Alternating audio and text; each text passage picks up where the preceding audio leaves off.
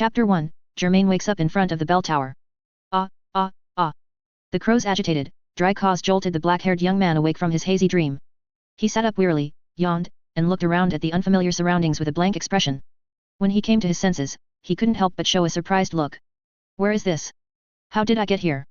He raised his head, his gaze passing through the messy branches, and looked up to see a grey full moon hanging in the night sky. Ah. I understand. Did playing Bloodborne all night make my dream turn out like this? Bloodborne is truly harmful, this must be Hidetaka Miyazaki's conspiracy. Not only that, it's a lucid dream. I really shouldn't have stayed up all night. Germain, Kuroro wants to see you. Follow me. Suddenly, a cold female voice came from the shadows of the dilapidated courtyard. The black-haired young man was startled by the sudden voice, then noticed a petite female silhouette in the shadows. When he heard what the woman said clearly, he pointed at himself in confusion. Are you calling me Germain? Or rather, another translation Germain, isn't that the name of the first hunter in history, wielding a large scythe? The young woman sighed as if resigned. I saw you dozing off just now, haven't you woken up yet? Is there anyone else here named Germain? The petite woman stepped out of the shadows, revealing a messy pink ponytail, her eyes coldly staring at Germain. I had a premonition that you and I would be very incompatible. I didn't expect it to come true so quickly. She turned around and walked straight towards a long-abandoned clock tower, regardless of Germain's reaction. Germain watched the young woman's figure recede, and suddenly felt a chill invade him, making his hair stand on end. He pinched his arm hard with his thumb and forefinger, and a real pain came through. This doesn't seem to be a dream. Yes, I have come to another world, not a lucid dream, and certainly not a dream from Bloodborne. After the initial few seconds of surprise, Germain regained his composure. He was originally someone who had to deal with emergencies every day, this was his professional quality. All in all, the most pressing matter now should be to go with the flow and not reveal any flaws. This is not a game, a person only has one life. He needs to think carefully about how to choose. He slowly rose from the stone stool he had been sitting on and unhurriedly followed in the direction of the young woman. Fair-skinned and swift-footed, it seems I possess a body as young as before. As he passed a gleaming glass window, he took a moment to look at his reflection. He was about 25 or 26, handsome, especially his eyes, which were as pure and dark as agate, yet as deep and vast as the cosmos. He wore a triangular black hat and an ancient, worn black overcoat. His initial appearance was quite good. Once his thoughts opened up, fragments of incomplete memories surged into his mind, piecing together Germain's past. The good news is that this is indeed not Bloodborne. The bad news is that this is the HxH Hunter world. A world where you might leave the city with your wife, eating hot pot and singing songs, only to be inexplicably slaughtered. The boundary between good and evil here is very thin, one cannot view this world with the concepts of modern earthlings. The original Germain was someone who committed evil for his own benefit. He was born in Meteor City, both his parents died when he was young, so he lived by stealing and plundering. It's often joked, Gotham City, simple folk, arcsome, full of talent. Meteor City also deserves the phrase full of talent. This is because the harsh living environment here leads to a prevalence of those who advocate for the law of the jungle, breeding a group of extreme villains. Germain was one of them. In his youth, to survive, he was forced to awaken in a manifestation of life energy, or aura, that can be stimulated and used within the HxH Hunter world. Later, Germain's Nen gradually evolved into an ability materialization type, Hunter Badge. The Hunter Badge is a palm-sized, rusty, incomplete fragment, and its ability is simple. Germain uses the materialized tool to participate in the process of killing a life within a short period and absorbs the remaining grudge of that life. As long as the accumulated quantity of grudge reaches a certain level, it can condense into a grudge gift. Theoretically, the higher the quality of grudge, the higher the quality of the condensed grudge gift. Having awakened his Nen ability, Germain used the Hunter Badge to slit the throat of a merchant who monopolized prices in Meteor City. The grudge of the merchant, who died from profuse bleeding, condensed into a meat cleaver, a quite handy, transformable killing weapon. With the meat cleaver, Germain rose from the bloody Meteor City and successfully ventured into the outside world, becoming a professional assassin. Afterward, he used this meat cleaver to chop the gangster's boss, who had always belittled and exploited him, into pieces. The grudge of the gangster's boss condensed into a flintlock that could function as a shotgun. A meat cleaver and a flintlock, combined with his clean and efficient way of doing things, earned Germain a reputation among professional assassins. Not long ago, he also killed the intermediary who had been his partner for many years but harbored evil intentions, wanting to monopolize the money. The intermediary's grudge condensed into a lantern, a purple light source that almost never extinguished, and also possessed the ability to teleport to a certain location. However, when the original owner saw the only available teleportation location, he permanently refused to use this item. These are the 3 grudge items that the original Germain obtained through the Hunter Badge. Thus, the current Germain had an intuitive understanding. This Nen ability is probably the Bloodborne setting mapped into the HxH Hunter world. Having solved the question of who am I, the subsequent questions of where am I and what should I do also became clear. The key figure is the pink-haired young woman who is leading Germain to the dilapidated clock tower. Her name is Maki. Maki's story begins between 1986 and 1987. At that time, Germain was still in Meteor City, having just awakened Nen. Meanwhile, also in Meteor City, several individuals with a common will had already come together, forming an organization called the Phantom Troop, and had brought order to Meteor City. The Phantom Troop is a highly cohesive group of villains. Maki was one of the original Phantom Troop members. And the leader of the Phantom Troop was Kurora, whom she had just mentioned. They left Meteor City earlier than Germain and went on a killing spree in the outside world, plundering, stealing, and murdering, committing all sorts of evil. In 1994, when Germain was a somewhat famous professional assassin outside Meteor City, the Phantom Troop had already committed even more horrific crimes. It is said that to obtain the scarlet eyes of the Kurta clan, one of the 7 great beauties of the world, they did not hesitate to torture and murder the Kurta clan members, then gouge out their eyes intact. Such an organization, formed by extreme murderers and robbers, reached its peak in 1996. If you are interested in this novel, please follow along during the new book period, the first month after publication. Following along helps the novel get recommended by the website. Thank you. The novel contains some Bloodborne and Darkest Dungeon elements, but it is primarily based on the HxH Hunter worldview, with modifications. It has a single female lead, and romantic scenes are few. Currently, the plan is for the romance to fully develop in the mid to late stages. Chapter 2, The Phantom Troop Gathering That Shouldn't Exist on the Timeline. The Phantom Troop expanded from its original 8 to 9 members to a confirmed 13, all of whom were A-rank wanted criminals. Each member received their own number, with Kurora as number 0, and the remaining members freely choosing numbers from 1 to 12. Maki chose number 3. But in the same year, at the peak of its power, the Phantom Troop successively lost 2 companions.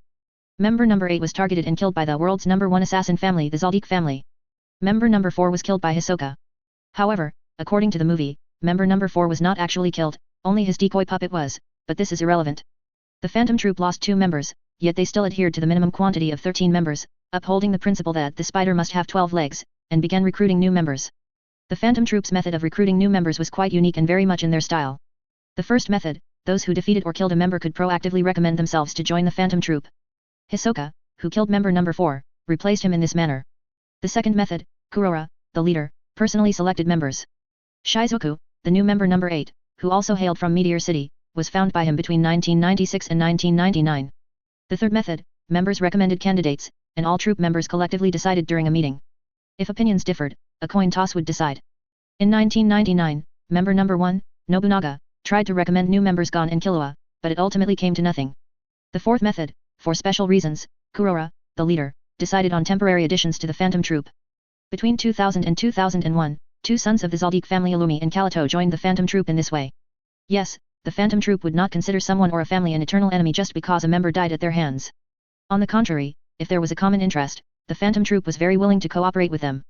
Of course, it's also possible that the original member number 8 was not part of their initial core group, and they didn't care much about his life or death. If a core member, such as Yuvajin, Shulnark, or even Kurora, the leader, had been killed by the Zaldik family, their attitude towards the Zaldik family might have been different. Due to these 4 methods of recruiting new members and the high degree of freedom within the Phantom Troop, meetings were often not fully attended. It was also common for old members and new members not to see each other for over 3 years. The inaugural year of the HxH Hunter story is 1999, and the current time is November 21, 1997.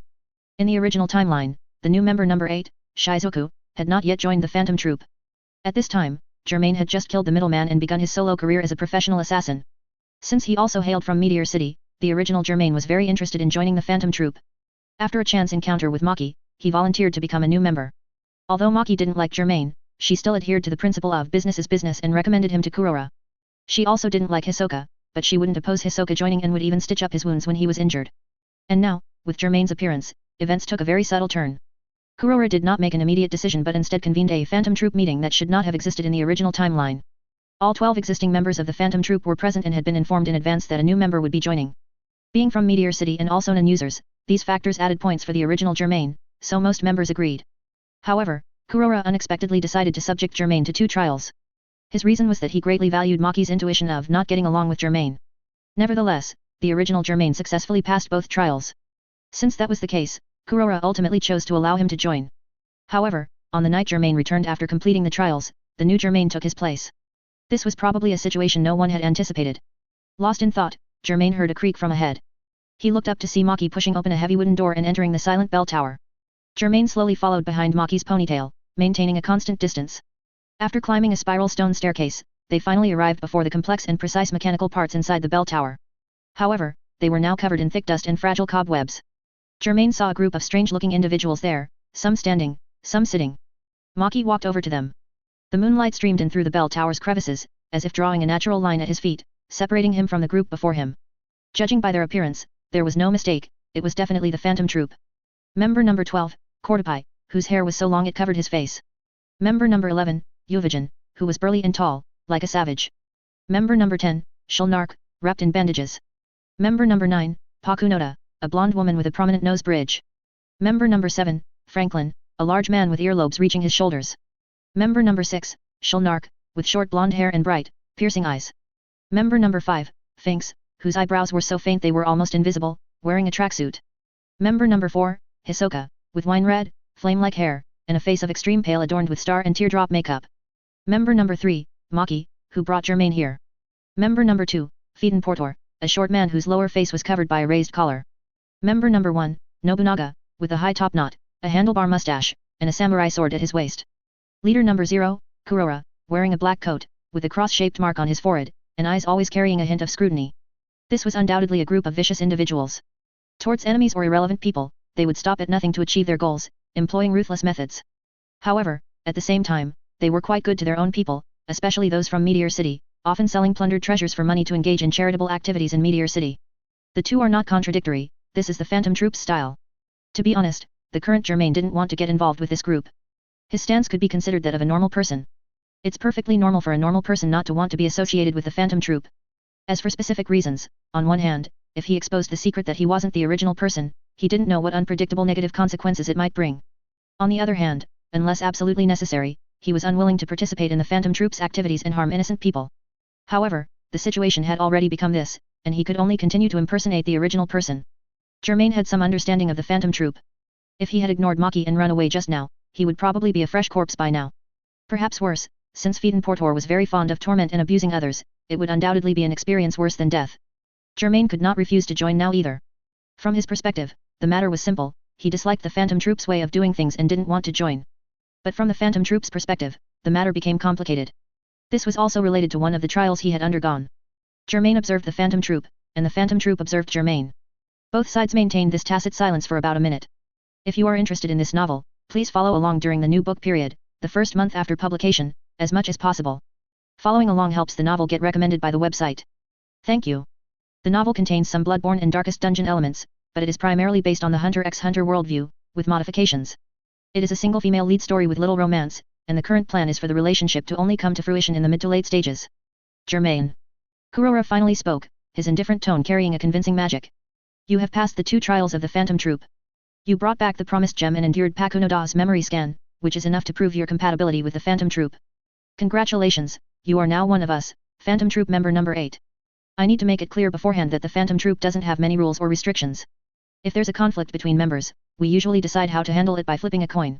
Normally, you can do whatever you want and go wherever you want, but you must be present for gatherings. After Kurora finished speaking, he smiled and nodded at Germain. It wasn't joy, nor was it satisfaction, it was simply a smile he felt compelled to offer in this situation. Germain listened quietly to Kurora's words, then raised his hand to remove his black tricorn hat and bowed slightly to Kurora and the others. I understand. As he bowed his head, he blinked, recalling recent memories.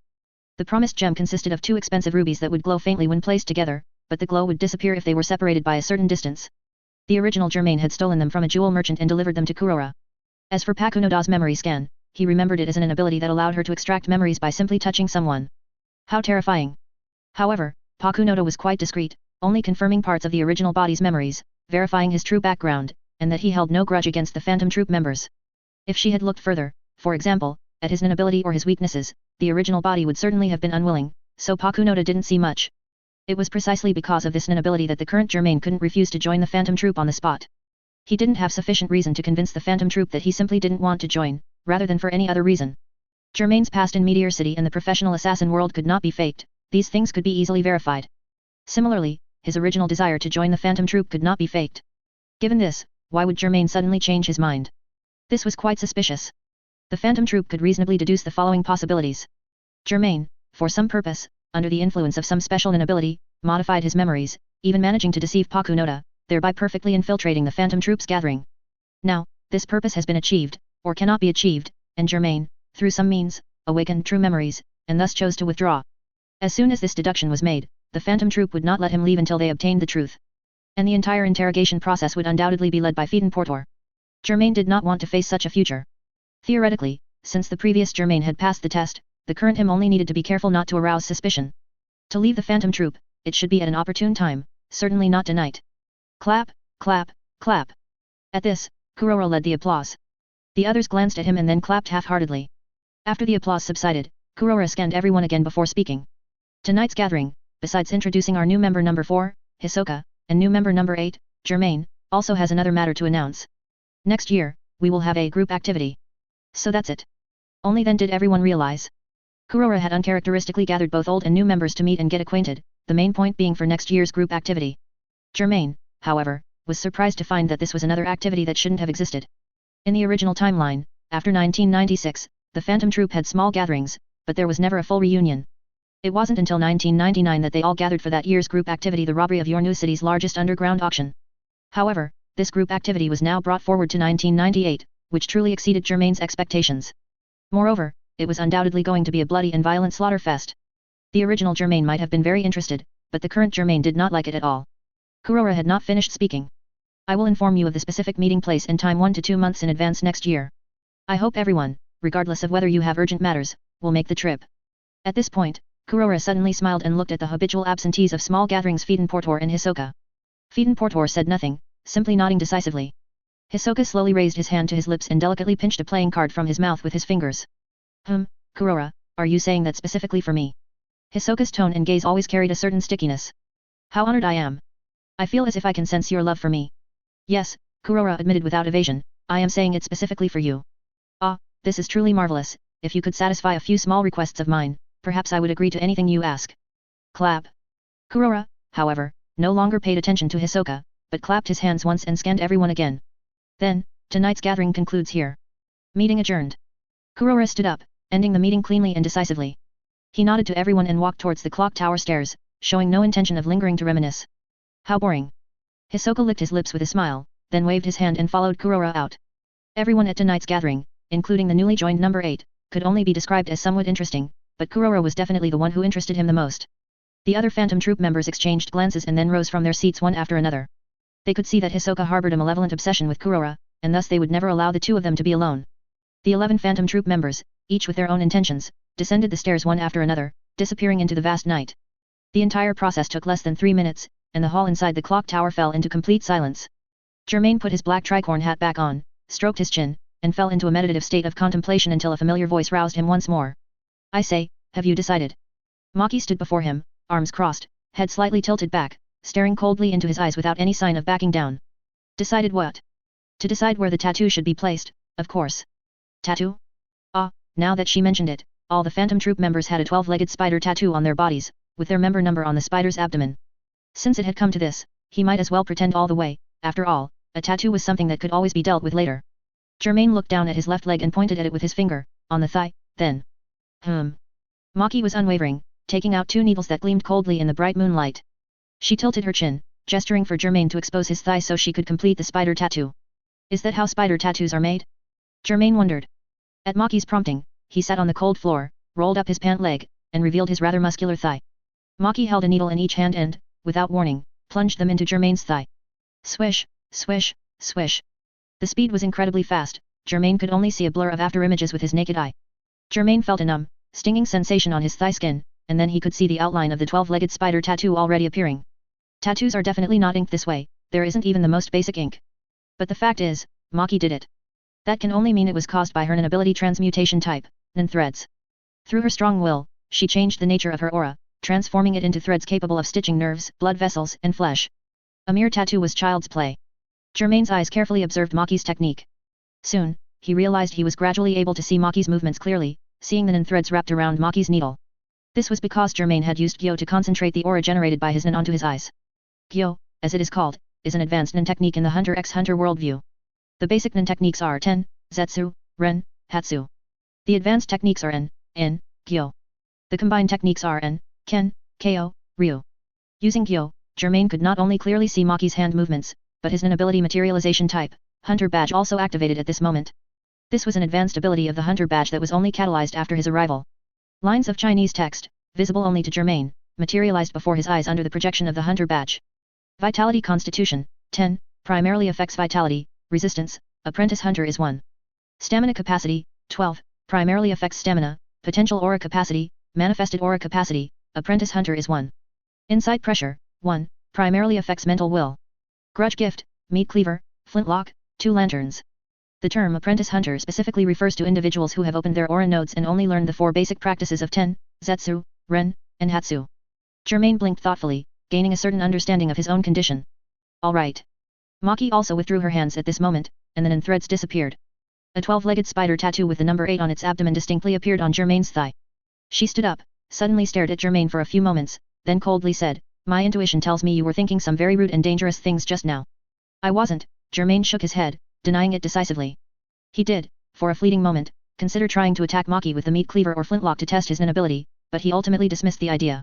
On one hand, the members of the Phantom Troop were likely still lingering nearby.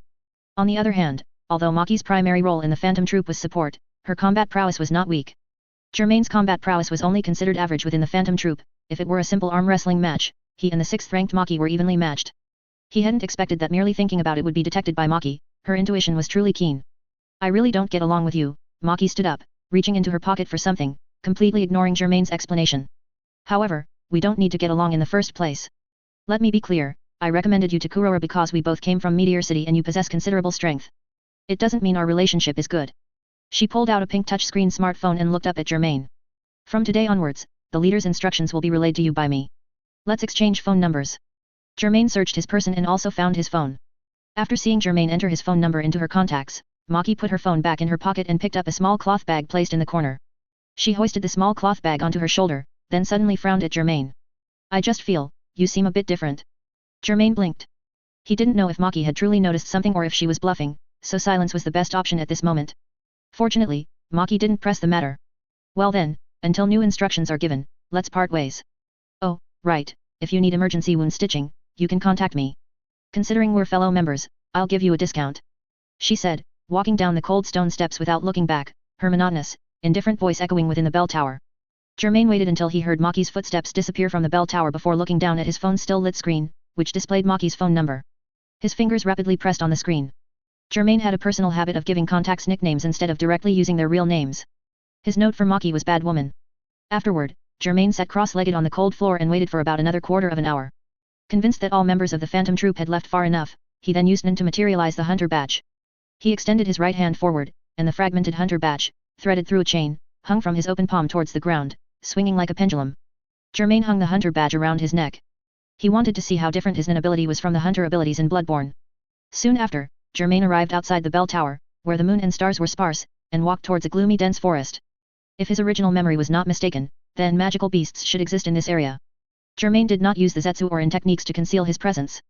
On the contrary, he gradually revealed his presence using the Hatsu technique, casting out bait and a hook as if fishing. Indeed, he had only delved into this dense forest for less than 10 minutes when he already smelled danger. A pair of scarlet eyes lit up in the bushes. Rustling sounds were particularly clear in the dimly moonlit, silent forest. Germain calmly materialized his weapons using the Hunter Badge hanging around his neck.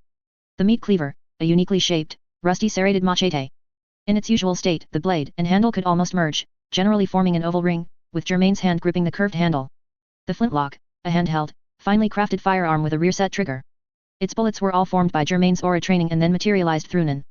Germain held the meat cleaver in his right hand and the flintlock in his left, cautiously bending his knees and waist in place, poised and ready, waiting for his prey to pounce. As expected, the magical beast was not as patient as Germain. It emerged from the bushes, baring its teeth at Germain. Perhaps it had been hungry for too long, as viscous saliva dripped from its mouth.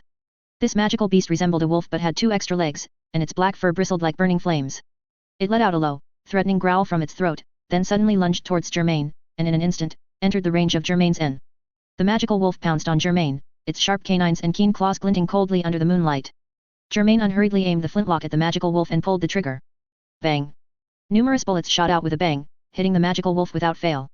The terrifying force pierced its flesh, creating a horrifying honeycomb-like pattern. The magical wolf let out a pained whimper, collapsed into the grass, and began to convulse. Its rotten abdomen was thus exposed to Germain. Excellent, a success on the first try. Seeing the magical wolf fall motionless, Germain immediately approached. Pfft! He violently plunged the meat cleaver into the magical wolf's already torn open abdomen, even stabbing into its internal organs and stirring them around. Pfft! When Germain pulled the bloody meat cleaver from the demon wolf's body, he also took the demon wolf's last breath with it. The meat cleaver was covered in viscous blood, which flowed onto Germain's right wrist, making it look like he was wearing a dark red glove. He killed the demon wolf and absorbed its grudge, but it seemed that the individual demon wolf wasn't strong enough, as its grudge didn't bring Germain anything. Germain shook his head. Although he hadn't received a grudge gift, which was a pity, at least he had proven that the flintlock and meat cleaver were very useful. He paused, just about to leave, when he suddenly felt something was off and looked around with both eyes. Crimson eyes lit up in the darkness from all directions, dense and chilling. A pack of fierce, hungry demon wolves. At this moment, the positions of hunter and prey seemed to have reversed. Crack! Germain forcefully swung the handle of the meat cleaver, and its blade separated from the handle. The entire meat cleaver became longer, and the range it could strike naturally expanded. It was time to try the meat cleaver's transforming slash. The demon wolves lunged at him one after another. He used the flow technique to continuously switch the defensive method created by the aura wrapped around his body between Gyo, full body, and KO, localized, as a precaution. On the other hand, he used the N technique to cover the meat cleaver with aura, enhancing its hardness. Pft! Pft! Germain began a frenzied slaughter, using both the flintlock and the meat cleaver.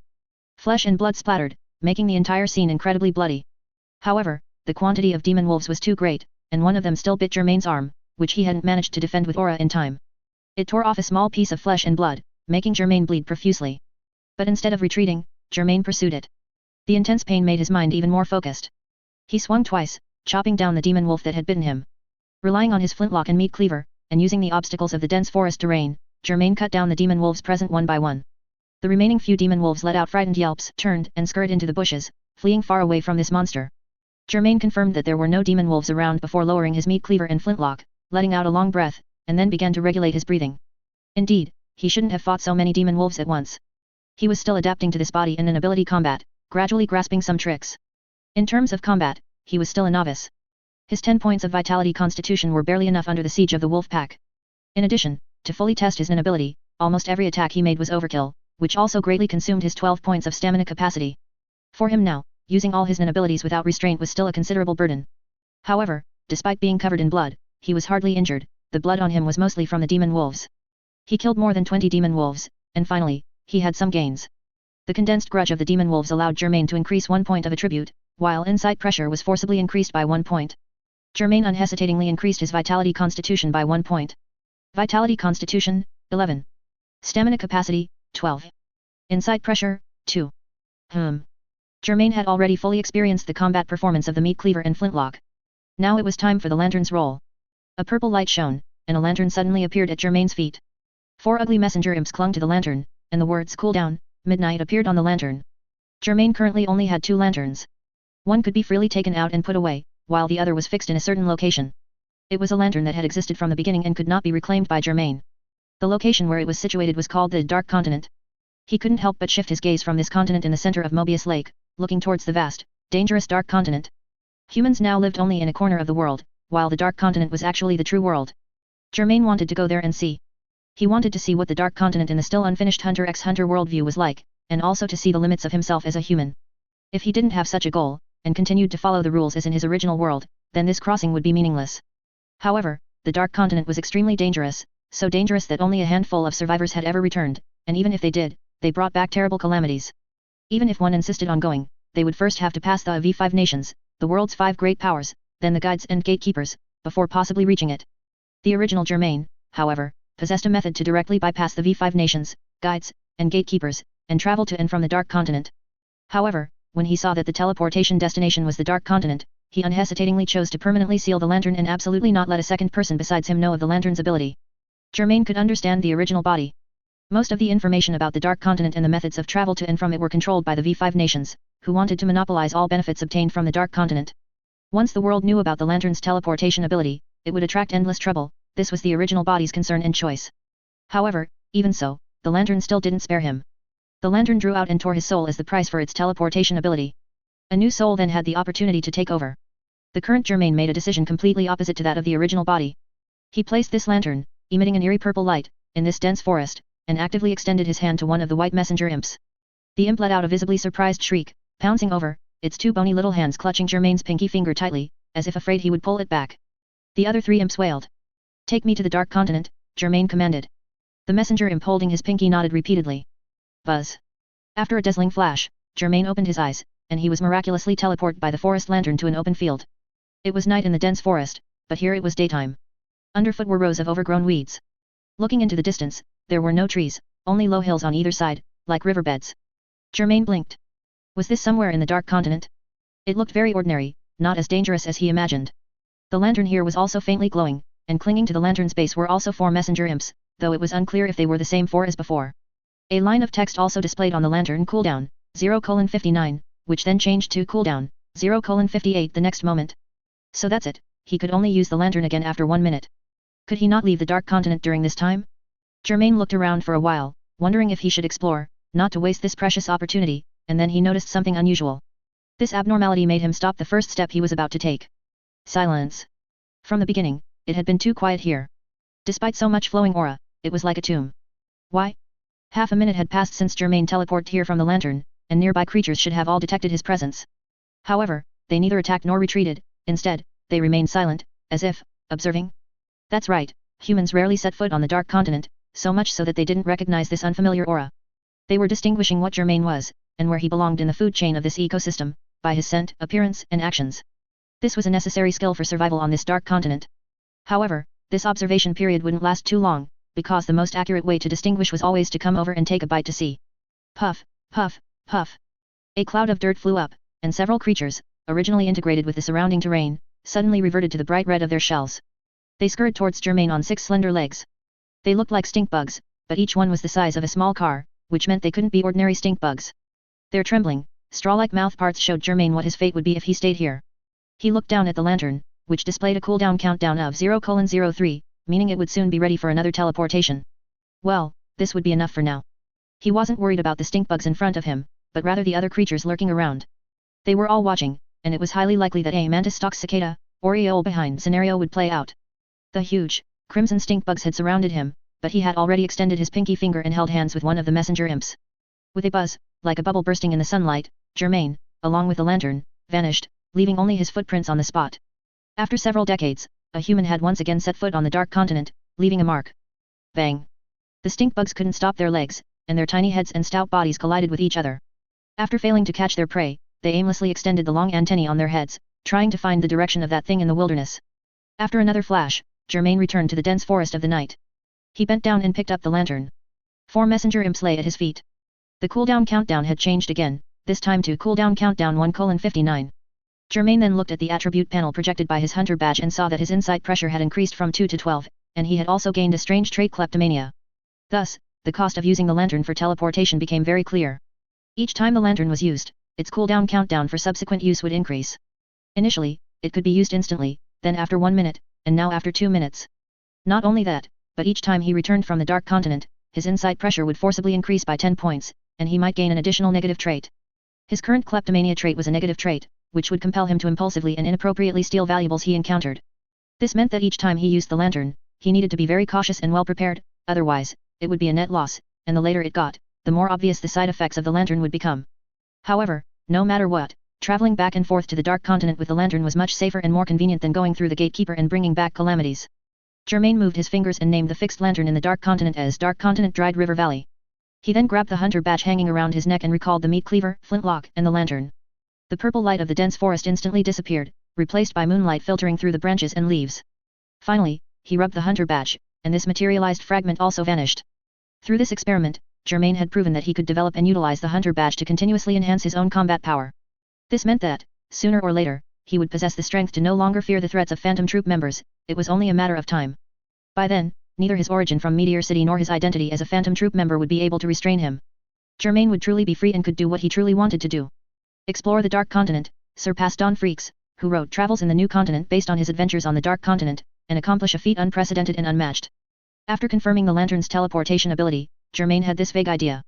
However, after only a brief 1-minute stay on the Dark Continent, he realized that he needed stronger combat power, survival methods, and a team, otherwise, there was a chance he would die instantly upon teleporting there. Before he was ready again, he would silently accumulate strength. Germain returned to the clock tower, tore off a large piece of curtain, shook off the dust, wrapped it around himself, and huddled in a corner for a makeshift night's sleep. Although it was crude here, at least it provided shelter from the wind and rain. When the faint light of dawn pierced his eyes through the glass, he awoke and instinctively went to rub his eyes, only to remember that he was not in a clean bedroom but in the clock tower. He was covered in dust now. Germain shook off the curtain wrapped around him, stretched, then patted the dust off his body, picked up the hat that had fallen to the ground, put it on, and quickly walked out of the clock tower. He found a clear lake in the mountains, took off his clothes, and walked naked into the water to bathe. After cleaning his body, he scrubbed the remaining bloodstains from his clothes, used Nan to clean stubborn stains, and then used Nan to dry his soaked clothes. A quarter of an hour later, Germain, fully dressed, walked down the mountain path, occasionally needing to push aside weeds blocking his way. Grrrrrr. Germain's stomach rumbled in protest, and he couldn't help but purse his lips, quickening his pace. An hour later, he arrived at a small town at the foot of the mountain called Klaus, found a small restaurant that served noodles, ordered his meal, and sat down to wait. Steaming hot noodles were personally brought over by the restaurant owner. Eat slowly. She placed the bowl and chopsticks in front of Germain, and as if unintentionally, brushed her fingers across the back of his hand. Germain looked up at the owner in surprise, only to see her wink at him, seemingly throwing a flirtatious glance. The owner smiled, said nothing, and swayed her hips back to the kitchen. Germain was stunned for a moment before remembering that his current appearance was actually quite handsome, so he had just been taken advantage of and received some kind of hint. If you are interested, come with me. Germain didn't continue the thought. He picked up his chopsticks, grabbed some noodles, and slowly began to eat. Suddenly, he noticed a gaze directed at him. He turned his head, but it wasn't the owner he expected, but a blonde, twin-tailed girl sitting at another table. The girl ate her noodles in small bites, shyly glancing at Germain. When she realized her peeking had been discovered, she lowered her head bashfully, her cheeks flushing red. Germain turned back and continued slurping his noodles. But just as he picked up a stack of noodles, his eyes widened slightly in surprise. Blonde, twin-tailed girl? Burgundy Lolita dress? Could this person be? There are many characters in Hunter x Hunter, and Germain couldn't possibly remember every single one, but he could at least remember some with distinct personalities. There's a difference between 2D and 3D, but after meeting the Phantom Troop members, he realized the difference wasn't that great. It was like comparing a sketch to a real person. If he wasn't mistaken, the young girl who had just been feigning shyness while looking at him must be the gem hunter, Bisky. Germain didn't look back again, instead, he continued eating his noodles. After finishing them, he put down his chopsticks, took a sip of the soup, and then got up to pay. As he walked towards the proprietress, he naturally passed by the blonde, twin-tailed girl's table. He quickly glanced out of the corner of his eye, compared it to his memory, and this time Germain was 70 to 80% sure it was Bisky. After paying, he walked out of the restaurant under the proprietress's resentful gaze and onto the bustling street outside. First, let's get some money. His original body was a somewhat famous assassin, and he had a considerable amount of money in his bank account. Germain withdrew a small amount of cash from the bank, and as he walked out, he saw Bisky again. Bisky was rubbing her eyes with both hands, tears welling up, looking utterly pitiful. Every time she sniffled, her body would dramatically tremble. A crying girl is very good at arousing a man's protective instincts, and many concerned gazes were already directed her way. Germain glanced at the few people who had stopped to watch, remaining silent. If Germain hadn't known beforehand that Bisky was actually an old woman in her 50s, he really would have been fooled by her appearance. Bisky is a good person. However, Germain's current identity was not that of a good person. He couldn't guess Bisky's intentions, so he simply chose to turn around and leave, ignoring her. It's better not to provoke her for now. He had only walked a short distance when he heard Bisky let out a tisk and, with her short legs, followed him. She caught up? Flustered after being exposed? What exactly does Bisky want to do? Isn't she a gem hunter? Could it be that upon seeing me, she wants to dabble in bounty hunting? Wait, gem hunter, gems? Germain thought of the pledged ruby that his original body had stolen and given to Kurora, and he probably understood why Bisky was targeting him. She loved gems and had her eyes on the Covenant ruby. Bisky is a member of the Hunter Association, and under normal circumstances, she cannot harm gem merchants, nor can she steal the pair of rubies she fancies. However, now that the rubies were in Germain's hands, the situation was different. She had very flexible moral principles. Stealing gems from a thief and an assassin wouldn't count as stealing. As long as she could get the rubies from Germain, they would be hers. Germain rubbed his chin. How can I subtly inform her that the rubies are no longer on me? Most importantly, will she believe me? He walked forward, deep in thought, and as he walked, he bumped into a thin man. Even when distracted, Germain had avoided the thin man. Instead, it was the thin man who deliberately leaned in, pretending to accidentally bump into him. Then, Germain noticed that the thin man's hand was not clean, he had actually stolen his wallet. Stealing money. He couldn't help but whistle, and his right hand, as if it had a mind of its own, reached out and then retracted in a flash. The thin man was startled by Germain's whistle, then realized that Germain didn't seem to notice his little action, so he apologized for bumping into Germain and quickly left. Germain turned into a dark alley, reached into his clothes, and not only pulled out his own wallet but also 2 other wallets he had stolen from the thin man. He opened these 2 wallets, took out the cash bills inside, counted them, and found a total of over 6,000 jenny.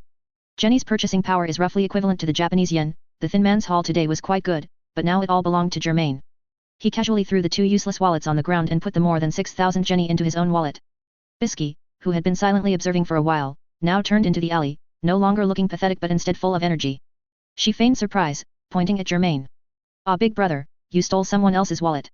That's not allowed, you know, that's a crime. I'm going to tell Mr. Policeman. Germain looked at her and understood. This was entrapment. Bisky was now like one of those mischievous little girls, deliberately pretending to be weak to entice Germain to attack her, making him drop his guard, and then sounding the alarm, except this alarm wouldn't call the police, but herself. Germain had no choice but to explain the situation directly to avoid wasting each other's time. The Covenant Ruby is not in my hands. I've already handed them over to a broker, and by now, they should have been sold. Give up. He spoke with a mix of truth and falsehood, but the credibility was quite high, as this was a normal way of handling things. Upon hearing this, Bisky knew that Germain had seen through her not being an ordinary girl, so she stopped pretending. After a slightly disappointed expression, she put her hands on her hips and stared at Germain with interest. When did you start to realize my identity and purpose? No wonder neither of my beautiful girl forms could make you relax and release your Ren. Let me guess, at the restaurant. Germain didn't want to continue talking to her and turned to leave again. However, Bisky, relentless, trotted after him with her short legs, clutching her princess dress with both hands. I don't understand. Where did I give myself away? I hid my aura very well, and I didn't say anything strange. Hat-wearing big brother, please tell me. Germain, of course, wouldn't say, I knew from the beginning that you look like a child but are older than average, because that would most likely trigger an extremely terrifying scenario. Very unwise. So, he changed his explanation. A beautiful girl of 12 or 13, eating noodles alone in a restaurant, with no guardian around, that's suspicious enough. Not to mention, you then brazenly followed me. Bisky stopped in her tracks, stunned for a moment. Then, both excited and joyful, she chased after him again, her twin tails bouncing, a wide grin on her face. What, so that's it? I was indeed a bit oblivious. For someone as young and beautiful as me, it's very strange to be without an adult beauty, you see. She suddenly reached out and, before Germain could react, grabbed his arm. Germain was slightly startled and struggled, but he couldn't break free. Bisky held his wrist with her left hand, her right hand on her hip, striking an elegant pose like an idol. Well then, let's put aside the fact that I'm beautiful enough for now. I have another question. Germain, is your so-called broker the Phantom Troupe? Germain looked at her pretty face, which was gradually showing a triumphant smile. It seemed this guy had come prepared. He looked down at the petite Bisky. Why do you know about my connection with the Phantom Troupe? Bisky, confident that Germain had taken the bait, gently released his arm and then wagged a finger from side to side. Have you forgotten? After you stole the Covenant Ruby, you deliberately drew the Phantom Troupe's 12-legged spider symbol on the most prominent wall by the entrance, and then signed it with your special mark from the assassin world. Germain recalled it, and his original body had indeed done something like that. This was an act of allegiance to the Phantom Troupe, but the boomerang had now come back to hit the current Germain. Bisky pursed her small lips, crossing her arms. At the time, I was nearby. I had originally planned to buy the Covenant Ruby for a hefty price, but I didn't expect you to snatch it first. So, I went to the crime scene to look for clues. After seeing the spider pattern on the wall and then your mark, I immediately went to the Hunter Association website to search for information about you. Your background, your ability, your assassin career, I know all of it. Afterward, I followed the traces you left and tracked you all the way here. Germain leaned his back against the rough alley wall, his hands in the pockets of his black overcoat, looking very calm. I should have been very cautious and not left many traceable marks. Bisky smiled and shook her head. The night you committed the major crime and left the Phantom Troupe mark, you had already become the focus of the Hunter Association website and the dark web. There's always someone who can provide information on when and where they saw you. Piecing these fragmented clues together, along with some help from hunter friends, was enough for me to find you. Don't underestimate a hunter's intelligence gathering and tracking abilities, these are our core skills. Germain nodded, acknowledging her words. A group of hunters, intelligence dealers, and gangsters hunting the original body, and eventually having his movements discovered, was unavoidable. It seemed the Hunter Association website was a good intelligence hub, but unfortunately, it wouldn't be accessible to him without a hunter license. Suddenly, a beep, beep, beep sound came from Bisky's princess dress. She raised her eyebrows, reached into a hidden pocket in her skirt, and pulled out a small cell phone. The phone was covered in cute, colorful animal stickers. Bisky unlocked the phone screen, looked at it for a while, and a slight smile curved her lips. She grinned and turned the phone screen around for Germain to see. Germain looked closely and saw a photo of the Covenant Ruby on the screen, with a heart-stopping price below it, and at the very bottom, the words sold were displayed. Bisky proudly shook the phone screen, then put it away. I had already considered the possibility that you might have already transferred the Covenant Ruby, so I asked a friend to keep an eye on the black market for me in advance. In the end, I bought it for twice the original price. Germain started to think. It definitely wasn't Kurora who put the Covenant Ruby up for auction on the black market. He probably just sold it to someone he knew casually, and after changing hands several times overnight, it finally appeared on the black market. Bisky was tracking Germain on one hand, and on the other, she had a friend keeping an eye on the black market for her. In the end, her friend successfully intercepted it. As for twice the original price, it likely referred to the comparison with the jeweler's initial asking price. However, as an experienced hunter, Bisky wasn't short on money. A treasured item is worth any price, and getting the Covenant Ruby at double the cost was still worth it. Germain looked at Bisky, deciding to probe her. Since the Covenant Ruby is already in your hands, I'm of no use to you, am I? Or are you going to be a bounty hunter? Bisky shook her head again. Although I spent a lot of money, your bounty wouldn't cover it. I don't plan to make a move on you now. She suddenly extended her left hand, wearing a white glove, towards Germain. Germain looked at Bisky, puzzled. Bisky smiled, keeping her hand raised, her fingers wiggling like jellyfish tentacles. We've been in this alley for almost 5 minutes. If we don't leave soon, it might attract unnecessary suspicion. Hold my hand, a beautiful maiden should have a gentleman protecting her. She playfully winked her right eye at Germain. Germain understood that Bisky had an ulterior motive in her words, so he took Bisky's small hand. The two walked out of the alley side by side and onto the bustling main street outside. Bisky deliberately moved closer to Germain, shaking his hand with a bright smile on her face, making them look like siblings out together. She lowered her voice. The Phantom Troop is the most notorious group of thieves in history. If one can eliminate Phantom Troop members, it will undoubtedly bring them fame, wealth, and status. You are suspected of being a new Phantom Troop member, so you naturally became a target for hunters and assassins. You can go online sometime and see how much your bounty has increased in a few hours. I'm not the only one who found your tracks. There are so many people on the street, have you noticed the people following you? Germain was silent for a moment, then nodded. Since I entered Curious Town, besides you, there have been 3 other people following me. Their aura is different from ordinary people, it's very long and sustained. Bisky glanced at Germain in surprise, then deliberately bumped him with her petite body, feigning the appearance of a younger sister pestering her older brother. Very sharp, aren't you? I thought you'd only notice 2 people at most. But actually, there's a 4th person. The 4 of them are an assassin team. 2 people deliberately release their aura, acting as open cards, 1 person slightly conceals his, acting as a hidden card, and 1 remains in a state of zetsu. The 4th person hidden in the shadows is their true leader, and also the ultimate killing move in case of emergency. If you only notice 2 or 3 people, you'll fall into their trap. Germain calmly held Bisky's hand and walked forward. Why are you telling me this? You and I should be meeting for the first time, and our social circles probably don't overlap. Bisky didn't answer immediately. Instead, she pulled Germain along, made him buy her a cotton candy from a street vendor, and then ate it in small bites. As hunters, during the process of tracking prey, we will piece together the prey's image, behavior patterns, thought processes, and so on, based on the clues left behind. Before finding you, I had roughly outlined your overall image. However, after observing you for a while, I found that you are very different from what I imagined. How should I put it? You're like a very interesting gem I discovered, it should have been a diamond, but after I got it, it turned into ember. That's very strange, isn't it? Bisky finally let go of Germain's hand. While holding the cotton candy, she tapped her finger on her phone screen, showing Germain several pictures. The pictures were snapshots of 3 people killing, looking somewhat blurry, but it was generally clear that they were Phaeton Portor, Uvigen, and Finks of the Phantom Troop. These are the tragedies that happened in nearby towns and villages last night. According to the original profiling, you and these 3 should be the same type of bloodthirsty people. But you've been very quiet all along, normally eating noodles and paying, withdrawing cash from the bank, and ignoring the stalkers. I don't understand where the problem lies. Hunters are always driven by curiosity. You clearly have a secret, and if I don't find out what that secret is, and you just die at the hands of 4 assassins, it would be such a pity. Bisky took a few steps back, gave Germain a pure, girlish smile, waved her hand, and raised her voice. Big brother, my home is here. Thank you for walking me back. I'll find you to play again another day. She turned around and skipped away. Germain watched her back disappear around the street corner, knowing that she hadn't gone far, but had just hidden in a place where she could observe more easily. What a nasty character. Germain pushed open the glass door, plastered with advertisements, and entered the deserted lobby. After looking around for a while, he walked up to the front desk, which reached his chest. Behind the front desk sat a pot-bellied middle-aged man, who lazily glanced at Germain while flipping through a magazine with a busted-cover model. What do you want? The middle-aged man's tone was very impatient. A single room for 1 night. 6,000 Jenny. Germain wasn't sure if the price was expensive or cheap, he only knew that the 6,000 plus Jenny he had unexpectedly acquired was instantly gone. He took out 6,000 Jenny from his wallet and placed it on the front desk. The middle-aged man grabbed the banknotes, counted them briefly, put them away, then pulled open a drawer, casually took out a numbered key, and threw it in front of Germain. Go upstairs, turn right, and find your room by the number. He didn't even ask Germain's name before returning to his study of the magazine model's figure. All sorts of unsavory characters stayed in his dilapidated hotel, if he were to investigate each one, he probably wouldn't have lived to this day. Why bother with so much?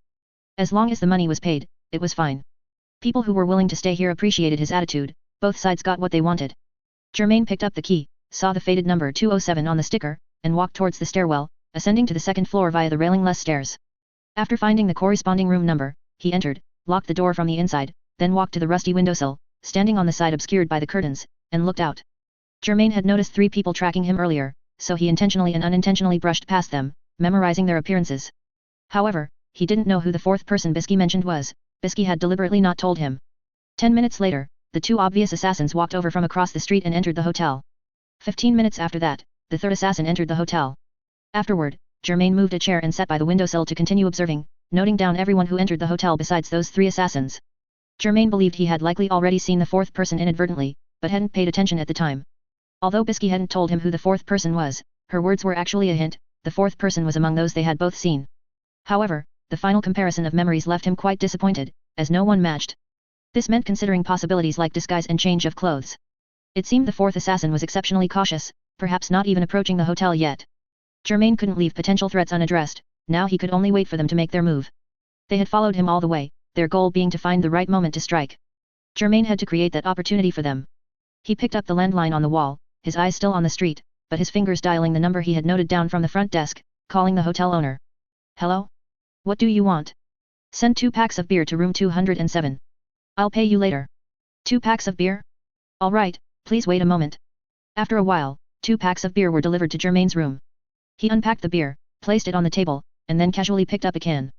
By this time, night had fallen, the number of pedestrians on the street was dwindling, and the surroundings grew quieter. Germain didn't turn on the light, letting the room sink into darkness. Clink, he pulled open the beer can tab and slowly poured the beer onto the bedsheet. Once it was empty, he crunch flattened the can and tossed it onto the floor. He repeated this process until he had finished 1 pack of beer, then he got up and went into the bathroom. By then, the aura he had been emitting for sensing had largely receded. This was a signal, making outsiders believe he was gradually lowering his guard. After showering, he continued to drink beer. With 2 cans left, he finally stopped, got up from the chair, kicked aside the empty cans in front of him, and staggered to the bed. He collapsed onto the bed, finally letting go of his defensive aura, and fell into a deep sleep. After an unknown amount of time, a faint sound came from the keyhole of the room door, followed by a soft click, and the locked door was pushed open. The light from the corridor pierced into the darkness of the room like a sharp sword. The 2 men glanced at the beer cans on the floor, then at the raised quilt on the bed, and walked over without hesitation, both raising their silenced pistols and aiming at the bedding. After a series of short thump, thump, thump sounds, the 2 men heard something that didn't sound like bullets penetrating flesh, but more like hitting a pillow, and couldn't help but frown. After exchanging glances, they didn't go forward to confirm but retreated directly towards the room door. Germain, from under the bed, raised his flintlock and fired a shot bang at the abdomen of one of the men. The man immediately stumbled, fell backward onto the floor, a bloody hole made of numerous punctures appearing on his abdomen, and he instantly stopped moving. The other man glanced at him, his eyelids twitching wildly, and while firing at the underside of the bed, he pressed his mouth to a small communicator near his collar, concisely explaining the situation. We've been discovered, 1 down. Germain rolled out from the other side of the bed, quickly stood up, and with quick reflexes, used his meat cleaver to deflect bullets, making crisp clang, clang, clang sounds amidst the flashing sparks. The assassin holding the pistol rushed out of the room. Germain chased after him. The dim yellow lights in the entire corridor flickered, and apart from room 207, the doors of the other rooms remained closed. The guests hadn't failed to hear the gunshots, rather, upon hearing them, they chose not to open their doors, pretending to be deaf and mute. The assassin who had fled the room, seeing that Germain had been lured out, turned around and continued to fire at Germain until his bullets ran out. Germain deflected the bullets with his meat cleaver but no longer paid attention to this assassin. Instead, he turned around and focused his attention on the assassin who had appeared on the other side of the corridor. This was the 3rd assassin. He had originally been wearing a black robe, which he now tore open directly, and 5 neon balls shot out from his embrace, either smashing into the walls, creating small pits, or hitting light tubes, sending sparks flying. Undoubtedly, he was an emission type. The 5 neon balls bounced erratically everywhere, but since the corridor was straight, they would eventually bounce towards Germain. Germain bang, bang cut 2 neon balls with his meat cleaver, blasted 2 more with his flintlock, then dodged the last one by sidestepping. Looking at the shattered light tube debris on the floor, he suddenly got an idea, raised his flintlock, and bang blasted the light tube not far away. Soon, half of the entire corridor was swallowed by darkness. The 2nd assassin, who had initially entered the room, was on this side. The sudden darkness made him temporarily lose his vision, and when he could see clearly again, Germain was nowhere in sight. He nervously dropped the empty pistol and took out the brass knuckles that made him feel safer from his embrace, putting them on his right hand. Click, he heard a suspicious sound, immediately turned, and with power from his waist, threw a punch, hitting the corridor wall. Bang! The wall was hammered by his brass knuckles and fist, creating a human-sized hole, revealing the terrified and screaming guests inside the room. But Germain was not there. At this moment, a gun barrel was pressed against his lower back, and a meat cleaver was held against his neck. Germain's voice sounded in his ear. An enhancement type. You. The 2nd assassin's eyes widened in terror, but before he could utter a complete sentence, his throat was slit by the meat cleaver, and all his incoherent wails were drowned out by spraying blood. One side of the wall was instantly stained dark red. Bang, bang, bang. Germain looked up at the other brightly lit end of the corridor. The 3rd assassin once again shot 5 neon balls from his chest, they bounced back and forth between the narrow walls, gradually smashing towards Germain. It seemed he could only fire 5 neon balls at a time, and there was a vacuum period in between for reloading ammunition. This made things easier. Germain made the flintlock in his left hand disappear, grabbed the collar of the throat-slit assassin, lifted him, and held him in front of him. 2 neon balls flew past Germain, while the remaining 3 hit the second assassin's corpse with thump, thump, thump, denting his head, chest, and left leg. Now. Germain pushed the corpse blocking him to the ground, crouched down, and charged quickly towards the third assassin. The third assassin indeed could not continuously fire neon balls at Germain. He clutched his black robe like a vampire, and when he saw Germain charging at him, he looked terrified, as if seeing sunlight. The assassin trembled as he pulled out a pistol from his pocket, about to aim and shoot, when he heard a click. The meat cleaver in Germain's hand instantly transformed, its length doubling. In an instant, only a few steps separated the two. Bang! The assassin fired in a panic. Germain ducked to the lower right, dodging the bullet, and the meat cleaver slashed diagonally upwards. With a whoosh, the assassin's hands, which were holding the pistol, were cleanly severed. Ah, ah, ah, ah, ah. The pistol and severed hands fell to the ground, and the assassin shrieked, holding up his spouting stumps. The muzzle of the flintlock was pressed against the assassin's abdomen, and Germain ruthlessly pulled the trigger. Bang! The assassin's screams and wails abruptly ceased. Germain looked over. The third assassin floated to the ground like a piece of paper, only a sliver of flesh and blood connecting his waist, almost severing him in two. He certainly wouldn't survive this. One more left. Thump, thump, thump. Germain heard dense footsteps. By this time, he was standing on the brightly lit side of the corridor, looking back at the dark side, and saw several figures moving in the shadows. A quick count revealed 8 people, the hotel owner, 2 assassins who should have been dead, and 5 lodgers. They shuffled forward like zombies, and upon seeing Germain, they suddenly gained vitality, quickening their pace into a jog, about to pounce on Germain. Is it a manipulation type at the end? Is this guy hidden among these 8 people? Germain held the flintlock in his left hand and the meat cleaver in his right. He did not go to meet them. Without finding the real body, entanglement with puppets would easily expose weaknesses. Suddenly, he sensed something, and turned his head once more, vigilantly looking at the second-floor staircase. A small, blonde, twin-tailed head peeked out from the staircase. Seeing that she had been discovered, she then walked out as if embarrassed, hands on her hips, with a smile. It was Bisky. Germain lowered his meat cleaver and flintlock. Bisky waved her hand, looking helpless, and quickly walked over. Haven't you dealt with the enemy yet? Do you need me to give you a hint? Bang! Germain unhesitatingly raised his flintlock and fired. The petite Bisky showed an expression of disbelief, then fell crookedly to the floor like a rag doll, her blood staining the floor red. Puff, puff, puff. The 8 manipulated bodies fell to the ground one after another, their corpses no longer moving, while the living ones paused, then rose in a daze. Germain didn't even glance their way, but stared intently at the bloody Bisky, watching her skeleton gradually swell and enlarge, twisting and transforming into the body of a short man. The short man covered his jaw, which had been blown apart by the flintlock, with both hands. Unable to speak complete sentences, he could only express his inner fear and shock with desperate eyes and muffled whimpers. Germain stared at this face for a while and then remembered. When he came out of the bank, this short man was among the crowd watching Bisky pretend. He was so inconspicuous that no one would have thought he was the leader of the 4-person assassin team. Disguise was this assassin's specialty. As for why he disguised himself as Bisky, it was because Bisky was a well-known Hunter Association hunter. The assassin leader recognized her after a few glances, and worried about being wrong, he confirmed her identity on the dark web. During his tracking of Germain and Bisky, although he couldn't get close enough to eavesdrop on their conversation, he could tell that their relationship seemed good, so he made a reasonable inference. The two had formed a collaboration for some reason. It was not uncommon for hunters to help people from the dark world for certain purposes. Coupled with the similar physiques of the assassin leader and Bisky, he had just appeared in Bisky's form, attempting to approach unexpectedly and then ambush Germain. Unexpectedly, Germain acted even faster than him. However, the assassin leader was very puzzled as to where he had exposed himself. Germain had no obligation to explain to him. He raised his flintlock, aimed at his head, and with a bang, shot through his hands, which he tried to use to block the scattered pellets, and shattered his skull. Puff, the assassin, whose head was like a broken egg, lay on his back on the ground, lifeless. This hunt ended with Germain's victory. Clap, clap, clap. At this moment, rhythmic applause came from Germain's room. Then, Bisky, who had been maintaining Zetsu, emerged from the dark shadows. She smiled, her hands and white lace gloves gently clapping together, looking as if she was genuinely happy for Germain.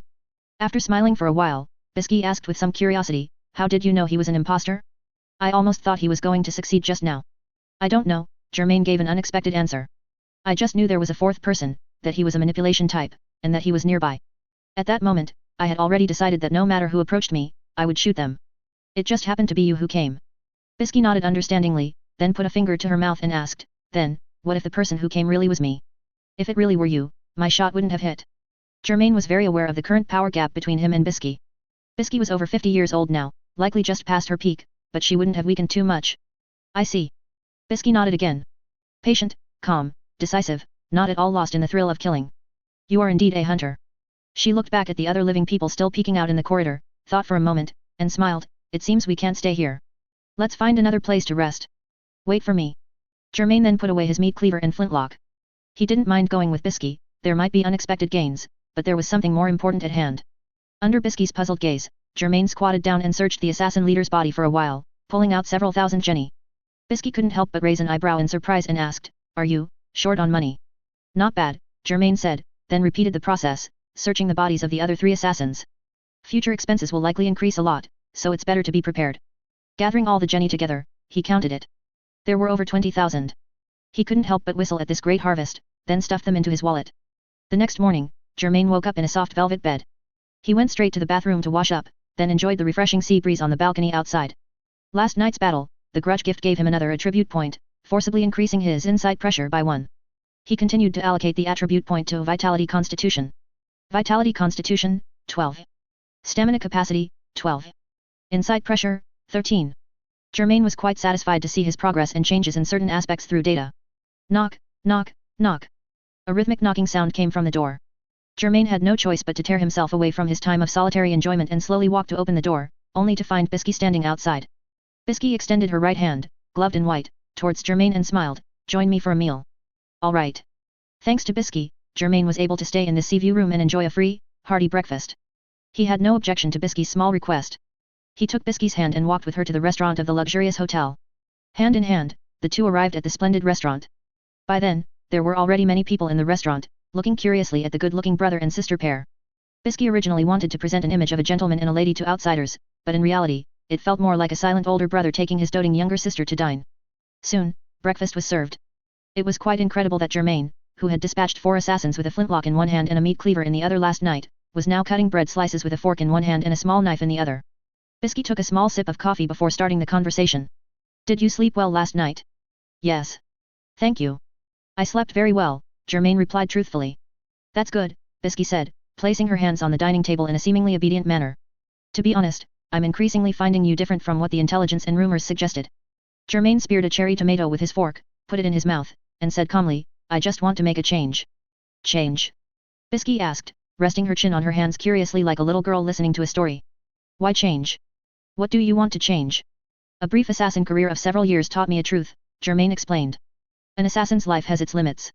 I can't live just to kill, that's too boring." "Boring?" Bisky took another small sip of coffee. "Simply killing is becoming less and less able to give me pleasure," Germain said, half-truthfully. "It's just a job, and a person can't live solely for their job." Bisky nodded, "Makes sense." And then, "I originally thought joining the Phantom Troop would be different.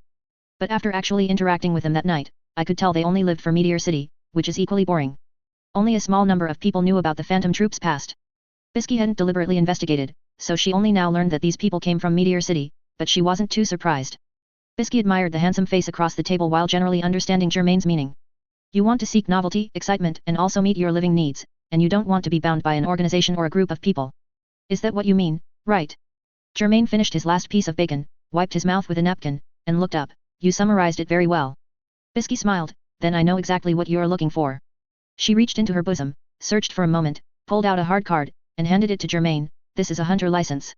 What you want is clearly this." Germain saw the double X mark of the Hunter Association on it. Bisky put away the hunter license. She paused, then continued, "What kind of hunter you want to become, we won't discuss for now. But for the life you desire, a hunter license will bring you immense convenience. A hunter license will grant you the highest level of preferential treatment. Wealth, fame, status, freedom, and so on, the list is endless. Most importantly, no matter what kind of person you were before, it will not hinder you from obtaining a hunter license, nor will it be revoked for any reason afterward."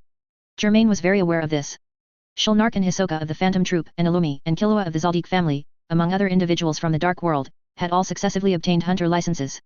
No one would investigate their identities beforehand and prevent them from taking the exam, nor would their identities cause their already obtained hunter licenses to be revoked. This is because Hunter's 10 articles, Article 3 clearly states, "A hunter license, for any reason, shall not be invalidated, nor shall it be reissued for any reason." However, the Hunter Association would not allow hunters to run rampant with their hunter licenses, so there is also Hunter's 10 articles, Article 4. Hunters shall not hunt fellow hunters, but hunters who commit heinous crimes are not protected by this article. There are also some minor rules beyond the Hunter's 10 articles, which will not be detailed here. Germain had personally seen Bisky use her hunter license to gain benefits such as information, communication, and accommodation, and she also handled the aftermath for the 4 assassins. He had long wanted to obtain one. At the same time, he was also very interested in the hunter exam organized by the Hunter Association. Because the format of this hunter exam was too similar to the guide and gatekeeper model for entering the Dark Continent. Humans came from the Dark Continent to live in the current world, but they never completely gave up the idea of returning to the Dark Continent, only temporarily postponing it for various reasons. Does this hunter exam model represent the Hunter Association's attempt to have every examinee pre-enact the guide and gatekeeper model for entering the Dark Continent? Next year's exam is on January 7th, and the registration deadline is December 31st of this year. Bisky blinked her big eyes, looking at the clearly moved Germain. If you want to participate, I can help you. Although the exam location changes every year, I can know in advance where it will be held and get you directly to the exam site. Germain asked with some confusion, isn't that cheating? Won't it affect you? Of course not, Bisky said with a smile. I'm essentially acting as a guide, just bringing a potential examinee to the exam site. Do you think the Hunter Association is a group of rigid people? Your Nin ability is very proficient, and your combat ability in immediate situations is also very strong. As long as you don't violate the rules yourself, passing the hunter exam should be no problem. With a hunter license, you'll gain more information and resources, which will perfectly fill your current shortcomings and allow you to completely unleash your potential. Germain pondered for a moment, then looked at the blonde twin-tailed girl across from him and asked again, why? Why what? Bisky tilted her head, feigning confusion. Why are you encouraging me to take the hunter exam? Aren't you worried that after I get a hunter license, I'll use it to commit evil deeds? Bisky shook her head and replied. Firstly, you would participate in the hunter exam sooner or later. Secondly, hunter is a neutral term, irrelevant to good or evil, right or wrong. Finally, didn't you yourself say it? I can't live just to kill, that's too boring. Once you have that thought, you can never go back to your old life. Germain thought about it, he had to admit it was true. Once he possessed the lantern that allowed him to travel to and from the Dark Continent at will, it would be difficult to confine his gaze to the current world and life. Bisky gave Germain her contact information and helped him register online for the hunter exam in January 1998. She promised to inform him once she knew the exact location of the exam. After checking out at noon, the two, who had met briefly, went their separate ways. You must become a hunter. Bisky waved goodbye to Germain before turning away. Germain watched her petite figure leave, then silently changed her contact name to Xiao Popo. From that moment on, Germain decided to weave his own network of connections. December 25, 1997, was Christmas in some countries and regions.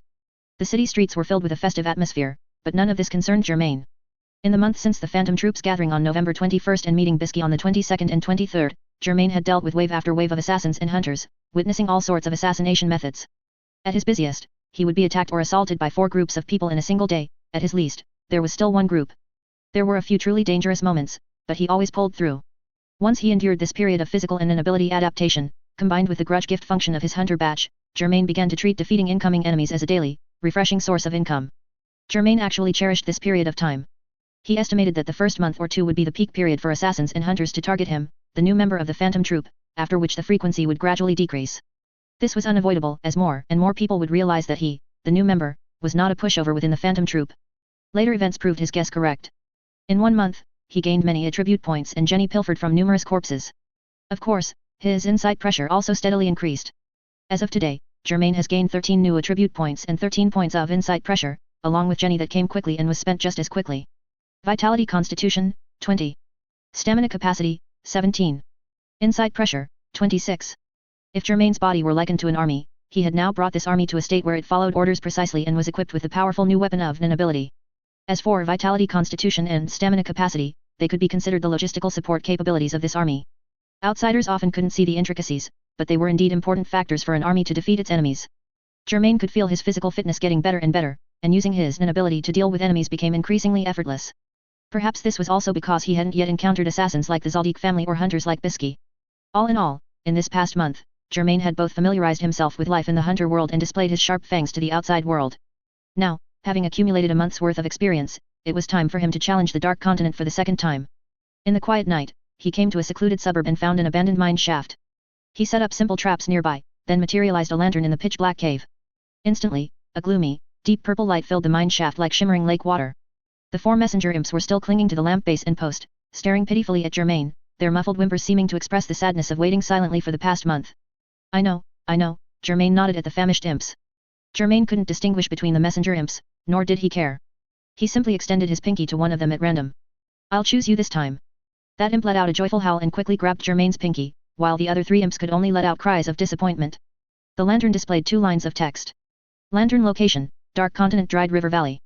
Cooldown time, 2 minutes, cooled down. Germain and the messenger imp clutching his pinky vanished from the mine shaft after a dizzying, chaotic spin, and the lantern disappeared with them. The mine shaft returned to its natural darkness. At the same time, Germain, in the blink of an eye, arrived at the dried river valley and breathed in its fresh air. This is the second time. The mine shaft was night, here, it was day. Germain immediately looked down at the lantern at his feet, only to see it, surrounded by the 4 messenger imps, displaying 2 lines of text that were slightly different from before. Lantern location, Mobius Lake Central Islands abandoned mine shaft. Cooldown time, 4 minutes, countdown 3:59. The Mobius Lake Central Islands were easy to understand, they were the areas where humans currently lived. Compared to the Dark Continent, its scale was indeed just that of an archipelago. Germain also used this to determine the pattern of the lantern's teleportation cooldown time, it was simply double the previous cooldown time each time. Initially, it was immediate use, negligible, then 1 minute, then 2 minutes, now 4 minutes, and most likely 8 minutes next. The cooldown time would only get longer in the future. So, are the bugs from last time still around? He quickly surveyed his surroundings and soon noticed something unusual. He didn't see the flesh-sucking assassin bug that had appeared last time, instead, he saw another gigantic creature. Based solely on its appearance, it should have been a centipede, but in terms of size, it was comparable to a 22-car train. Pairs of walking legs supported its long, twisted segmented body, swaying its antennae as it crawled to the edge of a nearby raised mound. Is it a centipede this time? Germain mused. The centipede suddenly trembled with a shush shush shush, and black smoke and dust could be seen scattering from its limbs into the air, then lightly falling onto the ground of the dried river valley. After a while, those mounds and rock formations, whether raised or buried in the soil, shed their original disguises, reverted to a vibrant red, and revealed their true forms. They were precisely the group of Zhuchun that Germain had seen last time. The Zhuchun, which had been full of vitality that day, now trembled for a while under the centipede's black mist, then collapsed to the ground, unable to move any more. The centipede immediately crawled onto one of the Zhuchun, its small, hook-like legs plunging into the Zhuchun's flesh with squelching sounds, and its mandibles bit into its small head, tearing open the skin and flesh to enjoy a feast. A toxin potent enough to stun the Zhuchun and soften their exoskeletons, Germain murmured, making his judgment. The poison mist centipede and the flesh-sucking assassin bug are part of the food chain in this area. To explore the Dark Continent more safely and effectively, although he still wouldn't stay too long, Germain had specifically purchased a backpack full of items this time. These included a compass, remote-controlled bombs, medicine, compressed biscuits, and drinking water. He bought a few bottles of emergency antidote, though he didn't know if they would be effective against the poison mist centipede's venom. Germain took a step in the direction of the poison mist centipede. Thank you all for your monthly votes and recommendation votes, thank you. The poison mist centipede had almost its entire head inside the flesh-sucking assassin bug's open carcass, feasting heartily, when it suddenly pulled its head out, its antennae on its head probing towards Germain. Bloody bits of flesh fell from its horrifying mouthparts to the ground. Was he discovered so quickly? Germain saw the lantern at his feet, displaying cooled down. This time, he didn't choose to return immediately but continued walking towards the centipede. The poison mist centipede cautiously probed the scent of this unknown creature with its antennae. Seeing him approach, it paused in confusion for a moment, then crawled down from the flesh-sucking assassin bug. Let's try to use speed. Germain materialized his flintlock and meat cleaver, then dashed sideways, circling around to the poison mist centipede's left. The poison mist centipede's eyesight was very poor, it could only rely on its antennae to track Germain's movements, so it was a beat slow. Germain raised his meat cleaver and chopped fiercely at one of its rather large legs. Pfft! The not-so-sharp blade of the meat cleaver chopped at the poison mist centipede's leg joint, as violently as a butcher hacking through a pig's hock. This leg of the poison mist centipede was severed. A beast-like shriek came from its mouthparts, and it twisted its segmented limbs, turning to bite Germain. Germain could see the palps still covered in viscous blood and smell the foul odor. He unhesitatingly raised his flintlock, aimed at its mouthparts, and fired a shot. Bang! The flintlock blast broke one of the poison mist centipede's palps. It writhed in pain, its flat, elongated body thrashing, its howls still resembling a beast's. After firing a shot, Germain didn't linger to follow up with another attack but swiftly retreated, creating a significant distance. Events proved that he was correct in doing so. Germain had barely moved 10 meters away when the poison mist centipede once again shook its limbs with a rustle, rustle, rustle, somewhat like a rattlesnake shaking the horny rings at the end of its tail. A dark, smoky mist, containing enough poison to fell a car-sized flesh-sucking assassin bug, spread out. I knew you'd release poison. Germain had anticipated the scene. The poisonous mist released by the poison mist centipede was both a hunting method and a self-protection mechanism. However, its vision was already poor, and now the poisonous mist also interfered with its antennal senses, putting itself in a passive situation. Is this what they call digging one's own grave? Germain took out a remote-controlled bomb from his backpack, stepped into a lunge, and threw the bomb with force into the pitch-black poisonous mist. After hearing it land, he picked up the remote control and pressed the detonation button. Boom! The sudden explosion and the towering orange-yellow flames silenced the entire dried river valley for a moment. The poisonous mist was either dispersed or mixed with the gunpowder smoke. Germain heard no movement, but he did not approach rashly, on the contrary, he even backed up a few steps, lest the wind change and blow the poisonous mist towards him. The flames and smoke quickly dissipated, allowing Germain to see the outline of the poison mist centipede.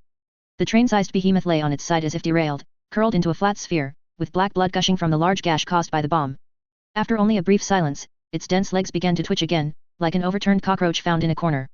Germain clenched the hand holding the meat cleaver's handle into a fist, placed it on his hip, and tilted his head slightly. It's not that easy, hey. Creatures of the Dark Continent were rumored to be quite terrifying. However, the terror of humans was not beneath theirs, especially the various weapons they had invented.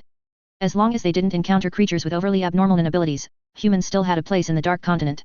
Bombs were one of humanity's terrifying weapons, constantly updated and iterated since their invention, with no signs of being phased out. Among the remote-controlled bombs Germain could acquire, this was the only one with decent yield and portability. Even so, it only injured parts of the poison mist centipede's limbs. Did he really have to brave that wave of poisonous mist and personally use his flintlock and meat cleaver to end its life? He had brought a gas mask. Germain was still weighing whether it was worth it when he heard the whooshing sound of wings flapping in mid-air. Whoosh! He looked up and saw another giant beast flying from the direction of the opposite river valley. It was a moth with grey-brown scales on its wings. Likewise, its size far exceeded imagination. With its wings spread, it was slightly larger than the poison mist centipede. The poison mist centipede's antennae swayed, as if sensing death coming for its life, frantically twisting its segmented limbs, trying to emit more poisonous mist.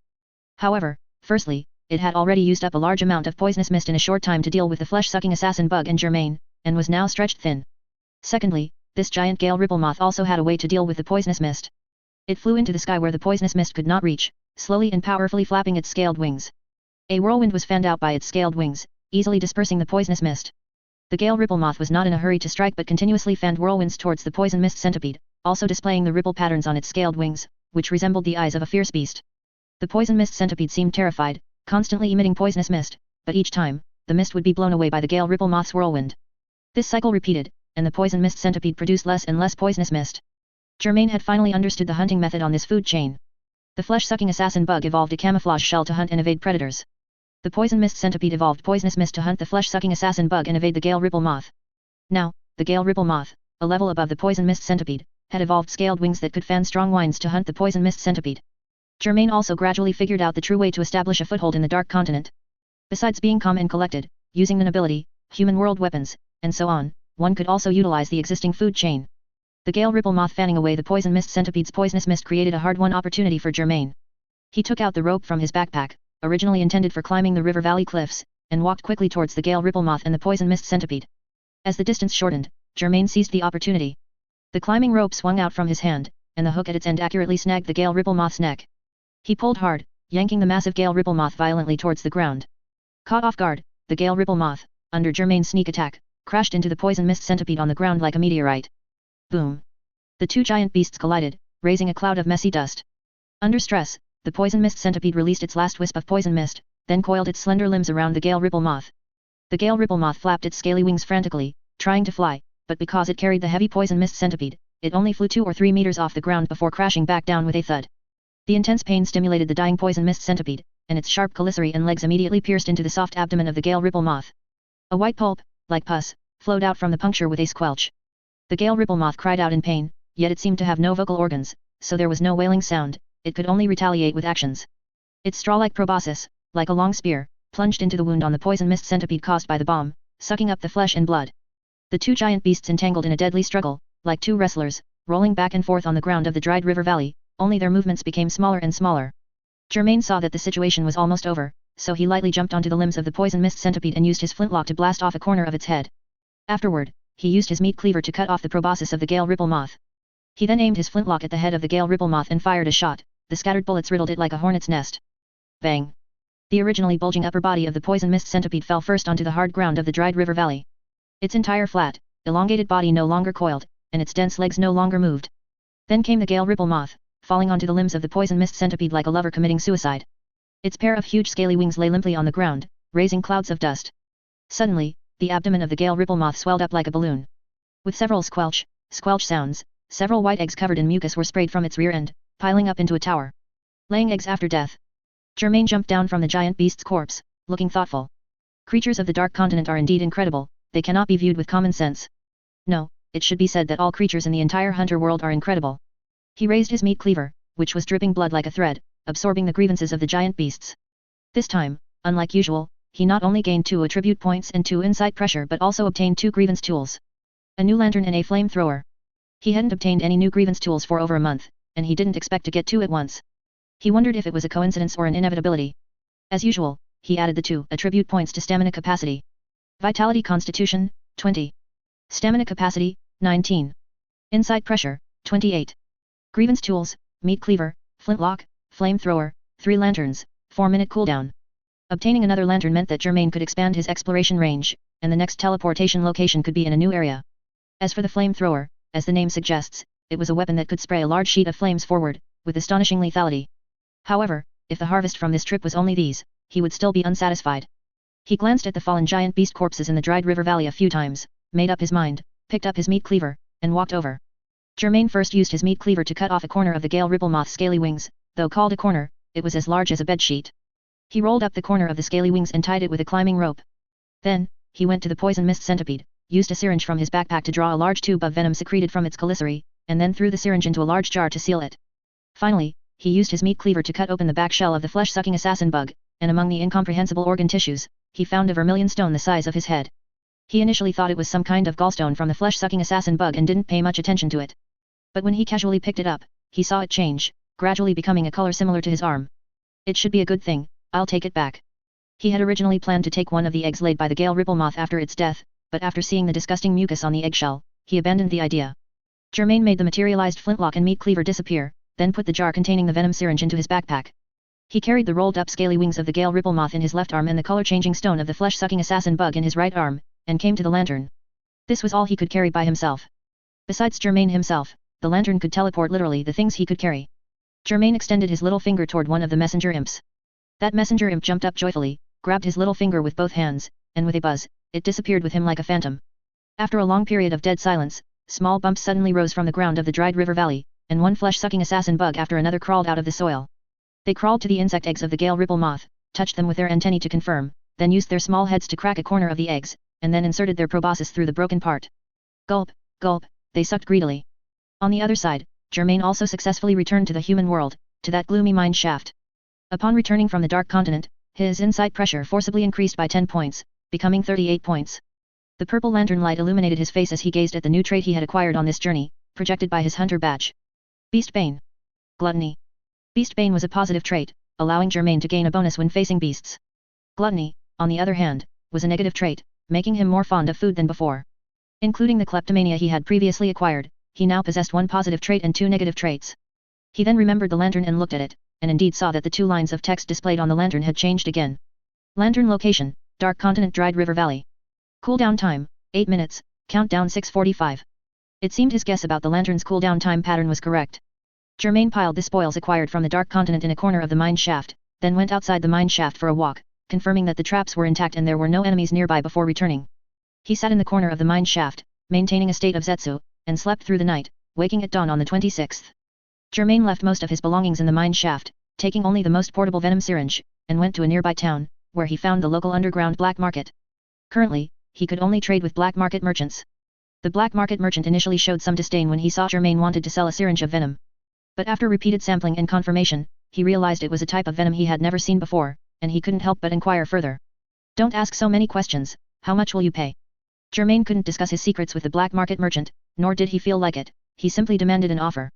The black market merchant gritted his teeth and gave a number. Germain, however, picked up the syringe and turned to leave. Hey, hey, hey, don't go, the price is negotiable. The black market merchant hurriedly called out to Germain. Germain then paused and turned around. Germain slowly spoke. You have one more chance to name your price. Think carefully, a venom whose components cannot currently be identified will be difficult to find an antidote for in a short period of time. This is its value. As long as a poison is used many times, an antidote will eventually be found, and it's easier to leave clues for an assassination. So, a poison is most dangerous when people don't yet understand it. Of course, there might be non-users who can remove any toxin without reason, but that's another category. I understand, the black market merchant wiped the sweat from his forehead with a white cloth, thought for a moment, then gritted his teeth, then 10 million jenny. However, I can't gather 10 million all at once.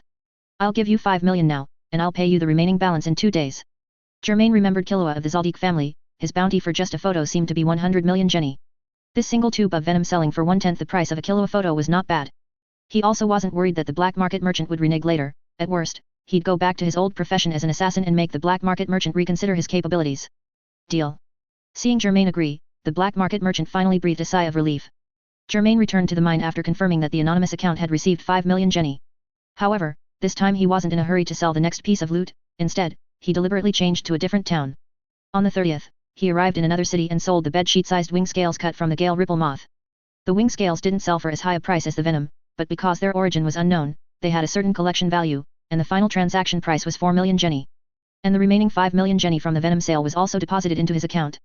In the blink of an eye, Germain became a small wealthy man. The rich Germain didn't hesitate to book a presidential suite in a hotel that evening. He stood on the extended balcony, enjoying the pleasant evening breeze while admiring the city's night view. Looking down from the highest point of the city, the seemingly distant ground was showered with stars, vaguely intertwined. 1 or 2 twinkling lights also appeared in the night sky, slowly gliding across above.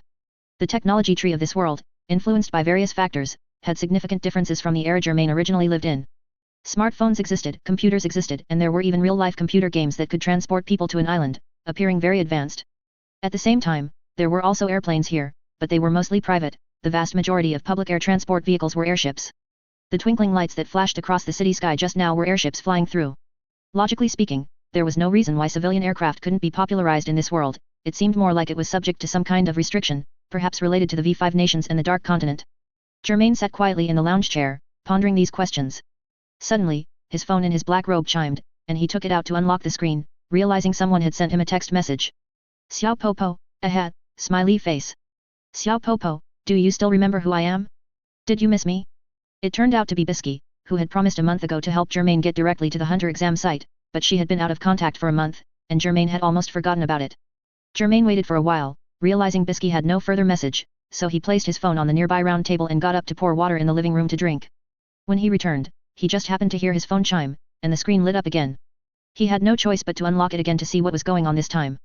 As it turned out, it was still Bisky sending messages. 5 minutes ago. Xiao Popo, are you there? Why aren't you replying to me? 4 minutes ago.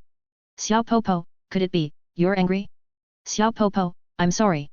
I couldn't help it, I've been really busy lately. Xiao Popo, I haven't forgotten my promise to you, though. I've brought you good news. 3 minutes ago.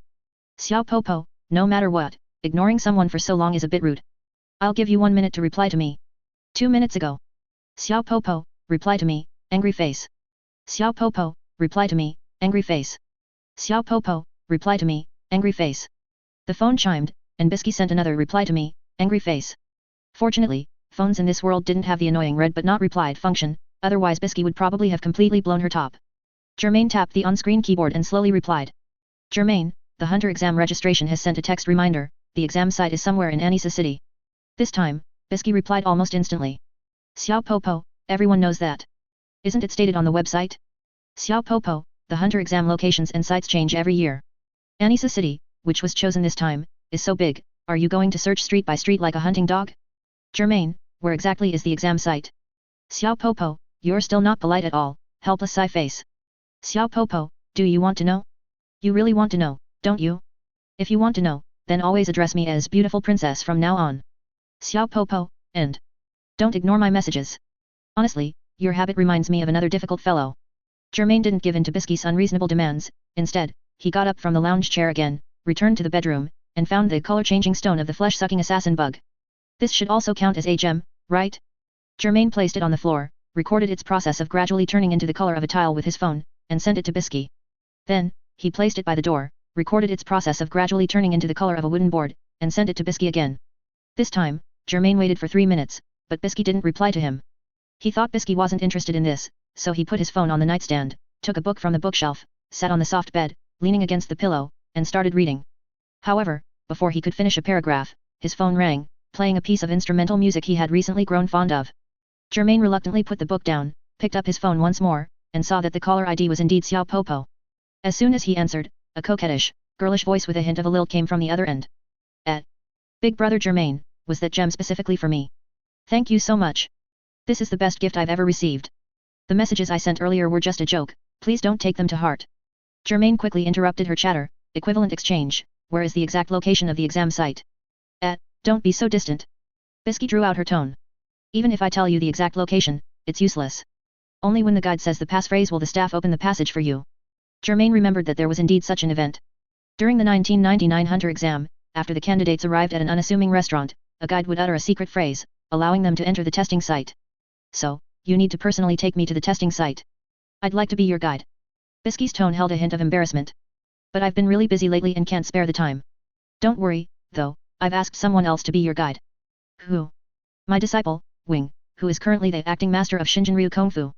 Bisky explained the relationship succinctly, then reverted to her high-pitched voice. Germain, just give him the gem you gave me. You can totally trust him, he's a good kid. I understand. Germain prepared to hang up the phone. Bisky seemed to realize Germain's intention and quickly pressed, wait, don't be in such a hurry to hang up. First, tell me, what is this gem, where did it come from, and how do you acquire it? Germain replied, I'll tell you when I have a chance. Hey? Now is a chance. Wait, don't hang up yet. Germain hung up the phone, set it to silent mode, placed it on the nightstand to charge, then turned and went to the bathroom. After several days of good rest, time had quietly turned from late 1997 to early 1998. Germain didn't depart until the morning of January 7th, carrying a travel backpack and boarding a bus to Anisa City. His current location was relatively close to Anisa City, so there was no need for an airship, and the stone in his backpack probably wouldn't pass airship security so easily. After a 2-hour drive, Anisa City's iconic spired castles and churches came into view. Germain looked out at the city streets, at the dazzling display windows, at the shimmering lake, at the birds flying in the sky, immersed in his own world. After the hunter exam, traveling alone might also be a good idea. However, this was a noisy bus, not his private world. With a click, Germain heard an unusual sound from the side, turned his head, and saw 2 girls sitting across the aisle, their faces flushed, hurriedly putting away their phones. Oh no, I forgot to turn off the camera sound. He looked over, he's really handsome, what should we do? Why don't we just ask him for a photo? And chat a bit. Then you go. Why don't you go first? Just then, the bus screeched to a halt at the station.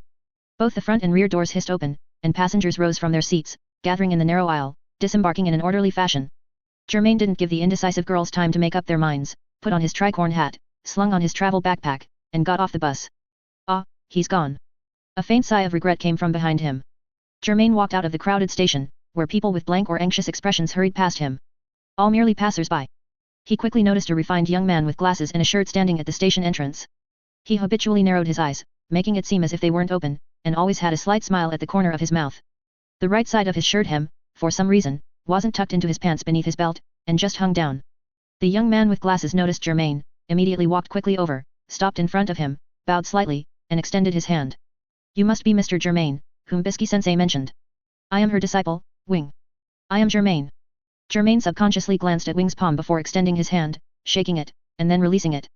Wing hadn't expected Germain to be so wary, but he didn't dwell on it, adjusting his glasses. Mr. Germain, after such a long journey, do you need to rest first? There's a nice restaurant nearby. No need. Germain waved him off, interrupting, Mr. Wing, please take me to the hunter exam testing site. But there are still 3 hours until the exam begins. It's fine. My habit is to arrive early, never late. Wing nodded, a very good habit. All right then, I'll lead the way, please follow me. At this time, Zushi was not present, either not yet Wing's disciple, or simply not brought by Wing to meet the dangerous individual before him. Germain and Wing left the bustling Anisa City station. They passed a lively park, and as they walked onto an ancient arch bridge, they could see the river below, as calm as a mirror. A grey-white, spired church came into view in the distance. Countless white doves had landed in the square, pecking at breadcrumbs scattered on the ground. Wing had one hand behind his back, and with the other, he extended his index finger, pointing diagonally towards the solemn church. Mr. Germain, that is the hunter exam testing site.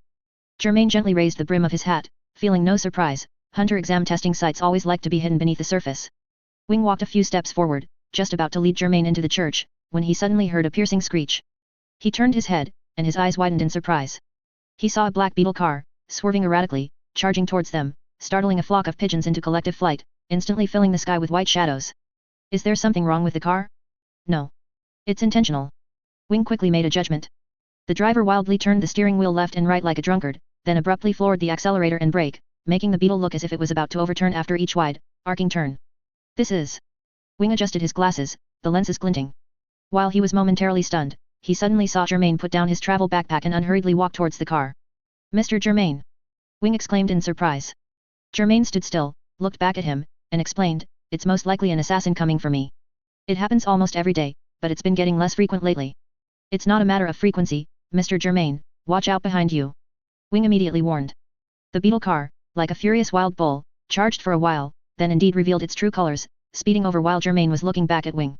But Germain, like an elegant bullfighter, gracefully dodged, causing the beetle to break with a screech. The driver was about to make the beetle turn or reverse, when he caught a glimpse of the rearview mirror and was astonished to find his target gone. He blinked again, and his target had, at some unknown point, already sat down in the passenger seat, causing his hair to stand on end. Germain placed his hand on the steering wheel, like an experienced driver teaching a novice. Straighten the steering wheel, lightly press the brake, stop.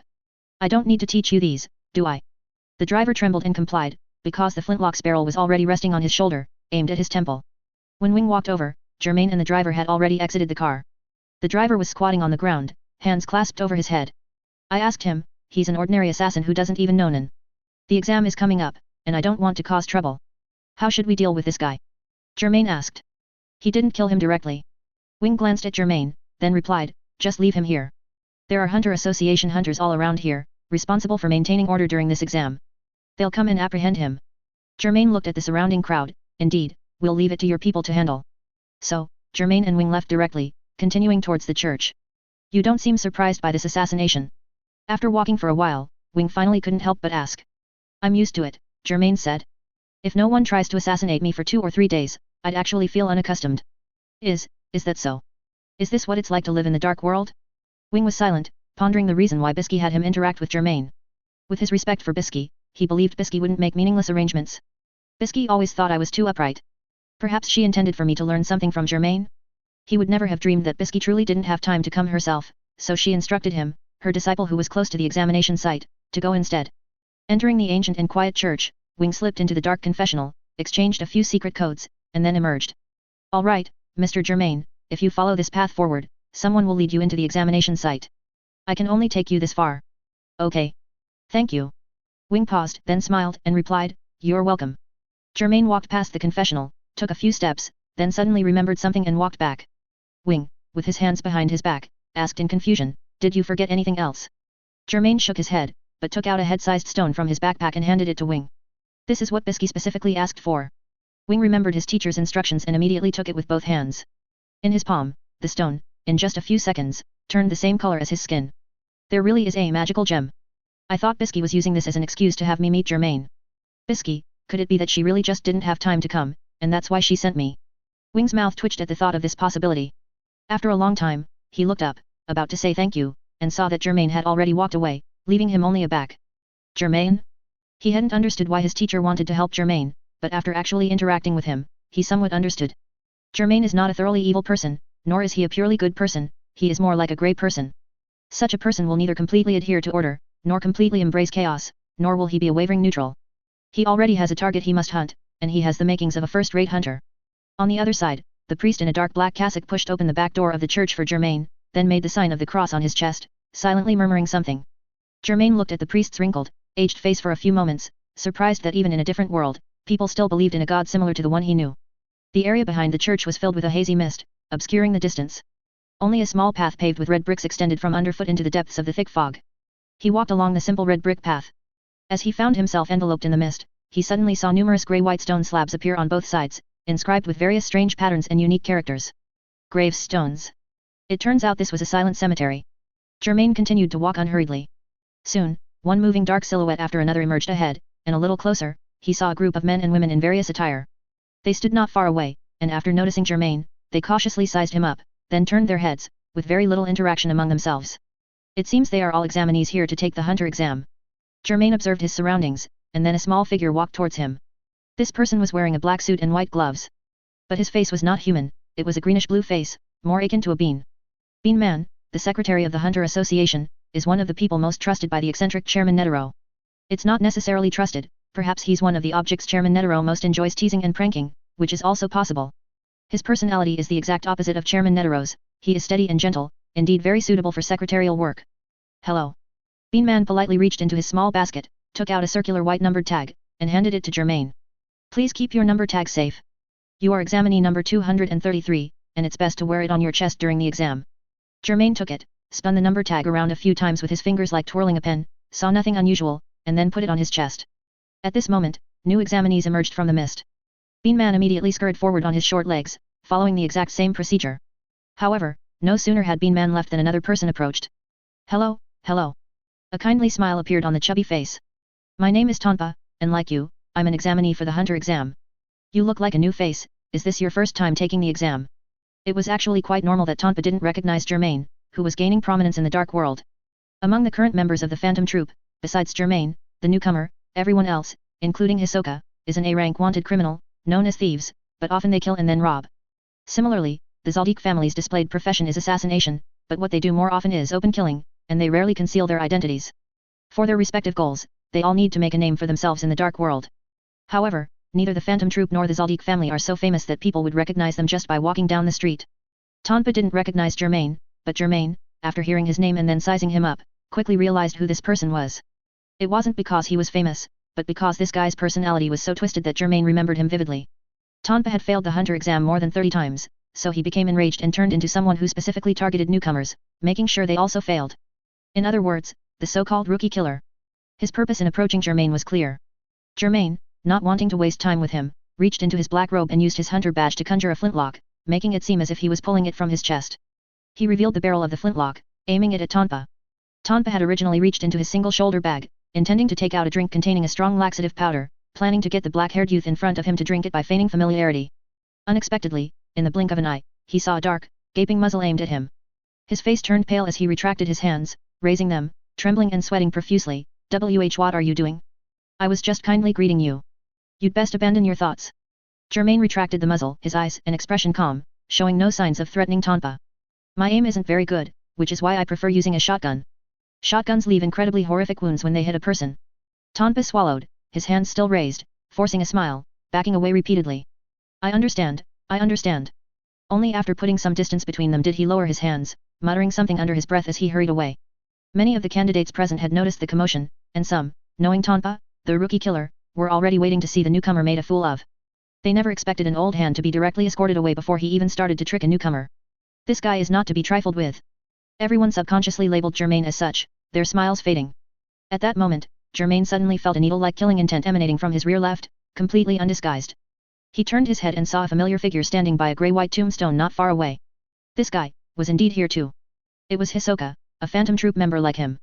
Hisoka being here was not strange. In the original timeline, he participated in this hunter exam, as well as the hunter exam the following year, and obtained his hunter license after next year's exam.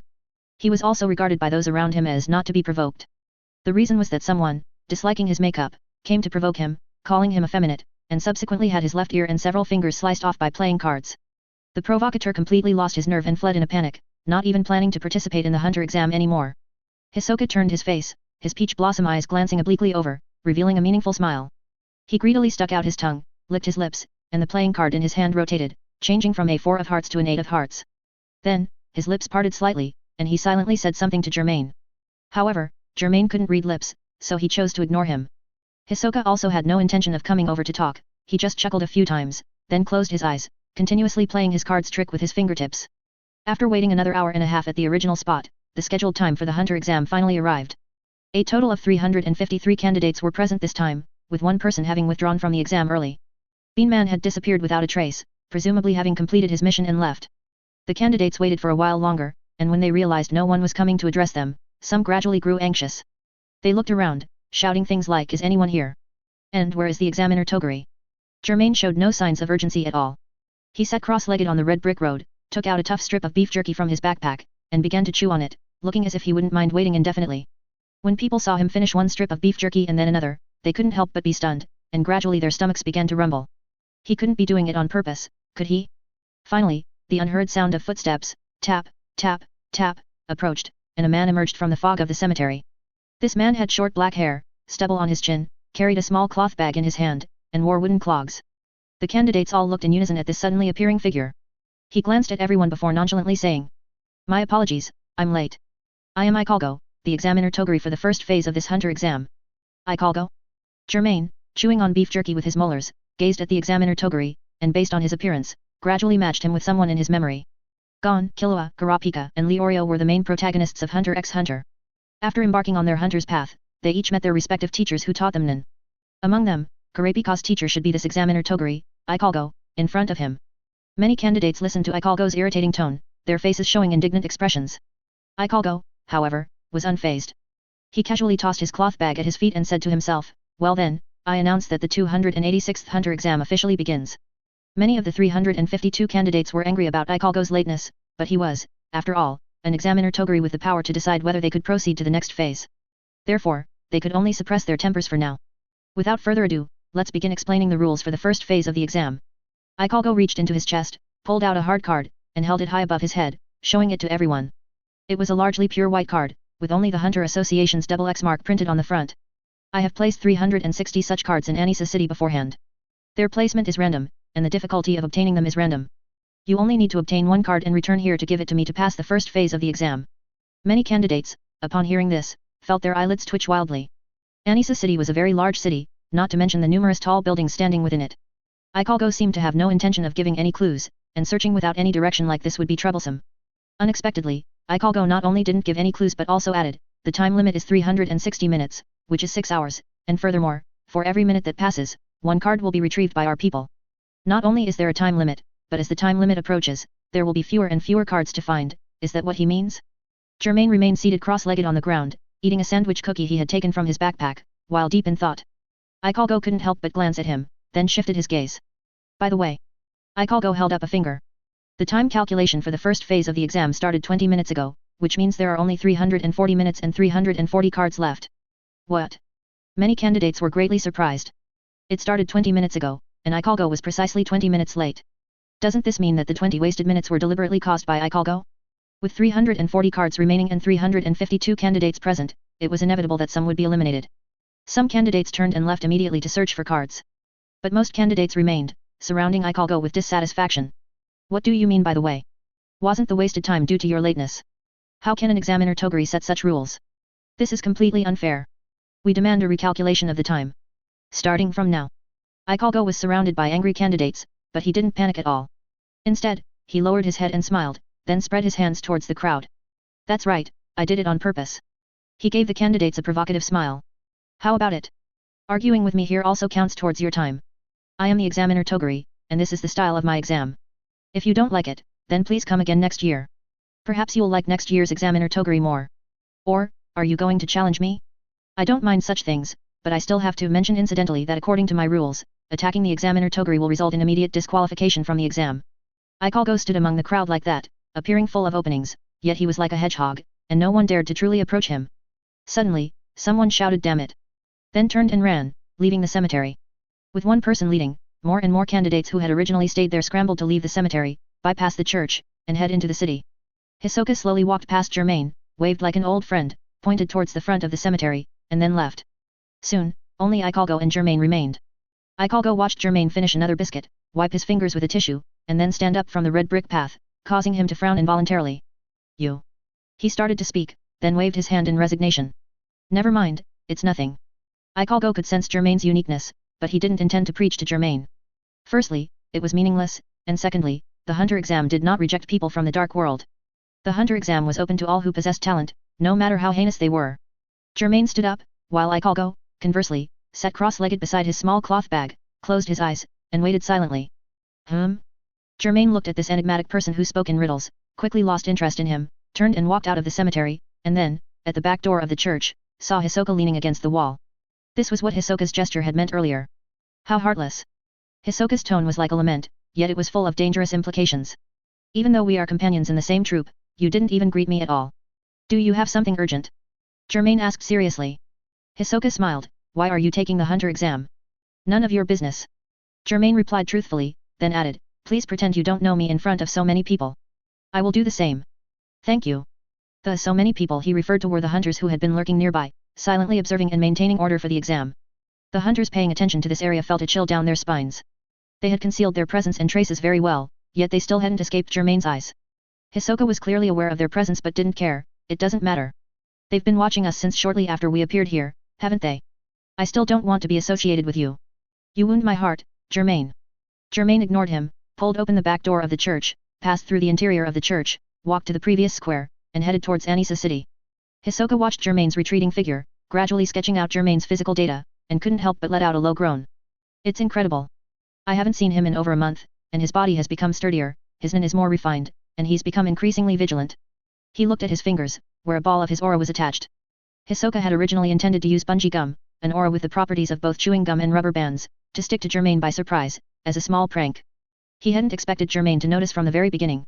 Although his eyes hadn't looked over, the flow of aura through his nin on his body would never lie. Both of them had been prepared for battle during their conversation, like two fully drawn bows with arrows on the strings, but in the end, Hisoka was the first to relax his bow and arrow. Very interesting. What exactly did he experience this past month? I'll observe him for a while longer.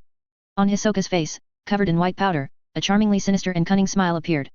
Germain walked through the streets of Anisa City with his backpack and hands in his pockets, but he was only casually looking for target cards, seeing if he could luckily find one. If there weren't any, that was fine too. When he saw sanitation workers sweeping the streets, police officers maintaining order, or children running around, he would go up and ask. Hello, I lost a white card with a double X mark on it. Have any of you seen it? Generally speaking, these people would walk through various streets and alleys in Anisa City and pay much more attention to the city's nooks and crannies than office workers or shopkeepers, so there might be clues.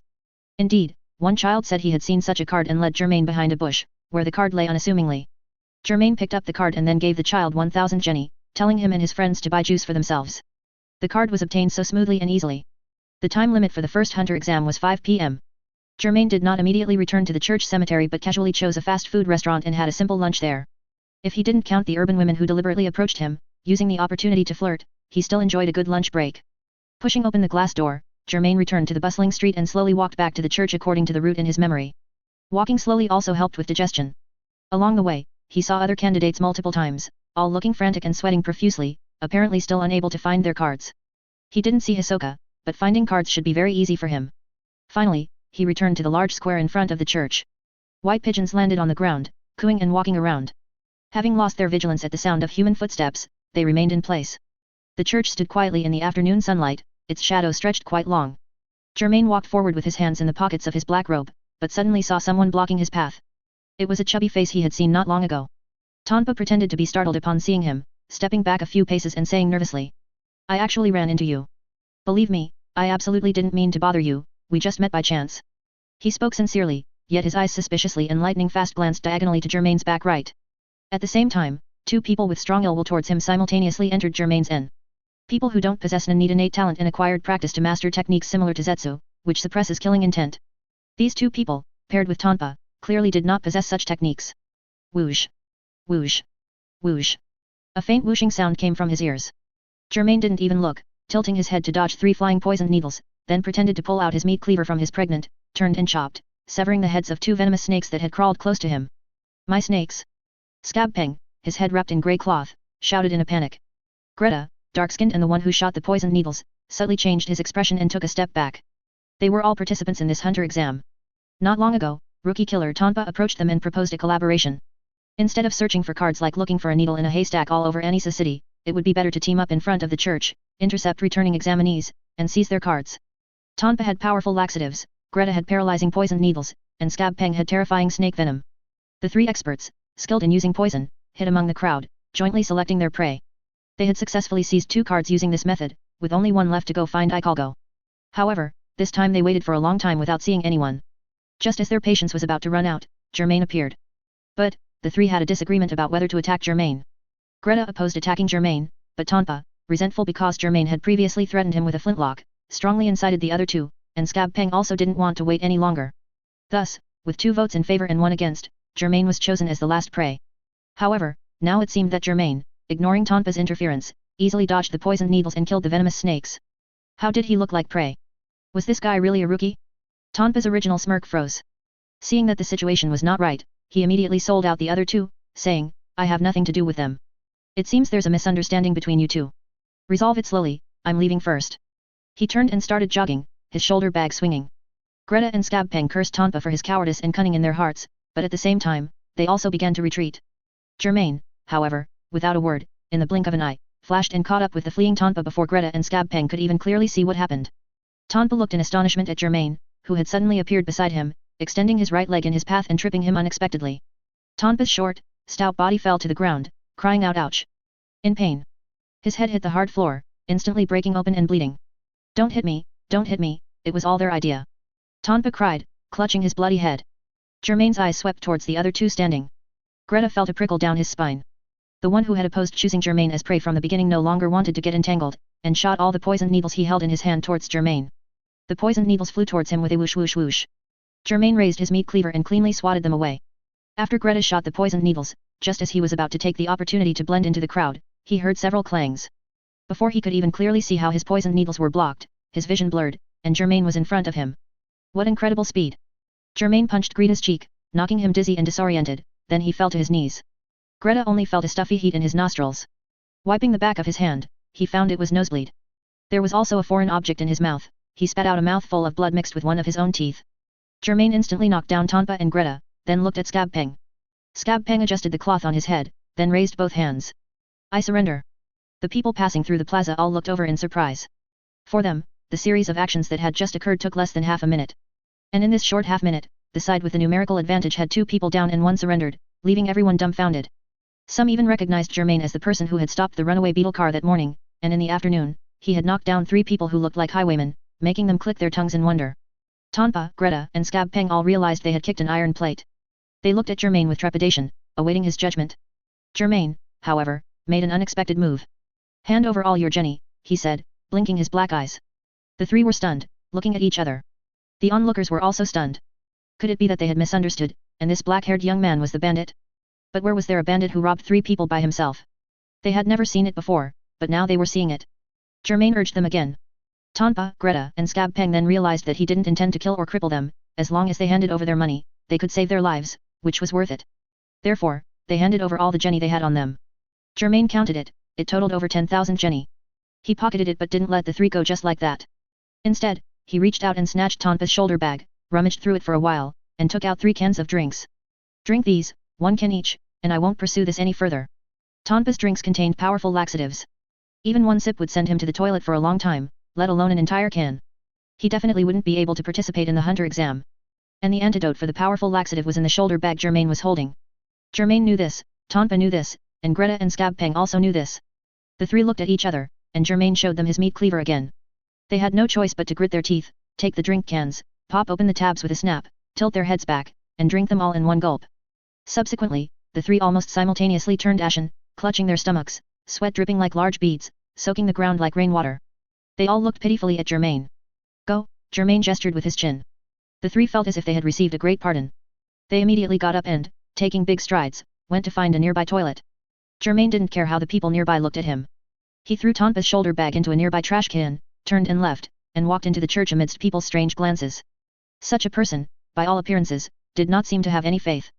Not long after Germain left, a hunter disguised as a vagrant approached the trash can and retrieved Tonpa's backpack full of laxative drinks. They silently carried out their logistical work, doing their best not to be discovered by the citizens and examinees. Germain actually had faith, but he didn't believe in the gods worshipped in churches or secret rooms, but in himself. Following the original path, this time without needing a priest to lead the way, Germain pushed open the back door of the church and arrived at the misty cemetery. The front of the church was sunny, but the back was dead and gloomy, with persistent fog, which surely could not be explained by simple weather conditions.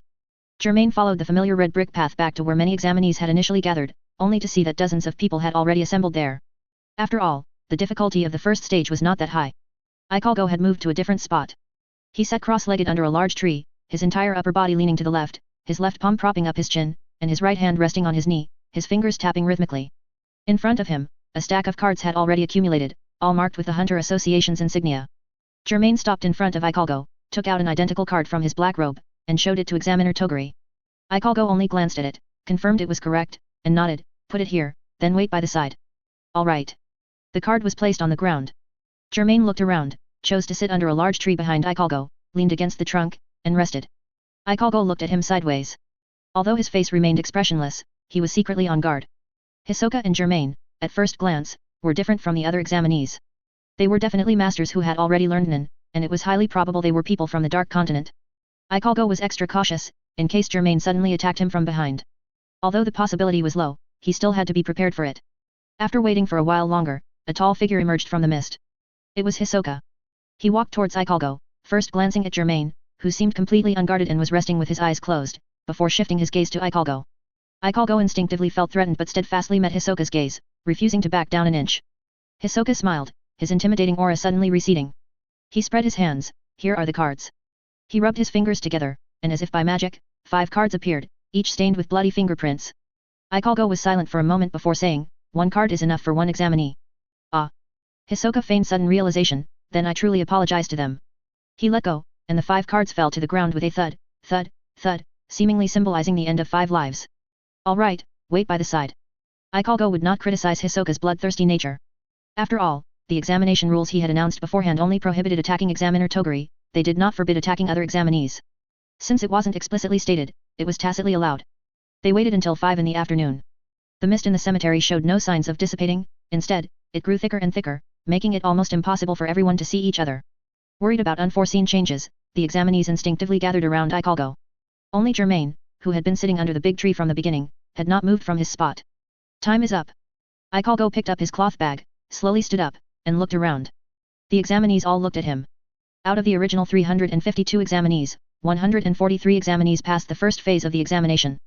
He hoisted the cloth bag onto his sturdy shoulder and walked into the depths of the mist. Follow me, and don't get lost. If you get lost, it will be considered a withdrawal from the examination, and I will not help you with anything that happens in the mist. HxH's reminder spurred the examinees to perk up. They fixed their eyes on his back and followed closely. When everyone had walked about 10 meters away and their outlines were no longer visible, Germain got up and slowly followed. He preferred to walk alone at the very back, not because he liked solitude, but because he liked quiet. If the people around him were quiet, he wouldn't mind walking with them. After walking for about an hour, around 6 in the evening, the group of examinees, led by HxH, finally emerged from the mist and had unknowingly already left the cemetery. Before them lay a mountainous wilderness with rolling peaks and lush trees. Damp fallen leaves covered the ground, and the noisy chirping of insects came from the dense, intertwined branches. HxH's wooden clogs trod on the muddy path, yet his steps showed no difficulty. In contrast, the examinees constantly stopped every 3 steps to shake off the yellow mud clinging to their shoes or pant legs. As dusk slowly fell and a crescent moon rose in the distant sky, they saw a brightly lit mansion standing on the mountainside.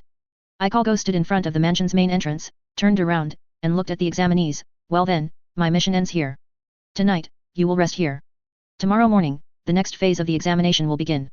After saying this, he offered no further explanation and left directly, leaving behind a group of examinees looking at each other in confusion. After a while, the mansion remained silent, with no sounds of living people, only the cold howling of the evening wind. Because it was so suspicious, the examinees were somewhat paranoid, worrying that this might be the content of the second phase of the examination, and that the mansion was full of traps. Germain, however, didn't have so many worries. If there were traps, he would just dodge them or adapt to them. The most crucial thing now was that he was hungry and a little tired. While the others hesitated, Germain was the first to step out of the crowd and enter the open main door. Hisoka's lips curved into a smile. He was a few steps behind but followed as well. They just went in like that? Forget it, let them try it and see if there's any danger inside the mansion. The examinees were half puzzled, half surprised, quietly waiting for what would happen next. After the two had been inside the mansion for a long time, no screams were heard, so it seemed there were no problems. The examinees finally relaxed and entered in single file. Over 100 examinees entered the mansion and saw Hisoka looking at the oil painting on the wall. Germain, meanwhile, entered a large hall where there were several rectangular dining tables laden with all sorts of delicacies, chicken, fish, beef, bread, apples, oranges, cakes. He sat down at one of the tables and picked up a plate of fragrant steak, placing it in front of him. However, the moment he picked up the plate, an unusual sound came from behind him. A flying knife shot out from a silently opened round hole, heading for the back of his head.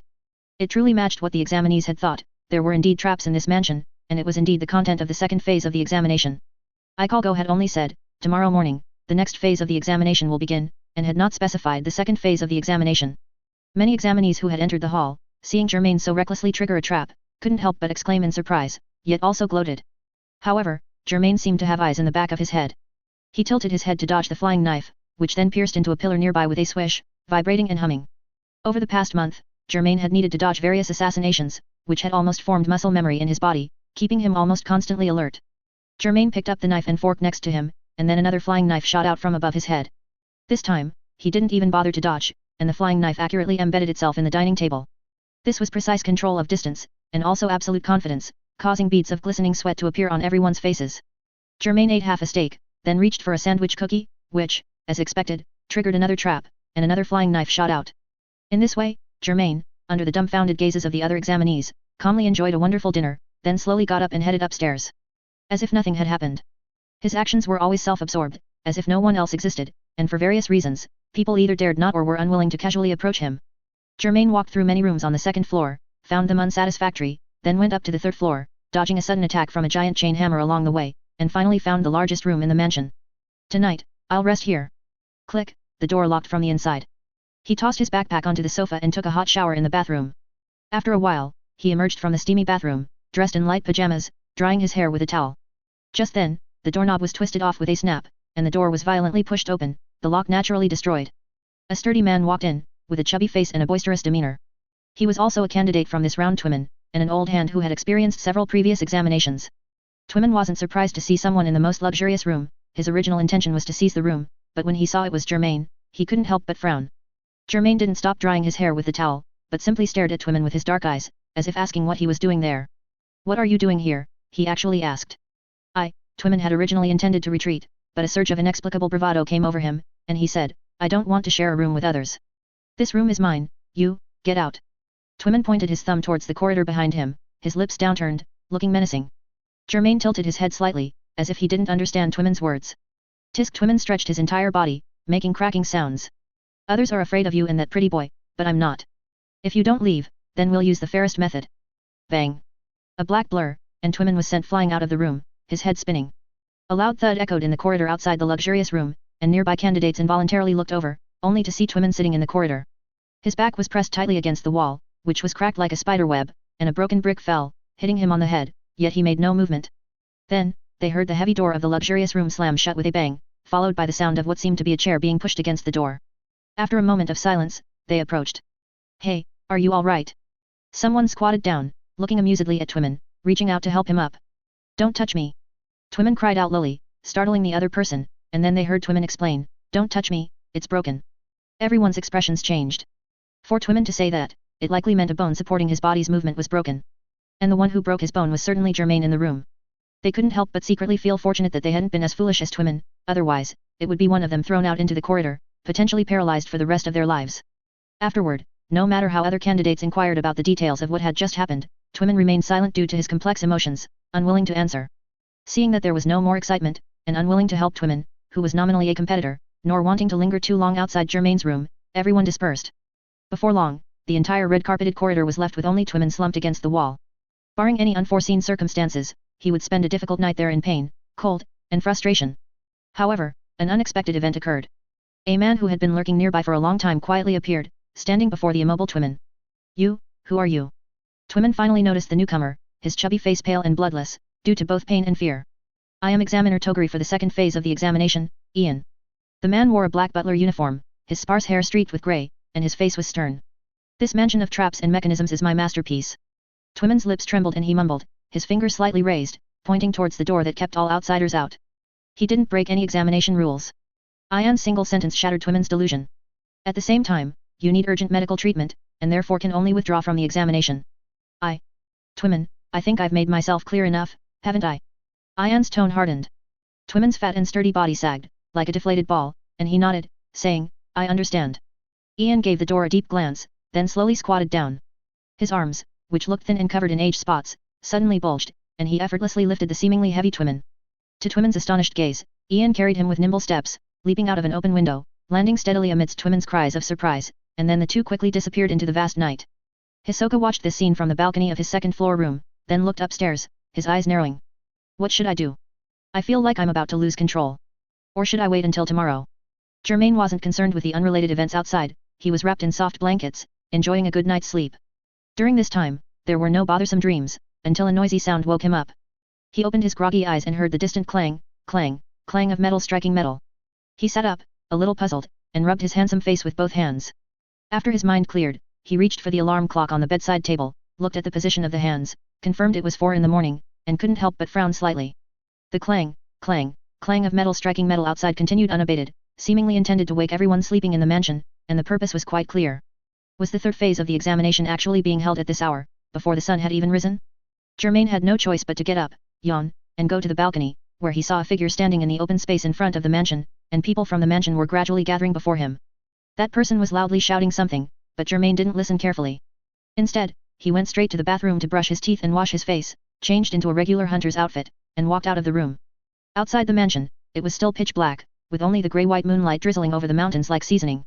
When he arrived at the open space and stood at the very back of the crowd, he clearly noticed that the number of candidates had once again sharply decreased. However, it was much quieter, which was very much to Germain's liking. Standing at the front of the crowd was a sturdy man with unkempt, long blue hair. He wore animal skins, his eyes were closed, and he was striking a metal tripod with an iron rod. He knocked for about 10 more minutes before the man opened his eyes, casually tossing the iron rod and tripod at his feet, and putting his strong hands on his hips as he scanned everyone with a scrutinizing gaze.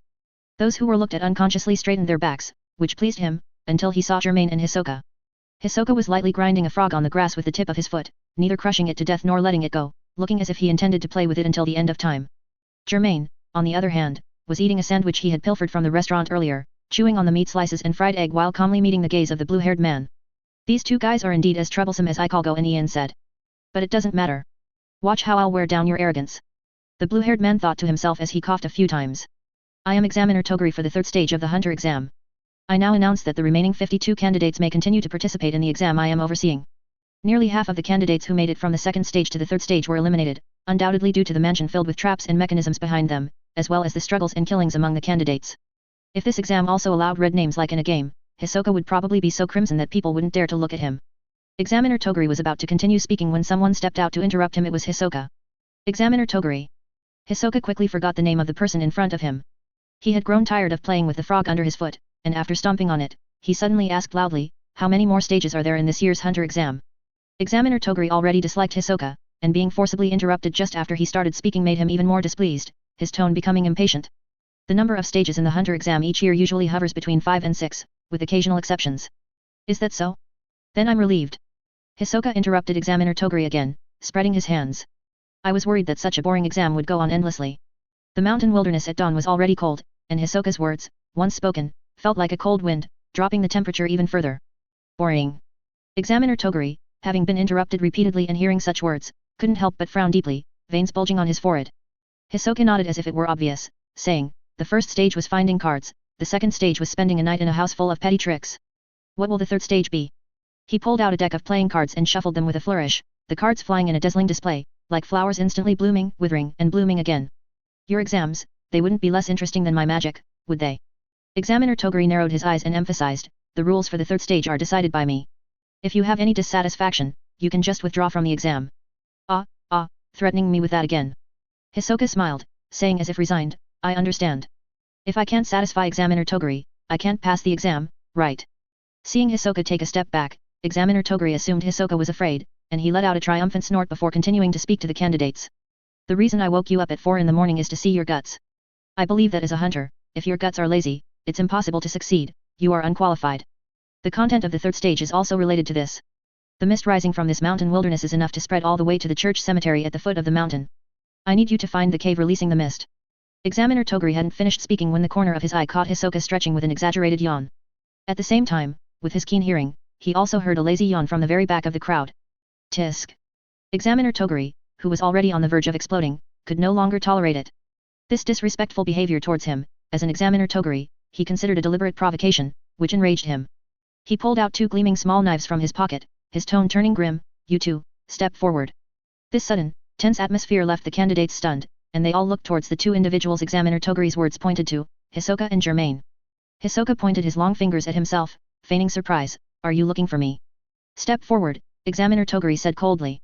There's no helping it, although he said that, Hisoka walked out of the crowd with a smile. And the crowd in front of Germain also voluntarily parted, like the Red Sea, making way for him. Germain was unsure how he had provoked Examiner Toguri. He threw his backpack, now devoid of any snacks, onto the grass and also stepped forward. The 2 stood before Examiner Toguri, forming a triangle. At that moment, unseen by the other candidates, they were all releasing Nin. Apologize to me for your disrespect, Examiner Toguri said, the knives in his hands swaying like snakes. As candidates aspiring to be hunters, you are unqualified. Germain blinked his dark eyes, Hisoka curved his lips, and neither of them made any move. Examiner Toguri's face had turned as dark as the pre-dawn night. Is that so? I've long heard there were 2 troublemakers among the candidates, and it seems to be true. I will not let you pass the exam. Before that, I need you to understand the consequences of your actions. That's what he said. Hisoka tilted his head to look at Germain, a playing card deftly twirling between his 5 fingers. What do you think we should do? Germain still stuck to his earlier stance, pretending not to know Hisoka in front of everyone, even though many people had already noticed they seemed acquainted. I haven't done anything worth apologizing for, Germain said. If you're referring to the yawn just now, that's because I woke up at 4 in the morning and didn't get enough sleep. Strictly speaking, it's your fault. Seeing that Germain was still unwilling to talk to him, Hisoka simply said to Examiner Toguri, you say we're unqualified? What if the Examiner Toguri's insight and ability are too poor, affecting his judgment? What then? These 2 inflammatory remarks finally completely enraged Examiner Toguri. He bent slightly, taking an aggressive stance, and snapped, then I'll show you my insight and ability. He took a step forward, rapidly closing the distance between himself and the 2. His right hand gripped a small knife, its tip originally aimed at Hisoka's throat, but at the last moment, it shifted to Hisoka's arm. The last shred of restraint as a hunter examiner Toguri made him change his mind, deciding to just give the two a lesson. In Examiner Toguri's anticipation, hidden by the night, the small knife in his right hand would stab into Hisoka's arm. After pulling out the knife, he would swiftly lower himself and plunge the small knife in his left hand into Germain's thigh. By the time he stood up, the two would only then realize they were injured and become terrified. The other candidates, after witnessing such a display of killing a chicken to scare the monkeys, would also show him even greater respect. However, as he thought this, the very first step went wrong. Hisoka's reaction was far quicker than Examiner Toguri had imagined. As Examiner Toguri stepped forward, he had already front-flipped over Examiner Toguri's head. Not only that, Examiner Toguri felt as if something had stuck to his hands, which then involuntarily lifted, and two small knives were poised to stab him in the eyes. Examiner Toguri bent his knees back in astonishment, closing his eyes. Even so, the two small knives only avoided directly piercing his eye sockets, but still left a bloody mark across his eyelids and face. With two squelching sounds, blood gushed out. Examiner Toguri only felt an intense pain on his face, and the stinging sensation of blood soaking in made him unable to open his eyes, plunging him into sudden darkness. With the terrifying figure nearby, his heart instantly sank. You fiend! He struggled with his hands but failed to break free from Hisoka's bungee gum. Instead, he was manipulated like a puppet on strings by Hisoka, suddenly pulled up and slammed onto the ground. Examiner Toguri was sore all over from the fall, and the two small knives slipped from his grasp. Hisoka slowly walked over, lifted the sole of his shoe, and, under the shocked gazes of the other examinees, stepped on Examiner Toguri's bloodied face. Examiner Toguri cursed loudly, but his hands remained under Hisoka's control, unable to break free. I think, the one who's disqualified, is you, Hisoka said with a smile, grinding Examiner Toguri's face, much like he had ground that frog a short while ago. The bungee gum twisted like a pretzel, and with a click, it dislocated both of Examiner Toguri's arms, making Examiner Toguri break out in a cold sweat from the pain. He gritted his teeth to keep from crying out. Looks like you still have some backbone, Hisoka commented, surprised. Hisoka picked Examiner Toguri up and, like throwing a bag of trash, flung him away. Examiner Toguri fell into a dense thicket, tumbled down the mountain, and disappeared. He then looked up at Germain and the other examinees. So, the Examiner Toguri is disqualified and has already been eliminated. How should you all be dealt with? I've got a good idea. How about I become the Examiner Toguri for the third phase of the Hunter exam, and decide among you who is qualified and who is not. Most of the examinees felt a chill, and what surprised them even more was that, apart from Germain, everyone else was completely clueless as to how Hisoka had defeated Examiner Toguri. Hisoka glanced at the now wary Germain and said with a smile, it seems the most delicious part will be saved for last. As for the rest of you, he continued, narrowing his eyes, his powdered white face in the dim pre-dawn light looking like the evil visage of a ghostly demon, one by one, or a group, I don't mind. Hisoka took a smiling step towards the remaining 50 examinees, and they all, without prior agreement, took a step back. The thoughts of the 50 examinees were similar, even Examiner Toguri was no match for Hisoka, so how could we, who aren't even hunters yet, cope with Hisoka's threat? Hisoka pressed closer, making everyone sweat profusely, which finally spurred some of them to resist. Don't be afraid, everyone.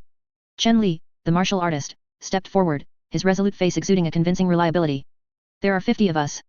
A siege by 50 people is enough to subdue him. Everyone seemed to awaken from a dream. Right, there are 50 of us. The three brothers, Amory, Umri, and Imri, from the crowd, also chimed in, yes, with so many of us, 2 or 3 people can grab one of his arms, one of his legs, and the others can swarm him. We're bound to win. They were all familiar faces from the Hunter exam, and quite strong. Their combined stand greatly boosted the morale of the 50 examinees. The examinees no longer cowered. Instead, they either drew their weapons or stood barehanded, scuttling sideways like crabs, surrounding Hisoka. Let's go, together. Chen Li roared, and many examinees responded, surging towards Hisoka. Hisoka suddenly let out a satisfied moan, and with an evil smile, said, I truly love those of you who aren't afraid of death. The more I crush you, the more I can taste the sweetness of despair. A shiver ran down everyone's spines, but they all steeled themselves and attacked Hisoka. From Germain's perspective, he saw Hisoka, surrounded by the crowd, performing a disappearing act, and clearly enjoying it. No one could catch Hisoka, even touching his clothes was difficult. He flitted and danced as if on a knife's edge, using his bungee gum at will. Amidst dull thudding sounds, examinees were constantly sent flying into the air, and when they landed, most had broken bones, crying out in pain. Chen Li, who was leading the charge, got stuck by bungee gum and was swung around like a yo-yo. After Chen Li foamed at the mouth and lost consciousness, Hisoka finally threw him away. Then, the three brothers, Amory, Umri, and Imri, who had responded, were also knocked down one after another, unconscious. In just a few minutes, more than 20 people were severely injured and lying on the ground, unable to get up, and likely unable to continue the Hunter exam. Hisoka chuckled, looking at the remaining 24 people.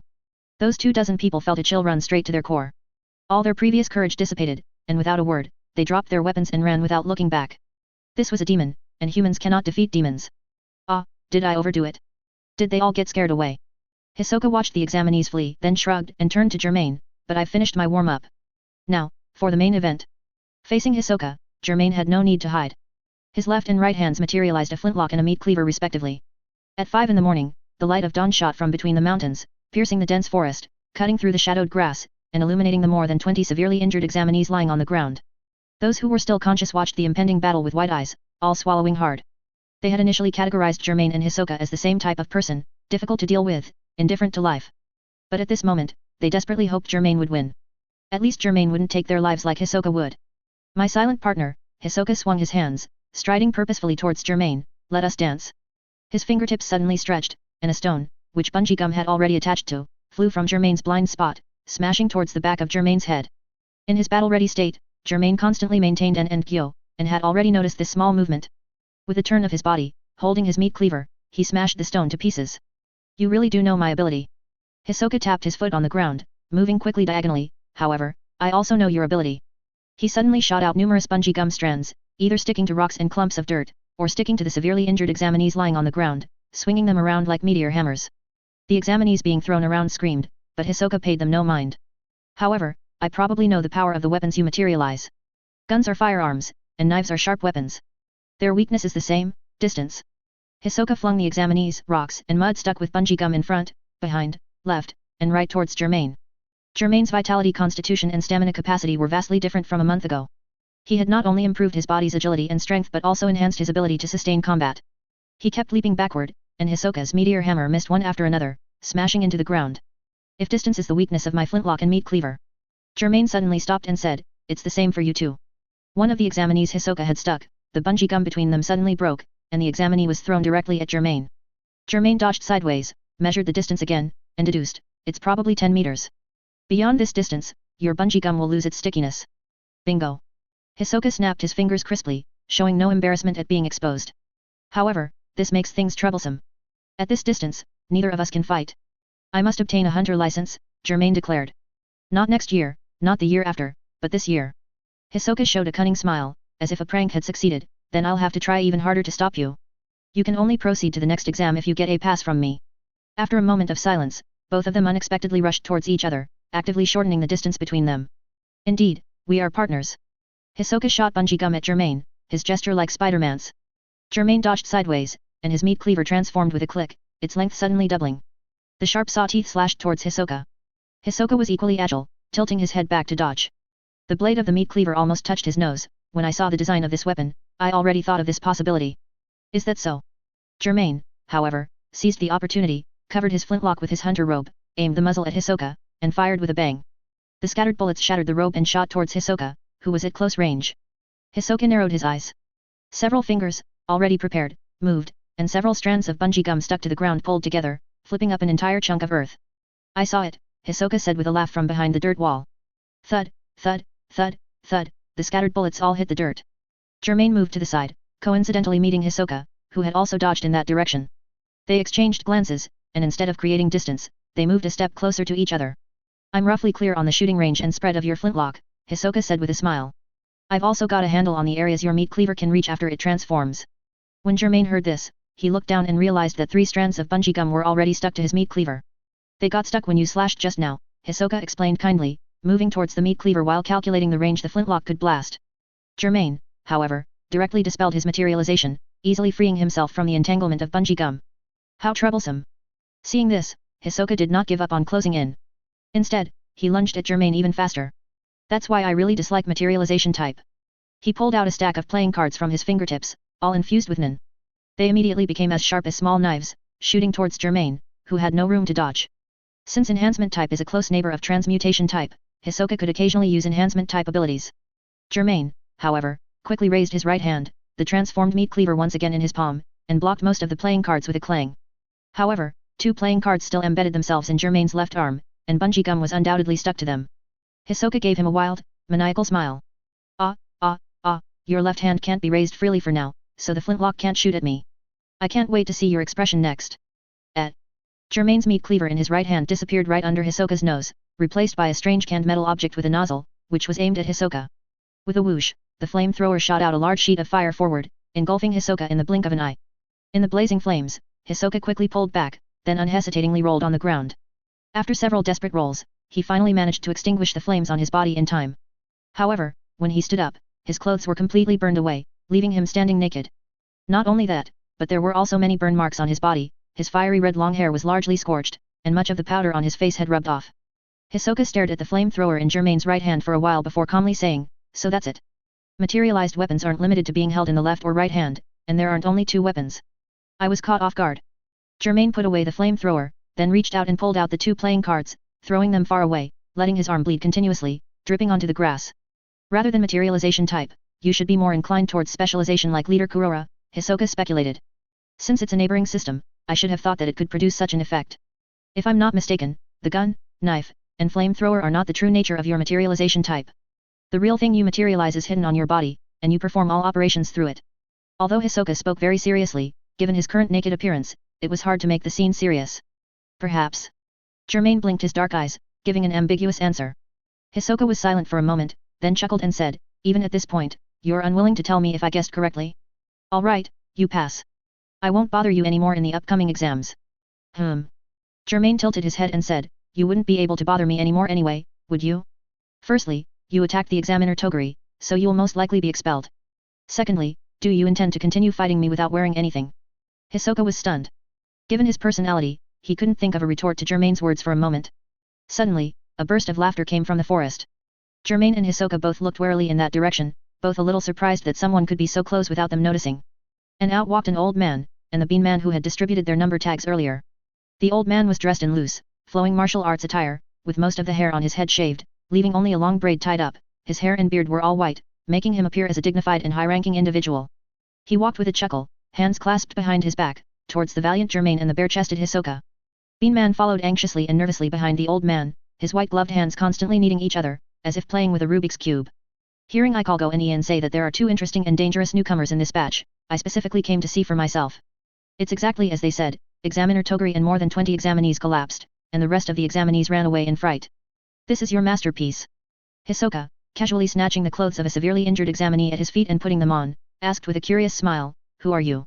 Although he was still smiling, and he saw that the old man's body was full of openings, he became even more vigilant. This was an instinct for predicting danger, and he already had a guess in his mind. The old man replied, "I am Netero, the current chairman of the Hunter Association." It was Netero, as expected. This thought flashed through Germain's and Hisoka's minds simultaneously. It was a wise choice for you to stop. Netero glanced at Hisoka, then at Germain. "However, even so, I cannot ignore the commotion you two caused." Germain certainly didn't want to take the blame for that. He interjected, "This commotion was caused by Hisoka. Please don't lump me in with him. That really hurts my feelings, we were partners after all," Hisoka said with a smile. "I only said caused a commotion, I didn't say the responsibility lies with you," Netero added. He then looked at Hisoka, "Because you attacked Examiner Toguri and severely injured so many examinees, your qualification for this year's Hunter exam has been revoked." Hisoka had long anticipated this situation and shrugged, "It doesn't matter. Anyway, one of my goals has been achieved. As for the Hunter license, I'll just come back next year to get it." For Hisoka, who had already acquired an ability, obtaining a Hunter license was indeed quite easy, so easy that he needed to find some fun for himself halfway through, otherwise he would be bored to madness. The Hunter Association would also not prohibit Hisoka from participating in next year's Hunter exam. Germain understood Hisoka's feelings. In the Hunter exam, they were like two elite players returning to the beginner village to compete with beginners, there was simply no comparison. "It seems you accept this decision," Netero said with a smile, looking at Hisoka. "Of course." Hisoka's voice suddenly deepened, and he shed his imposing aura, "I don't want to fight you now, it's too early, far too early." In these words, Hisoka expressed not humility, but arrogance. His true meaning was that, given time, he would surpass the old man before him. Hisoka always believed he was the strongest. Confidence is a good thing for young people. Netero chuckled. Hisoka laughed hoarsely and didn't stay there to make things awkward. He walked towards the dense forest in the mountains, and as he passed by Germain, he quietly whispered a remark. "Kurora is still my top choice for now, but you also make it hard for me to let go because you are simply too interesting. To evolve to this extent after not seeing each other for just over a month. I very much look forward to our next encounter." Hisoka winked his right eye at Germain, then swaggered away. Netero, Bean Man, and the nearby hunters did not try to stop him, letting him leave. "Bean Man." Netero stroked his white beard on his chin and said, "Call the others over, send Examiner Toguri and the severely injured examinees to the hospital, and then find those examinees who ran away." Bean Man felt much more relaxed after Hisoka left. He quickly responded, wiped the sweat from his bean-shaped face with the back of his hand, and then hurried off on his short legs to convey the chairman of the Hunter Association's order. "He's still too fearful, Netero said with a teasing smile after Beanman had walked away, but his reactions always amuse me. Germain couldn't see anything amusing about it and could only remain silent. Little Biscuit is right, you are indeed a man of few words. Netero's keen eyes, uncharacteristic of an old man, narrowed. Yet your actions are always unexpected, inconsistent with your cold exterior. Netero is the founder of Shinjinryu, Bisky's teacher, and is now over 110 years old, so calling the 50-something-year-old Bisky Little Biscuit is perfectly fine. Bisky had sent a disciple, Wing, to participate in the hunter exam, and Netero would naturally inquire curiously, thus learning a lot about Germain. Is there anything else you want to tell me? Germain was not interested in the chairman of the Hunter Association or the founder of Shinjinryu. He had only one hunting target now. If you're done, let's quickly start the next phase of the hunter exam. Netero chuckled for a while, stroking his beard, and said, for you, the hunter exam is indeed very simple.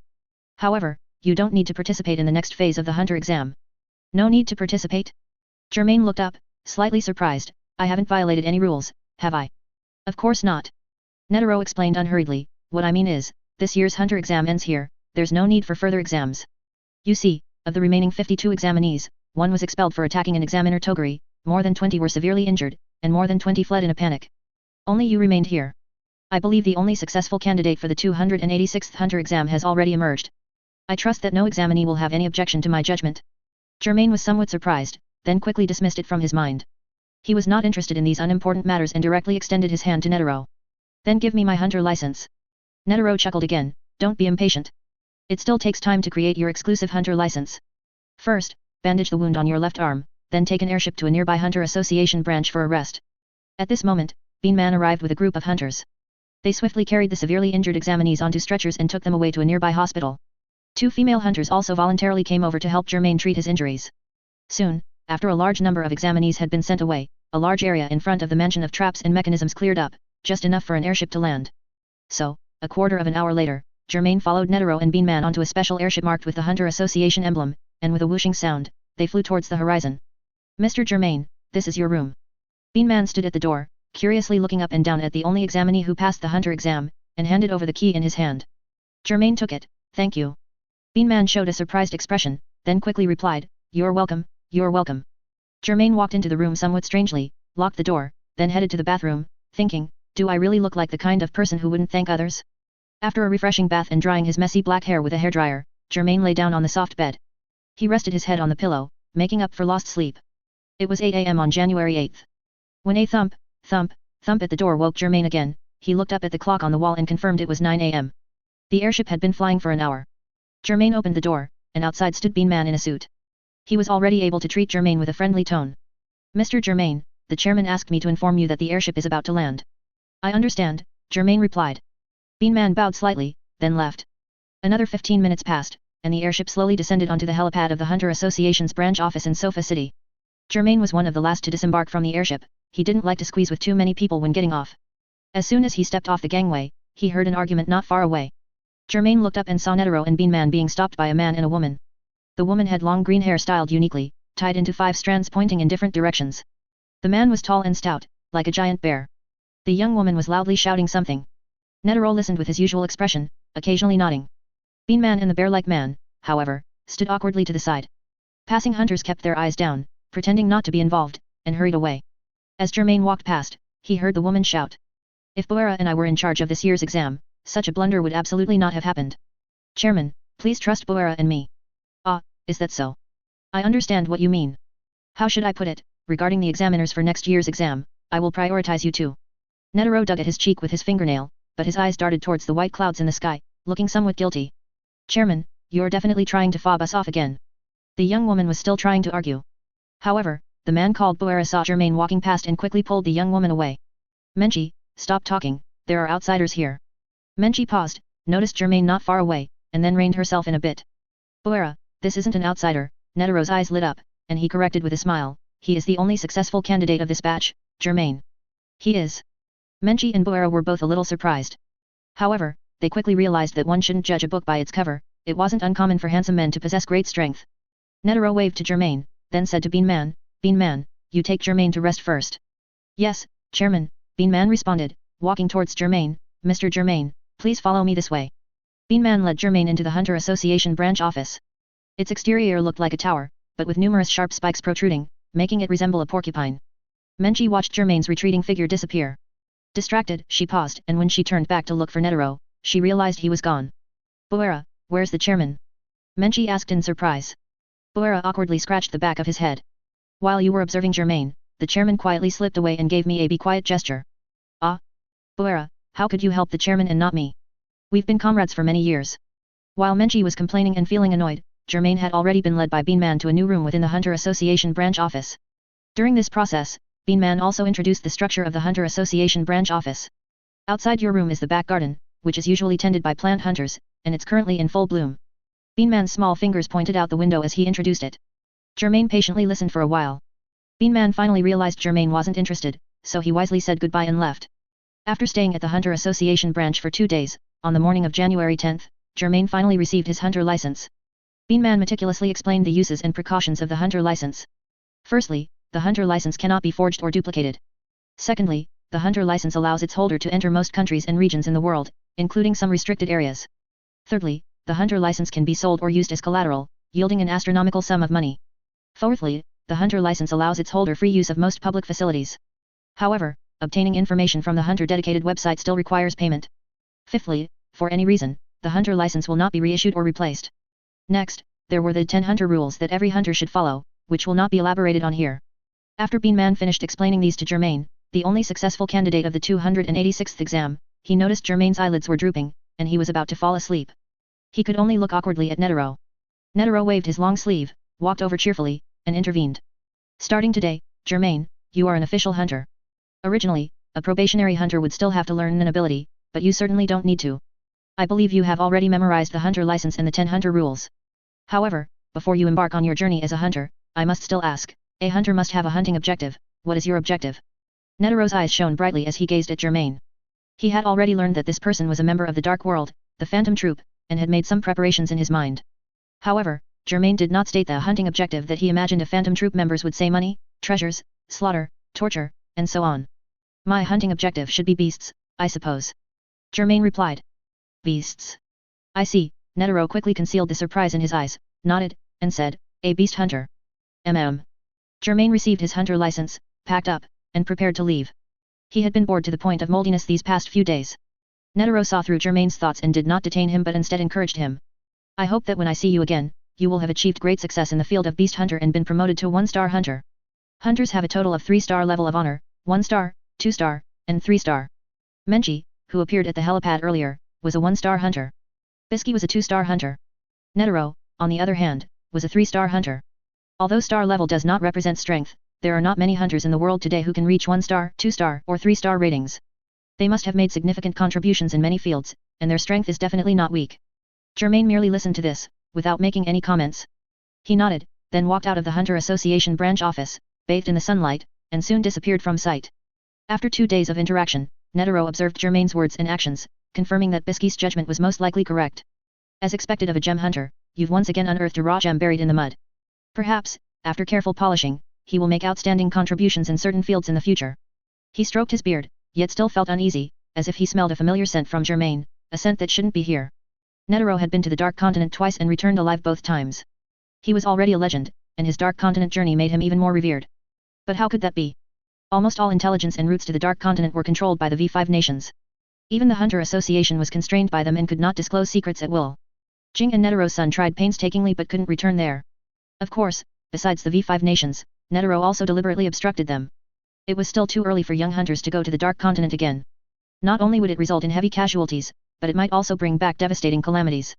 The problem was right there: how could Germain, alone, bypass all of them and achieve this? January 10th, afternoon. Germain boarded a large public airship, slowly ascending from the Sofar City Airport, soaring over the Retro City. Presenting his hunter license, his travel expenses were indeed reduced. After several hours of air travel, the airship landed at KSW City Airport after nightfall. Germain, carrying an old travel backpack and wearing a grey-black hunter suit, slowly walked out of the airport amidst the echoing broadcast, standing on a street lined with taxis. He tapped on the window of one of the taxis, and a tall man immediately got out of the driver's seat, walking towards him with a joyful smile. The hairy-armed driver opened the back door for him and asked, "Sir, where would you like to go?" Opera House Hotel. Germain had already decided on his next destination while on the airship. No problem, we'll be there in 20 minutes. The driver didn't lie, the taxi did arrive at the Opera House Hotel 20 minutes later. Germain paid, got out, and looked up into the cold night wind. Although the hotel in front of him was named Opera House Hotel, it was not an opera house itself, but was built near one, specifically borrowing the landmark building for its name.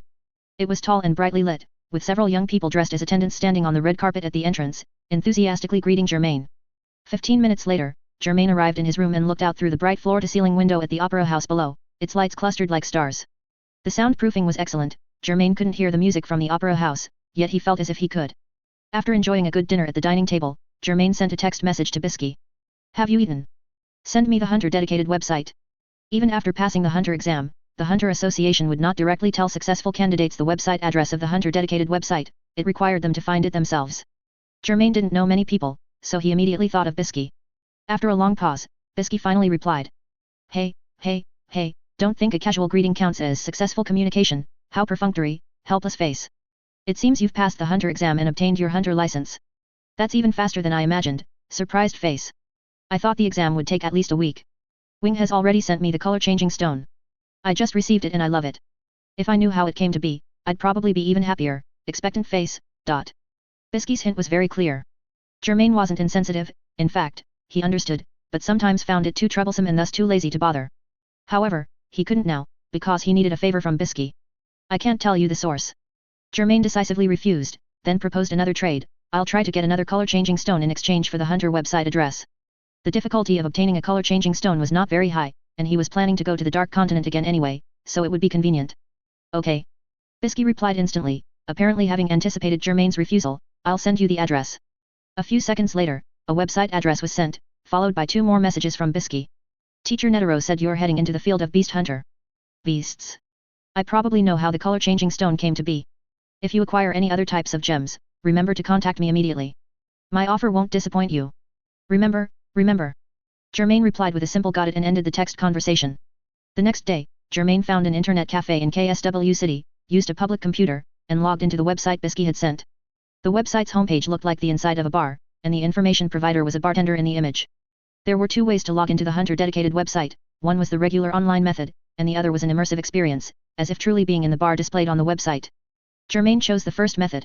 He first searched for information related to the Dark Continent, but only found commonly known facts. More in-depth information, such as gatekeeper, guide, calamities, etc., was all hidden and could not be obtained no matter how much money was spent. He also searched for terms like V5 Nations, Hunter Association, World Gangsters, Kakan Empire, and Zaldik family. The information for these was far more extensive than for the Dark Continent, but the more confidential it was, the more Jenny was required, and some even needed to meet additional conditions. Next, Germain searched for Phantom Troop. Germain already knew most of the information found, it was even less comprehensive than what Germain knew, with vague answers regarding the names, appearances, and then abilities of the Phantom Troop members. Even Germain himself was only labeled as suspected Phantom Troop members, but this was already enough for others to hunt him. He fed potato chips into his mouth with his left hand and clicked the mouse with his right, seeing the bounty offered for information on the Phantom Troop. The bounty was so large that he almost wanted to post his own information online. Finally, he began searching for hunters in related fields, or rather, buyers. Medicine, potions, biology, botany, gems, gourmet food, viruses, and everything in between were covered. Germain did not contact them immediately but first memorized their names. Besides these, 2 other names caught Germain's attention. Rat Paristan and Borjin. They are both Zodiac's members, hold high positions in the Hunter Association, and have various connections to the Dark Continent. Paristan is a spy planted by Netero's son, Beyond, into the Hunter Association, and has been accumulating strength to return to the Dark Continent. Netero did not stop him, despite knowing about it. Jin, on the other hand, is a descendant of Don Freaks, who wrote the Travels in the New Continent. Influenced by the Travels in the New Continent, he silently awaited the opportunity to go to the Dark Continent. From Netero's attitude towards Paristan and Jin, it seems he is not entirely opposed to humanity exploring the Dark Continent, but rather believes it is not yet the right time. Beyond, however, is eager for quick success. He has already been to the Dark Continent once and desperately wants to go a second time. He doesn't care about the calamities humanity might bring back from the Dark Continent. Germain doesn't like the name Beyond, it sounds like an insult. However, he won't be prejudiced against Beyond because of it, nor will he judge the stances of these individuals based solely on his own preconceived notions from his past life. Who is a friend can only be known after actual contact. After using his Hunter license and trying out the Hunter website, Germain was quite satisfied and then planned to begin the next step of his plan. He took out his phone, found the name annotated as Bad Woman in his contacts, and sent her a text message. I might need yarn and stitching in the next few days. Do you have time recently? As a result, the message was like a stone sinking into the sea. Maki did not reply. Germain wasn't in a hurry. He left the internet cafe and took a stroll along the nearby riverbank. He sat on a bench to rest for a while, during which a black cat was drawn to him. The black cat observed Germain for a moment, then jumped onto his lap, curled up into a ball on his knees, and closed its eyes to rest. Germain didn't chase it away, his fingers gently stroking its fur. Just as both man and cat were about to fall asleep, Maki's reply came through. Okay. Where? Germain glanced at it and replied just as concisely, KSW City. I probably won't arrive until the morning of the 13th, is that okay? No problem. Then it's settled. The fee will be based on your injuries. Understood. Their text conversation was concise and clear, and then abruptly ended. Germain put his phone back in his pocket and looked up at the white clouds in the azure sky and the occasional birds flying by.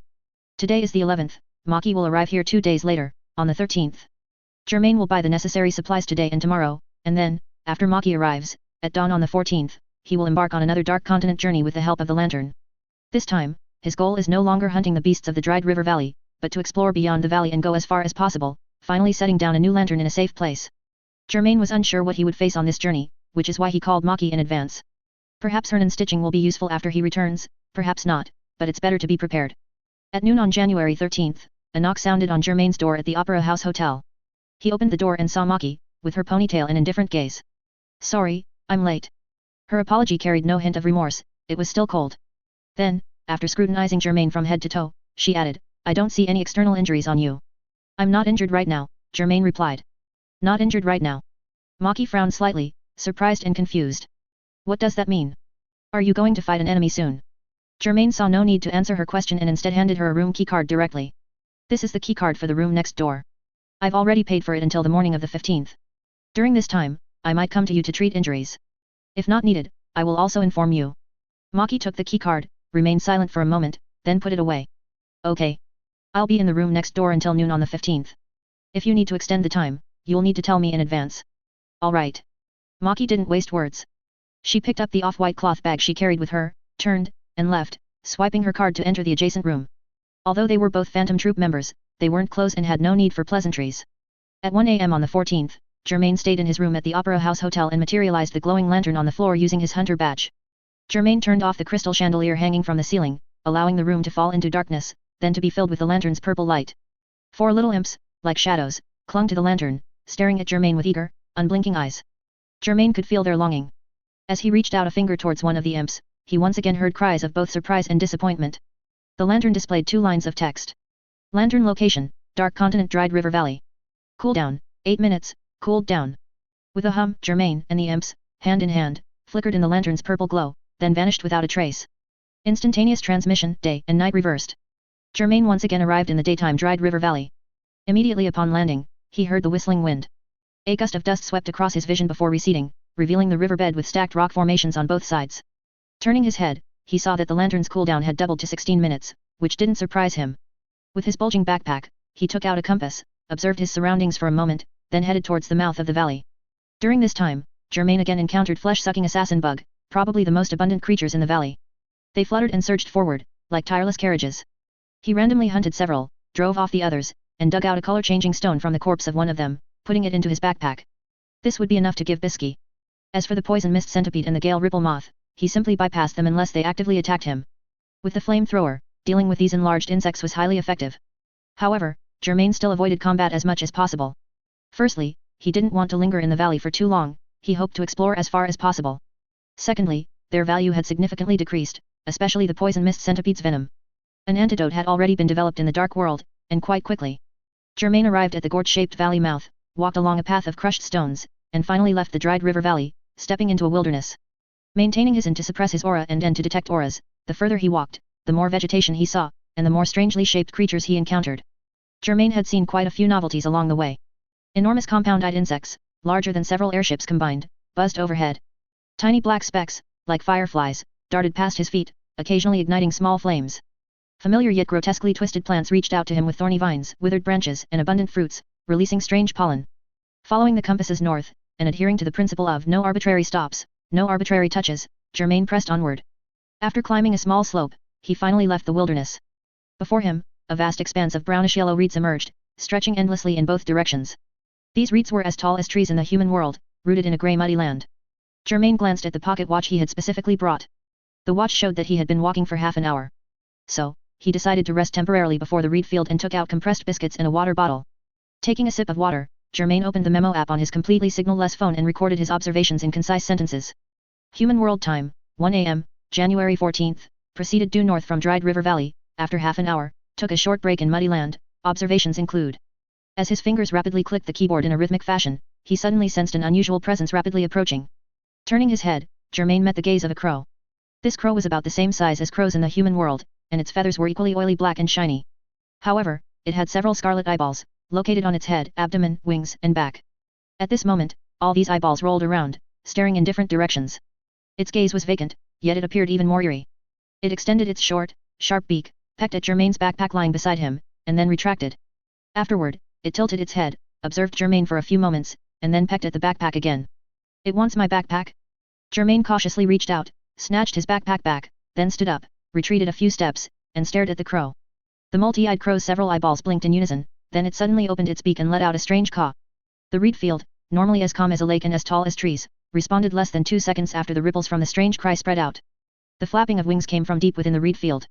A large mass of black shadows surged into the air, flying over like a locust plague, or rolling black clouds. Dozens of multi-eyed crows either landed on the tips of the reeds or circled above Germain's head. This meant hundreds of dazzling scarlet eyeballs were staring at him. Germain immediately realized he was surrounded by a flock of multi-eyed crows. This was trouble. They cawed for a while, a deafening clamor. The mixed flock of crows suddenly launched a dense attack. They enveloped him overwhelmingly, like a large black net descending from the sky. When this net of crows usually fell upon a wild beast, it would be enough to peck away its flesh and skin in less than 3 minutes. The remaining bones with scraps of flesh would also be dragged by the crows into the bottomless muddy land. These bones and scraps of flesh would nourish this muddy land, making it even more fertile, the reeds taller, ensuring its continued existence as a natural nesting ground for the multi-eyed crow flock. Germain did not want to meet such a fate. The moment the flock of crows descended, a bronze flamethrower appeared in Germain's hand. Whoosh! Flames, like snakes, spewed from the small nozzle of the flamethrower, engulfing and igniting the black cloud that surrounded him. In an instant, the black cloud transformed into a spectacular fiery cloud. Ah! Crows shrieked in agony, and the crackling sound of burning echoed like a terrifying symphony. More than half of the crows instantly fell like small fireballs. The remaining ones shrieked and soared into the sky, streaking across the expanse, fleeing far into the depths of the reed forest. That should take care of it, right? Germain stopped the flamethrower. He dared not use it excessively, each use was like burning the aura capacity accumulated within him, consuming it greatly. Germain then nudged with his toe, kicking a charred, smoking lump of flesh that no longer moved at his feet. He turned it over and over, noticing that all those creepy eyeballs were now closed. He had heard that crow meat was sour and hard to swallow, he wondered if it was true. Germain had no intention of trying it himself. He didn't want to linger here, and after glancing at the muddy land and the reed forest, he wanted to leave. Suddenly, the area near the reed field fell silent. There were no more noisy caws from the crows, no chirping of unknown insects, it was as if the place had instantly become a barren wasteland. A whooshing sound of wind came from deep within the reed forest, pushing the tall reed stalks to both sides, revealing a muddy path. Numerous skull bones, skeletons, and finger bones gradually surfaced from the grey muddy land, like beasts prostrate there, their hollow eyes staring at Germain. Something was coming. Germain had a premonition. Then, it appeared from the depths of the reed forest. This was a tall and burly demi-human, draped in heavy black wings, its face obscured by chaotic shadows, revealing only a hint of a sharp beak. Crunch! As it walked upright, its dark red claws stepped on the numerous bones buried there, crushing their fragile shells, and pressing them back into the abyss-like muddy land. Scarlet eyes opened one by one on its head, neck, and abdomen. Because most of its body was pitch black, it looked like individual eyeballs peering out from a dark rift. The Lord of Crows slowly walked towards Germain, emerged from the muddy land, and looked down at Germain. Germain noticed that among the dense eyes on its body, one quietly closed its eyelid, standing out particularly. A moment later, his left arm felt a tingling itch and began to squirm. Feeling an ominous premonition, he pulled up his sleeve and saw a small lump bulging on his elbow. A moist rift opened there, and an eyeball popped out, swiveling left and right twice, then stared intently at Germain. Stress +5. Germain ignored the text notification from his hunter badge and also ignored the extra eyeball on his left arm. He raised the bronze flamethrower and spewed orange-red flames at the Lord of Crows with a whooshing sound. Typically, furry creatures were weak to fire, gale ripple moth and crow flocks were all like this. However, the Lord of Crow's wings were as thick as shields and could block fire. When raised, they fended off the flames' assault. When it flapped this wing, the flames instead made a dull popping sound and bounced back towards Germain's face. Germain retreated in time, dodging the backlash of the flames. Due to the high aura capacity consumption and poor effectiveness, Germain put away the flamethrower and switched to his more familiar flintlock and meat cleaver. After tucking a small round ball into the pocket of his hunter's robe, he flung his backpack far away, then walked a few steps around the tall Lord of Crows, observing cautiously. Germain quickly came to a clear conclusion. Its fluffy black feathers were like armor and a shield, so the parts hidden beneath the black feathers were likely its weakness. The Lord of Crows concealed the eyeballs that extended from its head down to its abdomen, they were clustered together, entangled with mucus like a mass of tumors. Once the weakness was known, the rest was about how to attack it. Another eyeball on the Lord of Crow's abdomen closed, and at the same time, an eyeball opened on Germain's left arm. They formed a pair, and their chilling gaze never left Germain's face. Stress +5. Germain did not panic, instead, he noticed something strange. For the eyeballs to appear on his arm for no reason, certain conditions must have been met. If there were no conditions, he would have already transformed into Denzo without bandages by now. So, what could those conditions be? Soon, he clarified his thoughts. Germain had stared into the Lord of Crow's eyes for a while, and its curse might be transmitted through eye contact, like a pathogen, infecting Germain. But why the left arm, and not the right arm, not the chest, not the thigh? The special circumstance was likely the fresh wound Hisoka had left on his left arm a few days prior. Although his physique had reached 20, the wound had not fully healed in just a few days. The Lord of Crow's eyeball curse, transmitted through eye contact, sowed pathogen seeds into Germain's new wound, taking root and sprouting inside his left arm. Even if he didn't make eye contact with the eyeballs on the Lord of Crow's torso, making eye contact with the eyeballs on his own left arm would result in the same curse. This was the truth. Amidst a gurgling squirming sound, Germain noticed that a third eyeball blossomed on the same arm, almost confirming his guess. Stress +5. Germain closed his eyes without hesitation, severing eye contact with the Lord of Crow's eyeballs. He could lower his head, but he knew that in various emergencies, humans would instinctively use their eyes to assess the situation. Since he couldn't fully control his instincts, he might as well close his eyes. Of course, he hadn't given up the fight. In the dimness after his eyelids closed, Germain's end became sharper, and his movements more agile. Relying on memory and hearing, he had already calculated the distance between him and the Lord of Crows in his mind, then pulled out a small spherical object hidden within his hunter's black robe and threw it accurately. The small sphere landed at the Lord of Crow's feet, suddenly hissed, spewing a cloud of smoke that rapidly spread out. This was Germain's experience from the dried river valley last time. Instead of using small explosives that could only blow off a piece of a beast's torso, it was better to use poison. He had spent a sum of money that pained him quite a bit to buy this tiny gas bomb. However, the Lord of Crow's intelligence was clearly much higher than that of the beasts in the dried river valley. The Lord of Crows paused in the spreading poisonous mist, then unfurled its wings. With a whoosh and a push off its claws, its tall and mighty body flew into the air. It also realized the danger of the gas, dodged in time, and immediately launched a counterattack. The Lord of Crows, like a thick battering ram, swept across the ground, crashing towards Germain, trying to knock him flying. However, Germain deliberately did not dodge in advance, only swerving aside at the last moment. Just as the Lord of Crows was about to fly past, the flintlock in his left hand disappeared, and he extended his palm, firmly grabbing the Lord of Crow's claw. The Lord of Crows flew up again, unexpectedly taking Germain with it. So it circled back and forth in the air, trying to shake Germain off. Germain, however, would not let go easily. When would the Lord of Crows move its heavy wings and expose its vulnerable abdomen? Of course, when it flew up. Not only did Germain not get shaken off, but he also took the opportunity to transform his meat cleaver with a click, sending its serrated blade forward, and with a squelch, plunged it into the abdomen full of eyeballs. For a moment, he was covered in what was either blood or pus. Critical strike.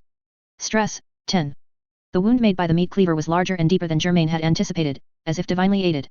The next moment, Germain thought of one of his specializations, Beast Bane. The Lord of Crows was considered a beast. And Germain, possessing Beast Bane, would have a small boost in combat and a chance to deal critical strike-like damage. That stab just now unexpectedly caused a critical strike and also reduced 10 stress. The Lord of Crows shrieked piteously, its spear-like bird beak pecking at Germain's head. If all went well, Germain's skull would have a large hole, and his brains would be pecked out. He naturally didn't want that. Germain pulled the meat cleaver out of the Lord of Crow's abdomen, his left hand still firmly gripping the Lord of Crow's claw. Under inertia, he swayed in midair, narrowly dodging the beak's peck. He then switched the meat cleaver to a flintlock, raised the dark muzzle, and fired with a bang into the Lord of Crow's bloody abdomen. The close-range blast made Germain's ears ring, but the wound on the Lord of Crow's abdomen visibly expanded a small bit. The Lord of Crow's cries and struggles became more intense. It suddenly raised the claw held by Germain's left hand, lifted Germain, and folded its wings like large hands, tightly embracing Germain. With the Lord of Crows not spreading its wings, the two plummeted spiraling towards the ground. Germain's entire upper body was pressed against the Lord of Crow's decaying abdomen. The sticky liquids and rolling eyeballs were vaguely depicted in his mind through the close contact. At this moment, he opened his eyes, but looked directly up, and then saw the Lord of Crow's bird beak peck down again. He dodged at the last second by tilting his head, but the bird beak still pierced into his right shoulder, puncturing straight through with a squelch. Hiss. Germain couldn't help but break out in a cold sweat from the pain. The Lord of Crows pulled out its beak and was about to stab again, but realized it was about to hit the ground, so it released its wings that were embracing Germain. Germain, however, would not let go of any opportunity when the Lord of Crows revealed a weakness. Seeing himself about to fall to the ground, he endured the intense pain in his right shoulder, and amidst the sensation of weightlessness and dizziness from spinning, he accurately grabbed the Lord of Crow's feathers with both hands. Using his arms, he pulled himself up and clung to the Lord of Crow's body. The Lord of Crows flew up again, realizing Germain was a persistent ghost, but it didn't repeat its trick of shaking him off. Instead, through a series of screeches, it summoned a large flock of multi-eyed crows. They caught and shrieked, pouncing on Germain's back, tearing at the flesh on his back with their sharp beaks and claws, drawing his blood. Germain acted as if the attacks on his back didn't exist, still calmly making his judgment. His right hand still clutched the feathers, but his left hand, with a squelch, plunged into the abdominal wound on the Lord of Crows, torn open by the meat cleaver and flintlock, and continued to delve deeper inside. The flesh and skin of the Lord of Crows were incredibly hot, and Germain could feel the flow of its breath and the displacement of its organs. Germain unhesitatingly rubbed his fingers together, and a bronze flamethrower materialized within the Lord of Crow's abdominal cavity, pressing against its pulsating internal organs. In a flash, the Lord of Crows seemed to know its fate, and it pecked at Germain again with all its might, its beak like a sharp blade hanging overhead. Germain pulled the trigger. Whoosh! A terrifying heat surged from the inside out, incinerating all the flammable blood and flesh, spewing from the Lord of Crow's open beak, and a scorched smell instantly permeated the air. At this moment, Germain finally released his hands, kicking the Lord of Crow's wing to propel himself to the ground. The Lord of Crows did not pursue him, it was burning, but the small crows were still pestering him. With the flock of crows in close pursuit, he landed, covering his face with his hands. Cushioned by the tree-high reeds, he tumbled into the muddy land, sinking almost up to his thighs. Germain could only lie as flat as possible on the mud, slowing his descent. Fortunately, those annoying small crows did not come to peck at him again. The giant fireball that the Lord of Crows had become also fell, crashing with a bang in front of Germain and the reed forest. Mud splattered everywhere, and the reed forest caught fire, a large blaze quickly spreading, with thick smoke billowing upwards. The flocks of crows circled in midair, emitting cries that were either wails or curses, not descending, but flying towards their nests deep within the reed forest. Germain stretched out his arm, grabbed the now motionless wing of the Lord of Crows, using it to pull his legs out of the muddy land, and then crawled out of the muddy land. Covered in mud and wounds, he stood to the side, silently watching the Lord of Crows burn there. Almost all of its eyeballs were closed, but upon closer inspection, the single eye located on its head was still wide open, scarlet like a scarlet eyes. Germain looked at his left arm again, the 3 eyeballs had completely vanished, leaving only 3 slits from which black pus flowed. It's good that I won, but in my current state, it's probably impossible to continue exploring. The dangers of the Dark Continent, aside from the terrifying unknown creatures, lie in its vastness. Once one goes deep, the supply lines will be infinitely stretched. No one can predict what will happen on this route, whether the Vanguard expedition team can return, or whether the logistics team can keep up all our unknowns. If Germain didn't have the third lantern, he would now only be able to drag his battered body, grit his teeth, and return the way he came. A crippled body would inevitably attract covetousness, which is why previous human expedition teams were annihilated here countless times. Therefore, Germain was lucky. After confirming that he had acquired a new grudge gift, he then dug the Lord of Crow's single eye out of its socket himself. Holding the eyeball in his palm, Germain could feel the lingering curse grudge within it. Holding it for a short time was fine, but if the holding time exceeded a certain limit, it would disturb the holder's mind and radiate this curse to a certain surrounding area. Germain was unsure if the holding time limit was 3 days, 3 weeks, or 3 months, but this eyeball indeed possessed genuine curse ability. It is estimated that only an exorcist in Germain's hunter badge could completely cleanse the grudge on the eyeball. However, Germain did not absorb this grudge. He put the Lord of the Crow's single eye into his backpack, to see if there would be an opportunity to sell it later. With his backpack on again, Germain planted the third lantern beside the muddy land. Light and an imp arrived as expected. He took one last look at this reed forest, then, guided by the imp, he was instantly teleported back to the human world through the light of the lantern. January 14th, 2 a.m. All was silent. In his room at the Opera House Hotel, Germain lit the faint glow of the lantern, then extinguished it. Without time to check his current condition, he staggered out of his room, went next door, and knocked on the door. After knocking for a long time with no response, just as Germain was wondering if Maki was sleeping too soundly, the light in the room came on, and footsteps approached. The door creaked open. Maki stood by the door. She wasn't accustomed to wearing pajamas, so she was still in her daytime clothes, only her ponytail was loose, messy over her shoulders, and her eyes were unfriendly. Although Maki was a light sleeper and always vigilant, being woken up in the middle of the night still made her angry. I really didn't expect you to come at this hour. Maki's prepared sarcasm was cut short when she saw Germain covered in wounds, blood dripping like rain onto the floor, and his robe stained with clotted mud. Did he fight an enemy in the mud? She swallowed the rest of her words, frowned, stepped aside, and said, "Come in first and lie on the sofa." Maki was very responsible for her work. Germain entered Maki's room as instructed. The layout here was similar to Germain's room. He walked straight through the hall and lay down on the long sofa. Maki retrieved her portable small cloth bag and knelt beside Germain. "Next, I will first clean your wounds, stop the bleeding, and then perform non-stitching. Throughout the process, you must cooperate with me and maintain a Zetsu stance." Maintaining Zetsu meant not using Nen for defense, which was when an user was most vulnerable. Germain did not hesitate, agreeing directly and obeying Maki's command to take off his wet and sticky hunter robe, throwing it aside. He didn't trust Maki, he trusted his own judgment. These wounds, and the amount of blood loss. Maki's eyes scanned Germain's upper body, then, while cleaning the wounds, she said coldly, "You're lucky to have made it to my door." In fact, it wasn't entirely luck. Germain's physique was 20 points, which, although not as high as Yuvajin, another phantom troop member, was sufficient to save his life. Germain, lying on the sofa, had felt dizzy on the way over, but now he was much more alert, his dark eyes open, staring at the ceiling. I'm starting. Maki took out a needle, and an thread passed through the small hole, wiggling flexibly. The next moment, her hands became a blur of afterimages, her fingers, the needle and the thread gradually became indistinguishable. Right shoulder is stitched. Left arm is stitched. The small wounds on the front are stitched, please turn over. All small wounds on the back are stitched. Maki had dealt with countless similar injuries and was highly experienced. This time, too, she cleaned and stitched quickly and efficiently, and with her non-stitching, which could even sew nerves, it would also aid in the future healing of the wounds. In less than 10 minutes, Maki completed her artistic operation, enough to make most surgeons and emergency room doctors blush. Maki washed her hands in the bathroom, and when she returned, her ponytail was already tied up. She sat on the single sofa next to Germain. She crossed her right leg over her left, her purple bubble socks folded together, and stared at Germain with a scrutinizing gaze. What happened? Maki couldn't help but be curious and asked, though her tone remained cold. Germain had just had his wounds perfectly stitched by her. Although it was a prearranged transaction, it wouldn't be good to immediately give her the cold shoulder, so he symbolically replied. I fought an unexpected enemy, but in the end, I won. Besides that, Germain said nothing more. Seeing this, Maki realized he didn't want to talk, so she shrugged and didn't press further, and? Do you still need non-stitching these next few days? Probably not for now, Germain replied. Maki nodded and then held out her palm to Germain, then pay up. After the discount, it's 20 million jenny. 20 million jenny. Germain remembered that Maki had charged Hisoka 70 million jenny in total for stitching his severed arms. Stitching severed arms and stitching wounds are not on the same level of difficulty. With the discount, Maki asking for 20 million jenny was still reasonable. However, with this, Germain's bank account, after various large expenses over the past 2 months and now paying another 20 million jenny, would be left with very little. Thinking of this, he straightened up, his expression turning cold. Send me your account number. I'll transfer the money tomorrow. Maki was indifferent to this, as long as she received the money, it was fine, so she nodded. I'm leaving. Germain stood up, grabbed the hunter robe from the floor, draped it over his shoulder, and walked towards the door. Just as he was about to reach the door, he suddenly stopped and walked back. Maki looked at him curiously, did you forget something? Oh, right, Germain said, pointing to the blood-stained sofa and floor, sorry, I made a mess here. Hey. Maki frowned, a little bewildered. Germain nodded to Maki, then turned around again. This time, he truly left Maki's room, closing the door behind him. After saying sorry, he just left? In the quiet hall, Maki's low murmur finally broke the silence after a long time. Hypocritical guy. If he was really sorry, he would have helped me clean up before leaving. Forget it, I'll call room service tomorrow. It'll be charged to him anyway. Back in his room, Germain soaked in the bathtub, finally having time to summarize his gains from this trip. He wasn't worried about problems caused by hot water soaking his wounds.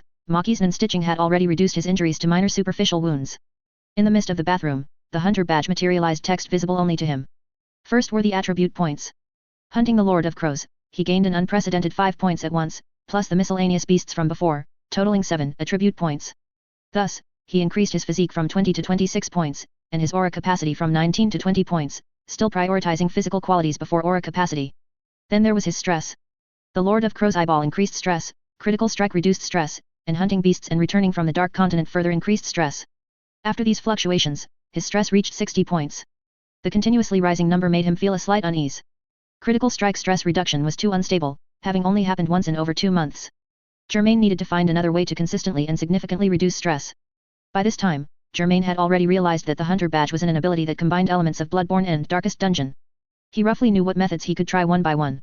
Besides that, Germain gained a new positive trait Genius, which allowed Germain to heal faster after being treated. Combined with Maki's non-stitching and his current 26 points in physique, Germain's wound healing speed would be remarkably fast. This time there were no negative traits, but he brought back a new element disease, hypersomnia. As the name suggests, his required sleep time would increase. Finally, there was Grudge Gift. He received a new lantern and the Lord of Crow's shield. With the new lantern, it meant Germain's Dark Continent journey could continue to explore. As for the Lord of Crow's shield, it was a black-winged shield that Germain could summon, tough and heavy. After confirming all the gains from this trip, good or bad, Germain climbed out of the now cool bathtub and dried his body with a soft towel. Touching the wounds, new or old, Germain seemed to see the moment he was injured. After 3 AM, they didn't become Germain's nightmare. Instead, they allowed Germain to have sufficient sleep quality. Perhaps the hypersomnia also played a role. He slept from early morning until 11:40 AM, only vaguely waking up, not even his alarm clock could rouse him. Germain scratched his messy, cloud-like black hair, forcibly dispelled the lazy drowsiness, got out of bed, and stretched his muscles and bones in the sunlight on the balcony.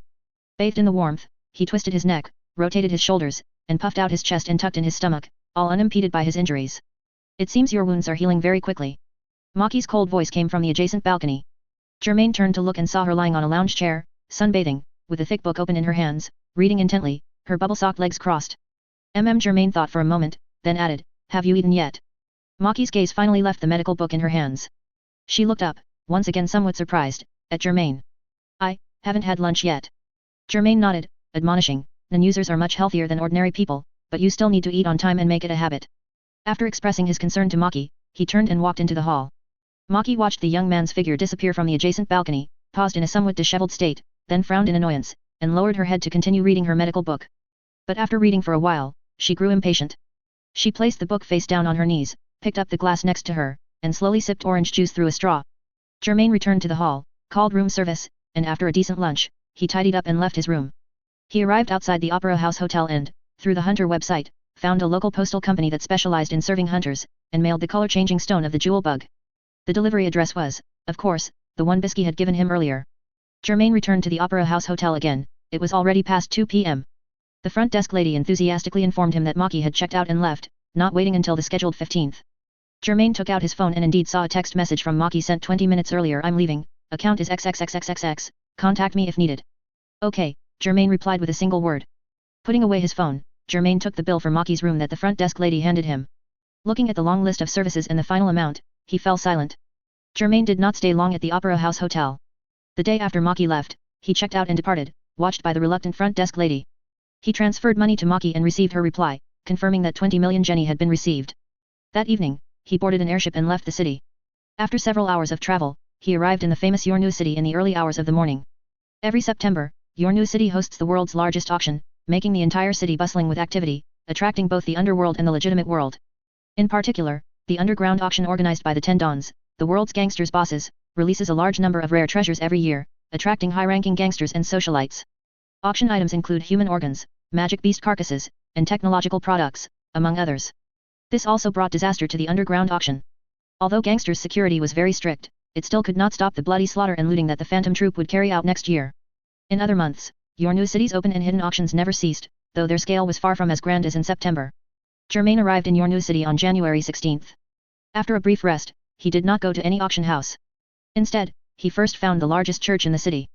The old priest watched this young man, dressed in black hunter robes, meditating in the cloister, praying in the transept, and then receiving flagellation in the penitentiary, and could not help but be greatly surprised. I have never seen anyone repent so many times at once. He must have been deeply sinful, but has turned over a new leaf through the Heavenly Father, and is now a faithful believer. The old priest quickly walked forward, holding a Bible, and stopped Germain. Sir, may I take a moment of your time? I hope to tell you about our Heavenly Father and Savior. Ah, no need, thank you. However, to the old priest's great disappointment, Germain decisively refused his kindness and left the church directly. The old priest stared blankly and bewilderedly as his back disappeared around the corner of the main door, not understanding what had gone wrong. Germain walked on the streets of Yornu city, his fingers lightly caressing the remaining whip marks on his body, sighing softly with a hint of regret. It really doesn't work? Is it because I didn't truly believe in God or pray sincerely? My stress hasn't decreased at all. Instead, a few more whip marks have been added to my almost healed wounds. This was the first stress-reducing method he tried, but it ended in complete failure. However, this was just the beginning, and Germain did not give up easily. So, Germain went to try the second stress-reducing method. Soon after, inside an old bar in Yornu city, glasses clinked and voices buzzed. Germain sat at the long bar, drained his drink, then placed it on the table and pushed it towards the bald bartender. Sir, would you like another drink? The bald bartender asked tentatively. No need, Germain replied sullenly. He had already drunk enough. At this moment, a woman who had been posturing for a long time nearby couldn't help but lean closer, licking her lips.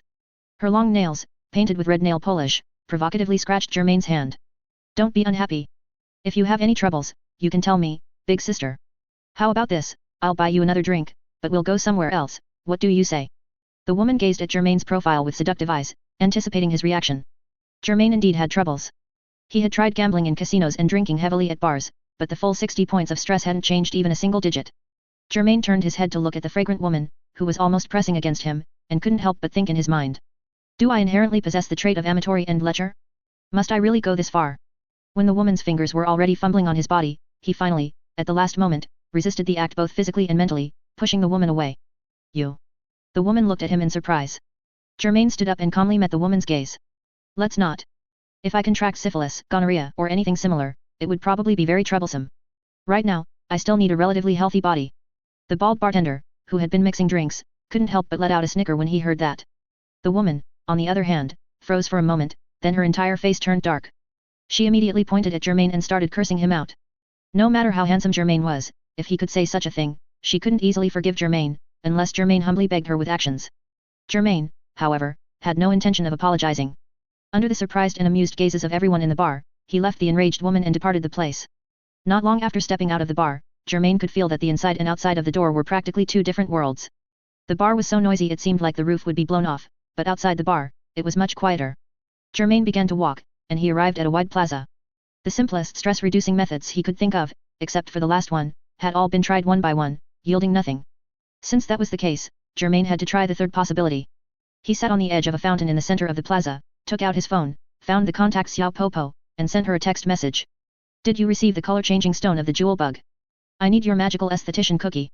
Germain waited by the fountain for about 10 minutes, making eye contact with the pigeons on the ground for quite a while, before receiving Bisky's reply. I told you your greetings and concern are too perfunctory, angry face. However, the gem has been received, and I like it very much, grinning face, ... You actually know mine ability. It seems you've investigated a lot about me. How scary, you're not plotting against me, are you, scared face? I told you to get a hunter license and gave you the hunter-dedicated website, not for you to do such things as probing a girl's secrets, sighing face, ... Bisky's characteristic, mischievous teasing, at least Germain could be sure that it was Bisky on the other end of the phone. I want to try the ability of magical aesthetician cookie. After typing out a line, Germain thought for a moment and then added, I will provide appropriate compensation. Is that so?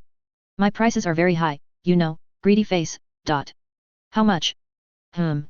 Since we're acquaintances, it'll be 20,000 jenny per session. 20,000 jenny? Maki's non-stitching cost a total of 20 million jenny. In comparison, Bisky's quote was very cheap. Germain didn't complain. He didn't have much jenny left in his bank account, but paying 20,000 jenny was still enough. Moreover, he came to Yornu City specifically to find the underground auction house here, intending to sell the Lord of the Crow's single eye to the gangsters to earn a large sum of jenny. So, Germain agreed. Okay. I'm in Yornu City. Approximately when can you arrive? While Germain waited for Bisky's reply, his fingers inadvertently brushed against his pocket, suddenly realizing it was bulging. He reached in and pulled out a pink wallet. The wallet was adorned with some starry decorations. Opening it, a woman's photo appeared on the identification card. After examining it for a moment, Germain confirmed it was the same woman from the bar earlier, after she had removed her makeup. So, this wallet is hers, but why did it end up on me? Ah. I remember now. Germain has kleptomania, which flares up from time to time, even becoming as instinctive as walking, blinking, or breathing. Unless he consciously thinks about it, he might not even realize it happened. When the woman leaned in, Germain's hand was indeed not entirely clean, subconsciously reaching into her embrace. It's just that, given the situation, the woman either didn't notice, or she noticed but thought it was flirting, and therefore didn't react, allowing Germain to succeed. Germain flipped through the money in the wallet, counting it. There were over 20,000 jenny, just enough to pay for Bisky's first installment, so he put it away. As for personal items like ID documents, he would find an opportunity to dispose of them later. After a while, Bisky finally replied. You didn't suggest you come to me. But, never mind, I'm relatively close to Yornu City anyway, so I can be there the day after tomorrow. The day after tomorrow, which would be January 18th. That only left Germain 2 days to sell the Lord of the Crow's single eye. He definitely wouldn't be able to finish before Bisky arrived, but Germain found it acceptable. Then it's settled. See you the day after tomorrow, love you, heart gesture, ... Germain ended the text conversation and was about to put away his phone when he suddenly heard a female voice from nearby. Ah. It really is you. Germain thought the woman from the bar had come looking for him, but when he looked in the direction of the voice, he found it wasn't her. Standing in front of him was a short-haired woman with thick-rimmed glasses, wearing a golden inverted cross necklace, a black sweater, and form-fitting jeans. She adjusted her glasses and, with an uninflected tone, repeated, Ah. It really is you. Repeating it, perhaps she was worried Germain hadn't heard clearly? Germain sized her up and quickly matched her with someone in his memory. She was Shizuku, who was originally supposed to become Phantom Troop member number 8 around this time, but Germain had beaten her to it. Germain was a bit surprised to see her here, and also surprised that she recognized him. On one hand, Shizuku's memory is remarkably selective, anything she doesn't care about is quickly forgotten entirely. From this perspective, Germain must have left a very deep impression on her. On the other hand, Germain had searched through the original body's remaining memories countless times over the past 2 months, and there was no record of meeting Shizuku. So, why does Shizuku know me? Is it because we both came from Meteor City, and she once saw me? Do I know you? Germain put his phone back in his pocket, put on his tricorn hat, and asked tentatively. Shizuku nodded a few times, her thick glasses frame slipping down her nose, forcing her to repeatedly adjust them. Her large eyes seemed to hold only innocence and curiosity. However, Germain knew very well that her ruthlessness towards enemies was no less than his own. You owe me 500,000 jenny. Shizuko held out her palm to Germain. Please return it to me. Germain's expression immediately turned cold, and he sat up straight, shaking his head. I don't remember any such thing. Hey. This time it was Shizuko who was bewildered. She tilted her head and thought for a while, muttering to herself, did I remember wrong? Is it not him? Germain felt it was not advisable to stay here long, so he stood up and turned to leave. But he hadn't walked far before he realized Shizuko was following him. I don't owe you money. Germain said, not looking back, but insisting. Shizuko held one palm towards Germain and rubbed her temple with the fingers of her other hand, her eyes under her eye sockets narrowing. Don't speak yet, let me think. Germain had no choice but to ignore this inexplicable woman and walked into a nearby internet cafe. He turned on a computer, took out a card reader, swiped his hunter license, then logged into the hunter dedicated website and searched for auction houses in your new city. He wouldn't sell the Lord of Crow's single eye directly to the gangsters, but would instead find non-users or at least buyers who had mastered an ability. Only they truly understood the value of the Lord of Crow's single eye. After paying for the information, Germain quickly gathered a large list of candidates and addresses. After careful screening, he finally identified 3 auction houses he could try. At this moment, Shizuko suddenly pulled a nearby chair over, sat down next to Germain unceremoniously, and snatched the mouse and keyboard. Let me check something. Germain had no choice but to drag his chair and move it to the side. She searched for keywords like Germain and Meteor City Assassin, and quickly found information about Germain. Born in Meteor City, professional assassin, B-rank wanted criminal, and suspected new member of the Phantom Troop were highlighted in bold in the information section. Next to it was a side profile photo of Germain, which appeared to have been taken a long time ago and hadn't been updated, his features still looking somewhat youthful. The remaining content required payment to view. Shizuko adjusted her glasses, which had once again slipped down her nose, and pointed at the side profile photo. Is this photo you? It's me. Is it? Yes. I knew I didn't remember wrong. Shizuko once again held out her palm to Germain. You have to pay me back, 500,000 jenny. So, where exactly have we met? Germain frowned. Shizuko's firm tone made him doubt himself a little. What is the 500,000 jenny for? Hey. Shizuko was stunned for a moment, then tilted her head and thought for a while, and then said, oh, now that I think about it, it seems we haven't met. Haven't met? Before, Mr. Bilbo always paid me directly, but 3 months ago, he suddenly died, so I can only come to you for the 500,000 jenny he owed me. Bilbo.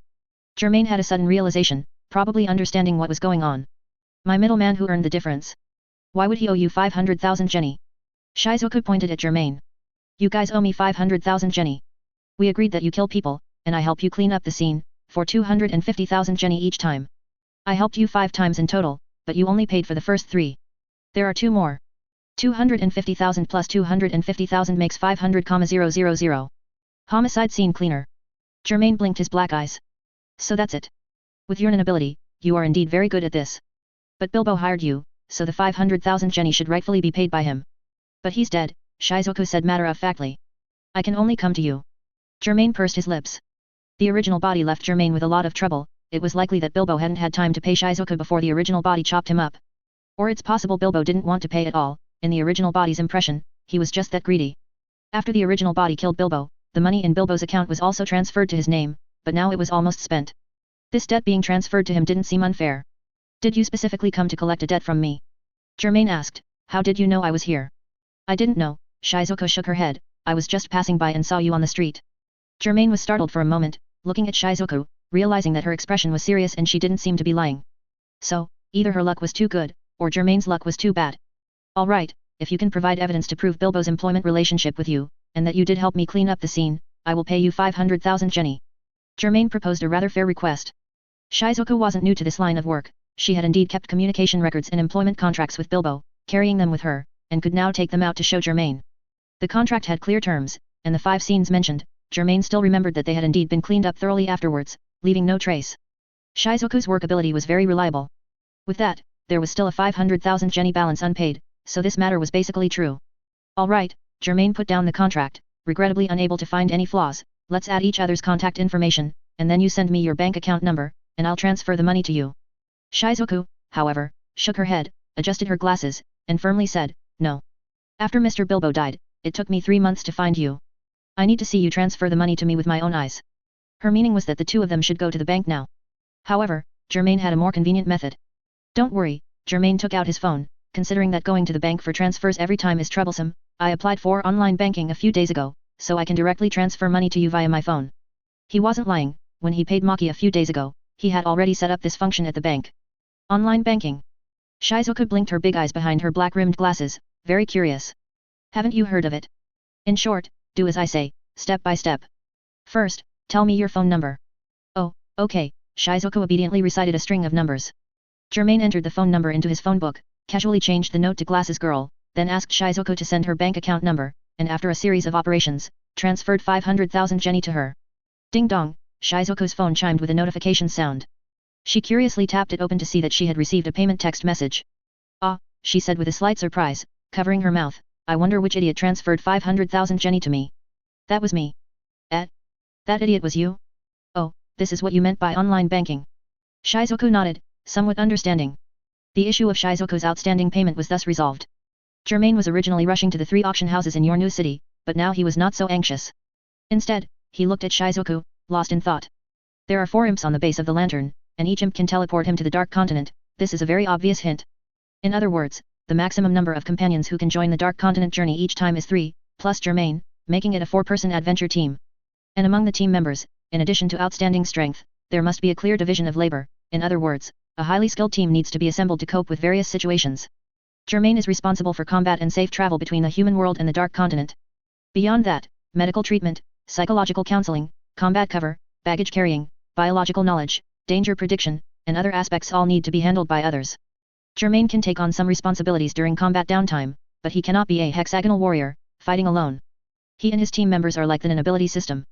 Germain belongs to the materialization type, he can lean towards the transmutation type, and under certain special conditions, he can transform into the rare specialization type.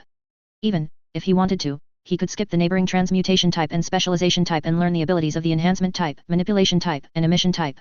However, the cost is that the effort will be twice as much for half the results, and extremely obvious weaknesses will appear. Instead of doing everything himself, it's better to leave it to experts. Germain understood this principle a long time ago, and he was also considering several candidate members, but he had concerns about all of them and did not easily tell them about the lantern. Maki is backed by the Phantom Troop, and Bisky is backed by the Hunter Association, both of whom have the potential to attract various non-users from the V5 nations if exposed. Germain does not want to take such risks before his strength has grown enough to protect himself. As for Hisoka, he remains to be observed. Hisoka loves to fight, and in that sense, he is a very good candidate, but his behavior is too unpredictable, and unpredictable actions might occur during the Dark Continent journey. So, what about Shizuku in front of him? Her non-ability, Blinky, can swallow anything she subjectively deems lifeless, and the last item swallowed can be spit back out. If Shizuku had been with him a few days ago when facing the Lord of Crows, she could have not only covered Germain in combat but also recovered the Lord of Crow's body after the battle. In that case, what Germain would be auctioning now would not be the Lord of Crow's single eye, but the Lord of Crow's carcass, whose value would have multiplied many times over. Germain was silent for a while, somewhat tempted, so he asked, Shizuku, are you currently part of any organization or force? No, Shizuku looked down at her phone, and after counting the zeros after the amount in the text message, she looked up and asked, what's wrong? If I hire you as my teammate to go to an extremely dangerous place with me, would you be willing? Shizuku seemed a bit muddled, but at this moment, she shrewdly blinked her eyes. How much do you plan to pay me? It depends on the harvest after our return, Germain replied. Currently, there are only 2 of us in the team, so we can split it evenly. If more people join in the future, it will also be split evenly with them. Where are you taking me? What is the danger? And what is the harvest? Shizuku inquired seriously. I cannot say until you agree to join and sign a contract. I see. Shizuku placed her finger on her lips, tapping gently. Don't speak for now, let me think. Thanks to Angzi Shi for the reward. Thanks to fellow readers for the monthly and recommendation tickets. Take your time to consider it carefully. Germain checked the pocket watch he took from his hunter's robe. I still have some matters to attend to, so I'll be leaving now. However, I'll be staying in your new city for 2 or 3 days, and you also have my contact information. Where are you going? Shizuku asked curiously. I'd rather not say. Germain got up from the internet cafe's swivel chair, retrieved his hunter license, and turned off the computer. Contact me once you've made up your mind.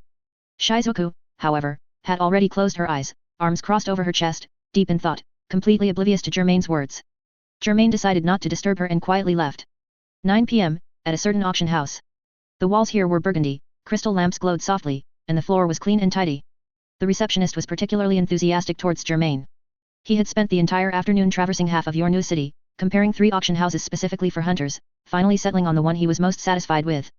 The appraiser at this particular house, being a former hunter, recognized something was off with the Lord of the Crow's single eye at first glance, believing it to be enveloped by an ominous nun, which would bring misfortune to its holder. After putting on rubber gloves and actually touching the baseball-sized eyeball, he placed it back into the solution in the glass jar and did not touch it further. Sir, I have 2 suggestions. The appraiser took off his rubber gloves. Do you want to go the secure auction route, or do you want to quickly resell it for cash? Germain did not rush to decide, instead asking, tell me the pros and cons of both. The appraiser nodded, answering as concisely as possible. If you go the auction route, the advantage is that it's safe and stable, and with many bidders, it's likely to fetch a high price. The disadvantage is that it requires going through the full consignment auction process, and the payment and fees can only be settled at the end. How long would that take? Germain asked. At least half a month, the appraiser replied truthfully. Sometimes it's not very smooth, and it's normal for it to drag on for 1 or 2 months. Germain couldn't wait 1 or 2 months, so he asked, what about the second option then? If it's a quick resale, it essentially means introducing it to several private clients who are interested in this area. The advantage is clear targets and quick settlement, while the disadvantage is that the offer price is entirely up to the client's preference. What's the fastest settlement for this type? Several clients are currently in your new city, the appraiser said. If they take an immediate liking to it, it's not uncommon for them to pay on the spot. After some consideration, Germain decided to go with the quick resale route first. Please help me contact the clients in your new city. Alright, please wait a moment. The appraiser took out his phone, took photos of the eyeball from various angles, sent them out, and then made a call. After a period of tedious conversation, the appraiser put down his phone and said, someone from the Nostrade family will be here to take a look shortly. Please wait. The Nostrade family is. The appraiser looked up, a little surprised, not expecting Germain to be unaware of the famous Nostrade family. To prevent Germain from inadvertently offending them, he elaborated a bit. They are a gangster's family currently on the rise. They just happened to be passing through your new city and also happened to express a desire to seek out the eyes of beasts, magical beasts, and rare beasts. I hear the family head's daughter has extremely accurate fortune-telling abilities, likely some kind of an ability. Even the Tendons place considerable trust in the Nostrade family's young lady's divinations. That family head, relying on his daughter's divinations and the Tendons' trust, has steadily expanded the Nostrade family's influence. Nostrade family, daughter, fortune-telling ability, it must be her, right? Germain felt reassured and nodded. 10 p.m., members of the Nostrade family finally arrived. Escorted by a dozen bodyguards in black suits were a middle-aged man and a blue-haired young girl who was playfully clinging to him. The appraiser led them to the sofas, where they sat down, and then showed them the Lord of the Crow's single eye, soaking in liquid within the glass jar. Light Nostrad, the head of the Nostrade family, pursed his lips and turned to his bodyguard, Daltsaline. Daltsaline immediately understood, stepped forward, picked up the glass jar, confirmed its contents, then quickly placed it back on the table and bowed to Light. Boss, the eyeball indeed possesses a strong and of cursed grudge. Light's previously stern, furrowed brows visibly relaxed. However, his daughter, Neon, next to him, pouted. This isn't a human eye. I still prefer human organs. If it were the Kurta clan's scarlet eyes, it would be perfect. She put her hands on her hips, a little displeased. Neon, this can't be helped, Light comforted her. Scarlet eyes are already very rare on the market. I heard that most of them have been bought by the Kaken royal family's 4th prince. Neon thought for a moment, then let out a long sigh. Dad, I know, I'm not a child anymore. How can our family compete with a prince's wealth? It's good that you understand. But for your birthday gift this year, I will definitely prepare a rare human organ for you to put in your collection room. Really? That's great. Thank you, Dad, I love you the most. Neon cheered. Light was also infected by his daughter's joy and chuckled.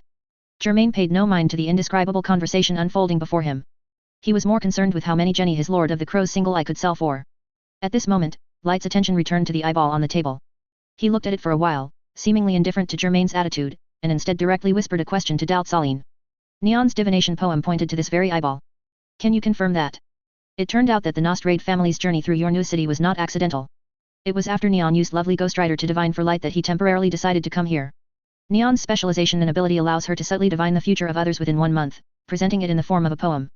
Yes. Daltsaline nodded, also lowering his voice. The place where treasures gather should refer to your new city, and the pupil of a terrifying beast is probably this eyeball. Light pondered for a moment, then said, so, if I spend a large sum, watering it with more blood to buy this eyeball, the flower in my palm won't wither, right? Daltsaline glanced at Neon, who was still immersed in joy, and nodded, that should be the case. Light gazed at the eyeball for a while longer, finally making a decision. He looked at Germain. I am willing to pay 100 million Jenny for it. Of course, I will also cover any other intermediary fees. 100 million Jenny? This is equivalent to the money one could get by mortgaging a hunter license. For an eyeball with a curse, but not a strong one, this price is quite high. Germain was a bit surprised, but he quickly glanced at Neon and roughly guessed what was going on. It was probably Neon's lovely ghostwriter that predicted a certain future, and to avoid this future, the Nostrade family needed to buy the Lord of Crow's single eye. Someone was willing to pay 100 million Jenny, and he was in urgent need of money. Even if a public auction might yield a higher price, there was no reason for him not to accept. All right, Germain nodded. After the payment is complete, it will be yours. Seeing Germain agree so readily, Leorio breathed a sigh of relief, but also felt a hint of suspicion. He was relieved because Germain didn't raise the price, and the transaction seemed like it could conclude cleanly. The hint of suspicion was because Germain agreed so quickly, making him wonder if the eyeball's value wasn't actually that high. If he hadn't been pressed for time, Leorio would usually have investigated thoroughly, but now he could only let it go. Neon's prophecy poem had predicted Leorio's future within the current month, hinting at Neon's unfortunate fate. His daughter's safety was more important. He had to avoid her withering future, otherwise the currently rising Nostrade family would fall, and their enemies would seize the opportunity to kick them while they were down. This could not happen. Leorio dared not imagine the misfortune he would face if he lost his daughter, it was too terrifying. Neon had not read the prophecy poem she had divined, as doing so ensured the accuracy of the prediction. Therefore, she didn't know the inside story and was somewhat surprised at this moment. Dad, you actually bought it? Didn't you say it had a curse? And it's just a beast's eyeball, it's not pretty at all, and it's useless to buy it. Just put it in the basement, Leorio said, immediately adopting a kind demeanor towards his daughter. The curse won't affect us. Daltsaline also offered a timely suggestion, or give it to enemies or rivals. This eyeball might, in the near future, disturb their minds and make them make wrong judgments. Good idea, Leorio agreed with a nod. Germain was also very certain of this, he was the first person whose mind was affected. However, he had possessed the Lord of Crow's single eye for 3 days and had not been affected again. In other words, to influence the mind of an user with it, it needed to be placed nearby for at least 3 days. For ordinary people, it should be even shorter. There were still quite a few restrictions, after all, it had already separated from the Lord of Crows and was a dead object. It was getting late, and Neon, who had insisted on following her father out, now yawned, feeling sleepy. Seeing this, Leorio asked his daughter a few concerned questions, then instructed, Daltsaline, transfer the money to him. We should be leaving soon. Yes, boss, Daltsaline replied respectfully. Leorio then looked at his daughter, Neon, let's go. Go back and get some rest early, don't stay up late anymore. Yes, Neon deliberately drew out her voice, playfully sticking out her tongue. I know, Dad, I'll go to sleep after I finish the human puzzle. That was her most recent treasure, as the name suggests, it was a jigsaw puzzle, but it pieced together human organs. She decided to frame it after completing it and hang it at the entrance of her collection room. Oh, you, Leorio chuckled, looking like a doting father who couldn't do anything about his willful daughter, Neon. The father and daughter, surrounded by a group of bodyguards, came like a black tide and receded like a black tide. Daltsaline, on behalf of the Nostrade family, transferred 100 million Jenny to Germain's account and also paid a fee to the auction house. After Germain confirmed the transfer was correct, he handed him the Lord of Crow's eyeball. Daltsaline, holding the glass jar, cast a final glance at Germain, then turned and hurried to catch up with his boss. By the time he caught up with his boss, they were outside the auction house. Neon was already in the back seat of the black car, while the boss was arguing with someone who had just approached. It was a bald man wearing sunglasses, followed by several bodyguards, confronting the Nostrade family. Leorio, don't be so arrogant. The bald man said with a trilled R, chin held high, scornfully pointing his index finger at Leorio. You useless man who rose to power by relying on his daughter. Daltsaline's expression darkened. He handed the solution jar to one of the bodyguards and aggressively started to walk in front of Leorio, but Leorio held him back with a hand. Stand down, Leorio signaled with his eyes. Daltsaline quickly responded, yes.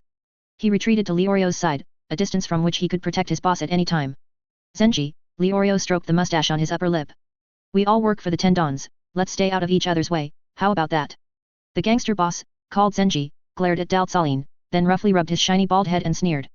You were just a small-time boss before, you only rose to power through trickery. Do you even deserve to be compared to someone like me, who would go through hell and high water for the 10 Dons? You'd better watch your mouth, Leorio said, hands behind his back. It's your freedom not to believe Neon's fortune-telling, but are you implying that the 10 Dons would be easily deceived?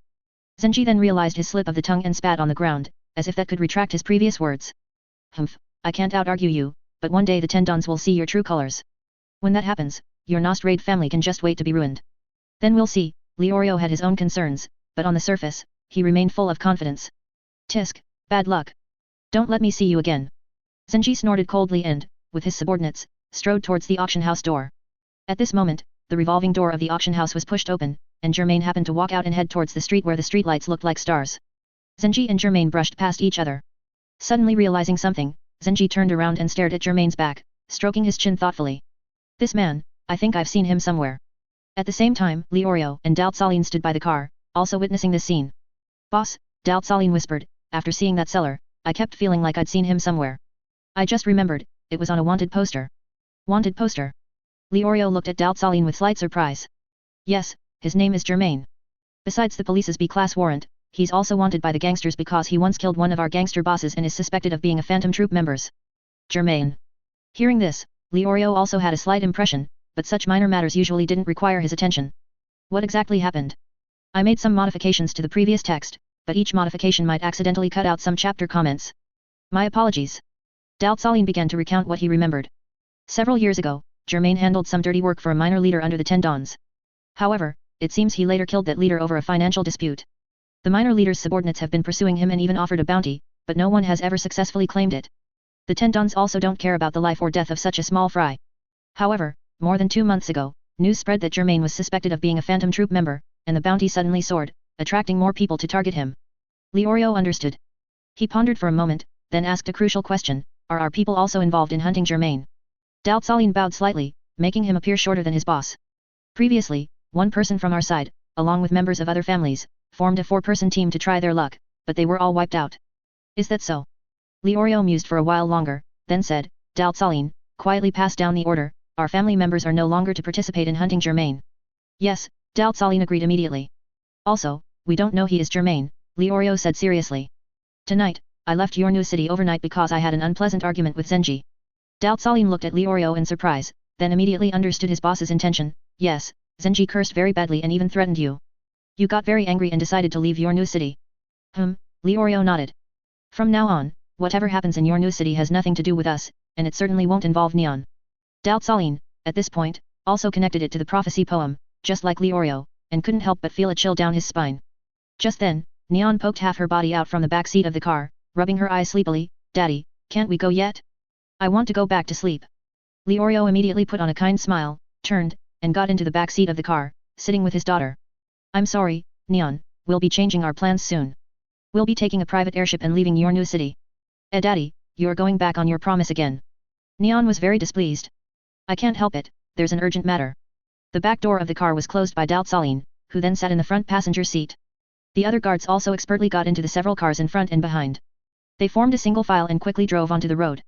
On the other side, Germain was not in a hurry to return to the previously booked Becky Hotel, but instead strolled along the long river embankment.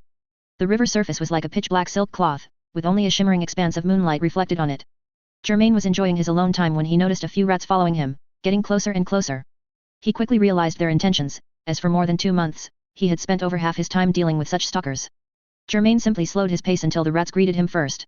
Hey, Zenji, with one hand in his pocket and the other stroking his bald head, cut in front of Germain from the side and shouted, are you that Germain? It's me. Germain was very familiar with these routines. To save time, he admitted directly, you only have 6 people. Are you going to attack me? What? Zenji raised his voice. You don't think that just because you killed a minor leader and joined that so-called phantom troop, I'd be afraid of you, do you? Zenji's 5 subordinates all drew their pistols, maintaining a fan-shaped formation, their muzzles pointed at Germain. You kid, do you know what gangsters are? Zenji, with both hands in his pockets and a clicking tongue, was fearless. I am a direct leader of the 10 Dons, the highest ranking among the gangsters. The mere phantom troop, they just haven't met us yet, and they dare to call themselves the worst bandit group in history? You guys are too arrogant. Germain did not respond to Zenji, it was best to remain silent now.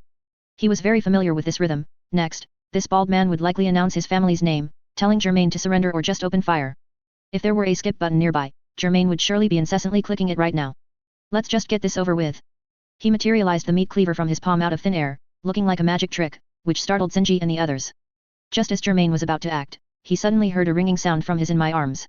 So he reached into his hunter's black robe with his left hand and pulled out his phone. The caller ID showed Glasses Girl. Hello, Germain answered the call. Shizuku's voice came from the other end of the line. Hello, is that Germain?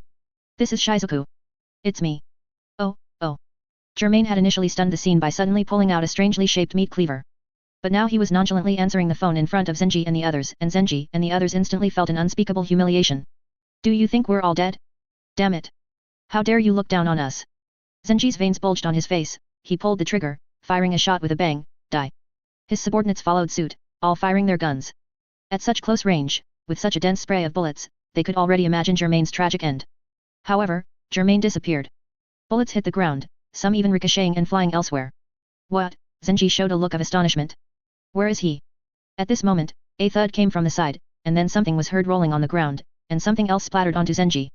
He looked over and saw Germain standing beside one of his subordinates. That subordinate had become a headless corpse, blood spurting out with a hissing sound.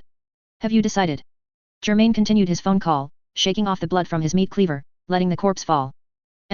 Millimeter. I understand.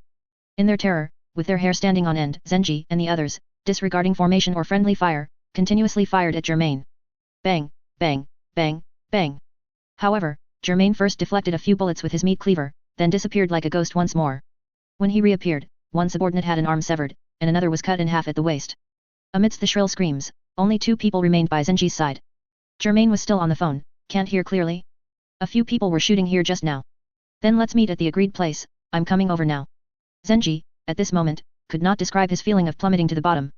He had fired all his bullets, yet not a single one hit Germain, and he watched helplessly as Germain casually chopped down another subordinate. The last subordinate wailed for mercy, looking to Zenji for help, but was split open through the abdomen by Germain. His intestines flowed out like a full load of cargo spilling from a train car. He reached out with both hands to try and stuff them back, but he couldn't get them back into his belly, and could only fall to the ground with a tear-streaked face. All right then, see you later. Germain said that, waited a moment, then hung up the phone and put it away. He looked at Zenji, his eyes piercing. There's one left. Zenji's bald head was covered in cold sweat. He now realized his predicament, his pupils involuntarily constricting, his lips trembling. Do you know who I am? Do you know what you'll bring upon yourself by harming me? No, and I'm not interested. Germain walked towards Zenji, the shadow of his hunter's robe stretched long by the moonlight. I've already reported that you're in your new city. Zenji backed away. If something happens to me, you'll be... He couldn't finish his sentence, because with a clatter, the transformed meat cleaver suddenly struck his face, embedding itself in his skull. Fear and despair became his final thoughts. Pfft! Germain pulled out the meat cleaver. Zenji's bald head was like a split watermelon. His eyes lifeless, he softly slumped to the cold ground with a thump, losing his former boisterous vitality. Germain scanned the area and noticed that one man among the 6, whose arm had been severed, was still alive. Please, spare me. Germain ignored his pleas and finished him off. Afterwards, he crouched down, rummaged through the 6 corpses, found cash, tucked it into his in my arms, and also stripped the ring off Zenji's finger, taking it with him. These were his rightful earnings. Germain's next itinerary should have been to return to the Becky Hotel. However, he had an appointment to meet Shizuku, so he took a taxi to the plaza where they had met during the day. At 11 o'clock at night, the taxi stopped at the edge of the plaza. Germain paid the fare and slowly walked across the plaza. There were only a few pedestrians visible, and most of them were hurrying along. The fountain had stopped flowing, and the statue in the center looked like a person standing in the dark. Under a street lamp not far away, a dimly lit yellow area was illuminated. Shizuku sat on a bench there, holding a palm-sized book in her hands, reading intently. Germain walked towards her. Shizuku quickly noticed the footsteps and aura, looked up, and seeing it was Germain, she closed her book and stood up. I was interrupted just now, Germain said directly. I'll confirm again, you've decided to agree to my request and cooperate with me long-term, right? Shizuku adjusted her glasses and nodded. Rather than accepting jobs from strangers, it's better to cooperate with someone from Meteor City, too. That's what I think. There was a reason for her thoughts. Meteor City accepts all trash, even if that trash is a living person. Therefore, Meteor City is mostly populated by people without social identification, and without identification, they are relegated to the lowest rung of society. Consequently, the residents of Meteor City, especially children, became targets for wealthy elites, gangsters, and local thugs. After all, no local government would bother with the lives of these people. This forced Meteor City to undergo a painful transformation. The Meteor City elder cooperated with gangsters, sending some talented individuals from here to be trained by the gangsters, in exchange for superficial peace and stability. The former Germain had used this channel to leave Meteor City and go out into the wider world. However, few people willingly act as someone else's dog. The Meteor City elder and residents gradually developed a concept of resistance for this reason. We accept all, so do not take a single cent from us. To protect Meteor City, they needed to project a fearsome aura to the outside world. This required considerable unity among residents, even to the point of launching suicide attacks on the outside world for residents who had been wronged. To the outside world, Meteor City was a terrorist organization stronghold, but to the residents of Meteor City, it was a tightly knit organization that watched out for each other. The Phantom Troop was also born in such a large environment. Shizuku hadn't fully trusted Germain, it was simply that this ideology had accompanied her growth and was deeply ingrained. Good. Germain also didn't hesitate, extending his hand to Shizuku. I hope our cooperation is pleasant. Cooperation is pleasant. Shizuku also extended her hand. They shook hands, then released. You can tell me now where we're going, right? Shizuku asked, or do we have to sign the contract first? In fact, signing or not signing a contract held little meaning for 2 people from Meteor City. If one intended to abide by it, they would do so completely, if not, the contract was just a stack of waste paper. So, Germain shook his head and stated directly, it's the Dark Continent. Dark Continent? Shizuku tilted her head, blinking her large eyes in confusion. Is it a place outside of the world? We can't possibly get there, can we? We can't possibly get permission. She said impossible twice. Under normal circumstances, she would be right. The V5 nations had not sent personnel to the Dark Continent for decades, and even if there was such an intention recently, it was unlikely that people from Meteor City would receive permission. Germain was about to explain when he heard the sound of car tires rubbing against the ground, coming from all directions. Soon, the previously quiet plaza was suddenly filled with more than a dozen black sedans, stopping at various intersections, completely surrounding the area. A group of men in black got out of the cars. Some held mobile phones, some held guns, and others pushed the taxi driver who had just brought Germain over out of his car. The taxi driver fell to the ground, got up, looked up and saw Germain, then shouted loudly. It's him. The person in the photo, it's him. Do you even need to say? The man in black next to him kicked him, then squinted his eyes, glanced at Germain and Shizuku, and walked towards them. The other men in black also surrounded them. Seeing this, the taxi driver took off running, getting away from this troubled place. Germain. The leading gangster's cotter spoke in an unfriendly tone. How dare you harm Zenji, you people from Meteor City are becoming more and more disrespectful of the rules. Don't think you can escape. The 10 dons have already given the order, issuing a high bounty, regardless of your life or death. Now all the gangsters in your new city are active. We have people in every district. Will you and your companion surrender to us, or resist to the very end? You have 5 seconds. The man's words were not yet finished when his vision spun. He felt like he was on a roller coaster, then tumbled to the ground in a rather strange posture, as if he had turned into a ball. When the sharp pain and the surrounding screams came, the gangster's cotter's eyes widened, and he understood what had happened to him. I was cut. Germain had already stood before him in the blink of an eye, the meat cleaver in his hand dripping blood. And that blood belonged to him. He cut off Boss Ross's head. When did he rush over? Don't just stand there, shoot, kill these 2 bastards. Shizuku, standing beside Germain, was also treated as an accomplice, although strictly speaking, she was indeed an accomplice now. Shouts rose and fell, followed by a dense hail of bullets. The bang bang bang of gunfire and the clink clink clink of spent casings hitting the ground formed a rapid and dangerous symphony. Germain materialized a winged shield with his left hand, holding it in front of him to block the incoming bullets. The bullets struck the shield with dull thud thud thud sounds, all ricocheting away. He moved forward with incredible speed, his figure flickering between the dim yellow lights and dark shadows. Each time he reappeared, several gangsters would cry out in pain, cut down by him. Are these all enemies? I'll help Germain too. Shizuko had no intention of just watching. Germain attracted most of the firepower, and she took the opportunity to materialize an apparatus resembling a vacuum cleaner Blinky.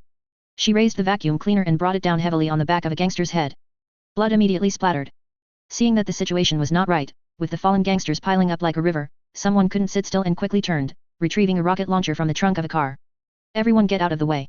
With the launcher on his shoulder, he aimed at Germain's exposed back, not caring if he would hit his own men, and with a loud roar, he fired. Boom. The armor-piercing round whistled out, startling the other gangsters, who scattered in all directions. Those who barely managed to dodge cursed loudly. Germain had already sensed the incoming projectile, but he was not Uvigen of the enhancement type, so he couldn't withstand a rocket head-on. However, the speed of the armor-piercing round was too slow in his eyes, allowing him to nimbly dodge it. With a flicker, he vanished from his original spot, the projectile flew past and exploded with a roar, but hit nothing. The man carrying the rocket launcher, desperate and acting recklessly, widened his eyes. He dodged that. Does he have eyes on the back of his head? Before he could understand what had happened, Germain suddenly appeared beside him as if skipping a frame, and his meat cleaver thwacked into his neck. You. The man's head snapped sharply to the side, still connected to his neck by a thin layer of flesh, and the rocket launcher in his hand clattered to the ground with a thump. The other gangsters, seeing this scene, were almost scared out of their wits. They all held guns, yet they felt as if they were unarmed, and Germain was the one holding the gun. Germain, holding his meat cleaver, rushed to pursue his next prey, casually cutting down several gangsters who tried to ambush Shizuko with their guns. Shizuko was equally agile and ruthless. The vacuum cleaner in her hand was like a large iron hammer, constantly swinging, stained with crimson. Several gangsters, in their terror, charged blindly, but all became souls at her feet. The 2 materialization type non-users took less than 5 minutes to eliminate all the gangsters present, not one managed to escape. One of the gangsters, still clinging to life, lay on the ground, clutching his profusely bleeding wound, and looked at them in terror. Are you demons from hell? No. Shizuko raised her vacuum cleaner high and smashed it down on his head with a thump, flattening his skull. The priest at Meteor City Cathedral told me that even if you do wicked, demonic deeds, as long as God forgives, you can go to heaven. He also told me to wear an inverted cross, saying it's the key to heaven, representing our humility before God. She picked up the inverted cross necklace hanging around her neck and showed it to the dead man. But the gangster was already dead and didn't hear Shizuko's sermon at all. Germain walked over, carrying his meat cleaver. The battle was not yet over. He keenly sensed 2 more people approaching, different from these gangster thugs, and warned Shizuku. There are 2 more people, probably non-users. Oh. Shizuku put down her inverted cross necklace and looked into the darkness beyond the lamplight. 2 silhouettes emerged, they stepped over the piles of corpses, treading on a red carpet of blood, and walked out. Even though the enemies are non-users, it's really embarrassing for a group of them to lose like this. The tall, thin man, with one hand in his pocket, scratched his spiky hair with the other, his tone full of helplessness. The bald, short man beside him nodded, then shook his head. Luckily, we were on a mission nearby, and the Tendons directly sent us over, otherwise, they would have escaped, and we would have lost phase 2. These two unremarkable individuals were members of the Shadow Beasts, the Tendons Direct Combat Unit. The former was Rabid Dog, the latter Porcupine, both non-users. So you're the ones who killed Zenji? Rabid Dog questioned, revealing his sharp teeth. Don't you know what it means to attack the Tendons' subordinates? Porcupine hummed in agreement. We will capture you and make you, along with your closest friends and family, endure tortures worse than death. This is the end you brought upon yourselves. I don't have closest friends or family. Shizuku interrupted him with her reply. She gripped the nozzle of her vacuum cleaner with her right hand and pressed it onto a corpse at her feet. The large mouth at the vacuum cleaner's tip was gulping down blood. She then pointed at Germain. I think he probably doesn't either. Rabid Dog and Porcupine were choked by her words, stunned for a moment. Germain, drawing on information from his memory, pointed at Rabid Dog. He has enhanced teeth, strong enough to bite through rebar and steel plates. Germain then pointed at Porcupine. He has enhanced all his body hair, also strong enough to pierce steel. In the future of the original timeline, Rabid Dog and Porcupine had fought Yuvijin and managed to wound his flesh. Comparing Yuvijin's body to rebar and steel plates or steel might even be an understatement. I understand. Shizuku did not doubt the information Germain provided. Rabid Dog and Porcupine, however, looked at Germain in surprise. You actually know our abilities? It seems you already know our identities. This made them even more astonished. Even knowing that the Tendons Direct Combat Unit had arrived, there was no fear or retreat in their eyes. Had Meteor City unknowingly bred such monsters? Don't hold back. Rabid Dog sensed something was wrong and patted Porcupine's shoulder. Kill them, don't give them a chance to retaliate. All right, Porcupine replied, I'll deal with the woman, then come help you. The two, who had coordinated skillfully for many years, quickly made their judgments and division of labor, and without any warning, flashed and rushed towards their respective targets. Porcupine did not rush to attack but kept flickering his figure, trying to confuse Shizuku. At the same time, he stared at her vacuum cleaner for a while and came to a conclusion. The materialized weapon is a vacuum cleaner with a large mouth, most likely possessing suction capabilities similar to a vacuum cleaner. I just need to avoid that mouth. Easy. Porcupine rolled his body, and except for the area around his eye sockets, his entire body grew slender, needle-like quills, turning him into a porcupine true to his name. I guess you can't see my movements, can you? My speed is among the fastest even within the shadow beasts. He grunted twice, full of confidence, and naturally, he flashed behind Shizuku at an extremely fast speed and pounced towards her back. Porcupine's embrace would pierce countless bloody holes, causing one to die in intense pain. However, he underestimated Shizuku. Shizuku suddenly turned her head, her big eyes staring at him, startling him. I see you. Porcupine was greatly shocked. Hey. You can see my movements, how is that possible? Before he could react, Blinky's gaping maw in Shizuku's hand had already turned its direction and aimed at Porcupine's face. Poof. Blinky spat out a large pool of blood it had preemptively sucked in, like a cuttlefish spewing ink, spraying all of it onto Porcupine's face in one go. My eyes. Porcupine couldn't dodge in time, and a few drops had already entered his eyes. He instinctively closed his eyes in pain, his entire face covered in blood. But the next moment he closed his eyes, he realized Shizuku's intention, and a sense of dread involuntarily rose within him. He abruptly opened them again. What met his crimson gaze was Blinky's mouth. It extended a long tongue, its tip like an arrow, piercing into Porcupine's eyeball, the only part not protected by hard quills. With a squelch, the tip of the tongue penetrated like a small knife, the eyeball ruptured, reaching directly into the soft brain. Blinky's long tongue retracted. You. Porcupine opened his mouth wide and clawed at the air in front of him with both hands, but caught nothing. His raised quills softened in an instant, lying flat against his body, making him look like a wild man with an astonishing amount of hair. Shizuku raised Blinky and pushed Porcupine's body. Porcupine fell backward with a thud, one eye socket filled with dark red blood, the eyeball in the other eye socket wide open, filled with inexplicable terror. At the same time, Rabid Dog, who was even faster than Porcupine, employed a similar after-image confusion tactic. As he darted about, he constantly watched Germain's movements. As soon as Germain showed a weakness, he would rush up and bite him. The venom on his fangs would be enough to incapacitate Germain in an instant, and he would die from the poison in a matter of moments. Come on, Germain, let me take a bite, and I guarantee you won't see tomorrow's Sunday. However, no matter how much Rabid Dog sped up, or how many angles he tried, he had a gut feeling. As long as he stepped within the range of Germain's N, he would surely die. It's too strange, why do I have this feeling? Fine cold sweat gradually broke out on Rabid Dog's face, this dangerous instinct prevented him from attacking again and again. Aren't you going to make a move? Germain, at this moment, instead urged him coldly. He had been watching Rabid Dog jumping around for a while. If you don't make a move, then it's my turn. And at this moment, Shizuku had just finished off Porcupine. Porcupine's sudden fall further unnerved Rabid Dog. What is Porcupine doing? How did he lose to that woman? Rabid Dog didn't have time to observe the situation over there, he only knew that if he didn't act now, he would be in the disadvantageous position of fighting 2 against 1. So he steeled himself and charged towards Germain, his mouth wide open, his fangs aiming for Germain's neck. A fatal blow, it must be a fatal blow. As soon as the thought arose, he had already stepped within the range of Germain's N. Swish. He tried to take another step, but found that for some reason, his legs had become numb and completely unresponsive, remaining rooted to the spot. Only Rabid Dog's upper body remained, and propelled by inertia, he rushed towards Germain. Germain's meat cleaver, at some unknown point, had been raised, and with a casual swing, it perfectly caught Rabid Dog's falling upper body. Rabid Dog was momentarily stunned, looked down, and then began to tremble. What, so I was cut in half at the waist? Only then did he realize Germain's terror. He hadn't even clearly seen the slash, and the battle was already over. Germain moved his meat cleaver, letting Rabid Dog's upper body fall to the ground, where it twitched a few times before becoming still. However, Germain was still uneasy. The non-users in this world had very tenacious vitality, even with only half a body remaining, they might not die immediately. Either finish them off quickly or wait patiently. He chose the latter and waited quietly for a minute. Rabid Dog never retaliated, and only then was he convinced that this shadow beast was truly dead. Shizuku walked over, still holding Blinky, its long tongue extended. You seem more cautious than I imagined. Do you need my Blinky to eat them all? That would be even more cautious. The people who were alive moments ago were now all corpses, which met the conditions for Shizuku's ability to be used. Germain, however, shook his head. There's no need for that. Their target is me. Now all the gangsters in your new city know my approximate location, so cleaning up the scene is meaningless. He turned to Shizuku. It's just that I've dragged you into this, I apologize. Blinky in Shizuku's hand disappeared, her expression showing no fluctuation. Indeed, you've dragged me into this. Although it wasn't intentional, it is certainly your fault. At the same time, their mistake is even greater, they attacked me without clearly distinguishing between friend and foe. She raised both hands, her left hand making a 3 gesture, and her right hand a 7 gesture. The proportion of your mistakes is roughly 3 to 7. Since things have developed to this point, I cannot go back half an hour to make a new decision, so I can only make judgments and act based on reality. Shizuku accepted the fact that she had been unexpectedly tied to Germain's war chariot. She lowered one hand and pointed at Germain with the other. Cooperating with you might still be profitable.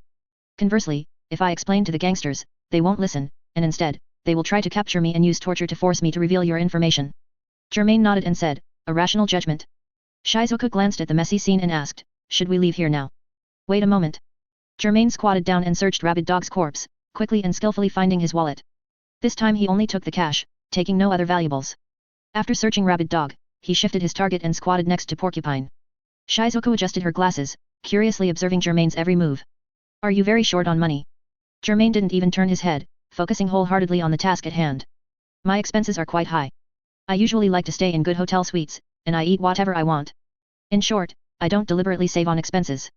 He searched a few more corpses, and the wads of Jenny he obtained almost overflowed the pockets of his hunter's robe. But fortunately, sometimes when I feel like I'm running out of money, someone will voluntarily deliver it. Up until now, I've always been in a rather peculiar state of having endless money.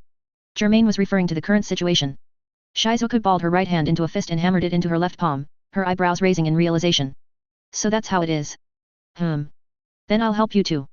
Though she said that, when she squatted down to search the bodies, she pocketed all the Jenny she found into her jeans. Germain naturally wouldn't fight her for it, it was her deserved spoils of war. He still had his exclusive spoils of war 2 attribute points, which he also added to his physique, bringing it to 28 points. The two tacitly looted the corpses and cars, then found a set of car keys, drove away in one of the cars, and left the silent square. Germain sat in the driver's seat, one hand on the steering wheel, the other on the gear stick, staring intently at the road ahead in the deep night. Shizuku sat in the passenger seat, holding a stack of Jenny, counting them one by one, then took out rubber bands to bundle them up. The two looked like bank robbers who had just finished a heist. Shizuku put away the Jenny and looked at Germain, who was focused on driving. Where are we going next? Germain flicked the turn signal and accelerated past a slow-moving truck. I originally planned to meet a friend the day after tomorrow, but now I can only change locations. Staying in your new city would attract too many flies following and bothering us. Shizuku blinked her big eyes. You actually have friends. Those two guys' threats might work on you, but they're useless against me. Germain pressed his lips down. You're the kind of person who no longer relies on the social system, someone fearless, an invincible person, right? Ah. Shizuku's eyes widened slightly, that's pretty much it. I never thought of a suitable word before. Invincible person, yes, I am invincible. The black car drove off the overpass, past a crossroads, and by 1 o'clock in the morning on the 17th, it had left your new city and arrived in another city. Germain abandoned the car by the roadside, no longer using it. The two found an ordinary hotel, booked 2 rooms, and rested until 9 in the morning before setting off together again. Germain had booked 2 airship tickets in advance and took the 11:30 flight with Shizuku, flying out of the city. Sitting in his seat, Germain was editing a message to send to Bisky. My companion and I have boarded the airship and will arrive at our destination this afternoon. He had already discussed with Bisky to change the meeting point and also informed her that he would be bringing a companion. Soon after, Bisky replied. Understood. Speaking of which, the commotion you two caused last night was really something. Rabid Dog and Porcupine, 2 shadow beasts, both died tragically by your hands, surprised face, ... However, so far, the bounty the 10 dons posted on the dark web is for you, your companion hasn't been exposed yet, smirking face, ... But, because you're from Meteor City, they must be very troubled now, right? After all, the gangsters and Meteor City have a mutually beneficial relationship, and Meteor City is famously protective of its own, laughing face. But if they don't punish you too, the reputation of their 10 dons will also suffer greatly. Shizuku sat next to Germain. She noticed Germain was texting, so she leaned over curiously, wanting to see. Germain, however, turned his phone screen away, not letting her see, and continued to edit the message. I won't pin my hope on others' decisions, nor do I want to waste time on them. Approximately when will you meet up with us? After a long while, Bisky finally replied.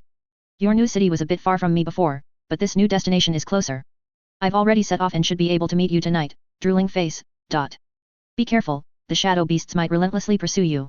Only 2 shadow beasts died, so they probably still have a lot of confidence in hunting you down. Germain replied with a simple okay before putting his phone away. By this time, Shizuku had lost interest in his phone messages and was engrossed in a travel magazine. The airship landed punctually in Saba City, a coastal city, in the afternoon. Barring any unforeseen circumstances, this city would become the registration point for the next hunter exam next year. Germain and Shizuku checked into the Port Dory Hotel, which overlooked the blue ocean. Their rooms were separated by only one wall, and the two planned to quietly wait until evening.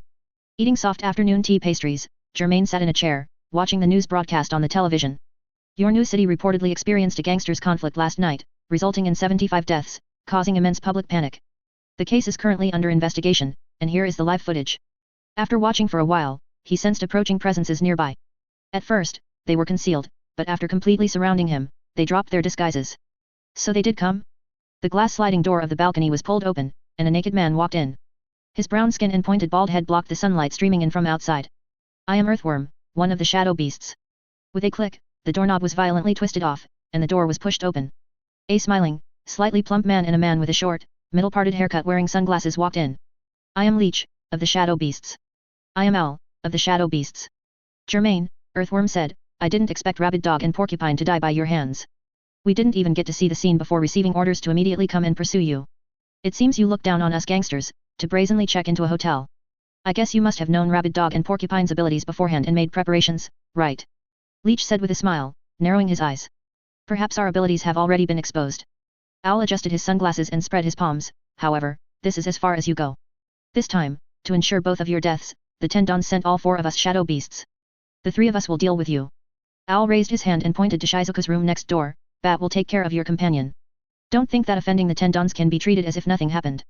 Even if you are from Meteor City, we will punish you if punishment is due. Germain put down the TV remote, calmly finished the last piece of dessert, pulled out a tissue, wiped his mouth, and then stood up. He knew that reasoning with gangsters members was useless. It was Senji, Rabid Dog, and Porcupine who had actively attacked him, which led to their demise, yet now it seemed as if he had actively caused trouble and offended the 10 dons. Was he expected to surrender without a fight? Germain had also seriously considered Bisky's warning. She was right, the deaths of only 2 shadow beasts were indeed not enough to deter the gangsters' desire for revenge. But what if 4 more shadow beasts died? Germain looked up, surveying the 3 people who had suddenly appeared in his room. The 3 shadow beasts, under his gaze and the release of his nin, sensed his intention and couldn't help but frown. This guy, this killing intent, is he serious? We 3 shadow beasts have blocked all his escape routes, and his companion is tied up by the bat, unable to provide support. But there isn't the slightest hint of retreat on his face. Does he really think he alone is enough to deal with the 3 of us? What an arrogant thought. For a moment, the expressions on Earthworm, Leech, and Owl's faces were quite spectacular. In the entire world, they were certainly not among the top nin users, but they were not cannon fodder that could be easily killed either.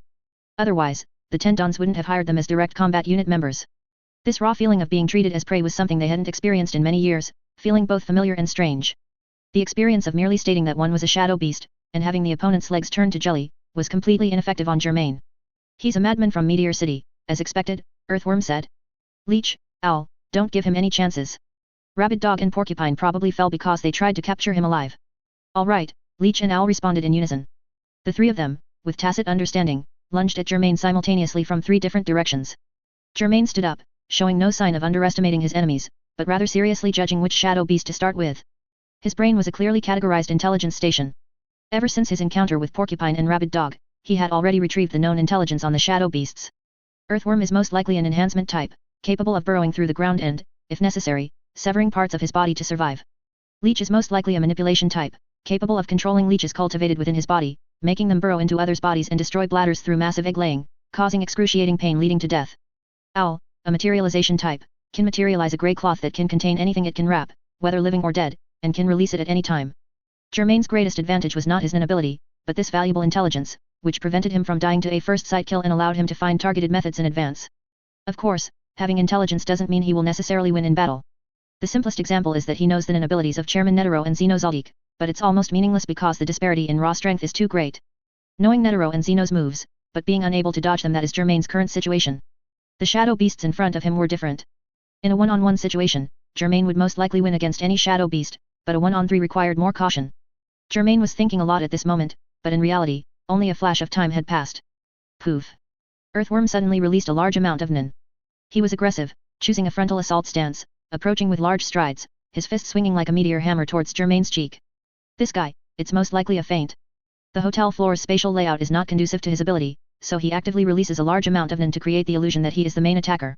Germain quickly made his judgment. Even so, Earthworm's feinting punch was very threatening, he had to dodge it. Germain leaned back, dodging the fierce punch, and his peripheral vision swept over the remaining two shadow beasts, observing their subtle movements. Leech vomited a large mass of twisted, bloated leeches from his mouth, his palms covered in viscous yellow fluid. He grabbed handfuls of the fat worms with both hands and threw them at Germain. His ability posed the greatest threat to people when the leeches were inside another person's body. However, for the leeches to enter Germain's body, they would have to go through the mouth, nostrils, ears, anus, or wounds, otherwise, they could only attach to the skin and suck blood. Therefore, leech is also not the core of the tactical offense. Germain made his second judgment. Earthworm and leech's initial attacks were both meant to confuse Germain, causing him to relax his guard against the last person.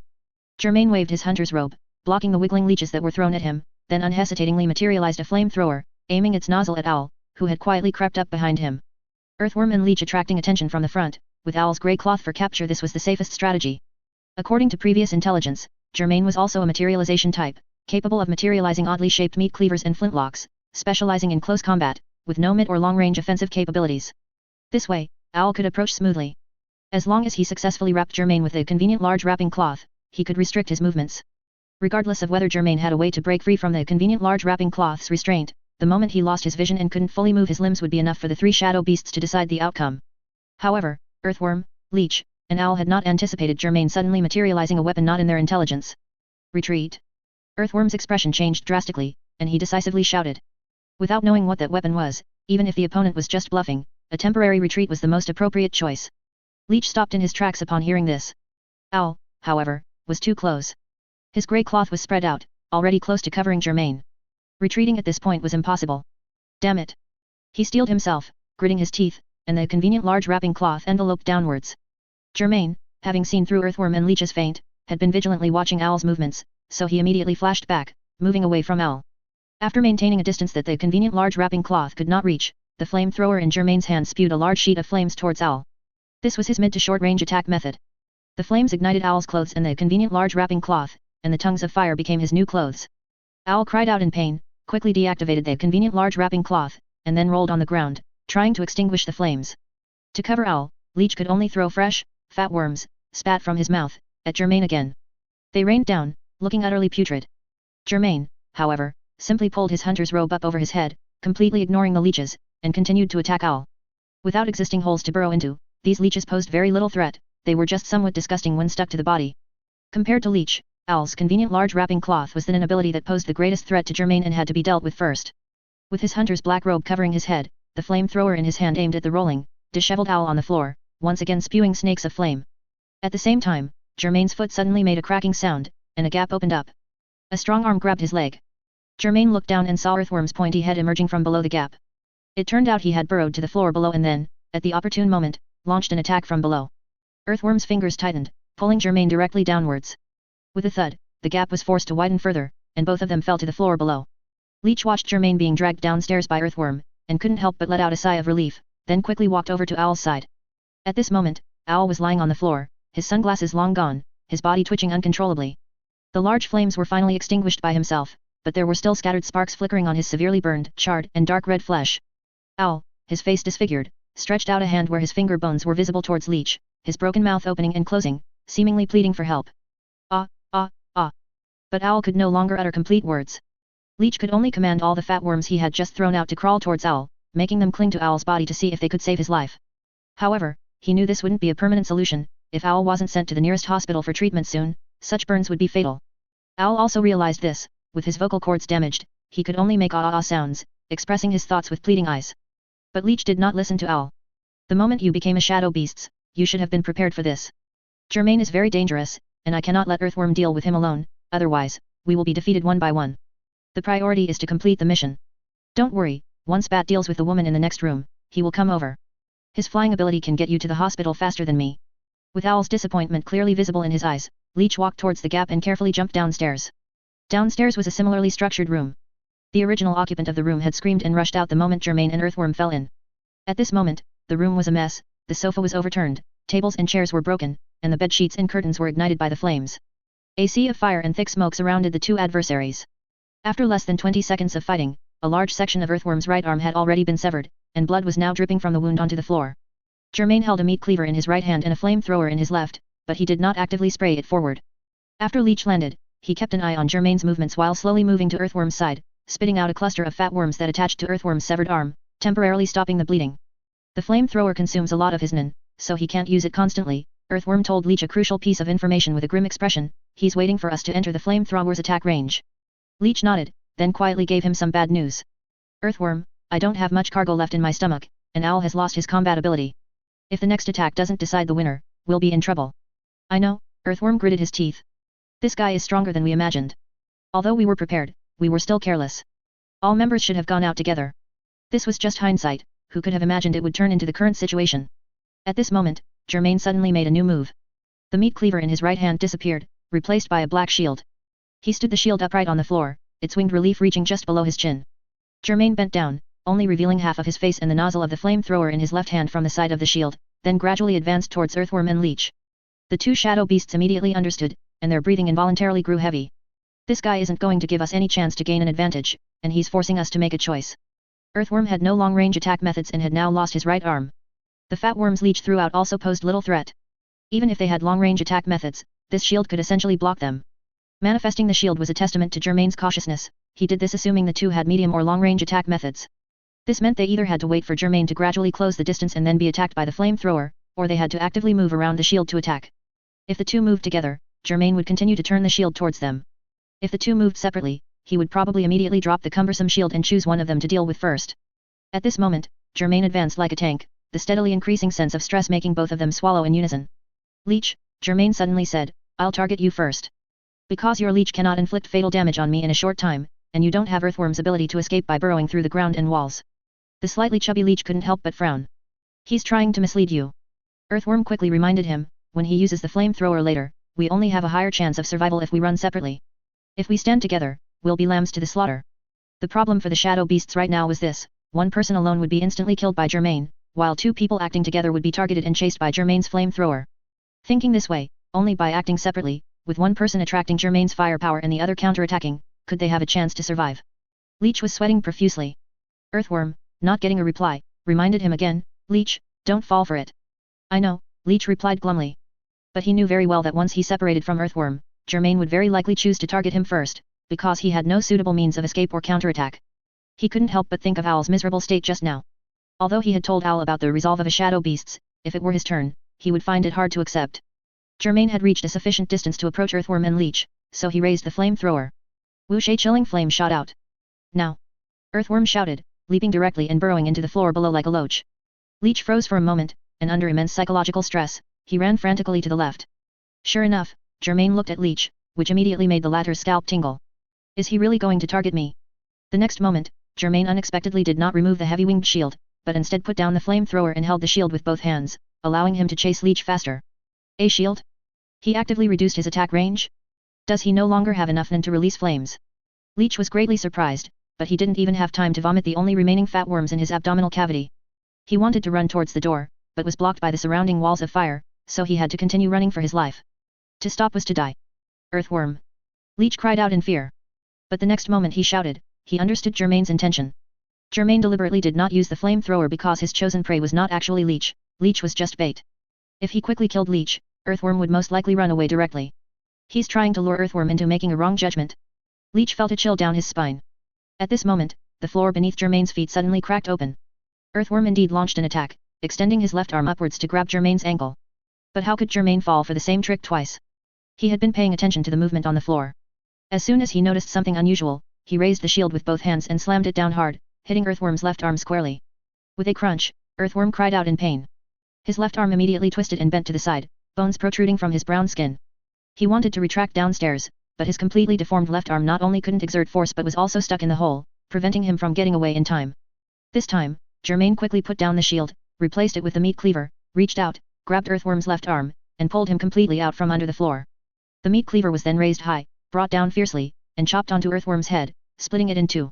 Earthworm only had time to let out a sigh of lament in the end. Then, Germain dropped Earthworm's corpse and turned to chase Leech. Leech watched Earthworm die, his heart filled with an unbearable panic and fear. He didn't even see where he was stepping, trod on a pile of broken glass, slipped forward, and then fell into the scorching flames. He caught fire, screaming, and became a rolling fireball. Germain looked at the charred hand reaching out from the raging inferno. After no longer sensing Leech and Earthworm's auras, he looked at the updated projection of his hunter badge. Physique, 2830. Aura capacity, 2021. Stress, 6265. Items, Leech's sleeve dagger, newly added. Is it done? At this moment, a head emerged from the hole in the ceiling. The large eyes behind the black-rimmed glasses observed for a while, confirming that Germain's battle was over, before speaking again. Germain, do you need me to pull you up? Germain shook his head and replied, no, I can jump up myself. However, Shizuko didn't hear the whole thing. She wiped away the blood beads on her forehead with the back of her hand, then pulled her head back, making a decision on her own. Her question was truly just a question. Then, she extended Blinky downwards, its large pink tongue dangling like a rope. Quick, I'll pull you up. Germain had no choice but to walk directly under Blinky, lightly jumped up, and grabbed onto the rough, slightly barbed tongue with his fingers. All right, pull me up. Shizuko pulled with both hands, as if she had caught a big fish with Blinky, and reeled Germain up from downstairs to upstairs, which was Germain's original room. Germain stood firm, released his grip on Blinky, and looked around. Owl lay on the floor, his head bearing obvious hammer marks from Shizuko's finishing blow, shattered like that, he couldn't possibly be alive. Shizuko, did another enemy break into your room? Germain asked to confirm, did you take him out, or did he get away? You mean that strange guy with a pair of wings, right? I was reading in the living room just now when he suddenly flew in and greeted me. Germain raised his palm, interrupting, you don't need to tell me the process, what's the result? He's dead. Shizuko adjusted her glasses, Blinky disappeared from her hand, and she said, he wasn't very strong anyway. Germain nodded. He heard more and more footsteps approaching in the corridor outside the room, and shouts of put out the fire quickly came from downstairs. So he pointed to the windowsill. Let's leave here first. Aren't you waiting for your friend? Shizuko asked curiously. We need a quiet place. More people will flood in here soon. Germain took out his phone, composed a new message, and sent it to Bisky. Rendezvous point changed again. Do we need to leave Saba City this time? Shizuko asked this because they had previously moved from your new city to Saba City, so moving to another city wouldn't be surprising. There's no need for that anymore. Germain pointed to Owl's corpse, our warning should already be very clear. If they continue to bother us, they should think about the fate of these 6 shadow beasts. Shizuko stroked her chin, nodded, and said, indeed. The gangsters will definitely understand our reminder and make a wise judgment. A minute later, a crowd of people poured into Germain's room, including anxious hotel staff and curious guests. However, they looked around and found no one alive in the room, only a disfigured corpse. The French window on the balcony was open, and the sea breeze blew the curtains. The time came to 8 o'clock in the evening. Jelba Port is another port in Saba City besides Dory Port. The seawater was as black as ink in the night, and only the areas illuminated by the lighthouse's bidirectional light beams showed bright, shimmering waves.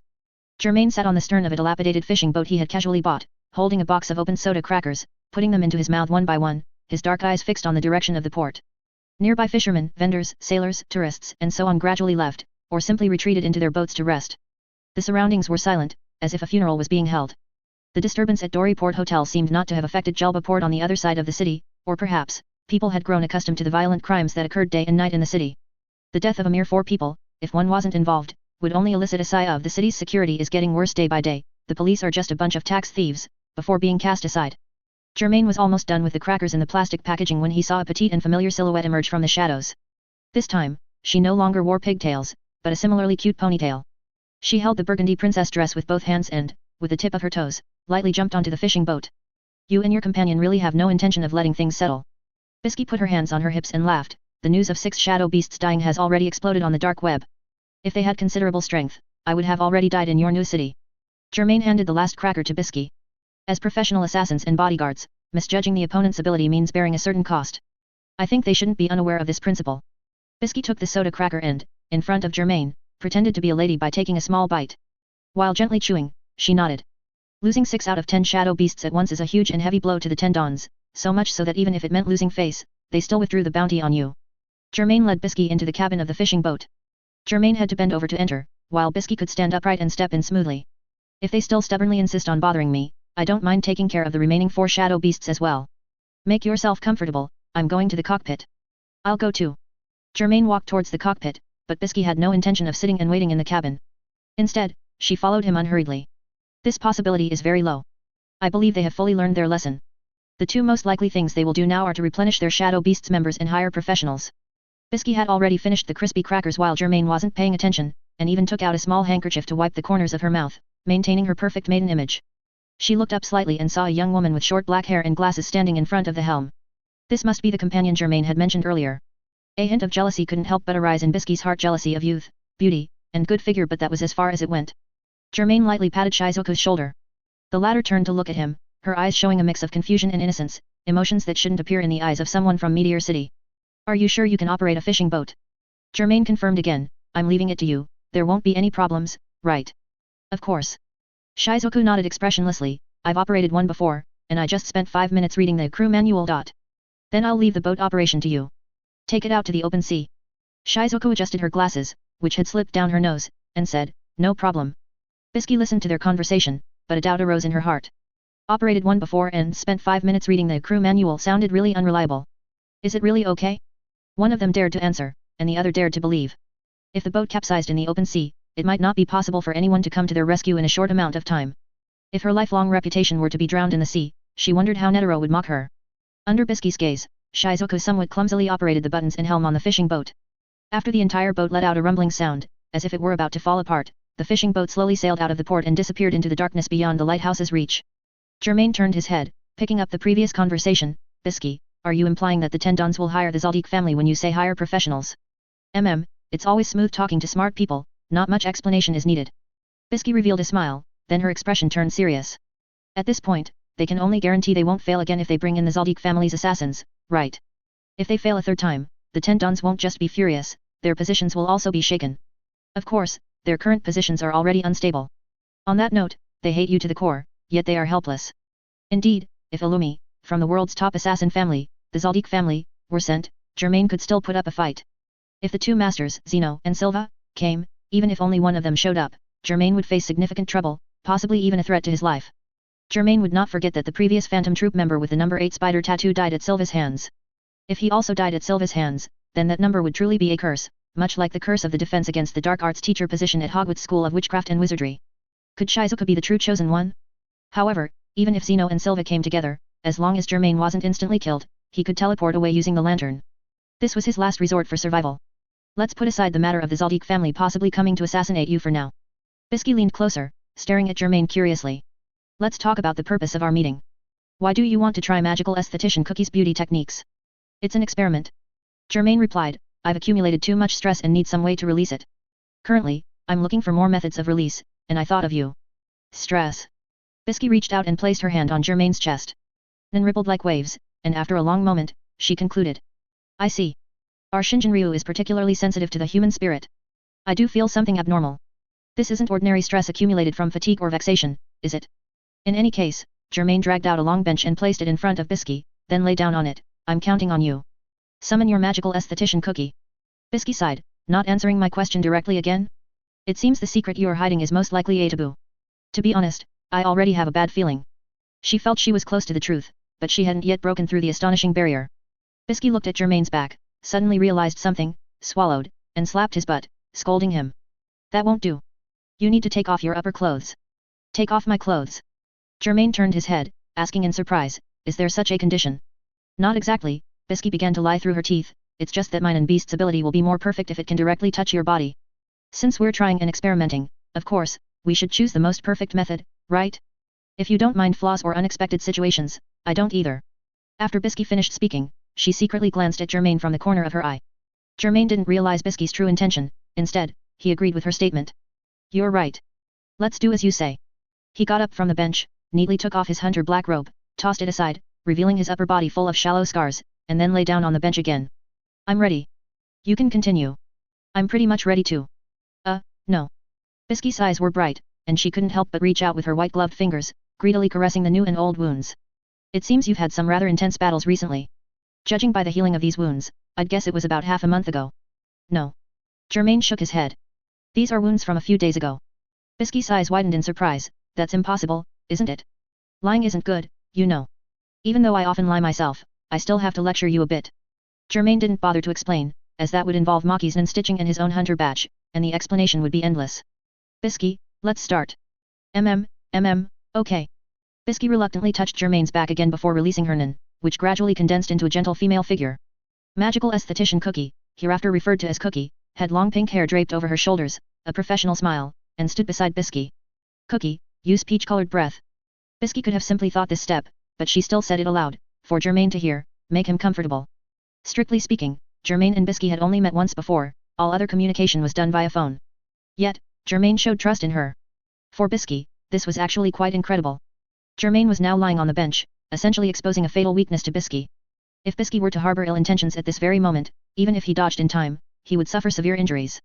Bisky was a habitual liar, traveled all over the world, was well-traveled, understood all kinds of people, and knew very well that those who would trust her so much were actually few and far between. Therefore, she chose to reciprocate by letting Germain know every step of the process. Next, Cookie's nen will transform into lotion and massage you. The entire process will take about 30 minutes. You need to relax completely.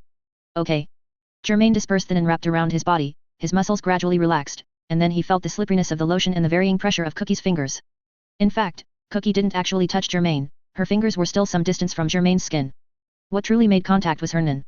Yet, Germain could clearly feel the sensations of fingertips, palms, fists, or elbow joints, which made his body and mind involuntarily become lazy. His body felt like softened flesh, losing its skeletal structure, becoming as comfortable as a fluid. Germain already suffered from hypersomnia, and with such a quick way to fall asleep, he was breathing evenly and asleep in less than 10 minutes. Cookie's attentive massage would continue for about 20 more minutes, she didn't stop after Germain fell asleep.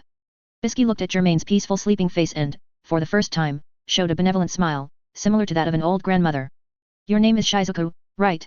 She walked over to the short-haired woman at the helm and whispered, he must have been under nervous tension for a long time, not just 1 or 2 weeks, but several months. Drive slower, drive steadily, and let him get a good night's sleep. All right, Shizuku replied, then pointed to Cookie, but, when I stop the fishing boat later, let me try it too. I'm very curious what that experience is like. Night faded, dawn broke, and a faint glow emerged from the thin sea mist. As time slowly passed, the light, like a pair of soft hands, gradually parted the wall of mist, and the sun climbed higher and higher into the sky. Bisky had spent the night on a sofa with seemingly broken springs, and only now woke up, rubbing her eyes. Looking down, the blanket that had been wrapped around her was now kicked under the sofa. She nervously looked at the other two in the cockpit, they were still fast asleep, and she finally let out a sigh of relief. Such a messy sleeping posture must not be seen by others. Germain was still lying on the long bench, not having moved, covered by a blanket, breathing evenly. Shizuku, on the other hand, lay on a mesh hammock, face up, her expression serene, her hands crossed over her lower abdomen, looking like a deceased person lying in a coffin. They're all sleeping so soundly, truly my Miss Cookie. Bisky boasted to herself, looking at the cracked wall where an old-fashioned clock ticked away. It's 11 in the morning. I need to wake these two lazy pigs. But before that, let Miss Cookie give me a beauty treatment. A lady's daily maintenance cannot be neglected. Half an hour later, a refreshed Bisky emerged from the washroom and saw that Shizuku was already awake. Shizuku, like a lazy black cat, stretched out from a curled-up position, giving a long yawn. You're already awake, Shizuku? Yes, I just woke up. Then only Germain is left. Bisky nodded to Shizuku, then walked to the long bench and squatted down, reaching out to pinch Germain's cheek, but the next moment Germain opened his eyes. What do you want to do? Wah! Bisky was startled, almost falling onto the cold floor. She recovered, patted her chest, and complained, don't scare me. If you're awake, get up quickly. I just woke up too. Germain sat up on the bench, glanced at the heavy blanket covering his upper body, and then proactively reached out to Bisky, who was squatting on the floor, pulling her up. Thank you. After pulling Bisky up, Germain let go, then moved the blanket aside, grabbed the neatly folded hunter badge robe nearby, and put it on. I rarely have such good sleep quality. His words were not humble politeness but a fact, since coming to this world on November 21st last year, he had not had more than 2 truly peaceful sleeps. To cope with the bounty hunters and assassins who swarmed him in the first 1 or 2 months, Germain had to make his sleep very shallow, waking up instantly at the slightest disturbance. On the day he first gained hypersomnia, his sleep became deep, but it was too deep, leading to numerous unsettling elements appearing in his endless dreams. Last night was the first time in a long while that he truly relaxed his body and mind, had a dreamless night, and woke up naturally. Shizuku jumped down from the mesh hammock, raised her hand like a student answering a professor's question, and said, "I also slept very well last night. Little Biscuit's ability is amazing." "Of course." Bisky proudly raised her hands, joyfully high-fiving the approaching Shizuku. "Lack of sleep is the common enemy of us young ladies. I can't just let it be." Germain frowned, watching their interaction. Little Biscuit. He had forgotten to clarify Bisky's actual situation with Shizuku. Now, deliberately bringing it up might not be a good idea, so it was best to maintain the status quo. Had Shizuku not noticed Bisky's abnormality yet? Or had she noticed but didn't care? "Don't be so quick to thank me, you paid, so of course I'll do my job." Bisky put her hands on her hips, though she said that, her face was beaming with pride. "Germain, what about you? The stress you mentioned last night, has it been released? That's the crucial point. Let me check." Germain reached out and materialized the hunter badge. Bisky and Shizuku saw the true form of his ability source for the first time. It was a broken, crescent-shaped fragment, rusty and with sharp edges. The hunter badge projected an image in front of them, but they couldn't see anything, only feeling a change in Nin. Stress, 6541. Eliminated 24 points, he murmured inwardly. Germain couldn't help but feel much more invigorated. This was 14 more points of stress reduction than his critical strike, and most importantly, it was a stable, sustainable method of stress relief. The effect is very good. Germain turned to Bisky, "Can we do it again now?" "Yes, we can." Bisky nodded. "However, it hasn't been 24 hours since the last time, so the effectiveness will diminish marginally." "It doesn't matter, it's a good opportunity to continue experimenting." Germain grabbed the hem of his clothes, preparing to take off his top. This time, Bisky couldn't bear to deceive him further and quickly stopped him. "No need to take off your clothes this time. Just like this. Miss Cookie is already familiar enough with your body, direct contact isn't necessary."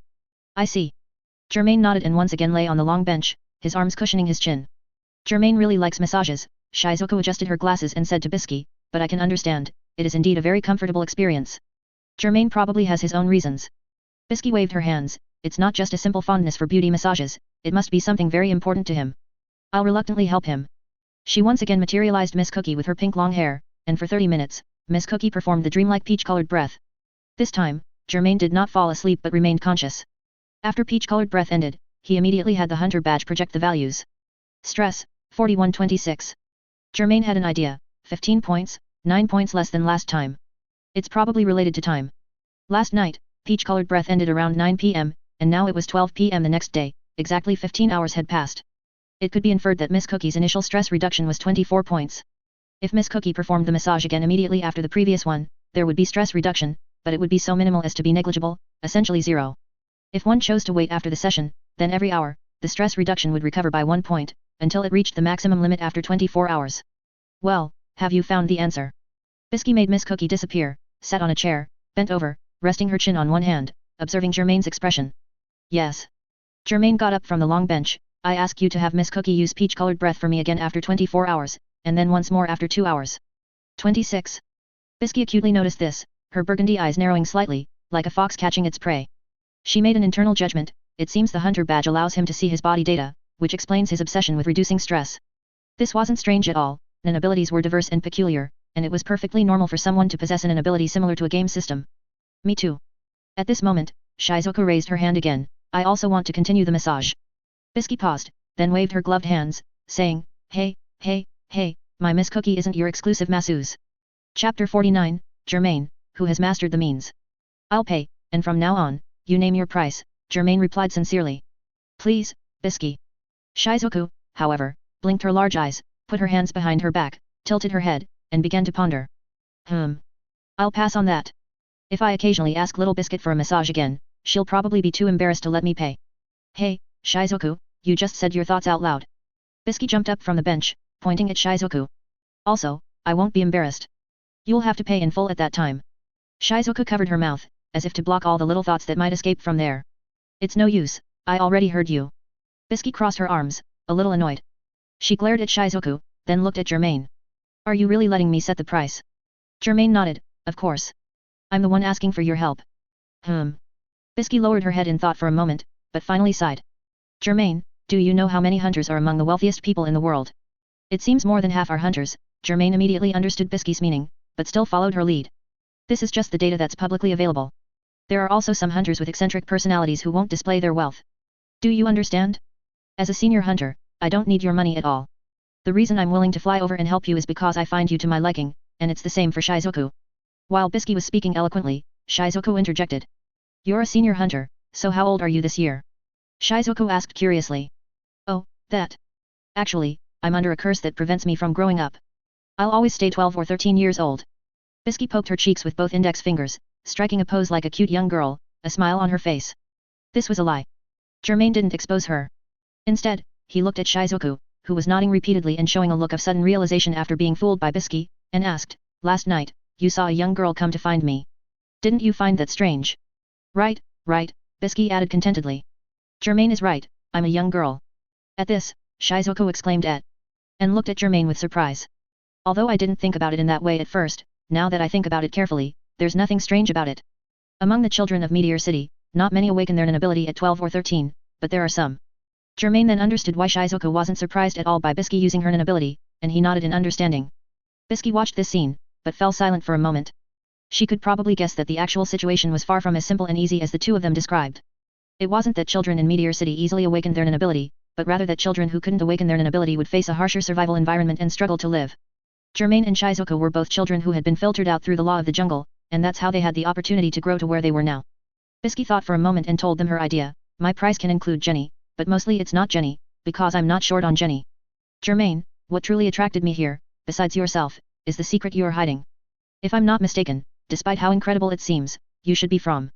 Bisky couldn't finish her sentence before Shizuku interrupted again. Germain, didn't you tell Little Biscuit about the Dark Continent? No, Germain replied, pointing at Bisky. She's a disciple of Netero, the chairman of the Hunter Association. If I told her rashly, given her position, it would be very difficult for her to handle this matter. Also, one more thing, Shizuku. The matter of the Dark Continent must be kept secret. After all, it's a taboo. For now, it's best if only the three of us know. If we need to add teammates in the future, I will explain the situation to them. Shizuku nodded, I understand. I thought you two were friends and Little Biscuit already knew about this, and that I was the one who found out later. I didn't expect it to be completely the other way around. Germain turned to look at Bisky, only to find her looking at him with an extremely complex expression. What's wrong? It's not a what's wrong problem, is it? You actually told Shizuku and didn't even tell me. No, now is not the time to be bothered by this. Bisky poked her forehead with her finger, her expression troubled. Although I had a premonition, it really is the Dark Continent that the old man repeatedly warned us not to go to. What am I supposed to do with you two? The color-changing stone you sent earlier, I couldn't find any related information about it on the Hunter-dedicated website, and you repeatedly refused to tell me its origin, which made me suspicious. If it were a product from within the 6 continents, even from those forbidden zones, there would be no need for you to be so tight-lipped. Coupled with the subtle changes in you, it made me instinctively think of the Dark Continent. But I still can't figure out how you managed to enter the Dark Continent right under the noses of the Hunter Association and the V5 nations? And the timing is completely off. Netero and his companions' adventure involved quietly entering the Dark Continent without the permission of the V5 nations, but it was impossible to make a round trip within a few days. Bisky had been silently observing Germain's movements, confirming that he had never left the 6 continents for an extended period. How did he do it? Bisky was at a loss. To go to the Dark Continent, generally speaking, 4 conditions are required. Germain did not answer directly. Permission, means, qualification, and contract. I have, in fact, only mastered one of them, and that is the means. Describing it to you and Shizuku with words is a very troublesome matter, it's better to see it with your own eyes. 4 days from now, when we are fully prepared, you two will come with me to the Dark Continent, and everything will become clear. Bisky was stunned. Faced with this rather bizarre and suspicious invitation, she was caught in an internal struggle. Germain shouldn't be lying, his eyes showed no wavering, and there was no need for him to tell such an easily exposed lie. Means. A formidable man, truly hiding a formidable secret. But what should I do? Should I heed Netero's warning and never venture to the Dark Continent on my own, or should I follow the hunter's instinct and go see that vast and magnificent new world? Ultimately, among the 4 conditions for going to the Dark Continent, the most important one is actually the means. Permission, qualification, and contract can be set aside. It's what's called act first, report later. As long as extraordinary results can be achieved, the remaining 3 conditions will automatically be fulfilled. This was the choice before Bisky, and it was also the choice before all hunters throughout history, and this decision would greatly determine their respective fates. Chapter 50, Meeting the Exorcist. Bisky's hesitation didn't last long, and she agreed to go with Germain. The next day, January 19th, they left Saba City by airship, landed in another city, and, according to their prearranged division of labor, split into 2 teams.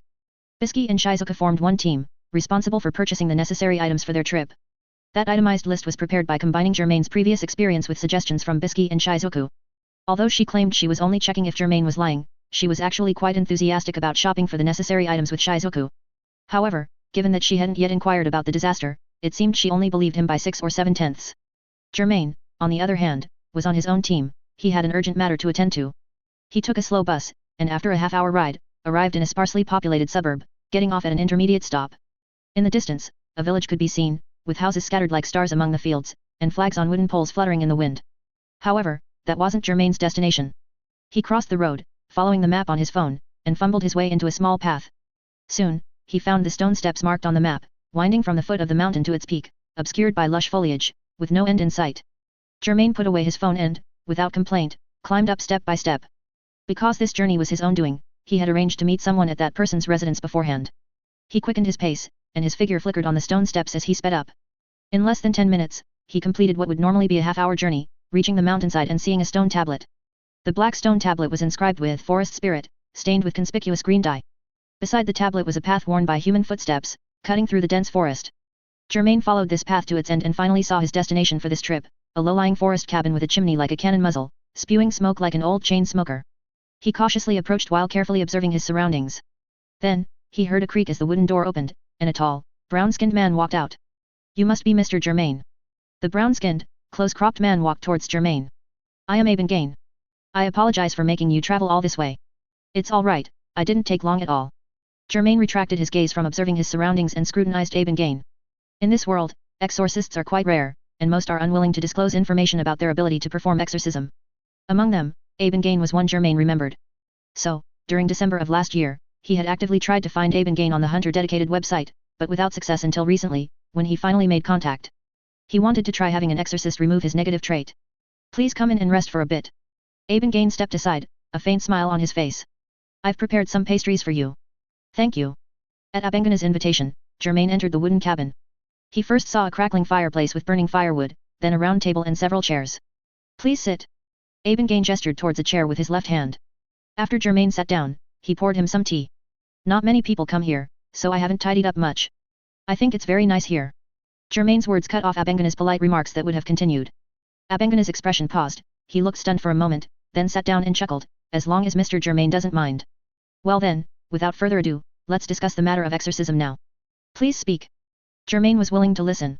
Gain carefully organized his thoughts before speaking slowly. "Actually, I've always deliberately hidden my identity as an exorcist, but I didn't expect Mr. Germain to find me anyway. This once caused me a lot of trouble, but to prevent the situation from escalating, I had no choice but to contact you. The reason I do this is because exorcism is very troublesome. Rather than saying exorcism, it's more like separating them from the human body. Only when certain conditions are met will the nun disappear. Therefore, when you sought my help for exorcism, I requested to meet you first before making a judgment. Mr. Germain, this is a rather risky matter for me, and I implore you not to reveal to others that I am an exorcist." Germain nodded. "I understand what you mean." He paused, then asked, "What do you mean by certain conditions are met?" "The most reliable condition, of course, is for the person who placed the nun on you to actively or passively release it. This is a perfect state for all three of us." Gain shook his head. "Conversely, the most dangerous condition is the death of the person who placed the nun on you. However, sometimes this situation can backfire. Instead of disappearing, this nun can transform into an even more terrifying nun of the dead, which is grudge nun." With this explanation, Mr. Germain should understand, right? Germain listened, comparing these two conditions to his own situation, and realized that neither applied to him. The grudge nun that Gain was so wary of was precisely the food for Germain's hunter badge. If his negative trait were grudge nun, he could resolve it himself. As for waiting for the nun to be released, that also didn't apply to Germain. Strictly speaking, the source of the negative trait was the lantern, which was his own nun ability. Germain definitely wanted to eliminate the negative trait, his subjective will was strong, but in reality, he had no way to start. "My situation is a bit special." Germain thought for a moment and explained to Gain, "The nun I want to remove is, in fact, the cost of my nun ability." Abengana's eyes widened slightly, then calmed down. "I understand. The nun planter is yourself, but you cannot actively release this nun, which is why you are seeking the help of an exorcist." "Yes, that's right," Germain replied. "If that's the case, the situation isn't too bad." Gain stroked his chin thoughtfully. "Theoretically, I should be able to help you with the exorcism. Then I'll leave it to you." Germain said solemnly, "Please name your price. If I can pay it all at once, I will do so immediately. If not, I will prepare the remaining balance within 2 months." Gain smiled.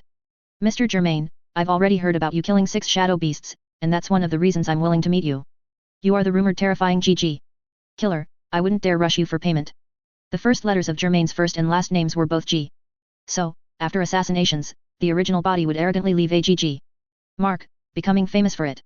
Previously, when offering his pledge to the Phantom Troop, the original body had also added a 12-legged spider mark next to the GG. The original body's personality was actually somewhat similar to that of Uvigen, Phaeton Portor, and Finks of the Phantom Troop. The current Germain, of course, would not do such a flashy thing. It's just that with his current reputation, even without leaving a mark, a large number of people in the underworld knew of his deeds. After making a half-joking, half-serious remark, Abengane gave Germain a quote. Germain accepted and paid the deposit, and only then did Abengane agree to perform exorcism for Germain. Chapter 51. You wouldn't want others to know you're an exorcist, right? Come with me outside. Abengane extinguished the fire in the fireplace and pointed to the woods outside the window. My exorcism will be smoother in the embrace of nature. All right, Germain replied and followed Abengane out the door. The two followed the cobblestone path into the woods, where branches were as lush as a bouquet of flowers, and stood in an open space with scattered weeds and wild flowers. Mr. Germain, if you came in the latter half of the year, this place would be covered in flowers, truly beautiful. I genuinely hope I could share such a beautiful sight with you. Germain, however, seemed uninterested and nodded perfunctorily. Abengane smiled, then cleared the weeds and wild flowers from the open space, built and lit a small bonfire, from which wisps of smoke rose into the sky. Mr. Germain, please remain still now. He took out a homemade voodoo doll from his pregnant, gripped it with both hands, and his expression became serious and focused. I'm starting. Okay, I'm ready, Germain replied. So, Abengane began to chant in a low voice, his words indistinct, only vaguely discernible words like forest spirits and power. A chilling, icy wind swept through the dense forest, making one's body shiver, but Germain remained completely unshaken. The bonfire in front of them suddenly flared up with a poof, and grey smoke billowed into the air like snowflakes. Soon after, an ugly monster crawled out of the eerie flame. It's here, Abengane reminded him. That was Abengane's materialized nun-beast, but its true owner came from Germain, it was the materialization of his trait. Just as one terrifying nun-beast emerged, the bonfire went poof, poof, poof 3 more times in quick succession, and then 3 more equally hideous and ugly nun-beasts crawled out. They all resembled lizard-like reptiles, but their heads and bodies had slight differences. Some had insect mouthparts, some had large human mouths, some stuck out their tongues, and others had their jaws clenched shut. The most striking difference among the 4 nun-beasts was their skin color, 2 were golden yellow and 2 were scarlet red, thus divided into 2 groups. Even Abengane, who was well versed in exorcism, couldn't help but change his expression dramatically and turn pale upon seeing this scene. 4 nun-beasts materialized? How can this be? This. Mr. Germain, you must make a choice now. I can only help you clear one of them. Okay. Germain didn't hesitate, nor did he ask Abengane for an explanation. Instead, he relied on his intuition and pointed directly at one of the scarlet nun-beasts. That one. I'm going to act. Abengane suddenly shouted, aiming the voodoo doll at the scarlet nun-beast Germain had indicated. Come on, be extinguished, you product that shouldn't exist. The nun wrapped around the voodoo doll surged, shooting towards the scarlet nun-beast with a scorching intensity like sunlight. The scarlet nun-beast immediately let out a wail, and the half of its body still in the bonfire instantly shriveled and deflated, like a balloon losing air. Then, it suddenly inflated again, swelling to its absolute limit, and with a bang, it exploded, sending black smoke scattering. One scarlet nun-beast disappeared. It worked. Abengane exhaled. Having eliminated one scarlet nun-beast, Abengane did not seem to fully relax. He prayed to the voodoo doll in his hand, forest spirits, bless me. As soon as Abengane finished speaking, he quickly walked towards the bonfire where the 3 nun-beasts were stirring, cold sweat streaming down his face. He threw the voodoo doll into the flames and shouted loudly. You vile things, don't even think about climbing onto my body or entangling my mind. Go back. Go back to your nests. The 3 nun-beasts howled in unison, as terrifying as the cries of monstrous infants. They twisted into a ball and vanished abruptly in a poof of intensified flames. After a long time, the raging flames finally subsided. There was nothing left in the bonfire but dry wood and ashes. Abengane panted for a while, drenched in sweat. He had never imagined such a situation, and even recalling it now filled him with lingering fear. He wanted to turn around and curse Germain behind him, but remembering Germain's lack of understanding about exorcism and his ruthless methods, he decided to endure it. After Abengane composed himself, he turned around, just as Germain walked up to him. Are you all right? Germain asked with concern. You seem to have encountered danger. Exorcism itself is a dangerous endeavor. Abengane's face was still a bit stiff, but thankfully, that nun-beast has been eliminated. Everything is over. Germain had just materialized his hunter badge and confirmed that his negative trait gluttony had disappeared, so Abengane's words were true. What about the remaining 3 nun? Germain couldn't help but press. I didn't realize you had 4 nun on you. Abengane took out a tissue and wiped the sweat from his forehead. I'm sorry, I can't cleanse them all at once. Germain nodded understandingly and asked, actually, I only need to eliminate 1 more nun, which is the other scarlet nun-beast. I won't be able to perform exorcism for you for a while, this is the price, Abengane shook his head. Go find another exorcist. Germain also shook his head. What I want isn't a one-time or two-time exorcism, but a long-term collaboration with an exorcist. The price can be negotiated. Long-term cooperation? After such a memorable exorcism experience, Abengane only wanted to quickly get rid of this hot potato. How could he possibly want to cooperate with Germain again? What's more, didn't Germain's words imply that next time, it was likely that not just foreign beasts, but 5, 6, or even more, would appear in the bonfire? This guy's restriction in vow is actually like this. What exactly is the true nature of his inability? At the thought of this possibility, Abengane's scalp tingled, and he refused. I'm sorry, no matter how much money, I can't cooperate with you any further. He glanced at his small wooden house again, thinking that to be safe, he would move immediately after Germain left and live under an assumed name. I need your help. Germain, however, grabbed Abengane's arm, making the latter shiver all over. Don't worry, I won't put you in danger. But, with so many non-beasts, what if? It's fine. Germain patted Abengane's shoulder, comforting him, then whispered, besides, you wouldn't want others to know that you're an exorcist, would you? Abengane was startled, looking at Germain in fear. You're threatening me? You demon! Abengane, I'm not threatening you, and I don't want things to come to that. Germain released Abengane's hand. Exorcists are very rare, and your situations are probably all similar. It's too much trouble to find a second one to negotiate with. Abengane gazed into Germain's eyes, realizing he was serious, pondered for a moment, and finally chose to yield. I understand. January 21st, 2 days after meeting the exorcist, Abengane. When Germain slowly returned to the Puston Hotel, the lights on the walls, adorned with imitation oil paintings, were already on, and unfamiliar men and women occasionally brushed past him in the corridor. Standing in front of room 1514, Germain first knocked on the door, giving the two inside some time to prepare, and then took out his room card, swiping it to enter. I'm back, Germain called out, but no one responded. After locking the door, Germain walked into the luxurious suite. It not only had a spacious living room and an open-air balcony but also 3 independent rooms, each fully equipped with living facilities. As for room service, it was naturally of the highest standard. Bisky and Shizuka were playing international chess by the sofa. Both were staring at the chessboard. Bisky was hunched over, frowning in deep thought, while Shizuka sat up straight with a relaxed expression. This game. Bisky thought intently for a while, then suddenly looked up as if she had just noticed Germain walking in. Ah, Germain, you're back. She abruptly stood up and accidentally knocked over the chessboard, sending black and white pieces clattering to the floor. Oh, Shizuku, look at me. I'm so careless, I'm sorry. Bisky clasped her hands together, showing an embarrassed expression. I've been so muddled lately. It's all right. Shizuku wasn't angry, instead, she patiently picked up each piece one by one, placing them back on the board, and adjusted her glasses. I remember where all the pieces go. Bisky's expression instantly switched from exasperated to considerate and gentle, as if nothing had happened. Shizuku, since Germain is back, our 3-person collaboration is more important and should take priority. Let's stop playing chess for today, shall we? Without waiting for Shizuku's answer, Bisky adopted a maiden-like demure posture, clutching the hem of her skirt, and gracefully approached Germain. Germain, what did the doctor say? She asked with concern. A few days ago, Germain specifically went to an exorcist to cleanse a negative trait, and all his stress had also been released through Bisky's Miss Cookie. All that remained was the disease Germain had mentioned once. Shizuku also looked over curiously, setting the chessboard aside. I first went to a public hospital. They gave me a detailed examination and concluded that my hypersomnia was more of a psychological issue, telling me to see a psychologist. So, I specifically searched for famous psychologists nearby on the Hunter-dedicated website. After some discussion, the other party believed that I was too stubborn and unwilling to open up, making it impossible to treat hypersomnia through general psychological therapy.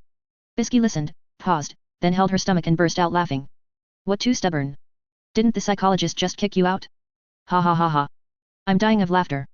If it weren't for maintaining her ladylike image, she would have almost rolled on the carpeted floor with laughter. Germain remained expressionless amidst Bisky's mockery, taking out a piece of paper from his hunter's black robe. Even so, he still prescribed a medical plan for me, including disciplined routines, more exercise, psychological suggestion, and medication. Bisky gradually stopped laughing. She wiped away tears from the corners of her eyes with her fingers, picked up the white paper, quickly read its contents, and then nodded repeatedly. You should do as the psychologist said. There's nothing wrong with these plans, and the medication is normal. Ultimately, you have to adjust and clear hypersomnia yourself. Bisky returned the psychologist's advice to Germain.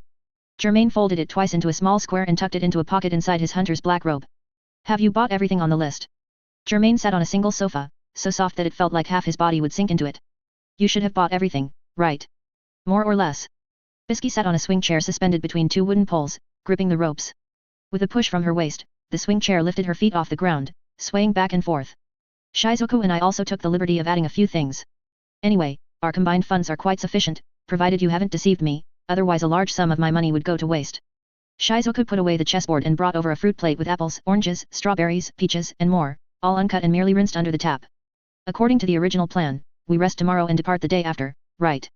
Shizuku picked up a plump strawberry and put it in her mouth. There's nothing else, is there? There shouldn't be, right? Bisky reached out and took a strawberry, putting it in her mouth, but after 2 bites, she grimaced. Ugh, it's so sour, Shizuku, how can you eat that? I think it tastes quite good. Shizuku ate a third strawberry expressionlessly. And not every single one is that sour. Bisky sighed, picked up an apple, and cautiously took a bite. After confirming it was mostly sweet this time, she continued eating. Shizuku, you and I were both brought in temporarily. You haven't traveled with Germain before, have you? Don't you have any doubts? You seem so calm. I don't fully trust Germain either. Shizuku peeled an orange, her fingertips stained yellow. It's just that Germain is right, some things can only be confirmed with your own eyes. Oh. Bisky nodded, spread her palm, and extended it towards Shizuku, motioning for a segment of the orange. In that regard, you two are actually a bit alike. Shizuku stared at Bisky's gloved hand, then suddenly understood and placed the orange peel in Bisky's palm. Thank you. Bisky pulled her hand back, silently looked at the whole orange peel in her palm for a few moments, then sighed again and threw it into the trash can. There's one more procedure now. Germain took out his phone, switched to the memo app, and placed it on the coffee table. This is my compiled Dark Continent records. You can take a look. Bisky was quite interested. She picked up the phone and quickly flipped through it. The content wasn't actually much, she finished the first read-through in 10 minutes, then started on the second. This time, Shizuku also came closer, leaning against Bisky. Their 2 small heads were close together, and as Bisky's fingers slid, their 6 eyes moved constantly, occasionally blinking in sync. After watching it a second time, Bisky handed the phone to Shizuku, letting her watch it herself. But Shizuku refused. I won't watch it a second time. I feel like I've already memorized it. Bisky eyed Shizuku suspiciously, then said, never mind. Your memory is hit or miss. Since you're so confident, you must have remembered it. She turned to Germain again, carefully choosing her words, and asked, do you know about the Hazardous Organism Comprehensive Evaluation Chart and Level Details Table? Germain nodded. I know. I've seen it on the Hunter dedicated website. It evaluates hazardous organisms comprehensively based on 4 factors: quantity, cruelty towards humans, reproductive capacity and speed, and destructive power. They are categorized from high to low into 5 levels: A, B, C, D, and E. That's it. Bisky propped her hands on the tea table and suddenly stood up. The 5 great calamities I know of all have a danger level between A and B. Now I have 2 questions. First, why did you not bring back any calamities? Second, I need you to grade the creatures you encountered. Can you do that? Human exploration teams almost always returned defeated from the Dark Continent. Those who were wiped out, of course, had nothing to say, but teams with survivors were usually forced to bring back calamities. And calamities and hope are usually coexisting. These hopes often make significant contributions to the human world, which is why so many people rush forward one after another. It's just a pity that no hope has been brought back to date. Instead, at least 5 calamities, representing despair, have been brought back. The 5 great calamities and hope are: Nurturing Beast Pap and Nameless Stone. Plant Weapon Gold Silver Ingot and Herb that cures all diseases. Double-tailed Snake Hell Bell and Longevity Food Nightolami. Mist-like Being AI and 3 Original Waters. Undying Disease, Zabi and Alchemic Plant Metal Lion. Bisky looked at Germain with shining eyes. She had some questions in her heart for a long time. Although she couldn't see them with her own eyes, since she decided to trust Germain once, she had to be mentally prepared for this. Germain did not hide anything. As long as Bisky and Shizuku asked, he would reply as concisely as possible. The reason is the same as how I went to the Dark Continent, it's my lantern. I didn't interact with the gatekeeper or guide, nor did I encounter calamities and hope. Although I've said it once, I'll explain it in more detail now. Bisky, Shizuku, do you know about a game specifically for Hunter's Greed Island? Shizuku shook her head. After thinking for a moment, Bisky slapped her palm and said, ah, I remember now. It's that game made by that troublesome guy. I heard it's very profitable. The troublesome guy she referred to was Jing Freaks, one of the zodiacs of the Hunter Association. Actually, Greed Island is real. Germain broke through this layer of mist in front of Bisky. All game consoles transport players to an island. Bisky's eyes widened slightly in surprise. Is that so? I haven't paid attention to information in this area. But building a game world is indeed Jing's style. Subsequently, she also realized why Germain brought up Greed Island. I understand. Bisky pointed at Germain. Your lantern is like a game console. We use the lantern to go directly to the Dark Continent. Yes, that's what it means. This is why I travel quickly and have never brought back any calamities, but I personally have to pay a price. Bisky nodded. Her thoughts were now flowing like a spring, and she understood immediately, it's the stress, trait, and disease you mentioned earlier. All the clues are connected. You'll understand the true situation after you experience it, Germain said. As for the hazardous organism rating, I can make one, but there will be deviations. I'm not a specialized biologist, and I don't have enough time and energy to study them. It's more about intuition and the feeling after actual contact. Bisky thought for a while, arms crossed. That's fine too. A hunter's intuition is sometimes very important. Rather than forcing you to rate it with knowledge that isn't your specialty, it's better to use intuition. Just make a rating table based on your personal opinion. Don't worry, Shizuku and I will only use it as a reference. We won't completely believe it and will make judgments on the spot. After hearing Bisky's words, Germain couldn't help but think of Hisoka's personal opinion on the nin ability system. My personal opinion. Speaking of which, someone once categorized the personalities for each nin ability system. Is that reliable? Bisky sat back on the swing chair, threw her leftover apple core into the trash can, and asked curiously, tell me about it. That person said. Germain recalled, then said, enhancement type are simple-minded and very naive. Transmutation type are fickle and full of lies. Bisky, who was a transmutation type, couldn't help but interrupt, that's not credible at all, is it? Saying people are fickle and full of lies is too much. She put on a delicate, almost tearful, girlish act. It's really like that. Hisoka was right. Germain thought, looking at Bisky. It's really like that. Germain was right. Shizuku thought, looking at Bisky. Keep going. Bisky's expression changed quickly, and she swiftly returned to her cheerful demeanor. What else did that person say? Germain didn't keep them in suspense and finished everything in one breath. He said, emission type are careless and impatient. Manipulation type are self-willed and like to reason. Materialization type are very neurotic, and trait are individualists with leadership qualities. Hearing this, Bisky nodded repeatedly, pointing at Germain and Shizuku. Materialization type are very neurotic and enhancement type are simple-minded and very naive. I agree with both points because I have indeed met such people. However, you must not use this to judge the opponent's nin ability, because there are exceptions to everything, and countless people have fallen in life or death battles due to preconceived notions. As an elder who had lived more than 20 years longer than Germain and Bisky, Bisky's words were very convincing, and both of them nodded. My rating will be similar to this. Is that still okay? Germain asked. Yes. Bisky nodded repeatedly. It's enough just for mental preparation. In fact, if you were too professional and listed data, it would affect our judgment. As hunters, no matter how many times we hear information about our prey from others, it's far less accurate than seeing it with our own eyes. I understand. Give me 3 minutes, I think I have a plan now. Germain grabbed a pen and a blank notebook. You two wait for a bit. Okay. Bisky made a gesture and continued to swing back and forth on the swing chair.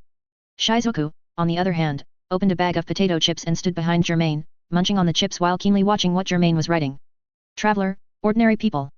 Apprentice, awakened nin ability, mastered 4 major principles. Brave, mastered advanced nin ability formed. Elite, rich nin ability combat experience, nin ability evolved. Master, world class, established own school of thought, capable of teaching elites. Champion, strongest nin user in the human world.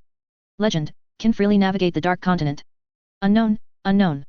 Germain put down his pen, spread out the notebook, and said to Bisky and Shizuku, this is my personal opinion. If you don't understand anything, you can ask me. This time, Bisky also jumped off the swing chair and quickly came to the tea table to read it. Then she nodded. I generally understand what you mean, but just in case, you should still explain each point one by one to see if our understanding is consistent. All right, Germain readily agreed. A traveler refers to all people who have not mastered nin ability, which is the vast majority of people in the human world. They just come to the world, experience birth, old age, sickness, and death, and then disappear, without knowing the truth of the world. Thus, they are travelers. An apprentice refers to people who have awakened an ability or have further mastered the 4 major principles. Have you heard of the Nostrade gangster's family? Neon, the daughter of the family head, awakened lovely ghostwriter. She possesses the ability to foresee the future. Also, the candidates who pass the final stage of the hunter exam each year, they awaken an ability and are then considered true hunters. However, they all share a common characteristic, they still have much to learn, so they are all categorized under apprentice. A brave refers to someone who has mastered advanced nin ability, such as En, Gyo, and so on, and whose nin ability has taken shape, indicating that their future direction is clear. Hunters who have just obtained their hunter license will remain in this category for several years. They have a preliminary understanding of how vast and dangerous the world is, but they still choose to move forward and challenge the unknown, therefore they are all braves. Additionally, based on my personal judgment, the beasts of the Dried River Valley mentioned earlier are basically at the apprentice or brave level. Therefore, anyone entering here must at least be at the apprentice level, otherwise, they wouldn't even be able to penetrate their hides. An elite is an user who has experienced countless life or death battles. However, the combat power span of individuals in this range is very large. The 3 of us, Wing, the Shadow Beasts, and the Phantom Troop all belong to the elite category. This level is the backbone of all nin users. I judge that the Lord of Crows in the Muddy Land is elite level, as for those crows, they are apprentice level. A master is world class, having established their own school of thought and possessing the correct principles to teach elites. Among the people I have met so far, only Chairman Netero belongs to this level. A champion is the strongest nin user in the human world, towering above all other strong individuals living in the human world, hence the title champion. As far as I know, Chairman Netero, more than 50 years ago, was undoubtedly a champion. A legend, here, specifically refers to Don Freaks, who wrote Travels in the New Continent. If he is still alive and still on the Dark Continent, then he is a living legend. Hearing this, Shizuko suddenly interrupted, wait a minute, Germain, you just mentioned Jing Freaks, and now you're mentioning Don Freaks. Is there any relationship between them? A serious, clear-headed Shizuko was quite perceptive. Germain began to explain. Don Freaks is Jing Freaks' ancestor, who went to the Dark Continent about 300 years ago. Many of the human world's adventures to the Dark Continent have referenced the content of his travels in the New Continent, Eastern Volume. As for himself and the Western Volume, they have not yet been discovered. More than 300 years. Shizuko tilted her head in surprise. Won't he die of old age? Bisky pondered, pinching her chin, and continued Germain's words. Perhaps he died of old age or illness or was cruelly murdered. We know nothing about it, no one knows his later whereabouts. However, if he ate the herb that cures all illnesses and the longevity food Nidaromi, 2 of the 5 great hopes, he might still be alive. This means that Don Freaks himself might currently be on the western side of the Dark Continent. Of course, this is considered a madman's conjecture and has never had much support. Shizuko nodded and muttered, the world is truly vast. There are all kinds of people and things, and anything can happen. Oh, right. Shizuko asked again, Germain, what does the last unknown mean? You haven't explained it yet. It's the literal meaning of unknown, Germain explained. I can hypothesize that Don Freaks is still alive, and I can also hypothesize that there are stronger lives on the Dark Continent than him. Stronger lives? What are those? Shizuko pressed. I don't know, Germain answered truthfully. He paused, then added, Bisky, Shizuko, actually, I've always had a few questions I deliberately avoided. Shizuko adjusted her glasses and asked, what questions? Why was one of my 2 initial lanterns on the Dark Continent? Germain looked at Shizuko. Why do I possess such an ability? Bisky, who had emerged from her contemplation, interjected upon hearing this. It's almost as if something wants you to go to the Dark Continent, to find it, isn't that what you mean? Yes, Germain nodded. Bisky couldn't help but shake her head. Knowing this possibility, you still decided to go to the Dark Continent. In a way, you are one of the craziest people I've ever met. Germain did not answer, but instead pointed to the balcony with the open glass door. From that angle, one could not see the city lights, only the dark sky and sparse starlight. The stars appeared very tiny, as if they would be completely swallowed by the vast darkness at any moment. Germain looked out the window. The human world is already vast, but it's only a small part of this world, the Dark Continent is the true world. By the same token, the universe is vast, and our planet is so tiny. In the true universe, anything could exist, and it wouldn't be strange. However, if humanity is too afraid to take that first step into the universe, then its development and evolution will stop here. He paused, then continued, this is my last inquiry. You can still withdraw now, provided you guarantee not to leak any information. Do you want to withdraw? The chill of the night silently permeated the room. The previously noisy, fragmented sounds had faded away at some point, leaving only the world after silence. Bisky and Shizuko exchanged glances, then looked at Germain with varied expressions. I don't want to withdraw, Shizuko said, her finger tracing the inverted cross on her chest. If there's profit to be made right in front of me, wouldn't it be a shame to give it up? Besides, Bisky added, even if, by some chance, your hypothesis is correct, couldn't we just choose not to go look for it? Our legs are our own, could it possibly control our will? Germain closed his eyes, then opened them again. He had anticipated their response, so he wasn't surprised. He said, then, according to the original plan, we'll rest tomorrow and depart in the early hours of the day after tomorrow. The objective this time is to explore deeper into the Dark Continent, searching for valuable spoils along the way, and to return safely without suffering heavy losses. Bisky and Shizuka both nodded in agreement. This was a decision the 3 of them had made earlier. They could have played it safe and revisited areas Germain had already explored, but none of them were people who feared danger. Having reached a consensus, the group rested the next day until the early hours of the 22nd, a time when all was silent. Most of the lights in the luxurious suite had been turned off, leaving only a single bulb emitting a dim yellow glow, casting a circle of light on the area where the 3 of them sat. One last confirmation, are you ready? Germain first checked his own backpack, then asked. Shizuko nodded, placing her backpack in front of her. I am ready. Me too, Bisky confirmed. Also, the doctor I mentioned to you earlier is already in position nearby. However, she's a very shy child, so she probably won't come over without a message from me. Germain nodded. That's good. There's no need for too many people to know the inside story. Let her think it's just a normal commission. Don't worry, that child is very reliable. Bisky suddenly became a little excited, standing up with her hands on her hips. Hurry up and start, let me see your lantern. Germain said no more. He first extended his right palm, and his nin materialized a hunter badge that looked like a broken fragment. Through it, he then materialized the lantern in the central area where the 3 of them sat. Purple light, like drops of water, fell from the hunter badge onto the floor, creating ripples. Soon, an ancient lantern emerged from the floor, which resembled a lake. On its base, 4 emaciated, ghoulish imp-like creatures, resembling premature mummies, clung to it. Although I've heard you describe it, seeing it in person still gives me the chills, Bisky commented, staring at the imps. They don't look like non-beasts, they're just part of the lantern. The 4 imps showed no disturbance from the presence of 2 strangers, continuing to wail at Germain as if to beg, but their wails were truly eerie in the darkness. Shizuku touched the inverted cross on her chest and suggested, I feel like we need to hurry. If someone hears sounds like this in the early morning, they might come to investigate. It might become a ghost story for this hotel, Bisky chuckled mischievously. Germain nodded in agreement and said, then extend your hands and hold theirs. He demonstrated by extending one hand and holding the small hand of one of the imps, which immediately let out a cry of surprise. Bisky and Shizuku exchanged glances, then also extended their hands, touching the rough, cold fingers. They could feel the imp's fragility, as if they could crush them at any moment. Only one imp was not chosen, it didn't wail, but rather disappointedly and weakly hugged the lantern base. Do they also have a concept of emotions? Shizuku asked curiously. Probably, Germain replied.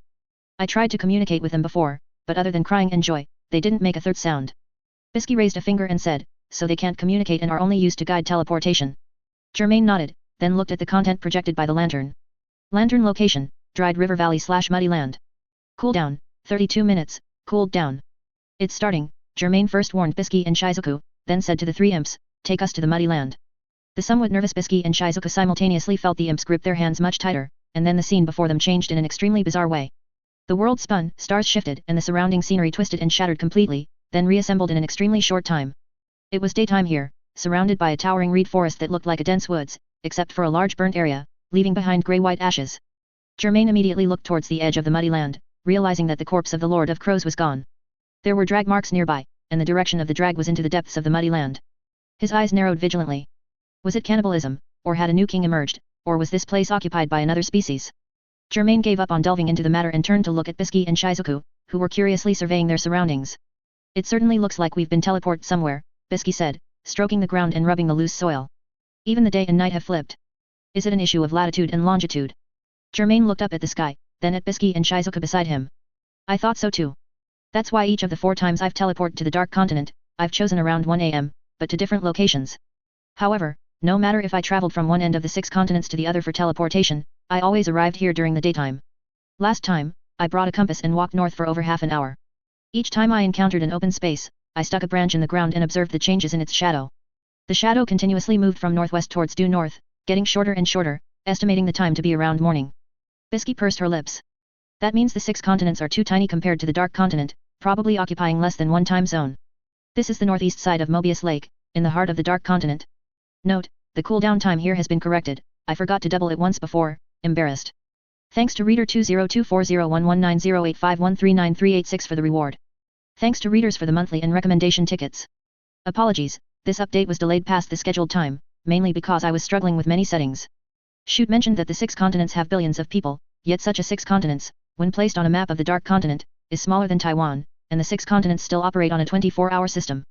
In addition, I have to consider that the released Dark Continent map might only be a small part, whether Mobius Lake is actually tiny, whether it's in the northern or southern hemisphere, whether it's on the equator, etc. How to calculate the Terminator line, how to calculate the sub-solar point. I feel like my head is going to explode. The initial idea was to directly copy Earth's time zones, regardless of why this giant planet still rotates in 24 hours, regardless of where Mobius Lake is, but the more I thought about it, the more complicated it became. Finally, I decided to completely abandon overly complex geographical and time settings. Stubbornly obsessing over areas I'm not good at will only lead to a terrible end, with more and more loopholes, and it would seem ridiculous to professionals. It's better to think about what I'm truly good at.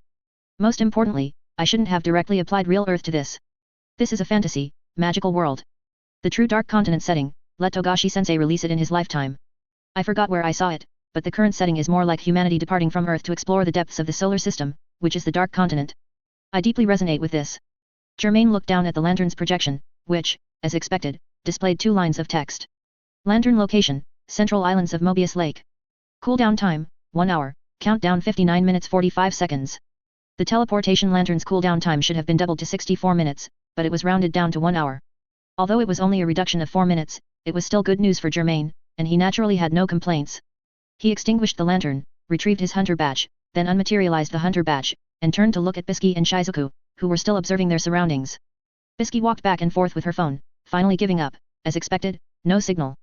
But the phone's camera, recording, memo, and other functions are still usable. She would be responsible for occasionally recording observations, Germain for reconnaissance and combat, and Shizuku might not remember to do it, so it could only be her responsibility. Regardless of whether this was the Dark Continent, or a well-hidden magical or secret realm, she would stick to their prearranged division of labor. Shizuku squatted at the edge of the muddy land, observing the tracks where the Lord of Crow's corpse had been dragged away, extending deep into the extensively burned reed forest. After a long moment, she stood up. I haven't seen a single crow, Shizuku said, her large eyes unblinking like a doll's. Should we go deep into the reed forest to look? Let's stick to the original plan, Bisky said, making sure her single ponytail was tied tightly before continuing. What we need now is to safely get through the 1-hour cooldown of the lantern. Germain dealt with the Lord of Crows in the muddy land a few days ago, so this area should be relatively safe for now. I think the cautious approach is better. Before she finished speaking, a cacophony of intertwined crow calls erupted from deep within the reed forest. Tiny black figures flew into the air, landing on the tall reed tips. No way. Bisky said, putting her hands on her hips in exasperation. I just finished speaking. Shizuko looked at Germain. I did kill the Lord of Crows, Germain replied, knowing what her gaze meant. The reed tips were bent slightly by the flock of black figures. The multiple eyeballs on each crow rotated, looking at the intruders. Ah! One crow squawked, and the others echoed it, creating a deafening clamor. But the next moment, they suddenly all stopped squawking, closed their beaks, and all the eyeballs on their bodies turned towards the depths of the reed forest, the place they had flown from. After a peculiar pluralist sound, a white bone wing pushed aside the tree-high reeds, and a corpse appeared, consisting only of a skeleton with a mass of flesh and blood in the center. It still maintained the tall outline of the Lord of Crows, but the charred feathers and rotting flesh and blood that had originally adhered to the bones had all been pecked clean by the crows. However, this signified its nirvana. The original Lord of Crows had indeed been killed by Germain, but the flock of crows in the muddy land would not allow themselves to lose their leader. After only a skeleton remained, the crows used their own flesh and blood, as well as the flesh and blood of other beasts they had pecked, to fill and piece together fresh internal organs within the bones. At this rate, in a week, the Lord of Crow's flesh and blood would mostly regenerate, its black wings would be nearly grown, and even its eyeballs would open one after another. It should have been silently waiting for its flesh and blood to grow in its nest in the muddy land, but it suddenly appeared at this moment because it sensed that the intruder had returned. This was what its innate N, which could cover a large area of the muddy land, told it, and then the crow's calls confirmed it. The bone crow paused in the muddy land, then let out a deafening, resentful howl towards Germain, piercing the ears of all three, causing them to cover their ears. The mud rippled with the screech, and circles of muddy ripples spread out, and pairs of white bones emerged from the abyss. They pieced together to form the skeletal outline that originally supported their bodies, crawling out of the mud, complete with fangs and sharp teeth, long whips formed from fused tailbones, armor-like shells, and so on. About 20-odd white bone beasts, amidst the bone crow's screams, charged towards the three of them with an unstoppable momentum. You seem to have really angered this flock of crows, Bisky said, having used Gyo to observe the enemy. It's controlling this army of dead bones with its screams. Germain looked at the bone crow behind the white bone army and calmly said, Bisky, Shizuku, these bone puppets are yours. I know, a direct checkmate. Bisky responded, taking a large stride forward, her right arm swinging like a hammer, her fist smashing the head of the nearest bone puppet, sending shards flying. However, the bone puppet that had lost its skull did not hesitate at all, its bony claw still reached for the nearest Bisky. It issued the most basic command, attack the nearest living creature. Bisky's thoughts raced. All its bones are weapons, only by shattering it into dust can it be freed from manipulation. She dodged the bony claws at the last moment, then suddenly stabilized her stance, and with her petite body, she unleashed an incredible, powerful, and fast punch forward. In an instant, the entire skeleton of that bone puppet was shattered and broken, piling up on the ground with a poof. Whack. On the other side, Shizuku also used her blinky to smash the shell of an attacking bone puppet. Shizuku. Bisky looked over and called out, can't your blinky absorb non-living things? Use it on them. Shizuku smashed another bone puppet with her blinky, then waved her hand at Bisky. No, I can't. They can still move, and if they can move, they're alive, right? Bisky delivered a whip kick, sending a bone puppet flying apart. Hearing this, she couldn't help but curl her lip. You're really strict with your own restriction and vow. An ability, in the end, is a power combining mind and matter. The conditions and scope of the restriction and vow one sets are actually very subjective. There is no judge or arbiter standing beside Shizuku to determine whether she has violated her restriction and vow, it is entirely up to her own judgment. Only by firmly believing that she has not betrayed her restriction and vow will Blinky's ability remain as it is, otherwise, it will change accordingly, or even become completely ineffective. Knowing this well, neither Germain nor Bisky had any intention of forcefully correcting Shizuku's perception. Once her perception changed, Blinky might no longer have the infinite space it currently possessed to swallow anything she considered non-living. Bisky and Shizuku actively moved forward, clearing out the bone puppets, creating a path for Germain. He didn't miss this opportunity, speeding forward so quickly that he only left after images, causing several bone puppets around him to not react or attack. Germain reached the edge of the muddy land, leaped up, lightly stepped on the reeds, and used the leverage to spring towards the bone crow hidden at the very back. Note, the cooldown time here has been corrected, I previously forgot to double it once, embarrassed. From above, Germain plummeted like a weight towards the bone crow's position, His meat cleaver clanged as it transformed in mid-air. He gripped the handle with both hands, aiming to strike the bone crow's neck. The bone crow reacted surprisingly fast, tilting its head to dodge. The meat cleaver only clanged as it struck its right wing bone, severing it completely. That fast a reaction. And those crow's eyes. Germain quickly glanced at the surrounding perching crows. Or both, giving it an almost blind spot-free vision. The right wing bone fell into the muddy land. Before it could sink, it immediately sprang up as if alive, its sharp point jabbing towards Germain's abdomen. Germain's left hand was free.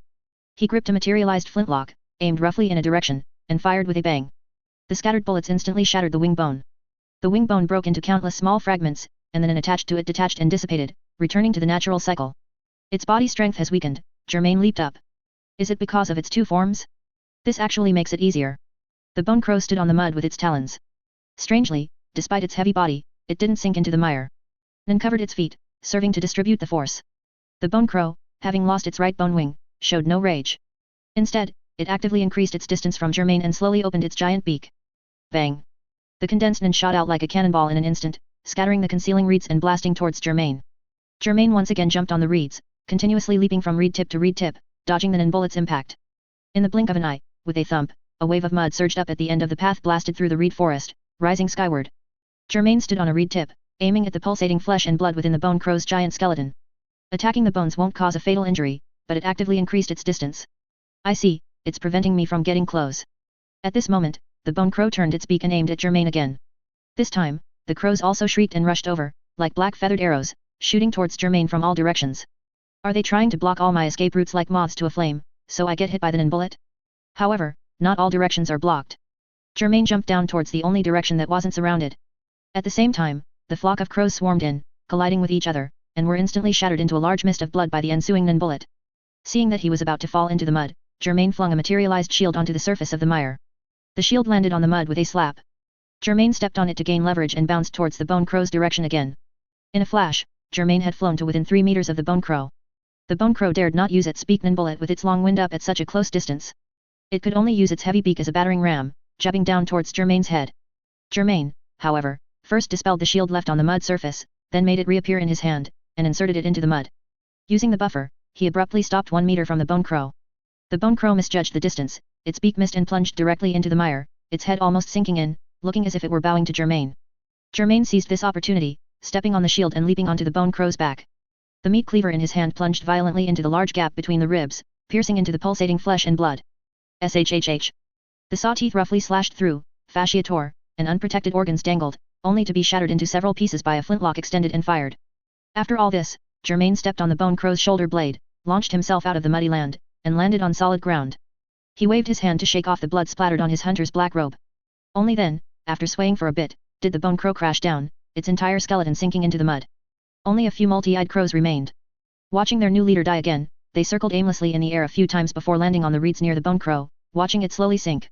The bone puppets still attacking Bisky and Shizuku also lost control, falling with a pat-pat sound, their bones almost covering the ground. Aura capacity, 2124. Stress, 03.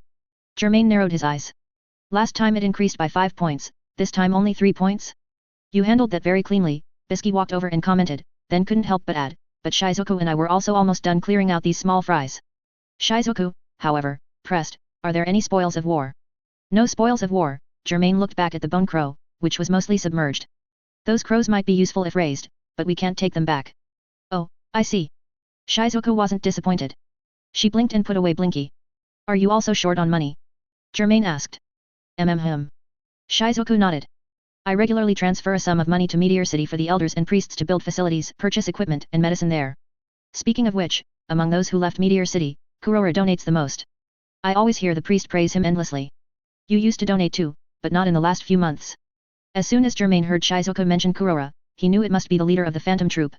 As for why he hadn't donated, it was because he wasn't truly a person from Meteor City, he couldn't do charity based solely on fragmented memories in his mind. Bisky listened for a while, then hesitated before asking, what I'm about to say isn't directed at you two, I just have some questions. If I offend you, I apologize. People from Meteor City are so good to their own, why are they so indifferent to outsiders? Hey. Shizuku paused, poking her lip with her finger as she thought. Speaking of which, why is that? This contemplation lasted for about a minute before she suddenly seemed to awaken and nodded. Ah. I remember, it's not us who are strange, but the outsiders, right? They always treated us like livestock, like trash. We just did the same thing in return. Shizuku's large eyes behind her black-rimmed glasses blinked, full of honesty. Yet, it was precisely her honesty that made Bisky feel a chill. Bisky roughly understood why Germain and Shizuku could be so indifferent and calm about life and death. They had survived the hunting and brutalization of Meteor City residents by outsiders. Every day was a struggle for survival, living on borrowed time. Death held no fear for them, as long as it was a meaningful one. Their view of life outside Meteor City also stemmed from such upbringing. Selection, yes, death, deception, and betrayal filtered out those Meteor City residents who easily trusted outsiders. Those who held goodwill were mostly dead, leaving behind people like Germain and Shizuku. Ah! Shizuku suddenly widened her eyes as if remembering something, extending a finger. But Little Biscuit isn't among them. You're special, I trust you. Bisky looked into her eyes, sighed softly, and smiled, of course I know that. So, Germain, you trust me too, right? You're right. Germain wasn't listening at all, he was observing his surroundings. At this moment, he just nodded subconsciously and perfunctorily. This guy, he actually disappointed Shizuku and my maiden hearts. Bisky barely suppressed the urge not to pounce on him and do something like twisting Germain's arm with a Kimura lock to force his surrender. But, I guess I should still collect some trophies. Shizuku once again materialized Blinky, aimed its gaping mouth at the bones scattered on the ground, and pushed the button on Blinky with her thumb. Blinky, swallow these bones. Blinky stuck out its large tongue, let out a joyful shriek, and began to suck with a powerful gurgling sound. The bones on the ground rattled for a moment, then flew into its mouth. Its mouth swallowed tirelessly. Those clearly enormous skeletons, as soon as they touched its tongue, teeth, and lips, rapidly shrank and twisted, like soft chewing gum. The white bones were compressed into lumps and, following Blinky's pipe, fell into a space whose capacity seemed endless. Are you planning to sell them to those bone collectors? Bisky watched this scene, then suddenly slapped her right fist into her left palm in realization, some collectors are indeed very generous. Shizuku is so clever. Hey! After Shizuku used Blinky to absorb all the bones on the ground, she heard Bisky's praise, thought about it with a puzzled expression, and then said, I almost forgot I could sell them to them. Hey! Bisky asked, quite surprised, then how were you planning to exchange them for money just now? Isn't Meteor City a junkyard? Shizuku revealed her initial thought, sometimes trash bags full of bones and limbs are normal, and they have a market in Meteor City. She then pointed at Bisky. However, your suggestion is better. These beast bones might be rare, and if a collector takes a liking to them, they should sell for a good price. Bisky shook her head helplessly and looked at Germain, but saw that Germain was not paying attention to their conversation at all, but was actively keeping watch nearby. So cautious, Germain, but I haven't let my guard down either. Bisky crossed her arms and scrutinized Germain's profile, this angle is good. After Shizuku cleared the white bones from the ground, she walked to the edge of the muddy land and placed Blinky's large mouth on the marsh. Swallow all the bones in the mud, Shizuku declared greedily. The next moment, Blinky acted like a water pump, gurgling and sucking out the bones from the marsh one by one, swallowing them into its abdominal cavity. Among them was the skeleton of the bone crow that had just sunk. Shizuku's ability is unexpectedly convenient. Bisky stood to the side with her hands on her hips, watching and commenting, I understand why Germain wanted you to join first. At this moment, the remaining multi-eyed crows tried to fly over and attack Shizuku. However, before they could get close, Germain materialized a flamethrower and sprayed a sheet of flame, burning them into charred lumps.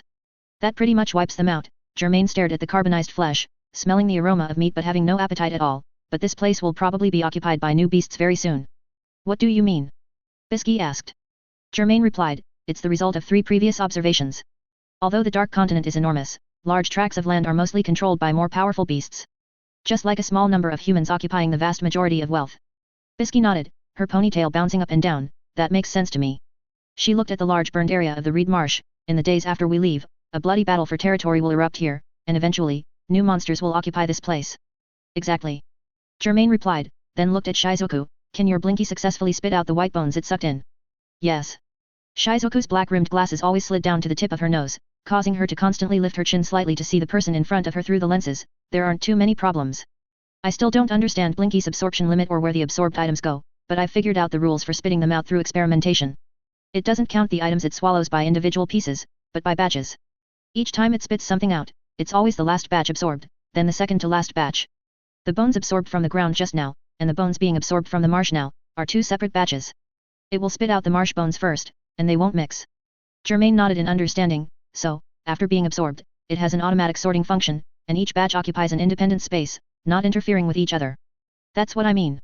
Shizuku pointed at Germain, but spoke to Bisky. Bisky immediately understood the meaning behind Shizuku's deliberate addressing of her, and gave a thumbs up, praising, as expected of Shizuku. Shizuku nodded at Bisky, her expression unchanged. If it were someone unfamiliar with her, they certainly wouldn't know that her mood was actually quite good at the moment. I used to often spit out things that Blinky swallowed during work into the junkyard in Meteor City. However, I also forgot how much Blinky has swallowed, because even now, Blinky can still spit out things it swallowed years ago. After a while, the water level of the Muddy Lands marsh visibly dropped, and Shizuka finally finished Blinky's feeding. She pulled Blinky's large mouth out of the marsh and then dispelled its materialization. Blinky has absorbed most of the skeletons it could reach. Many others sank too deep, beyond Blinky's range, so we had to give up on them. That's enough. Our journey this time isn't over yet. Germain looked at the hunter badge's projection, confirming the lantern's cooldown time. Bisky, Shizuku, the teleportation lantern will be off cooldown in less than half an hour. Half an hour, that's fine. Bisky took out her phone, removed her white gloves, and her nimble fingers began tapping on the screen. I'll use this time to record what just happened. She paused her tapping on the phone screen from time to time, conveniently taking a few photos for safekeeping. Germain had been on guard duty previously, and now it was Shizuka's turn to secure the perimeter. The remaining time was for waiting. Half an hour later, Germain reminded the other two, time's up, it's time to go. Okay. Bisky and Shizuka responded. They each picked up their backpacks that they had set aside, skirted a wide berth around the muddy land, climbed over a small hill, and continued deeper into the north. The three entered a mountain forest, maintaining a triangular formation with Germain at the very front and Bisky and Shizuka walking side by side. Thanks to Self Passerby for the reward. Thanks to the readers for their monthly and recommendation votes. Note, Shizuku's Blinky rules are my own setting. The manga did not provide detailed rules, only a vague statement in chapter 77, it can spit them out again. Other non-abilities whose rules are not detailed will also be given private settings as needed by the plot, trying to align with the character's personality.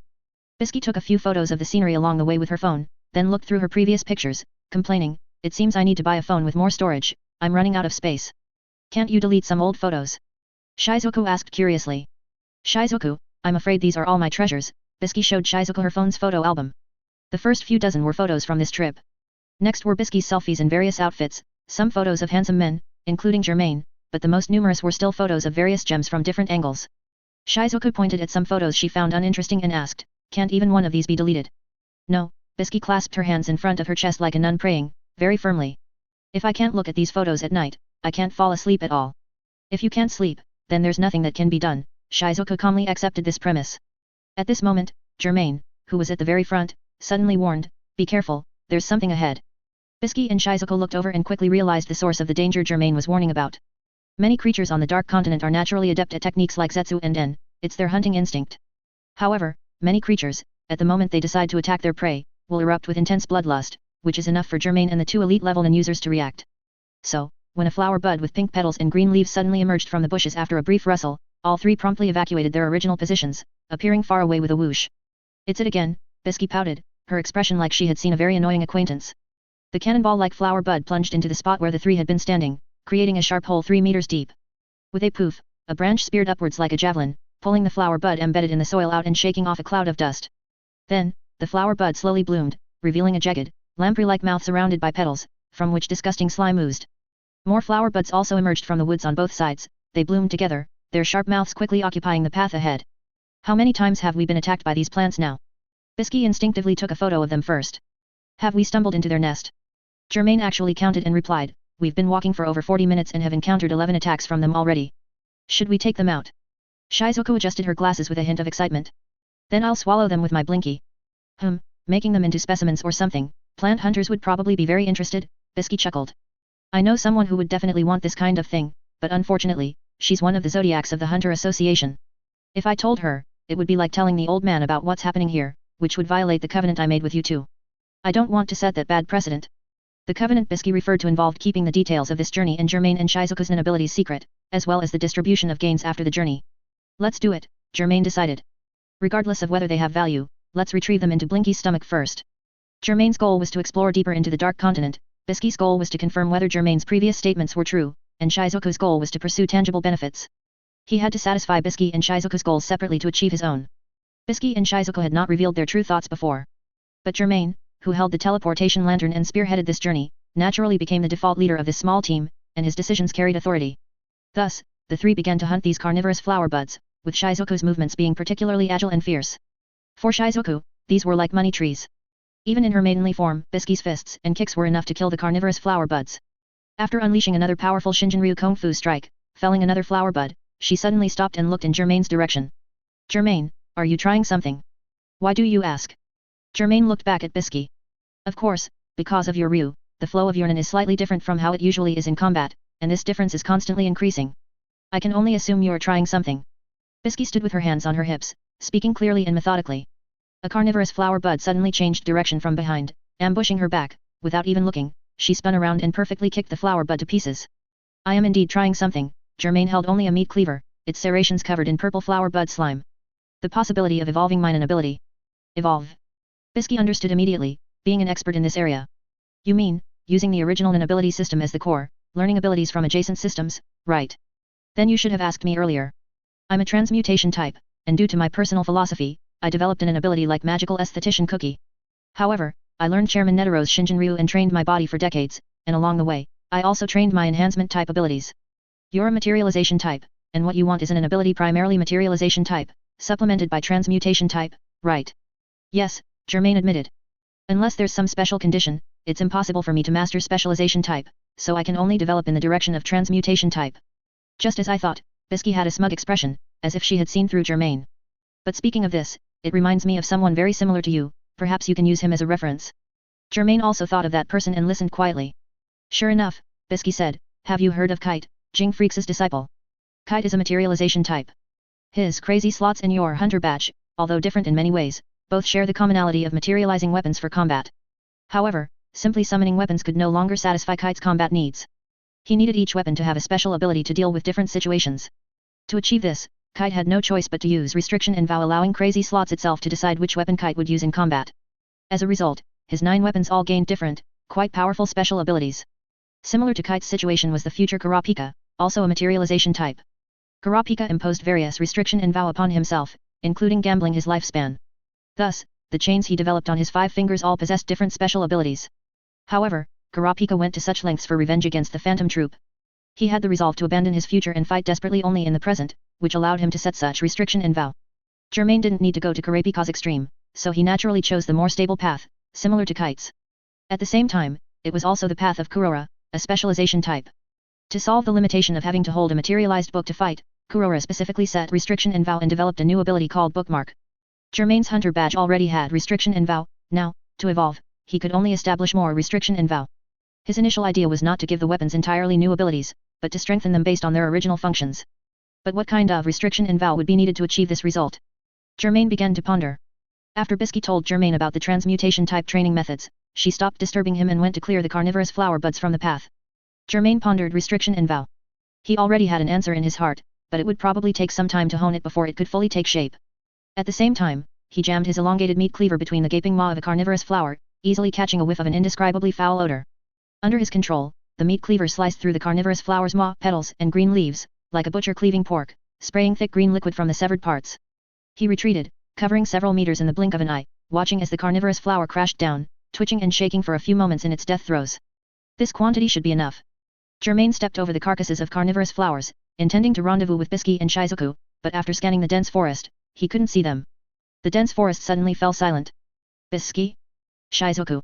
Germain called out his companions' names, moving around and observing their footprints and traces of battle. They were indeed nearby, but the 2 of them were gone. Although the 3 of them had split up earlier, they were close enough to each other to respond to calls. Even if they had been ambushed by carnivorous flowers or some other monster, Germain shouldn't have heard nothing.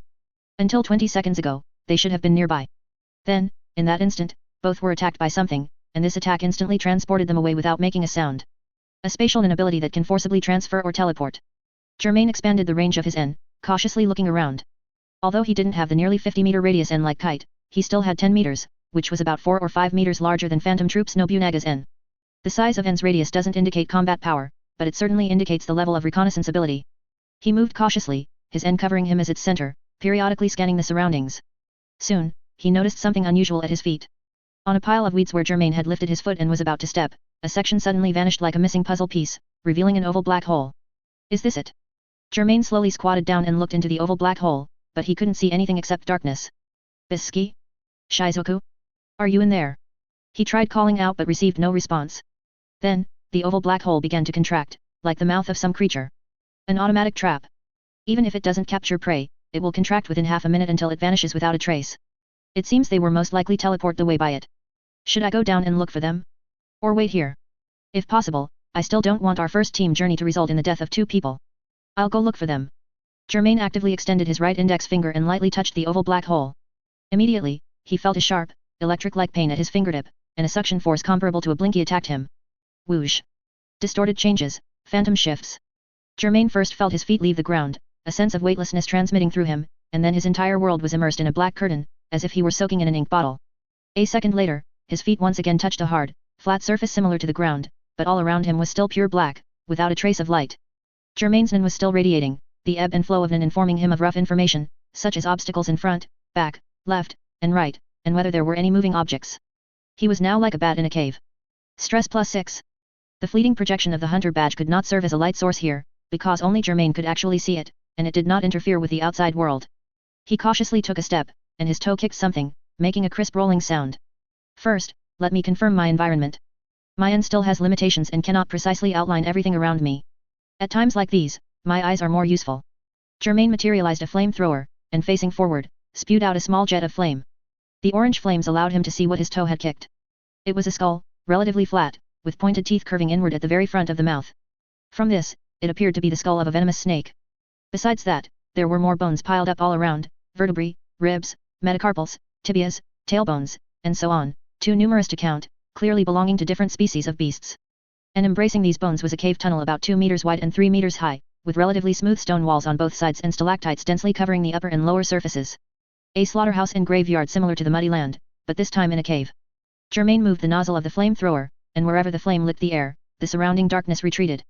He squatted down, rummaged through the mountain of skulls for a while, and then stood up. Bisky and Shizuko shouldn't be dead yet. Even if they were, it's unlikely they would have been completely devoured by the owner here so quickly, leaving only bones. So, it's highly likely that the three of us were teleported to different locations. After reaching this conclusion, Germain looked at both ends of the cave tunnel, casually chose the left side, and walked towards it, then extinguished the flamethrower. The flamethrower consumed too much aura capacity, and Germain didn't dare to keep it on all the time, lest he run out of Nen when he really needed to use his Nen ability. Fortunately, he was prepared. He found a flashlight in his backpack, turned it on, and a radiating beam of light illuminated the path for several meters ahead. Stress +6. After walking in the darkness for a while, Germain once again received a reminder from the hunter badge's projection. It seems I can't stay in the darkness for too long. Darkness will continuously accumulate stress for me, and even with a certain range of light source, it only slows down the accumulation of stress. Suddenly, he faintly heard some rustling, faint sounds, far beyond the sensing range of his Nen, echoing and lingering between the stone walls. It was the sound of a group of tiny living creatures running. Germain pursed his lips, tightened his voice, and slowly approached. The faint sounds paused for a moment, then suddenly changed direction, running towards Germain. The sound grew louder and louder, like a thick rope dragging across concrete. The next moment, they entered the range of Germain's Nen. Germain identified their outlines and sizes, each one was palm-sized, with a rather plump body paired with tiny heads and limbs, feeling quite agile. These should be a group of rats. And this group of rats never appeared within Germain's field of vision. They ran within the stone walls, where they had their own paths. A dangerous intuition, like a needle prick, assailed him. Germain raised his flashlight and swept it to his side. There, the stone wall expanded into an oval black hole. First, squeaking sounds were heard from within, then countless dense, eerie green eyes were seen. They spewed out of the black hole like a bursting pipe, emitting chilling hisses, and lunged at Germain. As expected, they're rats. Germain raised the nozzle of his flamethrower, pressed the button, and the tongues of fire roared to life. A whole bunch of fat, stinking rats. The dozen or so rats that first pounced on Germain were quickly engulfed in flames, as if they had willingly jumped into a ring of fire. Their squeals became sharp with pain, and a putrid smell assaulted his nostrils. The remaining rats either got pushed by others and fell onto the dry ground of the cave, scurrying away in a panic, or they turned and retreated into the oval black hole, disappearing from sight. Germain first aimed the flamethrower's nozzle at the oval black hole and sprayed a burst of fire. When he saw it gradually shrink, he turned the nozzle to incinerate the rats that had fallen and were scurrying around his feet. Before long, the ground was covered with fat, charred rats, sparking with embers. There were over 30 by his estimation. The rest had all fled, and the oval black hole had also shrunk until it vanished. It seems it was this group of rats that teleport the three of us to different locations in the cave. When they gather, they can create a teleportation cave, but individually, their threat level drops sharply. Stress +6. Germain could already feel the oppressive sensation brought by the darkness from the change in his stress value, but he still didn't quicken his pace. Instead, he maintained his current rhythm and continued forward. Walking faster didn't necessarily mean he would leave the cave sooner. On the contrary, proceeding cautiously might be more secure and save time. On his dark path forward, he encountered 2 more rat swarms attacking from within the walls. He dealt with them in the same manner, not letting these disgusting little creatures bite him even once. Stress +6. Germain mentally counted the time intervals between these stress value increases, realizing they were all different, perhaps due to the flashlight and flamethrower acting as light sources. However, overall, in the dark, an average increase in stress value every 5 minutes was a more reasonable assessment. As he walked, he saw a slope ahead through the beam of his flashlight and the occasional bursts of fire from his flamethrower. The bottom of the slope was covered in accumulated rubble. Should I go up to the next level? Germain stepped onto the pile of rubble, climbing upward step by step, when he suddenly heard a rumbling sound and vibration from above, as if something was hitting and rubbing against the stone wall. He lowered his body, climbing more carefully and steadily, until he reached the end of the slope and saw a cave entrance. The trembling sound did not stop and was not too far away. Germain entered the new tunnel, letting the flashlight's beam lead the way, then observed the changes around him. Stress +6. Compared to the cave tunnels on the lower level, this one was clearly much wider, enough to accommodate a tank, and the air was not as murky and stifling as below. If the lower level had a considerable, putrid smell of feces, this place was much fresher, with more of a wild beast scent. Germain looked down and saw huge drag marks by his feet, as if a vehicle pulling an iron pillar had truly passed through. He then looked at the wall and, sure enough, found scrape marks. Many of the exposed soil layers in the indentations were fresh, clashing with the moss-covered soil around them. That means something just passed through here. Judging by the direction of these marks, it most likely went from left to right. It's very large. Should I go check it out? Germain was unsure whether the still missing Bisky and Shizuka were on the lower level, this level, or somewhere else. Suddenly, the tremor that was shaking the cave stopped. A moment later, it started again. This time it seemed more violent, so much so that a lot of gravel and dust fell on Germain's head. After a strange pause, there's a violent reaction. Germain adjusted his hunter's black hat, shook off the rubble and dust, then put it back on his head. It must have encountered some unexpected target. It's very possible it's one of Bisky or Shizuku, or both of them. If my guess is correct, I need to go support them now. Germain had 7 or 8 parts confidence in his deduction. He held his flashlight and flamethrower, and quickly ran to the right. As he ran, Germain noticed new cave entrances appearing from time to time on both sides, each leading to a new tunnel. Completely different structure from the one-way tunnels on the lower level. These are interconnected tunnels, probably grid-like. This should be to facilitate the movement of that large creature. The closer Germain got to the sound source, the louder the earthquake-like rumbling became. The dust rising ahead was so thick that even the flashlight's beam and the flamethrower's fire could not penetrate it. Stress +6. Using a flashlight in the dust is meaningless now, it just takes up one of my hands. It seems I can only rely on N to judge. He pulled up the hood of his hunter's black robe, covering his mouth and nose, then pushed down his hunter's tricorn hat, turned off the flashlight, put it back in his backpack, and walked straight into the darkness. The vibrations ahead continued, and Germain's N quickly detected a cone-shaped object not far away, constantly swaying up, down, left, and right. It should be a tail. Germain swapped out his flamethrower for his meat cleaver. In the blind darkness and swirling dust, his N seized that fleeting pattern and opportunity. Now. With a click, he transformed his meat cleaver, stepped forward, and forcefully chopped at the swinging, enormous tail. A clang rang out, and sparks flew. Scales?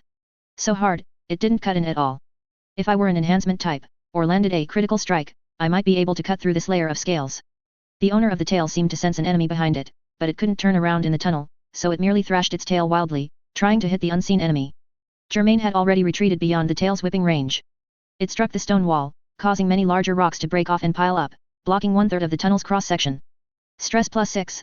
If they really are scales, there might still be a way.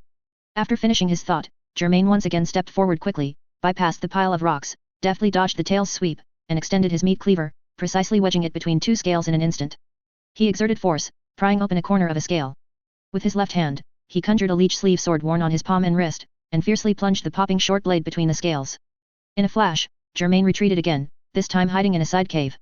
And from where the leech sleeve sword had pierced the scale, blood suddenly gushed out with a hiss, like an uncontrolled faucet. This was the ability of the leech sleeve sword. As long as the creature stabbed had a concept of blood, it would ensure massive bleeding, and the blood loss would be extremely rapid. If one didn't find a way to stop the bleeding quickly, just one stab would be enough to cause a human to die from excessive blood loss. However, for a cave beast of such immense size, merely bleeding would likely take a very long time. But the leech sleeve sword's penetration still affected the ferocious beast. Its tail's action of striking the stone wall became increasingly intense, and then, amidst a strange hissing sound, it seemed to crawl forward, its tail also retracting forward in tow. Germain pulled his hat brim low and rushed into the rolling dust, breaking through like an arrow released from a bowstring. Suddenly, the large beast ahead paused its movements. The rumbling and the scraping sounds against the rock wall ceased abruptly. It stopped? Why? Germain cautiously slowed his steps, turning to press against the wall. The bleeding from the leech sleeve sword shouldn't incapacitate it so quickly. Then it can only be assumed that Bisky and Shizuku, or something else, achieved a corresponding battle result. Germain waited for a moment longer. After confirming there was no more movement in the cave ahead, he quickly walked forward to investigate. Stress +6. His N first detected the large tail that he had previously stabbed, causing it to enter a bleeding state. As he approached, half of the dust in the air had settled, allowing him to see blood still gushing from the wound beneath the tail's scales. Aura capacity +5, stress +5. Noticing the hunter badge projections reminder, Germain realized that the owner of the large tail was already dead. Because Germain had plunged the leech sleeve sword into it within the last 10 seconds before its death, causing significant trauma, it counted as participating in the battle to kill it, and he thus received a grudge gift. Germain again took out a flashlight from his backpack and illuminated the scales on the tail, which glowed faintly. He walked forward, observing that its body was thick and long, without limbs. It's a snake, as expected. Germain had already made this deduction in his mind, now it was merely confirmed. Its body alone occupies more than half of the space in the tunnel it's in.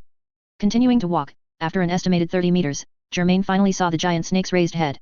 He shone his flashlight on it and saw its terrifyingly ferocious maw. The giant snake's eyeballs were slightly larger than an ordinary door, wide open and full, as if they might fall out of their sockets at any moment, but they had lost their previous fierce spirit. Its gaping maw was now closed, with only bubbling blood oozing from the cracks, and the raw, fishy, foul, smell made it seem as if it were still alive. Stress +6. Germain. A familiar voice came from his front left. Germain turned the flashlight and shone it over, finding someone sitting against the wall at a cave intersection. The flashlight beam reflected off her glasses, revealing her slightly torn black sweater. She seemed to be stung by the light, instinctively raising a hand to shield her eyes. It was Shizuku. It's me. Germain lowered the flashlight and walked to Shizuku's side, noticing a wound where her clothes were torn. Besides blood, there was also purple fluid on the wound. Is it snake venom? I guess so. Shizuku wasn't too concerned. She materialized Blinky, aiming its mouth at her wound. Suck all the snake venom out. Blinky's large tongue swished a few times, and Shizuku's wound began to squirm, spitting out a syringe full of purple snake venom, which was then sucked into Blinky. This snake venom would be stored separately and would not be mixed with the previous batch of objects. Under Germain's flashlight, Shizuku took out a small bottle of solution from her backpack and, without being sparing, poured it all onto the wound, applied medicinal powder, and then bandaged it. The entire process was quite skilled and fast, she had clearly handled wounds this way before. Can you move? Germain extended his black-gloved hand and pulled Shizuku up from the ground. Or do you want to rest here a bit longer? Shizuku shook her head, said I'm fine, then took off her glasses, blew away the dust clinging to them, gently wiped them with a tissue for a while, and then put them back on. Have you seen Bisky? Germain asked. How did you get here? What happened afterward? Shizuku, while raising Blinky to slowly and orderly retrieve the ferocious giant snake, answered Germain's questions. I haven't seen Little Biscuit since we separated in the forest. I was suddenly teleported here and then encountered this giant snake. It ate my flashlight, and it was very dark here. I felt very uncomfortable staying here, so I wanted to get my flashlight back and fought with it. So that's how it was. It's just unclear whether the uncomfortable feeling she experienced was an instinctive human reaction, or if she accumulated stress points like Germain, or perhaps both. Shizuku described the process very briefly, so Germain had to press her for details on the interesting parts, confirming that her account was largely consistent with his own conjectures. In short, Germain was teleported to the floor below, Shizuku was teleported to this floor, so Bisky might be on another floor. Stress +6. Germain watched as the giant venomous snake, starting from its head, then its body, and finally its tail, was entirely swallowed by Blinky. For a moment, it was hard to tell which of them was the snake. After completing its task, Blinky licked its tongue as if it had tasted something delicious, then disappeared. He told Shizuku that the rats in the walls were the culprits who had teleported them, then reminded her, let's leave here and reunite with Bisky as soon as possible, and get out of the cave. Shizuku had retrieved her flashlight from the snake's belly, casually wiped off the mucus with a tissue, and held it in her hand, then replied, okay. Both were battle-hardened and users, with no reason to panic here. They quickly packed up and walked deeper into the cave. I feel like it's quite large here. Shizuku stood behind Germain, occasionally sweeping her flashlight into the corners. How are you going to find the way out? A relatively direct method, Germain said. Since this level is the giant snake's lair, given its size, one entrance and exit is clearly not enough, not convenient. Assuming the tunnels are interconnected and there are different entrances and exits in all four directions, we just need to find one of them to get out. I don't think finding one of them should be difficult. Germain spoke unhurriedly, while crouching down. When the tunnel forked, he used his meat cleaver to carve a directional arrow on the wall. The arrow symbol marked the direction Germain and Shizuku were heading. He would continue to do this, and once he saw these arrows, he would choose another fork, repeating this cycle until he found the exit. As Germain carved the mark, Shizuku illuminated for him with her flashlight. But what about Little Biscuit? Shizuku asked. What if she's not outside the cave, but inside?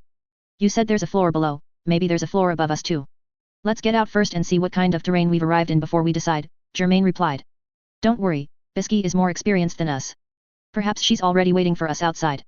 Finally, 10 minutes later, the two of them, without much surprise, saw the light at the cave entrance, and the cool wind from outside poured into the cave, invigorating them. The giant serpent's lair was merely its stronghold, not a maze, so its structure was naturally relatively simple, and it was normal to quickly find the entrance and exit. Stress +6. The two stood at the cave's entrance and exit, finally leaving the utter darkness within the cave. The sky outside was somewhat gloomy, but at least they no longer needed a flashlight to see things clearly. As soon as Germain left the dark environment, he immediately materialized his hunter badge to check his stress level. The result was that after staying in the cave for about an hour, his stress level had skyrocketed from an initial 3 points to the current 74 points, which also included the 5 points from the grudge gift of the lair's giant serpent. However, with Germain and Shizuko using a flashlight together, the interval for his stress level to rise was significantly prolonged, which might be a revelation. Darkness was detrimental to him, accumulating stress, while light was his ally, slowing down this process. Germain couldn't help but be glad that entering the Dark Continent during the day was the correct choice. Once night fell, the situation would likely be even worse. At this moment, a loud bang suddenly came from not far away, as if something had fallen. What was that? Shizuko put her flashlight back into her backpack and looked in that direction. Germain shook his head, I don't know. Let's go take a look. They walked together in that direction. As they walked, Germain looked up and finally realized why it was so gloomy here. All around them were towering trees, each trunk as wide as a church, with dense branches and leaves intertwined, truly deserving the description shading the sky and covering the Sunday. The sun's light struggled to penetrate the layers of leaves, with only a few lucky rays of light filtering through, leaving behind scattered, fragmented silhouettes on the ground. Suddenly, some vague, shadowy outlines flashed past. Germain couldn't help but frown, but they quickly vanished without a trace, like a receding nightmare. Did I see wrong? Germain. Shizuko, walking ahead, saw that Germain hadn't caught up and turned around, calling out in confusion. Coming. Germain replied. The two walked to the end, where a steep cliff lay before them. They craned their necks to look down and saw another protruding layer below, with a flat ground covered in withered yellow leaves at the very bottom. In other words, this was a three-tiered valley, with steep cliff faces between each layer. Germain and Shizuko stood on the highest layer, and from an aerial view, it appeared to be circular. At the bottom of the valley, a monster the size of a two-story house lay fallen. It was pitch black all over, covered in fur, with 8 thick legs and 16 green eyes. What a big spider! Shizuko commented bluntly, then suddenly looked at Germain, explaining quite unnecessarily, I wasn't talking about you, I was talking about the spider down there. Germain hadn't deliberately hidden his identity as a phantom troop member. When Shizuko had been curious and wanted to confirm it before, he had even rolled up his pant leg to show her the 12-legged spider tattoo.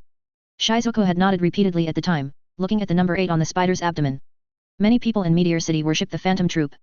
In their eyes, the Phantom Troop reorganized the order of Meteor City, maintained balance and improved living standards. Even the elders might consult them on major issues. This was the difference in how the Phantom Troop was viewed from different perspectives and by different groups, one's hero, another's enemy. Back to the present. I know you're talking about the spider down there. Germain replied briefly, then pointed to the spider, looked closely at the person standing next to the spider. Shizuko looked back, let out an "oh," blinked her big eyes, and asked with some uncertainty, Is she Little Biscuit? Or is it someone who stole Little Biscuit's clothes? It was normal for her not to be entirely sure, she had never seen Bisky's true form. Of course, Germain hadn't actually seen it either. Next to the fallen spider, a tall, burly woman stood. She had a blonde ponytail, and her princess dress was stretched to its limit. She raised her leg angrily and kicked the spider. She stood with her hands on her hips, as if complaining about something, but her voice was too soft for Germain and Shizuko to hear clearly. That's Bisky. Germain walked to the edge of the cliff and jumped down to the next layer, continuing to speak mid-air. It should be said, that's her true appearance, her combat form. Shizuko also jumped down, following him. Both landed steadily on the second layer. Combat form. Shizuko asked curiously as she walked forward with Germain, is that one of Bisky's nin abilities? Germain and she jumped down to the bottom layer of the valley together. It is indeed inseparable from her nin ability. Do you know body bend? It's a killer's technique, especially favored by the Zaldik family, leaving after images in place. You can think of this as Bisky's transformation technique.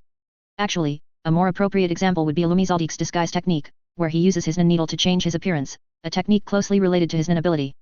Shizuko still seemed a bit bewildered, either not understanding or having that expression even if she did understand. Germain further explained, you know about silverback gorillas, right? They usually walk on all fours, but once they feel threatened, they stand upright like humans and beat their chests. Germain Bisky's angry roar came from afar, clearly having heard Germain's words, if you say another word, this spider will be your fate. Germain felt Bisky's anger and could only wave his hand helplessly, stopping his explanation. The two walked up to Bisky, both having to crane their necks to speak to her. Can I still call you Little Biscuit now? Shizuko's glasses, which had slipped to the tip of her nose, slid back to their proper position on her nose bridge as she looked up. You don't look small at all anymore. Bisky sighed, but still did not revert to her petite girl form. Germain, Shizuko, let's not talk about personal matters for now. You shouldn't have come down immediately. Look up, look carefully. We are currently surrounded by enemies. Hearing this, Germain recalled the blurry shadows he had seen a short while ago, so he looked up again. Perhaps due to the angle and lighting, this time he finally saw the true forms of those outlines. Just like the spider Bisky had just defeated, numerous identical spiders were crawling on the towering trees, hanging from the branches, lurking menacingly under the cover of the leaves. However, above these 20+ spiders, nestled within the foliage, was an enormous spider web. A spider, much larger and fiercer than the others, sat quietly in the center of the web. Its 16 eyes stared at Germain, Bisky, and Shizuku at the bottom of the valley.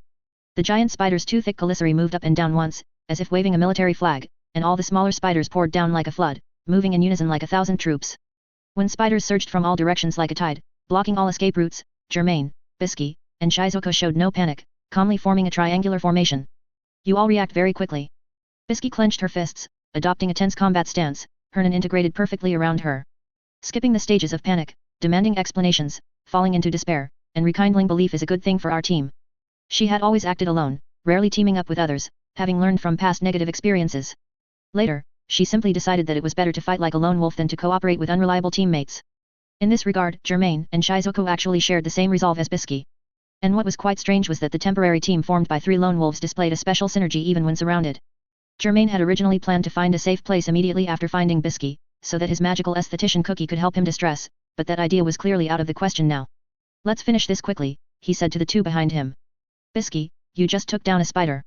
Do you have any key information you can tell us? Yes, Bisky immediately replied. They can float briefly. When a spider's abdomen swells, it's like a helium-filled balloon, allowing them to float for a few seconds before falling to the ground. Besides that, there are their webs and venomous fangs. Although I haven't observed them using these weapons yet, they are spiders, so they will most likely use them in the upcoming battle. That's all I know. That's enough, Germain replied. We can gradually discover their remaining abilities. Remember to share information with each other in a timely manner. Bisky and Shizuku both nodded. But the key is still the spider at the very top, isn't it? Shizuku already held Blinky's metal rod, ready to strike. It should be the leader of this group of spiders. At this moment, the spider horde had also surged into the bottom of the valley, as if more than 20 off-road vehicles had driven in simultaneously. Their legs moved rapidly, emitting a chilling thudding sound, like an urgent war drum, urging their prey into their rhythm. One of the spiders opened its mouth wide, baring its fangs, hissed at the trio, and pounced.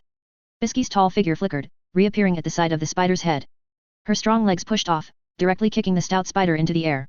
The spider flew through the sky like a large stone hurled by a trebuchet. Did you see that? She landed steadily back on the ground, and only then did the thud of the spider falling echo. Be fast, accurate, and ruthless. Don't give them time to float. There's no need to circle around them. Solve them with the fastest speed and the most direct method. Their advantage is quantity.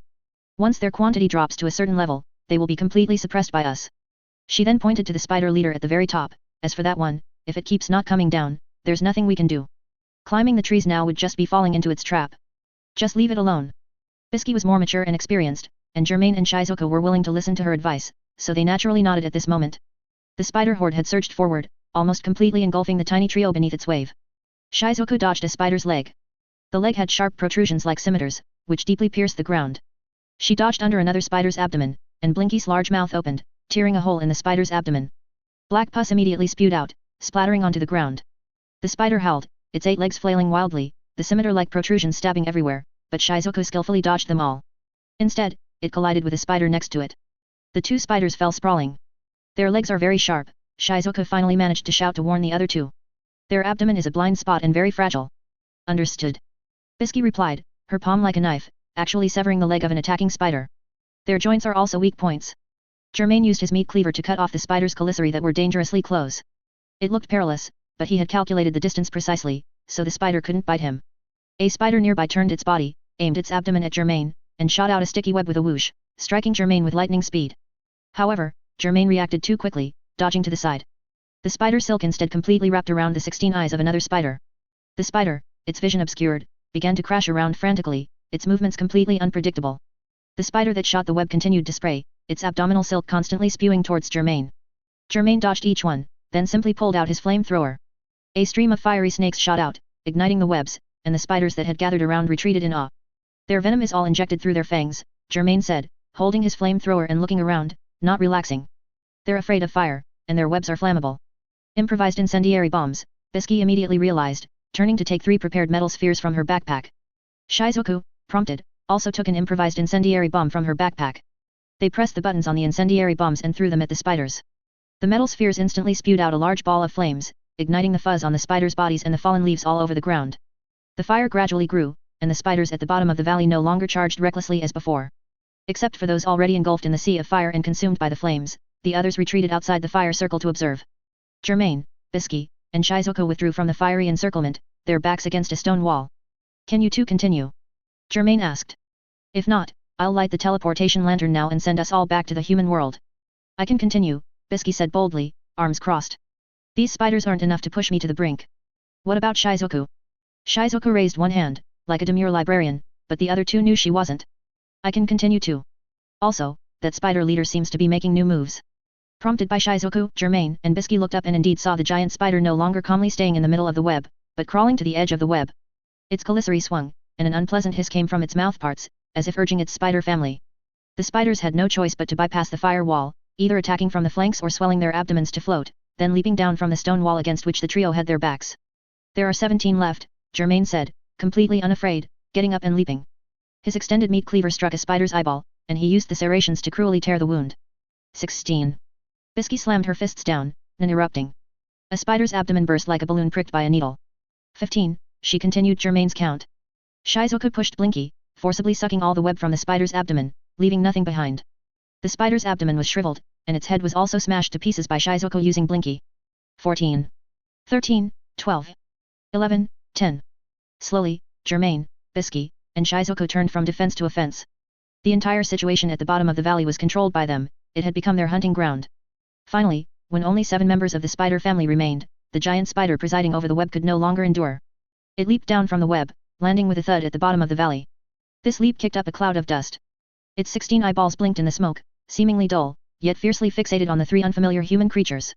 Its body was quite massive, after extending its furry legs, it occupied 2/3 of the valley floor. After the giant spider landed, the spider family retreated behind it. After a deathly silence, it let out a shriek at Germain, Bisky, and Shizuku. The sound was extremely piercing, causing Germain and the other two to instinctively cover their ears. Stress +8. The giant spider paid no mind to anything else, rotating its abdomen and forcefully spitting out a large mass of sticky spider silk, which looked like a white stone pillar descending from the sky. Be careful, Germain warned. The 3 of them dodged in different directions. The spider silk plunged into the mud like a spear, then the mass of silk shook and violently pulled up a large section of rock. Then, the giant spider swung that large section of rock like a meteor hammer, smashing it towards Germain. Bang! Germain dodged again, hearing the rock attached to the end of the spider silk shatter a large chunk out of the stone wall behind him. From the cracked opening, countless squeaking mice were startled out, scurrying out wildly, instantly throwing the entire valley floor into chaos. To escape, they collectively worked together, carving out several oval black holes in the valley floor and burrowing into them, while some others ran around like headless chickens. Be careful not to step on the black holes, Germain warned. They are the culprits that forcibly teleport you, but after a few seconds, they will shrink and disappear. Bisky and Shizuku both acknowledged with a nod. The massive rock, still attached by spider webs, continued to strike the stone walls and ground of the valley floor under the giant spider's swings, scattering fallen leaves and dust into the air. We need to fight at close range, Germain decided. I'll handle the spider silk, you two deal with its commissary and legs. Bisky and Shizuku exchanged glances, nodded and then simultaneously ran out from Germain's left and right sides, circling around to the giant spider's flanks. Germain, meanwhile, stepped on the stone wall, seized the opportunity, and leaped onto the rock being swung by the giant spider. For a moment, the rock spun back and forth, making him feel as if he were on a super pendulum ride at an amusement park. He suppressed his nausea, managed to steady himself with difficulty, raised his flamethrower, and a fiery snake shot towards the attached spider silk, which quickly caught fire. The next moment, with a snap, the spider silk broke, and the rock Germain was on was flung away. Before the rock hit the stone wall and shattered, he leaped off from above, then rolled once on the ground, landing steadily. Thump! The rock, as expected, was destroyed along with the stone wall. Germain took a breath, then charged towards the giant spider again. The giant spider, having lost its attached rock meteor hammer, paused its movements in confusion. Immediately, Bisky and Shizuku approached, and 2 of its legs were successively broken by them, the pain causing it to shriek again. Stress +8. The flames were still burning on the spider silk, and the silk was stuck to the giant spider's abdomen, making it look like a giant bomb about to be ignited by a fuse. The giant spider also sensed the threat of the flames, first using its scimitar-like legs to force Bisky and Shizuku back, then severing the spider silk, its sharp commissary menacingly swaying. The remaining 7 spiders of the spider family also surged forward again at this moment. Germain, with the fastest speed, pierced one spider's head with his leech sleeve sword and then scattered bullets with his flintlock, shattering most of the 16 eyeballs of another spider. He finally managed to get close to the giant spider. Bisky also happened to have dealt with the spider entangling her at this time. She nodded to Germain, then leaped forward, her arms swelling with effort, and forcibly broke off another leg of the giant spider. The giant spider, with only 5 legs remaining, howled, its commissary snapping at Bisky.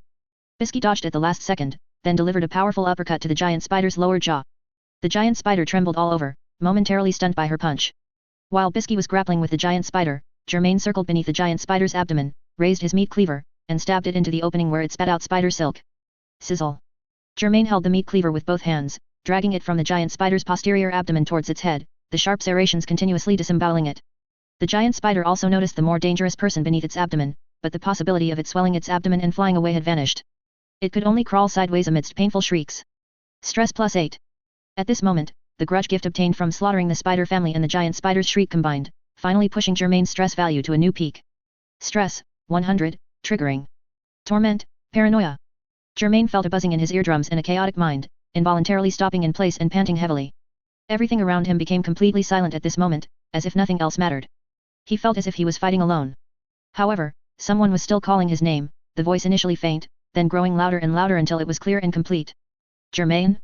Germain? Germain. Germain paused, then saw Shizuku not far away, standing on a recently torn off giant spider leg, shouting at him and pointing in another direction. He turned his head and saw that the giant spider, whose abdomen had been pierced and had lost 5 legs, was still pursuing Bisky relentlessly with its broken body. Presumably, the giant spider knew it was doomed, so its ferocity intensified, determined to drag Bisky down with it. Bisky responded calmly. She knew the giant spider was bound to die, it was only a matter of time.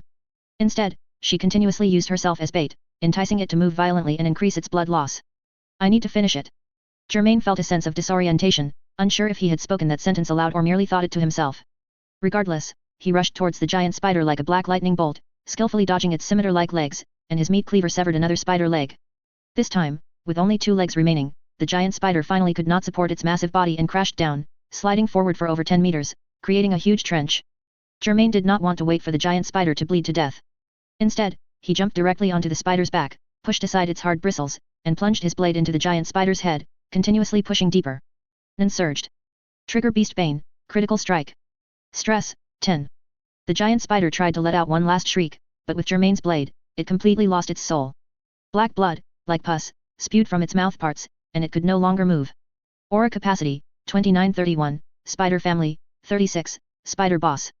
Stress, 100, Torment, 90, Critical strike, 95.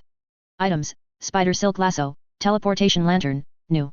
The giant spider lay on its side at the bottom of the valley, its body mangled, like a dead whale beached on the shore, bound to attract flies sooner or later. Bisky kicked its massive body and confirmed, it's definitely dead. Good job, Germain. That last hit was decisive. We won. With a whoosh, Bisky's originally towering, iron tower-like body shrank, returning to her previous petite appearance, still looking like a delicate young girl. This form is much more comfortable, Bisky said with a smile, looking down at her freely flowing dress. Shizuku, holding the bloody blinky, walked behind Germain. Her expressionless face made her look as if she was about to deliver a fatal blow to Germain from behind. However, she was actually there to check on Germain. Germain, what's wrong? I saw you space out for about 3 seconds at the last moment. Are you poisoned? Where's the wound? My blinky can help suck it out. Yes. Bisky was just about to mention it. She walked over quickly, holding the hem of her princess dress with both hands, and asked, luckily, all of that beast's attention was on me. What happened to you just now? I'm fine, Germain replied calmly, then counter-asked, did you feel any accumulated mental stagnation? Did it affect your mindset or restrict your actions? Bisky nodded, then shook her head. What I felt was fatigue and suppression, but I think these are normal emotions to have after a journey to the Dark Continent. There's nothing strange about it, right? Now, Bisky, having fought alongside Germain and Shizuku, was 9/10 convinced that this was indeed the Dark Continent. I'm the same as Bisky. Shizuku no longer called Bisky Little Biscuit, which saddened the latter, but Shizuku was just such a stubborn person. Germain put his hands in the pockets of his hunter's black robe, lowered his head, and thought for a moment. It seems darkness and spider's shriek didn't affect you much. The cost of the teleportation lantern is mainly borne by me. Germain, possessing the teleportation lantern, was like holding an artifact that decreased mental fortitude and increased stress. Once he encountered certain scenarios or abilities, it would trigger a stress event. There was no other way. Generally speaking, the more extraordinary an ability, the more troublesome the cost. Even if he never used the lantern, he would still bear the cost daily. What exactly happened? Bisky, seeing his troubled expression, couldn't help but press him. Germain then briefly explained the matter of torment, paranoia. I see. Bisky rested her finger on her chin, thinking rapidly. When stress exceeds 100 points, you have a chance to enter a state of torment or virtue. Even if you recover to below 100 points immediately, it won't help. At the same time, if you are already in a state of torment or virtue, reaching the 100-point stress threshold again will not stack a new torment or virtue. Torment, as the name suggests, will torment both yourself and those around you. Depending on the specific torment, your mind and actions will be affected to varying degrees. Virtue, on the other hand, is the complete opposite. Different virtues will grant different states, enhancing yourself and those around you. However, the probability of triggering virtue is relatively low, while the probability of triggering torment is relatively high. And in any case, the virtue or torment state will last for half an hour. On this basis, the final upper limit for stress is 200 points. So, I have a question, what happens when stress reaches 200 points? I will die from exhaustion, Germain replied calmly, showing no trace of fear in his expression, but rather an air of matter-of-factness. My consciousness and soul will perish, with only the physical body remaining. In this world, souls genuinely existed, and reincarnation was also a tangible reality. In the future Chimera Ant's invasion, countless beings had proven this with their lives. Bisky's expression also grew serious. How about this, you sit down, and I'll help you distress with magical aesthetician cookie. I'm fine, Germain replied involuntarily. Then he realized he was affected by paranoia and conceded, it's not safe here. Let's go back first. Alright. Bisky put her hands on her hips and sighed. You said before that returning from the dark continent to the human world also adds 10 points of stress, so that's a total of 105 points of stress. Half an hour of therapy from magical aesthetician cookie can help you reduce it by 24 points, and then after another hour and a half, it can help you reduce it by 1 more point. Germain smiled at Bisky proactively. There's no need to be so anxious. Once a day is enough. Your aura capacity isn't infinite, how could I let you use your ability non-stop? Bisky looked at him suspiciously, are you really okay? I'm really fine. Then, alright. Once a day, and the stress will be cleared within 5 days. As for the torment, it will completely disappear after half an hour. Let's rest together during this time. Bisky made her decision, then turned to Shizuku and said, use your blinky to clean up this area. Shizuku made an okay gesture and quickly went to execute the task. In less than 10 minutes, Shizuku returned with a full haul, and the valley bottom was cleared, with only burning fallen leaves remaining, though the fire was fading and almost extinguished. Germain set up his new teleportation lantern here, which he named Spider Valley Bottom, and 4 shriveled imps arrived as expected. Let's go back, he reached out and took one of the imps' hands. Bisky and Shizuka followed suit. They looked like young people taking their children out for a picnic, except these children looked a bit too shabby. What a pity. Bisky looked around and sighed with regret, we didn't find any gem deposits. No choice, we'll have to wait until next time. The 3, holding the imps, instantly vanished as if the stars had shifted, taking the teleportation lantern with them. And 5 minutes later, a rustling sound suddenly came from above. The dense branches and leaves were pushed aside by an invisible force, and scorching sunlight shone down on the valley bottom. After a brief silence, a sudden, thunderous tremor occurred, and dust and fallen leaves flew up, then slowly settled. A giant handprint had appeared in the valley bottom, large enough to cover the clearing, with 5 distinct finger outlines deeply embedded in the soil. Only then did the world return to quiet. In a luxury suite within the archipelago at the center of Mobius Lake, one of the 6 continents, the peculiar purple light of a teleportation lantern flashed, and 3 people returned to the human world. While Bisky and Shizuka were still adjusting from the bright daylight to the dim pre-dawn environment, Germain was already confirming various matters that required attention. First were the newly added traits. Positive trait, Warrior of Light. Negative trait, Photophobia. When Germain saw these 2 traits, he couldn't help but be stunned, especially after repeatedly confirming the abilities they brought, which gave him a sense of absurdity. Warrior of Light would increase his combat power in brightly lit conditions, while Photophobia would decrease his combat power in brightly lit conditions. In other words, as a photophobic Warrior of Light, Germain essentially gained no trait at all. After a moment of helplessness, he had no choice but to add finding Abengain or another exorcist for a new exorcism to his schedule, aiming to get rid of photophobia as soon as possible. Additionally, the lantern's cooldown time had doubled to 2 hours and was now slowly ticking away, which Germain was not surprised by. Bisky and Shizuka both stood up at this point, looking around the entire room as if refamiliarizing themselves with the environment, finding the trip quite incredible. It's past 4 in the morning. Bisky had adjusted to the light by now. After seeing the time on the clock, she walked out to the balcony and looked at the city outside, a city at 4 in the morning. Then, she walked back and saw Germain checking around, confirming the traps he had left one by one. None of them had been triggered, which meant no outsiders had entered. You're really careful, Bisky watched him crouch down to inspect and then stand up. Germain shrugged his shoulders, just in case. At this moment, Shizuku suddenly let out a long yawn. Germain and Bisky both looked at her. She tilted her head in confusion, what's wrong? Are you not tired after a 3-hour journey? I'm already very sleepy.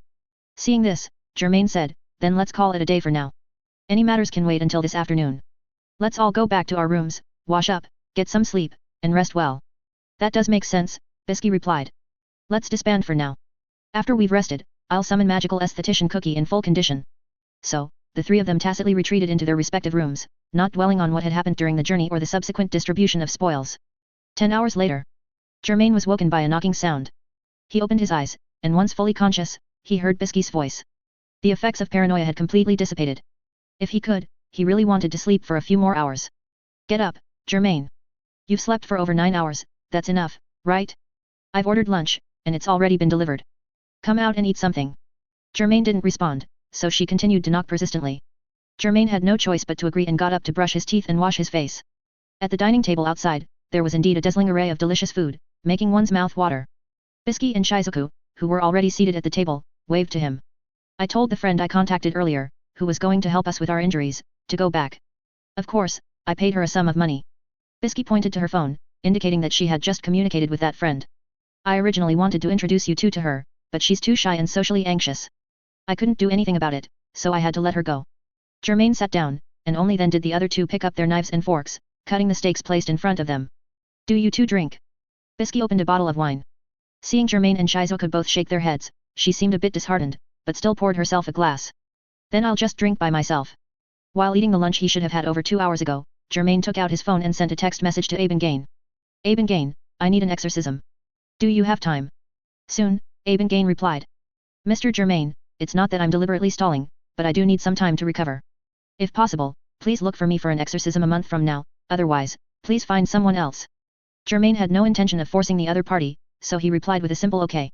Bisky sat next to him, glancing out of the corner of her eye, and asked on a whim. We used to contact each other via text message. How about we take this opportunity to create a chat group? A chat group? Germain looked at Bisky. Aren't text messages good enough? Shizuku also looked at Bisky.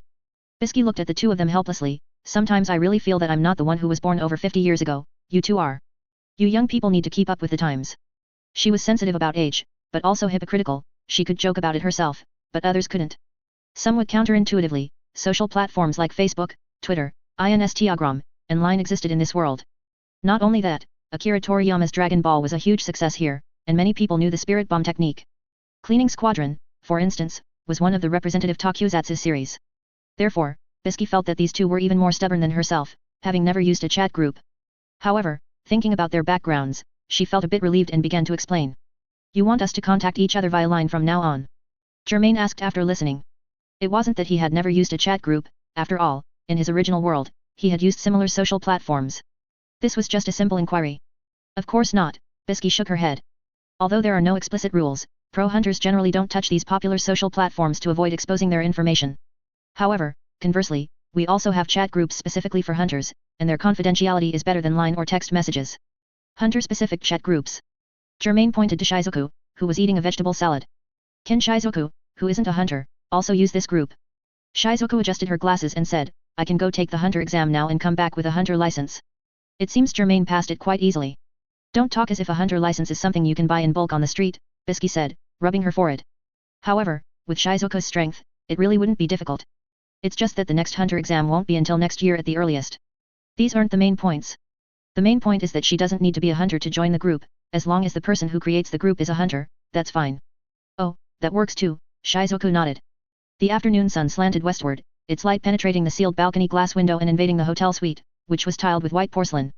The three were still eating, but they were almost full. Bisky continued the previous topic. She said, of course, to be safe, it's best not to mention certain important keywords in the chat group messages, and to be as vague as possible. Information sharing should also be done using paper materials as much as possible. The chat group is just for convenience of contact, there's no need to notify everyone individually. Then let's create a group, Germain decided. Shizuku also had no objections, so the matter was settled and entrusted to Bisky to create the group. After lunch, or perhaps afternoon tea, Bisky indeed spent half an hour setting up an anonymous chat group and had Germain and Shizuku join. Germain and Shizuku did not need to fill in any personal information, they only needed to register an account. After joining the group named Dream Factory for Beautiful Girls, Germain saw that Bisky, as the group owner, proactively gave him administrator privileges. So, Germain changed the chat group name to Stagecoach. Bisky complained, clasping her hands together in a cute pose, Germain, why did you change the name? The previous group name was so nice and fitting. Shizuku's focus was elsewhere, why is it called Stagecoach? Germain explained, with the common goal of exploring the Dark Continent, we gather together and depart via teleportation lanterns. Such a place should be called. Before he could finish, Shizuku supplemented, Stagecoach. I understand, it's a metaphor. I still prefer Dream Factory for Beautiful Girls, Bisky pouted, but no one paid attention to her coquetry. With 2 votes in favor and 1 against, the Relay Caravan group was thus established. Since the purpose of the anonymous chat group was only communication, the interface was very simple, with complete but not redundant functions. Germain only looked at it for a while and basically mastered how to use it. In contrast, Shizuku, under the guidance of Bisky, who was born half a century ago, only painstakingly learned to use most of the functions. The next adventure trip will probably be in over a month. I'll contact you then, Germain said. What do you plan to do during this time? Bisky, with her gloved hand, stroked her chin for a moment and was the first to answer. For the next few days, I will have magical esthetician Cookie perform beauty treatments on the three of us to relieve the stress and fatigue on each of us. In my free time, I will compile all the experiences from this trip in writing. These are valuable experiences that might be useful in the future. As for the spoils swallowed by Shizuku's Blinky, we'll find a spacious wilderness and confirm them one by one. But, you need to be mentally prepared. This batch of spoils will be resold in batches, small portions at a time, and it will probably take several months to clear them all. Our respective shares will also be settled monthly. But, no matter what, we definitely hit the jackpot this time. At this point, Bisky couldn't help but show her joy. I will try my best to handle things cleanly. I'll help you too, Shizuku said, raising her hand. I actually have many channels to sell these as rare magical beasts to them, they won't say a word. Before, I had an acquaintance named Larada. She specialized in selling rare creatures, including carcasses, but unfortunately, she was caught a few years ago. I heard she was sentenced to over 100 years. Hearing Shizuku tending to ramble, Bisky quickly redirected the conversation back to matters relevant to them. What do you plan to do after you get this money? I'll go first. I'll use them to buy some long-desired gems for my collection. What about you? She had several secret gem collection spots, and with this extra windfall, she didn't mind adding more precious items to her collection. Bisky had a habit, like a western dragon, of guarding a cave full of gems and swimming in a sparkling ocean of jewels. I'm going back to Meteor City, Shizuku replied seriously. I'll find the Meteor City elder and the priest and donate a sum of money through them to the children of Meteor City. Her previous black sweater had been torn in a few places by a poisonous snake's fangs, so she changed into new clothes, wearing a fitted white shirt, looking like a bewildered beautiful tourist. Germain, of course, would not stop Shizuku from donating money to Meteor City. These were different choices they would make from different standpoints. He didn't want to preach to Shizuku about love and peace to prove how ugly Meteor City and the Phantom Troop were and that they shouldn't be helped, and so on. Such words were impossible to say.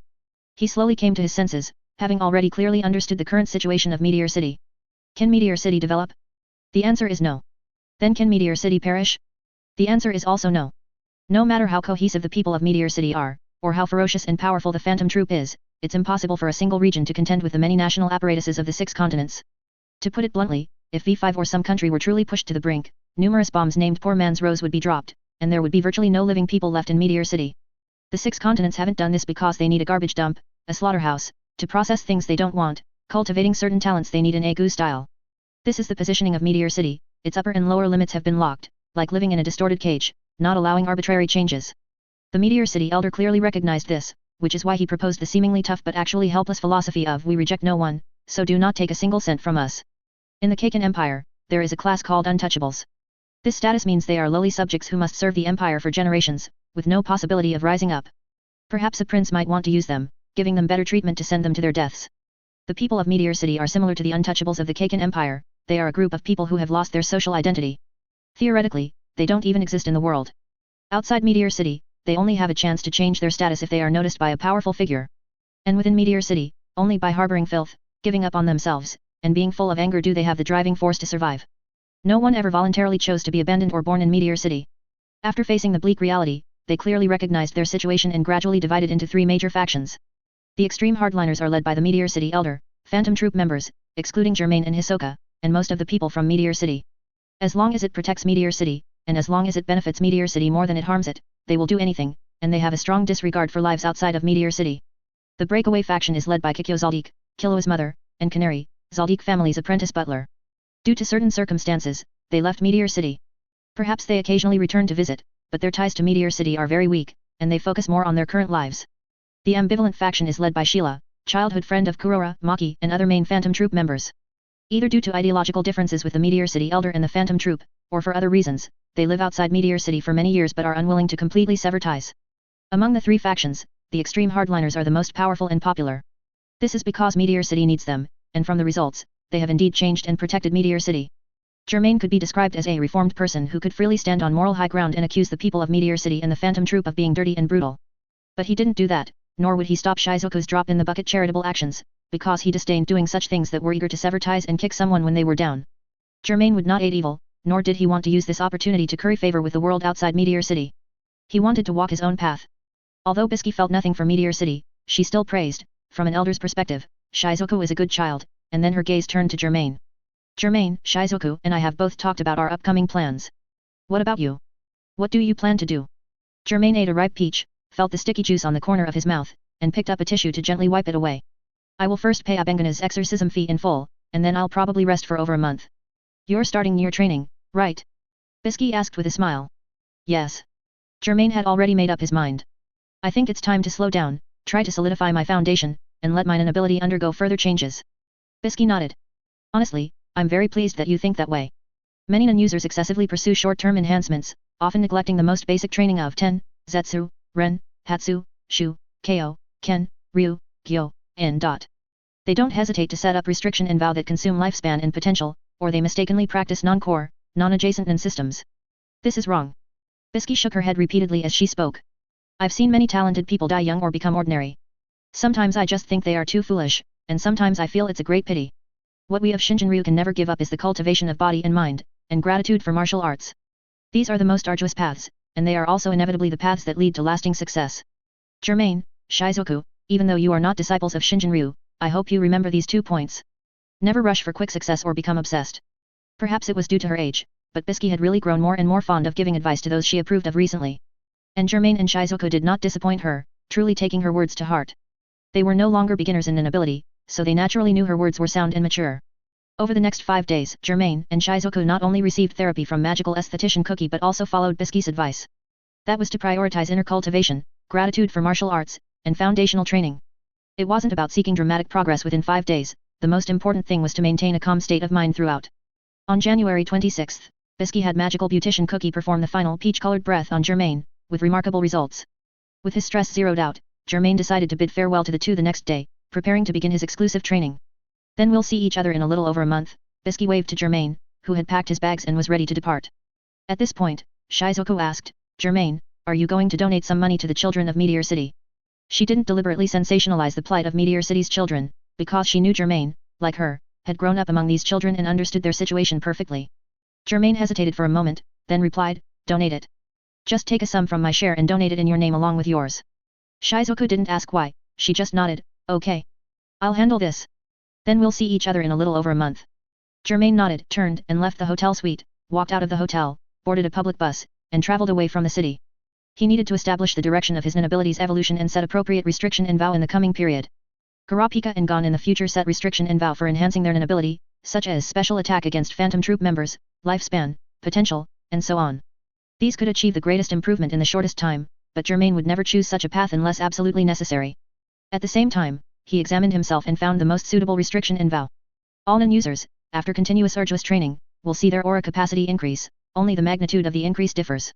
The increase in aura capacity includes the increase in potential aura capacity and manifested aura capacity, meaning an increase in the upper limit of aura capacity storage and release.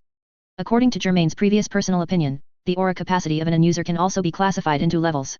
The aura capacity of an ordinary traveler is between 0 and 1. An apprentice who has just awakened an NAN ability has an aura capacity between 1 and 5. A brave who has mastered advanced NAN ability has an aura capacity between 5 and 10. An elite among NAN users has an aura capacity between 10 and 50. A master among NAN users has an aura capacity between 50 and 100. A champion among NAN users has an aura capacity of 100 or more. Among all NAN users worldwide, Germain's aura capacity increase rate can be said to be one of the best. In the foreseeable 1 or 2 years, his aura capacity will increasingly approach that of a master among NAN users, such as Chairman Netero, Xenozaldik, and Jing. And this is not the end, perhaps not even visible, or there is no end. Germain's aura capacity will be his development capital, an attribute with full growth potential. He plans to set such a restriction and vow, each time he attacks and defends, he will consume a little more aura capacity than normal. And once the extra consumed aura capacity exceeds a threshold he sets, he can make the NAN ability he uses next consume a normal amount, but with double the power or outstanding effect. The inspiration actually came from the common charge-up system in fighting games. Of course, it is very normal for the initial concept to differ from the final result, even significantly. Germain will continuously adjust during his subsequent training until it meets his needs. For this, he specifically chose to get off the bus in a deserted, remote mountain forest, searched for a while, and finally decided to build a simple wooden hut not far from a lake. Germain used a meat cleaver to cut down a tree for building materials. As he stripped the tree of its branches and leaves, leaving only the trunk, he noticed many wild animals nearby, eyeing him, the uninvited guest, with keen interest. These beasts seemed quite wary and hostile towards this human who had abruptly intruded upon their territory. Germain, nominally a beast hunter, was now truly living among beasts.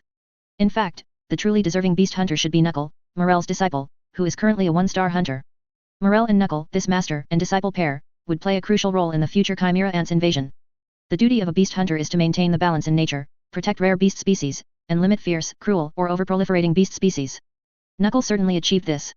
Germain, however, had his own methods, and even a different way of interpreting Beast Hunter. Regardless, Germain would be living here for some time. If he could get along well with the beasts, that would naturally be best, if not, there was nothing to be done. Then it would be a matter of jungle law, survival of the fittest.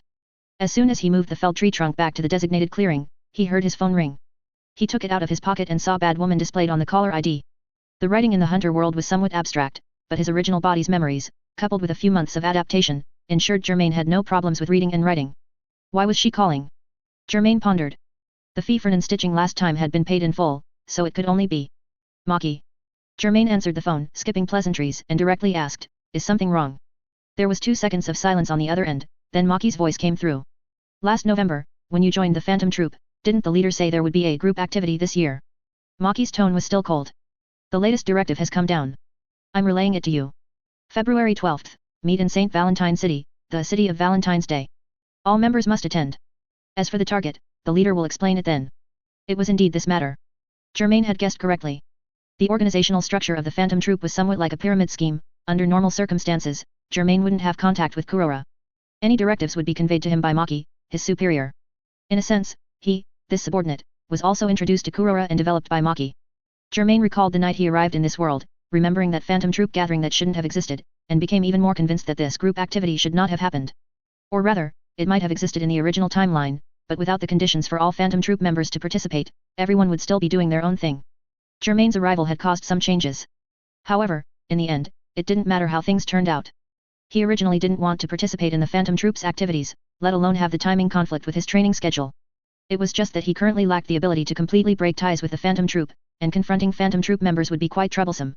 If it were someone like Yovijin, who enjoyed one-on-one fights, he couldn't say he would definitely win, but at least he could put up a fight. If it were other members, they would most likely gang up to ensure Germain was killed with minimal cost, giving him no chance to retaliate. And Germain didn't have Hisoka's resurrection ability. At most, he could only teleport himself to the Dark Continent in the most dangerous moments. He currently needed strength, teammates, and time. The first 2 were being systematically cultivated and added, so what he needed most right now was to buy time. Even if it was just delaying for 1 or 2 months, it would be good once his training yielded results. Germain needed an excuse that satisfied his multiple identities: Meteor City resident, Underworld assassin, Phantom Troop member number 8, and Beast Hunter. Who he truly was didn't matter, what mattered was how he had become perceived by Phantom Troop members over these past few months. Eliminating numerous assassins and unlicensed hunters was consistent with Germain's usual style. Participating in the hunter exam and obtaining a hunter license wasn't strange. Shulnark had a hunter license, and Hisoka was even a fellow examinee from the same period, just that he didn't pass. To fight enemies in the middle of the night, he preemptively called Maki, showing his eagerness for battle. With an unknown woman, he eliminated over half of the shadow beasts, then left, forcing the 10 dons to withdraw the bounty on him. From this perspective, Germain should appear to Phantom Troop members as a bloodthirsty, attention-seeking, and highly goal-oriented individual. "What's wrong?" Maki, not hearing a reply for a long time, had a bad premonition. "You're not going to say you're not coming, are you?" "I indeed don't want to go," Germain replied. "I originally thought the Phantom Troop would be a free organization, and I joined precisely because of that. I didn't expect it to be so troublesome." "What's so troublesome about it?" Maki retorted. "The Phantom Troop has always been an organization with the leader as the brain and 12 members as the legs and feet, operating as one. Kurora already made that clear on the first day you joined." Germain, however, said, "The leader has so much power. Speaking of which, if a member dies, the one who kills them can join. So what about the leader?" There was a moment of silence on the other end of the phone. "What are you trying to say?" Maki's tone was somewhat surprised. "If you have some crazy thoughts, it's best not to voice them. I don't want to fight Kurora like Hisoka does." Germain's tone shifted. "However, since Kurora can be the leader, then theoretically, I can be too, right? I don't like the current Phantom Troop. If I were the Phantom Troop leader, there wouldn't be these current rules. If Kurora is willing to hand over the leader's position to me." Beep. Maki hung up without a word, showing her anger. The Phantom Troop's rules indeed stated that the troop was greater than the leader, and if the leader died, someone else should be found to inherit the leader's position. As long as it was for the good of the troop, the leader could also be sacrificed. However, rules were rigid, while years of camaraderie and trust were fluid. Maki, Pakunoda, and other members couldn't treat their childhood friend coldly like machines. Germain looked at his phone screen and shook his head. "This way, the messenger has been delivered." He turned off his phone, watching the screen go dark. "For the next month or so, I will completely cut off contact with the outside world and immerse myself in training." He didn't tell Bisky or the Hunter Association about the Phantom Troop's impending action, because it was meaningless. Kurora deliberately didn't specify the target, only giving the meeting time and place, to ensure the plan wouldn't be leaked as much as possible.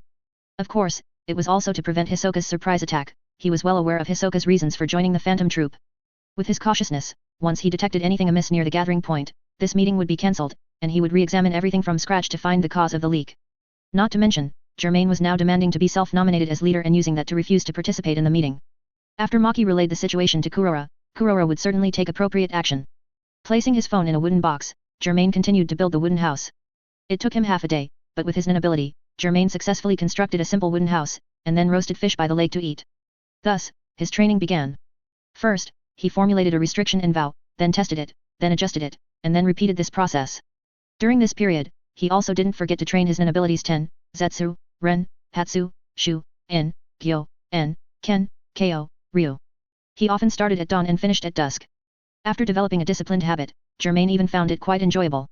1 week, 2 weeks, 3 weeks. Time flew by, a month and more of training details need not be elaborated on, the hardship and perseverance involved were known only to him. The date was March 8, 1998. The result of his training was successful, but just as Germain had anticipated, the final outcome differed somewhat from his initial concept. But most importantly, Germain succeeded and had been continuously honing himself for the past week, ensuring the effectiveness of his restriction and vow. At dusk, Germain finished his last day of mountain training. He descended from the overgrown mountain path and returned to the wooden house, which he had repaired multiple times over the past month, to prepare dinner. Before he even entered the room, he heard a series of meows, as if scratching at the bottom of one's heart. They came so quickly? I thought they would only come at night. For some reason, Germain seemed to be particularly liked by felines. A group of felines had gathered in front of the wooden house, all of them tamed by Germain over the past month. He didn't know their scientific names, but from their appearance, they were probably variations of tigers, black panthers, pumas, lynxes, and jungle cats. At this moment, they were all harmoniously gathered together, sniffing each other. As soon as they saw Germain return, they all meowed, some gently, some robustly, and came over, rubbing their fur against Germain's hunter's black robe. Germain took out some meat and fed it to them. Then, while stroking their exposed bellies as they lay down, he took out his phone from the wooden box and pressed the power button. It's time to see what messages there are. Germain's face was reflected on the phone screen, a slight stubble made him look much more mature. Since turning it off over a month ago, he hadn't touched his phone again until today. Even in his previous world, he hadn't been this disciplined. It was precisely because of this focus that his restriction and vow were achieved and adjusted, and his physique and aura capacity each increased by 1 point. With this natural improvement, Germain didn't have to suffer the stress penalty, which was a genuinely good thing. After the phone turned on, Germain saw a dense stream of notifications. He lightly touched the screen, ignoring them all. He first clicked into the Stagecoach chat group and saw a string of daily conversations between Bisky and Shizuku. However, it was usually Bisky unilaterally lecturing. Shizuku occasionally replied a few sentences, sometimes forgetting to reply, so much so that Bisky had to urge her before she remembered the matter. My training is over. Germain didn't have the patience to read all the conversations. He directly scrolled to the end, sent this message, and then switched to the call and SMS records. The most missed calls were, as expected, from Bad Woman Maki, with one call still on February 13th, after which there was no further communication. Presumably, the Phantom Troop members would never have dreamed that he was so ambitious and would cut off contact without a word, right? The next highest quantity of missed calls was from Bisky and Shizuku. Besides these, there were 3 unfamiliar calls, all from the same phone number. He switched to the SMS side and also saw messages from this number. First, there was a very uncomfortable-looking smiley face emoji, and then the content. I've never seen Maki's face so grim. You really have a way with her. In this regard, we are indeed the same kind. Kurora's reaction was so bland. I thought he'd show a little bit of emotional fluctuation, but there was almost none. He probably genuinely doesn't care, right? I took the opportunity to take this matter into my own hands and got your phone number from Maki, but as expected, I couldn't reach you. You should know that I'm very interested in Kurora, but I haven't had a suitable opportunity. I think our interests might align. How about it, want to talk face to face? You're loving magician. After saving Hisoka's phone number as pervert, Germain switched back to the Stagecoach chat group. By this time, Bisky's emojis were flooding the screen. Shizuku only sent 2 messages. The donation matter has been handled. When is the next Dark Continent journey? Germain ignored Bisky's emoji bombardment and replied to Shizuku, let's take a break for now. I'll find someone to practice with. You can start preparing, and I'll contact you then. Shizuku replied with okay. And Bisky said, bastards, don't ignore me. Germain then turned to deal with Bisky, answering her questions. Don't worry, my ability training has yielded results, and I haven't been impatient. I've done all the things like mind-body training and grateful martial arts. After a long pause, Bisky replied. That's good. I know you don't lie about these things, smiling face. Next is years of persistence, just like Chairman Netero. One day, your talent will surely blossom magnificently through arduous effort. Oh, right, you just turned on your phone, didn't you? I don't know if you've been online, but about half a month ago, there was big news. On February 14th, the Phantom Troop committed atrocities in Blurry City, plundering the largest underground vault there, leaving a trail of blood in their wake. After the robbery, they vanished without a trace, as if they had evaporated. They're probably in the process of reselling the stolen goods, right? When Germain saw this, he felt it was as expected. The phantom troop had indeed changed the time and place. Perhaps Kurora had even sent 1 or 2 people to guard the original meeting point to confirm whether Germain had leaked the information. To save time explaining and avoid trouble, Germain directly replied, "My phone was off. I didn't receive their contact and didn't know about this." Bisky didn't doubt him, she had thought the same thing, but subtly reminded him, "I don't think you're the same kind of person as them. The phantom troop might have maintained order in Meteor City and helped Meteor City, but they have made too many enemies outside and will eventually reap what they sow." Bisky's prophecy was not wrong, because in the future, the bad consequences would emerge, with Kurapika and Hisoka becoming the 2 spears that would pierce through the phantom troop. Kurapika sought revenge, no matter the cost. Hisoka wanted to host a carnival, targeting all phantom troop members in Illumi for a fight to the death. Morning, March 9th. Germain sat by the jade-like lake, bending to gaze at his face in the shimmering water, carefully shaving his beard with a razor. His training was over, and it was time to bid farewell to his unkempt self, though from an outsider's perspective, he looked as if he were committing suicide by the lake. The striking stubble was cleanly shaven, revealing a smooth and delicate complexion, like a peeled hard-boiled egg. He put away his razor, stood up from the lake, like a flag rising in the spring breeze, and with unhurried steps, entered the wooden cabin, calmly packed his belongings, and then strolled back out. There wasn't much luggage to speak of, his backpack was flat, like a dried oyster. However, he had made quite a few companions. The cats in the wilderness seemed to have anticipated Germain's imminent departure, and the high probability of him not returning, so they all emerged from the bushes, behind large trees, and around the corners of the paths. They gently rubbed their heads against Germain's thighs, remembering his scent and leaving their own scent on him. Germain knelt down, stroking their fur one by one. "I'm leaving. Take care of yourselves," he said with a firm tone. Germain tightened the loose straps of his backpack and, under the watchful eyes and purrs of the big and small cats, followed the path and left the area. He arrived at the main road outside, found the bus stop where he had arrived, and took a public bus to the nearby town of Martin. After eating breakfast, Germain received a text message on his phone. "Mr. Germain, I have arrived in Martin town. Where are you? I will come find you." Germain gave his location, and soon, the dark-skinned exorcist, Gain, appeared before him. "Long time no see, Mr. Germain. Long time no see." Gain scrutinized Germain. After more than a month apart, he still wore the same simple hunter's black robe, his eyes sharp, seemingly unchanged. However, a hunter's intuition told him that Germain had changed, becoming more dangerous, a kind of hidden danger. Only when truly threatened would the dagger pierce through the thin cloth, revealing its unparalleled sharpness. Gain felt both a sense of relief and regret. He was relieved because he hadn't avoided the worst outcome of falling out with Germain, and he regretted that if he hadn't contacted Germain in the first place, perhaps he wouldn't have had all this anxiety later. "Let's find a suitable place." Germain still remembered Abengana's exorcism needs. "You need a place surrounded by woods with birdsong and fragrant flowers, right?" "Yes," Gain nodded somewhat uneasily. "May the forest spirit bless me, and bless you too. Then let's go to the small grove over there." Germain chose a seemingly secluded spot and led Gain there.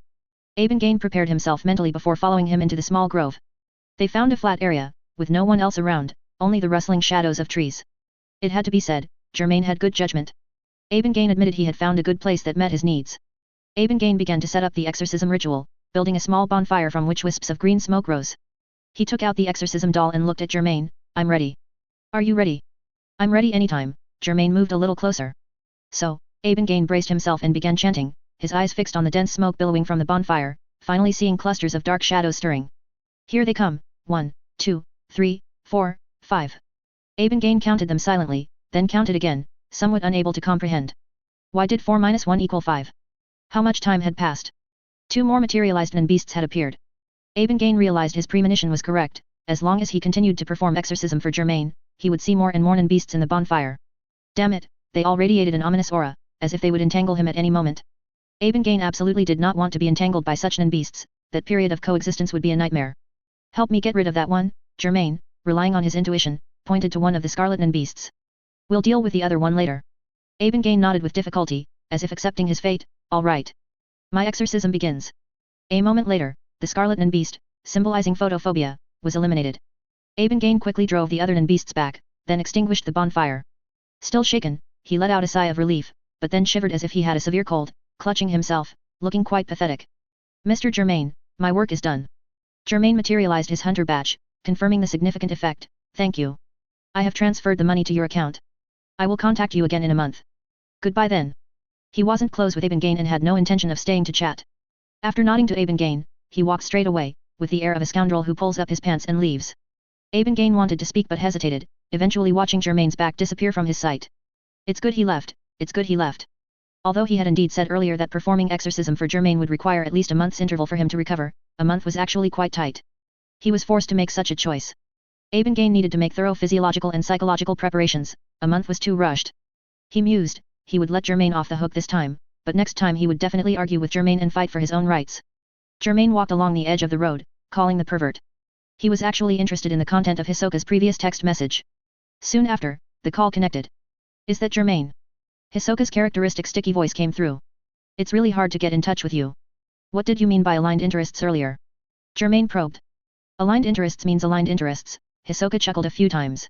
You're really bold, wanting to take over and become the leader of the Phantom Troop. Germain did not explain, not explaining was to his advantage. However, I'm pretty much the same as you, Hisoka laughed. I've always been looking for an opportunity to fight Kurora one-on-one, but it's just too difficult. For example, during this underground vault robbery, he always had at least 2 guards by his side, and after the activity disappeared, he completely vanished without a trace. Germain, you see, I want to have a big fight with Kurora, but I haven't been able to catch him. If you and I cooperate, the situation will be different. Hisoka laid out his plan completely. I'll say I've successfully found you, convinced you to change your mind, and requested a meeting with Kurora. As long as Kurora agrees, he will appear before us. However, he will probably bring at least 2 or more members as escorts, right? At that time, as long as you help me distract the members, I can catch Kurora by the tail. Then, I will fulfill my wish, and you will fulfill yours.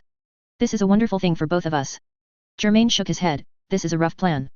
What if you lose to Kurora? How could I possibly lose? Hisoka declared confidently, as long as you successfully distract his attendants, I will definitely be the final victor. Confidence is a good thing, but arrogance is not necessarily, Germain said. If the current Kurora and Hisoka were to fight fiercely, it would indeed be difficult to determine a winner, as Kurora is the type who only acts when fully prepared. In the original timeline, Kurora was able to kill Hisoka by stealing a combination of nin abilities and exploiting Hisoka's willingness to put himself in danger, thus winning almost unscathed. However, this also forced out a more terrifying Hisoka, a product of chaos and evil. At this moment, Hisoka said with a smile, you don't need to worry about the matter between me and Kurora. In short, will you join this plan or not? Germain pondered for a while and replied, what actual benefits are there for me? I can't become the new leader because of this. Of course, he also didn't want to become the leader of the Phantom Troop. Unexpectedly, Hisoka's laughter was cunning as he pointed out the key, you don't want to become the leader of the Phantom Troop at all, you want to completely break free from the Phantom Troop. You want it to disappear, right? Germain remained silent. I am the only one among them who has fought you. From your combat habits, I clearly understood what kind of person you are, it's impossible for you to covet such a position. You don't care about power, nor do you care about killing. The pleasure you truly seek comes from something else, something I don't yet understand. If they had fought you once, they would probably have the same feeling. They don't understand you. You don't want to seize power, you want to become a traitor to the Phantom Troop. And you know very well that Kurora might not care if you leave, but Fieden Portor, Uvigen, Finks and others will never let go of you, a double traitor to Meteor City and the troop. They will hunt you down. Once they make a move against you, you must retaliate with the goal of killing them, and once you kill them, even Kurora cannot stop the entire Phantom Troop from seeking revenge against you. Therefore, you must dismantle and eliminate the Phantom Troop before that endless future of dodging overt and covered attacks arrives. However, the necessary condition for the Phantom Troop's demise is that Kurora must die. Hisoka analyzed for him, luring him into the trap. Besides that, the combat group must be completely annihilated. There is no other possibility. The so-called combat group refers to Nobunaga, Fieden Portor, Finks, Shulnark, Franklin, Bonolinov, and Uvigen. Distinguished from them are the support group members Maki, Pakunoda, and Kordapai. Of course, this does not mean that these 3 have no combat ability. In fact, they have even more detailed groupings, which will not be elaborated on here. Hisoka continued, if you are alone, you can only continue to be entangled with them and maintain the status quo, but now with me, the situation is different. You only need to act as a bunny girl, attracting the audience's attention while I perform a little magic, and the Phantom Troop will lose its leader, giving us an opportunity to defeat them one by one. What if you kill Kurora, and they elect a new leader? Germain raised this possibility. There's no such possibility, Hisoka chuckled, Kurora's role in the Phantom Troop is far more important than those members imagine. As long as he dies, the new leader will most likely be Uvigen, right? Even if it's not Uvigen, can you imagine what other Phantom Troop members would look like as leader? You help me, and I will help you break each of these legs. Then you will gain freedom, and I will gain joy. This is a future that is completely beneficial to both of us. With just the 2 of us, it's too risky. Germain was still unwilling to agree easily, there will be quite a few variables during that time, and one misstep could lead us into the spider's web instead. Hisoka hummed, that's why I asked you to meet me to discuss the details. Come on, Germain, there's no more suitable partner than me. This time, Germain didn't deliberate for too long. The Phantom Troop situation had to be resolved sooner or later, it couldn't be dragged on forever. So, he might as well listen to the ideas of Hisoka, the future toilet god of war and troop killer. Even if it was reckless, there was a method to the recklessness. Speaking of which, the future Hisoka and Kurapika have a 2-2 record against the current Phantom Troop members, which is a tie. Hisoka killed Shulnark and Kordapai, who had lent their abilities to Kurora. Kurapika killed Yuvajin and planted Nin in Pakunoda's heart, leading Pakunoda to ultimately commit suicide. If Germain could indeed facilitate the decisive battle between Hisoka and Kurora earlier, who knows what kind of impact it would have on the future. March 11th. Germain traveled by airship to the eastern continent where the Republic of Padokia is located. He found the Alice Cafe, where he had agreed to meet Hisoka. He initially waited indoors, but many women came to chat him up, so he reluctantly moved to a seat under a parasol outdoors. Germain pulled up his mask to cover the lower half of his face, pushed down his triangular black hat, and put on headphones, listening to music on his phone, looking unapproachable. Finally, no strangers approached him. The music Germain was listening to was his recent favorite, Requiem in D minor, K.62 Rimasa, Mozart's Requiem.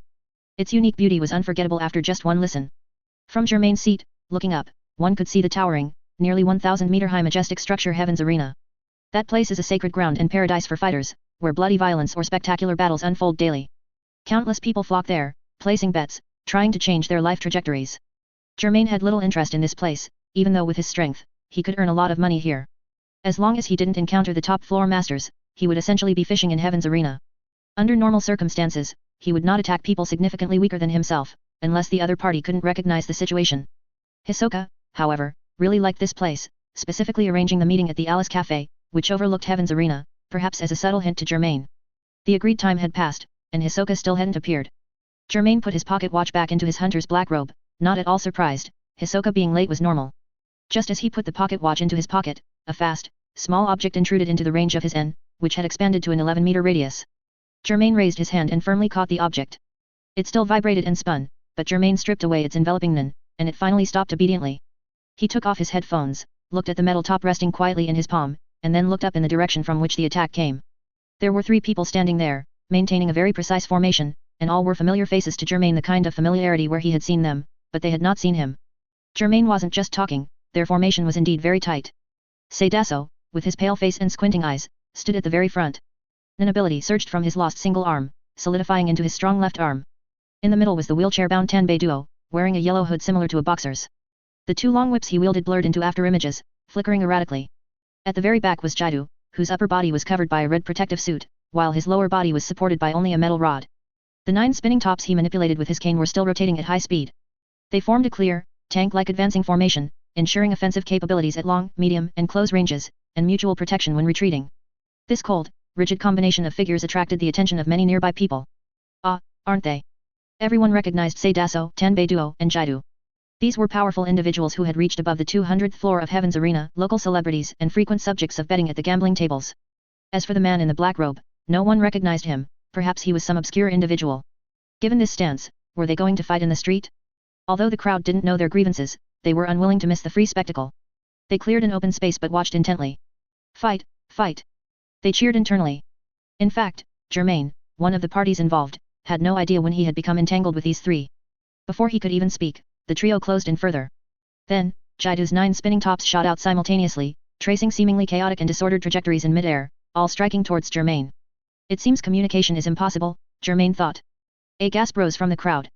Many had witnessed Jaidu use this move, shotgun spinning top elegy, in the arena. Those hit often ended up dead or severely injured. Was Jaidu going to kill someone in the street? Many people, however, cheered excitedly. A significant number of those who came to watch matches at Heaven's Arena saw thrills and loved to see bloody scenes. The 9 metal spinning tops whizzed out, falling like meteors towards Germain, giving him no chance to speak. Germain, holding the 10th spinning top, infused it with an ability using the N technique, then casually threw it out. It flew like a swift arrow, actually deflecting an incoming spinning top, which in turn deflected another spinning top flying nearby, causing a chain collision. In an instant, 5 spinning tops deviated from their original attack direction, bounced to different positions, and their N ability dissipated. The onlookers were all astonished again. They had seen Jaidu's spinning tops deflected before, but rarely had they seen someone use their own methods against them. Who was this man in the black robe? Actually, Jaidu was an enhancement type, and Germain was a materialization type. Both of them used techniques similar to the manipulation type, which deviated from their original types, to control the spinning tops. The effects should have been roughly equal. However, Germain's raw strength was significantly greater than Jaidu's, so even using an unfamiliar manipulation type technique, his power was still stronger than Jaidu's. The remaining 5 spinning tops, amidst the chaos, smashed into the chairs under the parasols. But after the clanging sounds of impact, only a mess was left on the ground, and Germain's figure was gone.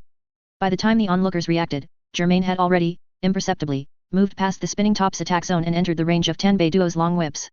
So fast. When did he get there? With such skill, could he be one of the floor masters of Heaven's Arena? But why does he look so unfamiliar? Everyone was utterly confused.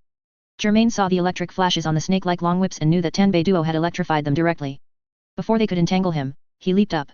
However, Germain, in midair, quickly entered Seidaso's attack range. Seidaso's left arm, condensed with an ability, extended its large hand, ready to grab Germain. At the same time, Tenbei Duo's double whips flickered, turning towards Germain's legs. Jaidu's 5 spinning tops also returned in time, crashing towards Germain's back.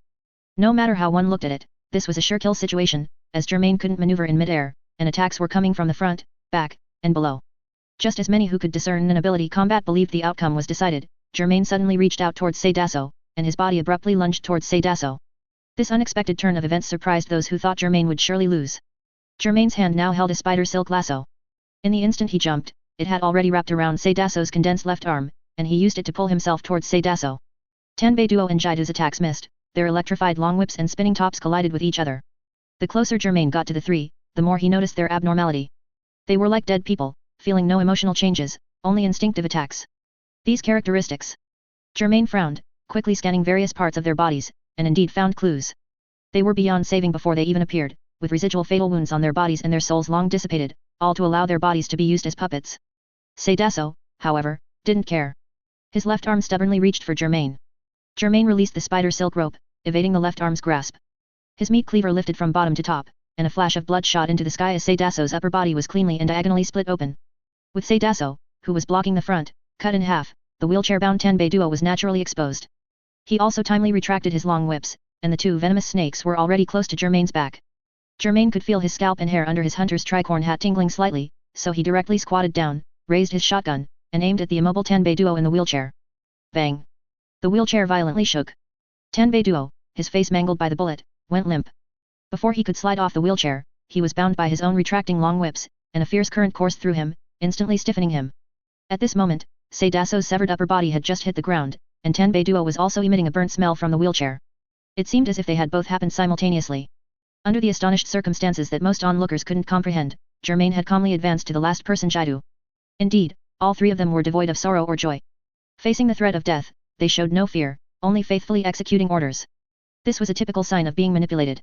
A very excellent manipulation type expert was nearby, or more accurately, he was controlling the 3 to launch this surprise attack. Seeing the needle on the back of Seidaso's head, on Tenbei Duo's neck, and on Jaidu's arm, along with their fatal wounds, and combined with Hisoka's appointment to meet here, Germain had guessed who had arrived.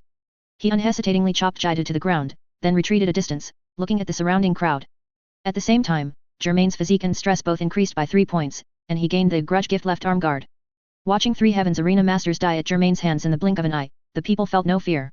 Instead, they clapped and whistled excitedly, full of enthusiasm. Amazing, amazing. Who is this guy? A newcomer, or a floor master? Many people thought he was a fighter from Heaven's Arena and asked for his name, wanting to place their latest bets on him. Germain ignored the cheers of the crowd, observed for a while, and finally singled out his target hidden among them, Illumi Zaldik. Illumi floated like a ghost among the crowd, pointing in one direction, signaling Germain to leave with him to avoid being entangled by the police who would soon arrive. 20 minutes later, inside Hisoka's private room at Heaven's Arena, Illumi, with his long, straight black hair and deep, dark eyes, spread his palms in a rather innocent gesture. Well, that's roughly it. Although I've known Hisoka for a long time and know he has good judgment, since the target this time is the leader of the Phantom Troop, I need to guarantee the partner's strength. I didn't truly intend to kill you. After all, my father warned us brothers, don't touch the troop. It's not a worthwhile business. I certainly have no intention of disobeying orders, especially since father only favors my younger brother. This time, I also won't be involved in a direct confrontation with the Phantom Troop. I'll only help distract and control Kurora's bodyguards. Therefore, my task is the same as yours, Germain. When the time comes, let's cooperate well. Illumi can control others using his Nen needle, and this classic manipulation type Nen ability has the characteristics of the initial controller holding absolute initiative and one-hit kill. That is, as long as Illumi successfully controls a person, that person will completely become a slave, losing their self-awareness, and will not be affected by later, similar manipulation type Nen abilities. However, for convenience, Illumi simply took the lives of Seidaso and 2 others, then manipulated and attacked with the fresh corpses. In his future battle with Hisoka at Heaven's Arena, Kurora specifically acquired Shulnark's manipulation type Nen ability, which is similar to Illumi's. Combined with his other Nen abilities, it gradually pushed Hisoka to a desperate situation, showing that this ability poses a considerable threat even to enemies of comparable strength. That's how it is.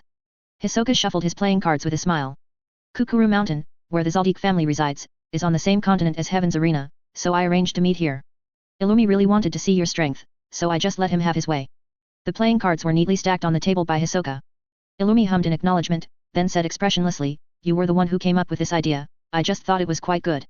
All in all, Hisoka's lips curved into a smile, you should be completely satisfied, right? Illumi pointed at Germain, who was sitting on the other side peeling an orange. If it's him, there's indeed no problem. Recalling it now, my father killed Germain's predecessor, member number 8. Now I understand what my father meant, it was indeed not worthwhile. Just for money, there's no need for that. As Illumi said this, he held out his palm to Germain. Germain thought for a moment, feeling he understood Illumi's meaning, and peeled the entire orange segment, then placed the orange peel in Illumi's palm, thank you. He contentedly ate the juicy orange segments.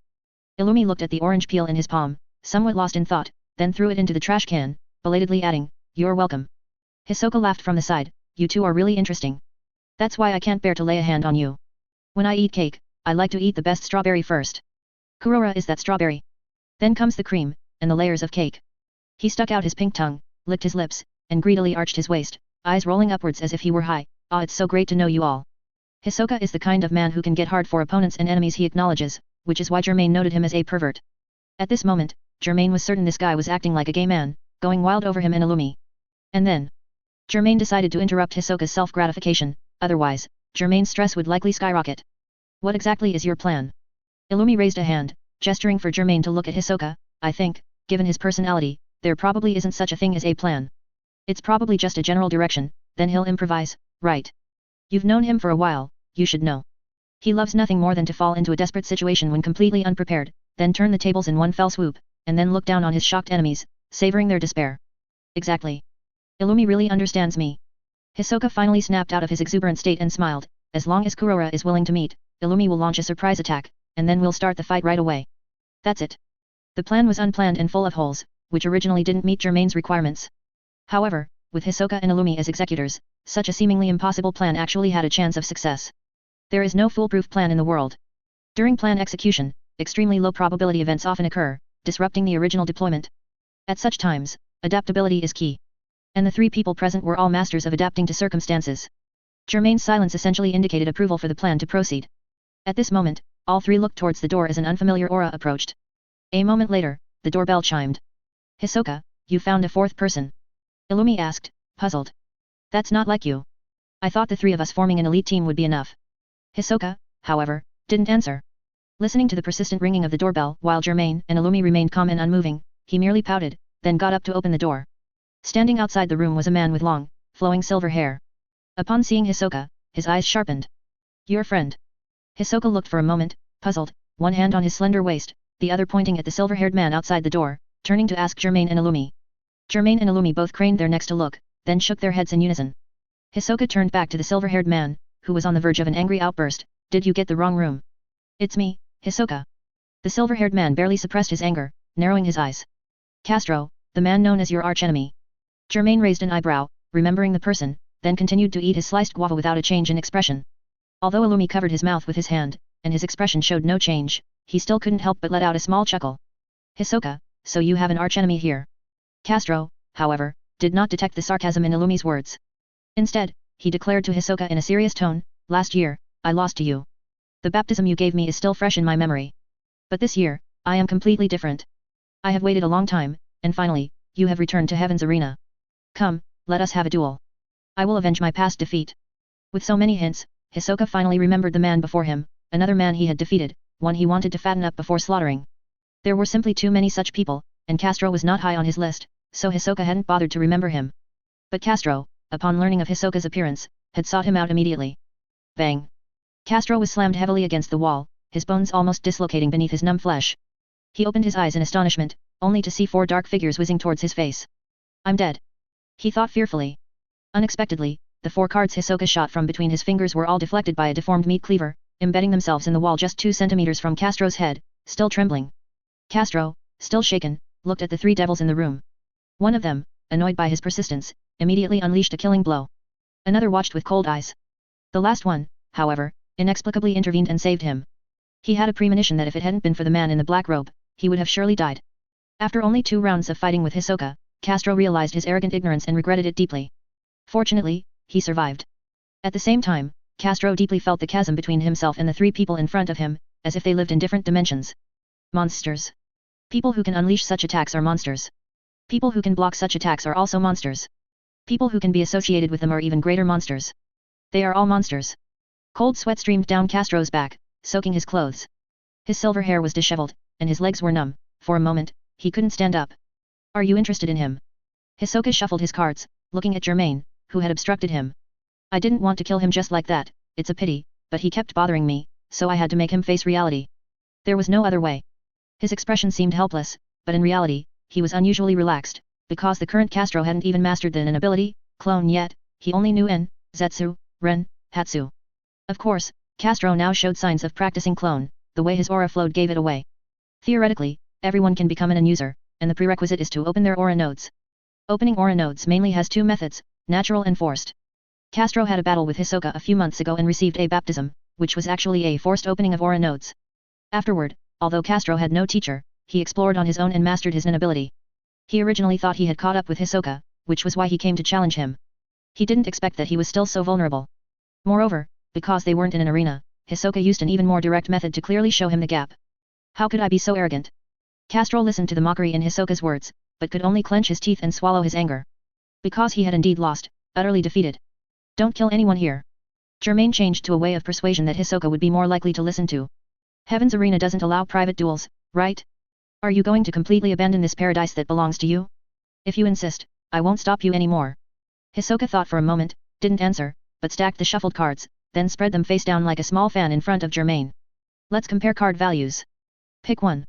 Germain casually drew a card. Hisoka also randomly drew a card, then revealed it. It was the 6 of diamonds. Germain flipped over the card in his hand. It was the 7 of spades, then returned it to Hisoka. That's good, you got your life back.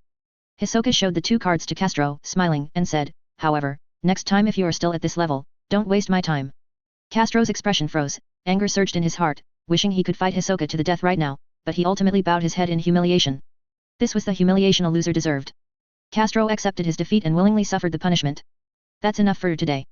Hisoka, holding a stack of cards in one hand and his other hand on his slender waist, walked with a swaggering cat-like gait, turning to go back into the room. Illumi, seeing that there was no more excitement to watch, shrugged and sat back on the sofa. Germain glanced at the disheveled Castro. Just as he was about to close the door, he saw Castro move. Can you tell me your name? Castro, despite his pain, struggled to get up. You saved my life, I will repay you. There's no need for that. Germain refused. But. Castro was unwilling, the fighting spirit in his eyes not completely extinguished. How can I become as strong as you all? Germain thought for a moment, then asked, you're already practicing an ability and trying to develop some kind of technique of your own, aren't you? Castro's eyes widened in surprise. You can tell? To be honest, I did have some inspiration and wanted to materialize another me. Don't do that. Germain's words made Castro freeze in place. Everyone has their own talent. I can tell from your aura that you are messing around on an unfamiliar path. Castro was actually an enhancement type, but he insisted on developing in the direction of materialization type and manipulation type, which clone represents, thus wasting his talent. Using an ability he couldn't master to duel with Hisoka, a master of transmutation type, would always result in a loss, no matter how many times he tried. Whether he could survive depended on Hisoka's mood. If he corrected it now, it wouldn't be too late. Castro was shocked. He stood up. What should I do? Think for yourself, find your own methods, find your own teacher. I'm not your babysitter. Germain slammed the door shut, leaving the disheveled Castro standing there. A long time later, under the gaze of many onlookers who had heard the commotion and come to watch, the proud Castro actually bowed towards Hisoka's room. Then, he dusted himself off and left the place. In less than half a day, this strange incident, as well as the news of Castro withdrawing from Heaven's arena that night, spread like wildfire. People discussed it animatedly, but no one could make sense of it. Meanwhile, Hisoka hung up the phone, placed his hands on the balcony railing, and chuckled ominously as he enjoyed the refreshing evening breeze. Looking at him, he must have succeeded. Illumi was using a horn comb to comb his black hair, which fell like a waterfall. He was speaking to Germain, who was not far away. Germain sat in the corner and did not reply to Illumi, making the latter shake his head, feeling rather bored. Illumi entered the room and brazenly occupied Hisoka's single bed all by himself. This meant that tonight Germain and Hisoka would either sleep on the sofa or have to sleep on the floor. However, the owner of the room didn't mind, and Germain had even less to say. He held an open book in his palm, but his gaze wasn't on the pages. Instead, he was looking at the projection of his hunter badge. He confirmed once more that his hypersomnia had completely disappeared. It was indeed a mental disease, Germain thought. With more than a month of self-cultivation and strict adherence to medical advice, hypersomnia was finally crossed off his projection. Recently, everything concerning him seemed to be developing in a good direction, perhaps his luck had arrived. March 15th, in Soli Grassland. Hisoka, looking relaxed, had one leg resting on an uneven rock, his right hand shielding his forehead like a cap, smiling as he gazed at the unobstructed grassland scenery. So slow, Kurora. Hisoka complained in a low voice, yet his body involuntarily shivered, as if experiencing a delightful gush. Germain stood among the towering megaliths, his back resting against a rough stone, head bowed, eyes closed in meditation. After a while, Hisoka's reminder finally came, they're here, they're here. Kurora brought 4 people with him, Finks, Bonolinov, Pakunoda, and Maki. As expected. Germain opened his eyes and looked out, indeed seeing 5 black dots appear at the edge of the grassland, getting closer and closer. Kurora, with the cross tattoo on his forehead exposed, wearing a fur coat, hands in his pockets, walked towards them with a smile. Finks, with blonde hair and wearing a tracksuit, walked with a swagger. Bonolinov, covered in bandages and emaciated, looked like a mummy just crawled out of a tomb coffin. Pakunoda's gait was elegant and dignified, her deep V-neck lady's suit revealing her fair skin. Maki's ponytail was always messy, like a wrinkled garment that could never be smoothed out. She stared at Germain with cold eyes, frowning. The 7 members of the phantom troop met in front of the megaliths. You bastard! Finks wanted to explode upon seeing Germain. You actually want Kurora's position? Did you ask any of us? Do you think we're dead? He took a big stride, wanting to rush forward and grab Germain's collar to question him, but Kurora reached out and stopped him. Finks, what did I tell you before we came? Kurora still smiled, but slowly pushed Finks behind him. This is a dispute between comrades. Hisoka's lips curved into a smile, I think so too. Excellent, Kurora's thoughts align with mine. Kurora glanced at Hisoka, then met Germain's gaze. I have never restricted others from challenging the leader's position, nor have I ever thought of monopolizing this position, so I can understand you. However, I also said another thing, my orders are the highest priority. No matter what dissatisfaction you have with me, or what ambitions you have developed, you should not defy orders. Originally, your refusal to answer Maki's call and your subsequent disappearance already indicated your attitude. I should have let Uvijin, Phaeton Portor, Nobunaga, and Finks hunt you down. However, Hisoka then proposed a suggestion, that he would communicate with you, thus leading to today's negotiation. Kurora took a golden coin from his pocket, showing the side with the 12-legged spider, the reverse side being a spider web. I can stop the members from pursuing you, and I can also give you a chance to fairly compete with me for the leader's position. I never fear this. But before that, you must meet 3 conditions. First, Pakunoda will once again probe your memory to confirm that you have not been manipulated, brainwashed, and so on. Second, I will toss this coin. You guess heads or tails. If you guess correctly, the matter of breaking your promise will be written off. If you guess incorrectly, you will have to accept the punishment for breaking your promise, which is to cut off your little finger. Third, you must obtain recommendations from at least 2 members before I will allow you to openly compete with me for the leader's position. If I lose, I will hand over this position without hesitation. Kurora's fingers rubbed the phantom troop coin, making it flip back and forth between his fingers with unusual dexterity. He thought of something and couldn't help but smile. Actually, besides Hisoka's suggestion, there's another thing that made me willing to come to negotiate. News came from Meteor City that a woman named Shizuka from Meteor City donated a large sum of money. This month's donation amount was only second to our phantom troop. The priest asked her where she got so much money. She initially said that Germain gave her half, which she donated in her name.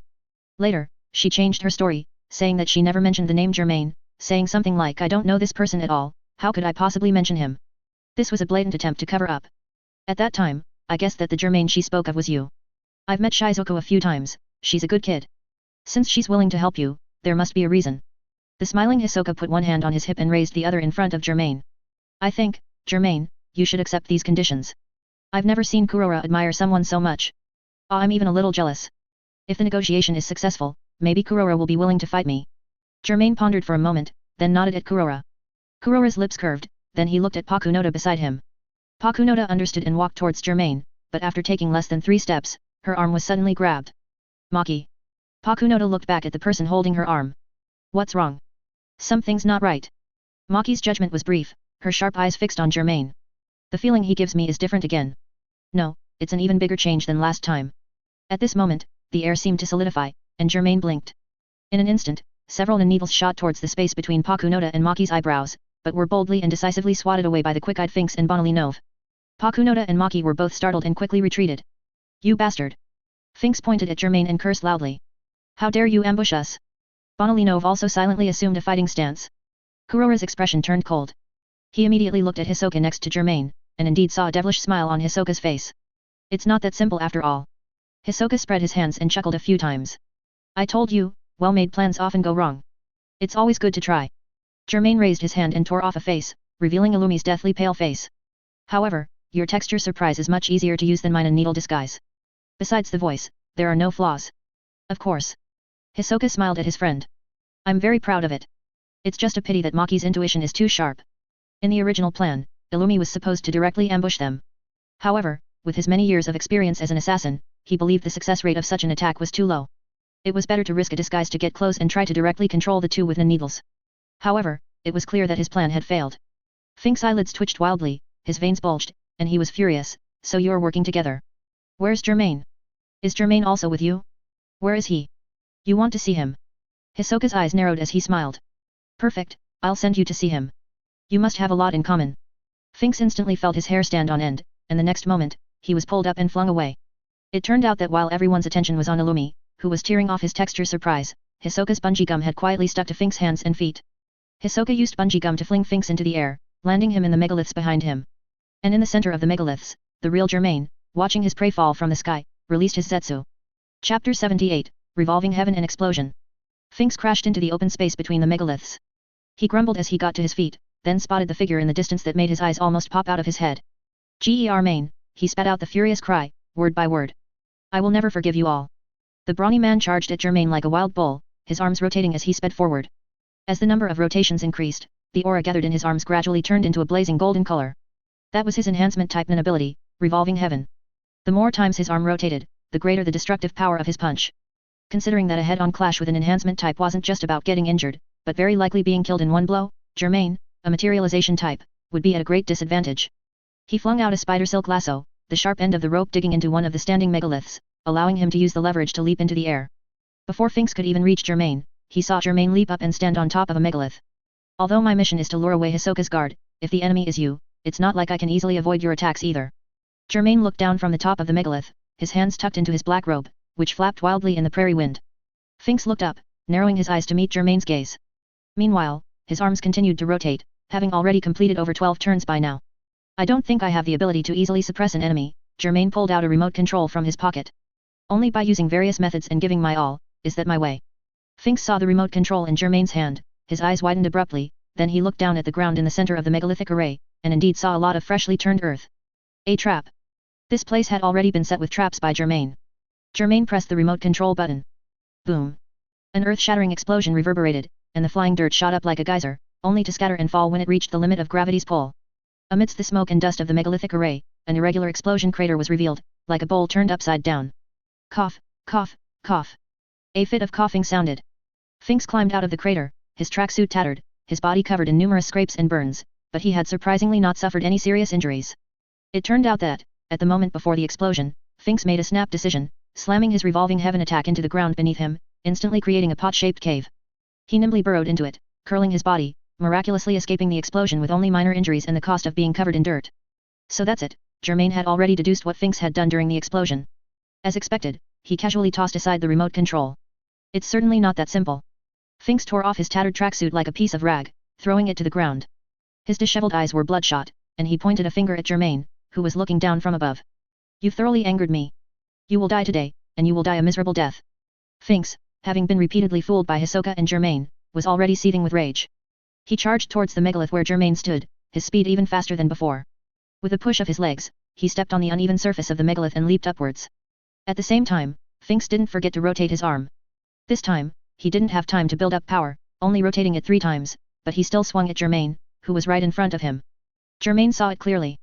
He grabbed the middle of the spider silk lasso with both hands, swinging it like a meteor hammer, its sharp end aimed at Finks' eyes as he came rushing forward. TCH.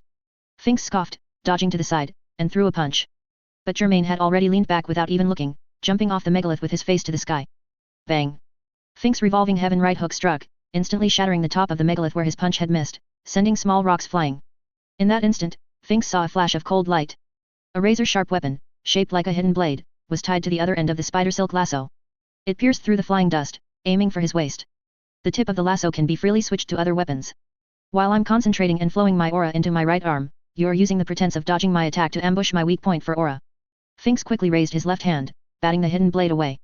However, the blade still cut a small gash on his arm. Very sharp. Finks glanced at the wound on his left arm, thinking. If I weren't an enhancement type, the wound probably wouldn't be this small. Wait, what's going on? He suddenly noticed with surprise that the small wound caused an insignificant stinging sensation, but blood gushed out, like a red cloth wrapped around his arm. I don't understand, why is the bleeding so heavy? Poison? An ability? Finks pondered for a moment, then made a judgment. It must be an ability, forced bleeding. I can't let Germain succeed again. Accumulating wounds will put me in a very disadvantageous state. Finks leaped down from the rock, chasing in the direction of Germain's aura. As soon as he landed, he saw that Germain hadn't fled, but was standing in the middle of the megalithic forest. At the same time, he noticed an anomaly beside Germain. 3 rectangular frames had materialized there, and a third of the leftmost frame was already filled with blue. Finks looked at the suddenly appearing rectangular frame, then at the calm-faced Germain, and couldn't help but frown. Isn't this guy's ability to materialize various weapons and tools? When did he start materializing something like this? What is that? It looks like a progress bar, it's too bizarre. Finks continued to rotate his arm while observing Germain's movements. He wasn't entirely a brute, seeing such a strange, new ability appear, he needed more information. Germain naturally wouldn't tell him that this was the result of over a month of his training the aura slot. Actually, the hunter badge was an ability developed by his original body, while the aura slot was a product of the current Germain. Germain couldn't hide the aura slot. 2 of the restriction and vow conditions were that it must be activated after the hunter badge, and both enemy and ally could see its existence and changes. There must be something wrong with that thing. Finks gradually calmed down, his arm rotations never stopping. That's right, I don't need to attack, otherwise I'll fall into his trap. The one who should be anxious now is Germain. My revolving heaven is constantly accumulating power. If I swing it and hit, it will be a fatal threat, and he can't ignore it. The leader, Bonalinov, Maki, Pakunoda, they are all nearby and will come to reinforce sooner or later. Besides, the leader has a backup plan. This way, he will be surrounded and won't be able to pull off any tricks. Finks finally understood the situation of both sides. He was the one with the advantage, and he just needed to effectively convert that advantage into victory. Chapter 79, The Restriction and Vow of the Aura Slot. Finks's arm had already rotated 5 times. Having calmed down, he no longer rushed to attack. Instead, he taunted, besides that sling, you don't have any other long-range attack methods, do you? My revolving heaven has greater destructive power the more it rotates. If you want to interrupt me, that flimsy sling is useless. You can only get close, and as soon as you get close, you'll enter the attack range of my revolving heaven. Finks used words to exert psychological stress, especially coupled with his naturally provocative face, which could disrupt the thinking of most enemies. However, this was useless against Germain. The situation is the same for you, Germain said. You also don't have long-range attack methods, and your destructive power is all concentrated in revolving heaven, which is too obvious.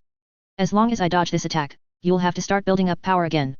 I guess you're waiting for teammate reinforcements, which is why you're so calm. Unlike my impression, you're actually so reliant on your teammates. He's provoking me. Don't let his words irritate me.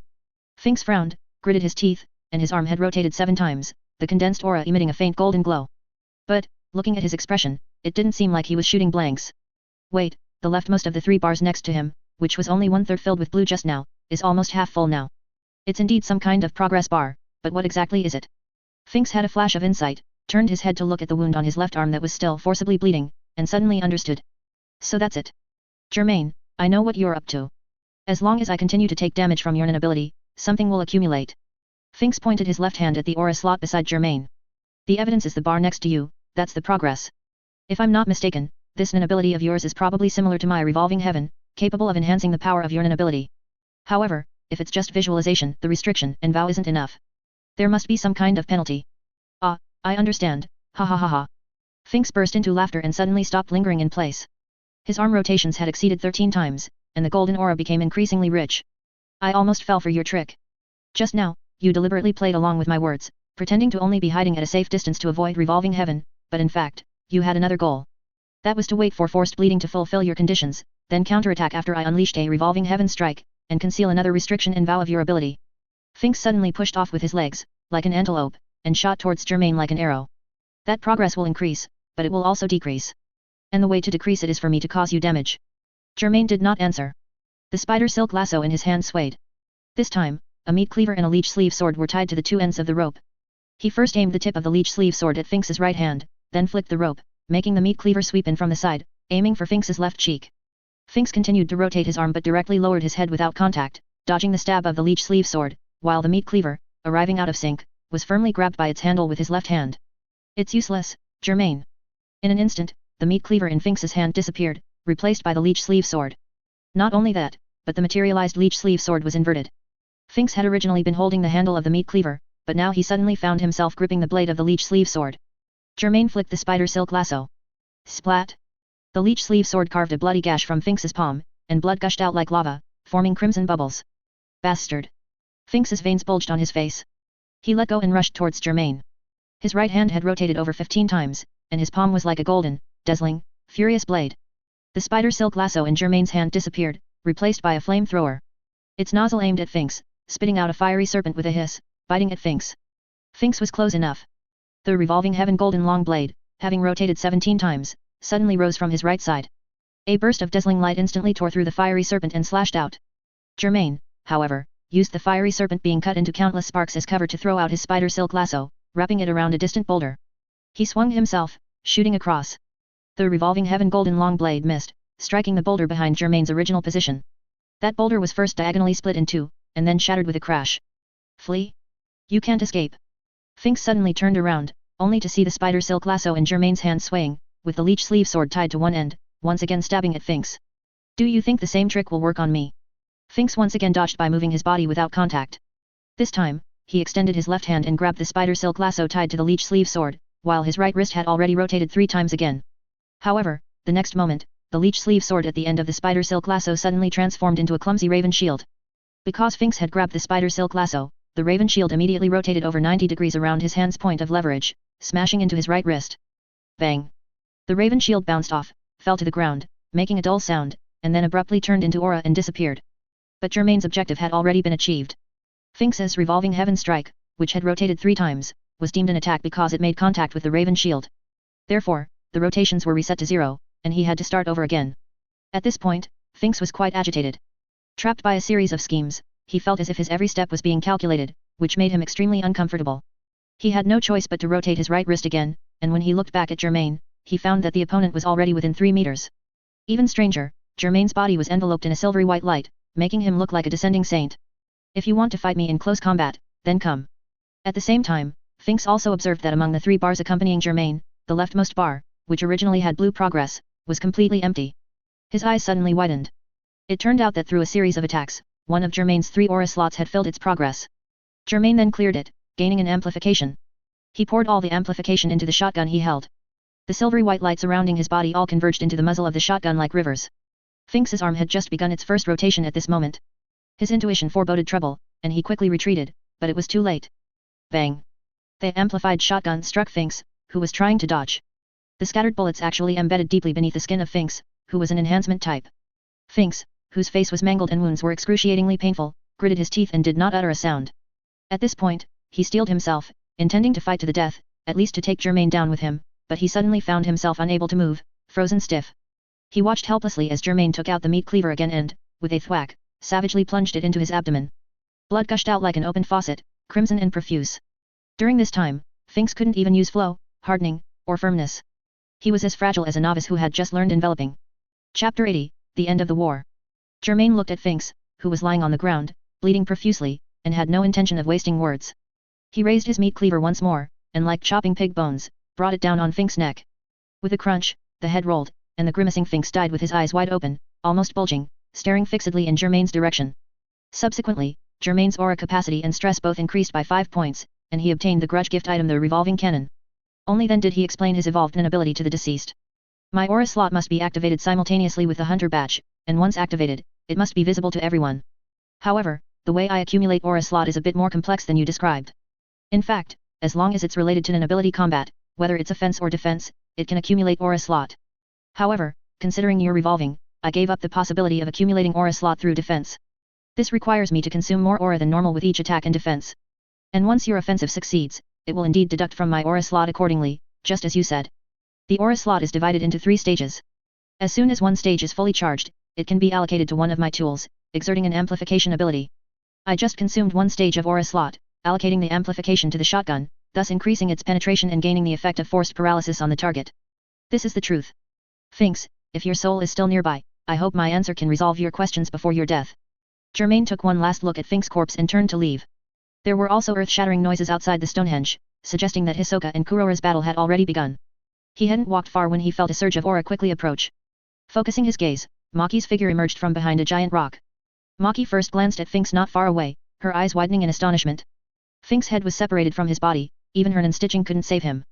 She had originally followed Pakunoda's suggestion to come and support Fink's, but she didn't expect that in just a few minutes, Fink's had already died tragically, while Germain stood tall before her. The victor had been decided. You actually killed Fink's. Maki, surprised and enraged, drew her a needle. Germain was introduced to the Phantom Troop by Maki, yet he now single-handedly caused internal strife within the Phantom Troop, and a member had been lost so quickly. She was in a very bad mood, especially since her ominous premonition had once again come true. She really didn't get along with the man in front of her. Don't think this matter will end well today. The troop leader, just in case, also arranged for Shulnark and Kordapai to be nearby, and they are now rushing over. The three of you will absolutely not escape today. Her hands swiftly and orderly weaved, an ain and thread lasso was thrown towards Germain, but Germain dodged it in an instant and, in the blink of an eye, surged forward to stand before her. You. Maki's eyes widened, and then Germain's right arm swung a punch, hitting her abdomen. The sharp pain made her involuntarily retch forward, spitting out saliva. Germain then took advantage of Maki bending over, heavily striking her back with his elbow, causing her to sway a few times and fall to the ground. He squatted down, carefully checking Maki's breathing, confirming that she was still alive, just unconscious. He then said, "This repays your favor." It turned out that after Germain refused to answer the phone, Maki had returned all the treatment fees she had received for stitching Germain up. Germain neither contacted Maki again nor transferred money back, which was their tacit agreement of separation. He lifted the petite Maki by her waist, walked through the forest of Stonehenge, and arrived at the wide grassland outside. The first thing he saw was Illumi's back. Standing in front of Illumi was someone, but it was Pakunoda, whom he had inserted a needle into. Pakunoda had lost consciousness and was controlled by Illumi like a zombie. Pakunoda blocking the way like this made Shulnark, who had rushed to reinforce, feel quite constrained. Shulnark's characteristic radiant smile had long disappeared, and when he saw Germain appear, holding the unconscious Maki, his face grew even paler. Yo!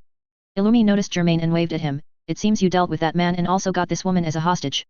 He then pointed to Pakunoda, who was protecting him. I also got a hostage, restraining this man in front of me. This way, both of our missions are considered complete. Shulnark looked back and forth between Germain and Illumi, as well as Maki and Pakunoda, who were being held hostage, and began to think with a serious and focused expression. How's Hisoka doing? Germain asked, looking towards the battlefield on the distant grassland, where constant roars echoed. I heard there are reinforcements. Can he handle 3 people alone? He can't handle it, and I can't do anything about it. After all, I only intended to help him restrain 2 Phantom Troop members. Illumi spread his hands. However, Hisoka was very decisive, sacrificing one hand to take care of one of them. He pointed to the ground where a giant rock had collapsed and sunken, and indeed saw a corpse that had been smashed like minced meat. Looking at the long hair and short stature, it must have been Kordapai. This way, 2 Phantom Troop members had already died. Even so, it's unlikely Hisoka can win against both Kurora and Bonalinov, right? Germain looked at the distant battlefield once more. It seemed that the primary objective this time to kill Kurora was impossible to achieve, but the secondary objective to restrain, control, or eliminate Kurora's guards had been perfectly realized. Hisoka is no good. As expected, one cannot place hope in him. This person is too playful. Illumi nodded and said, I think so too. Hisoka is still too arrogant, raising the risk of battle to the highest. This is completely contrary to my style.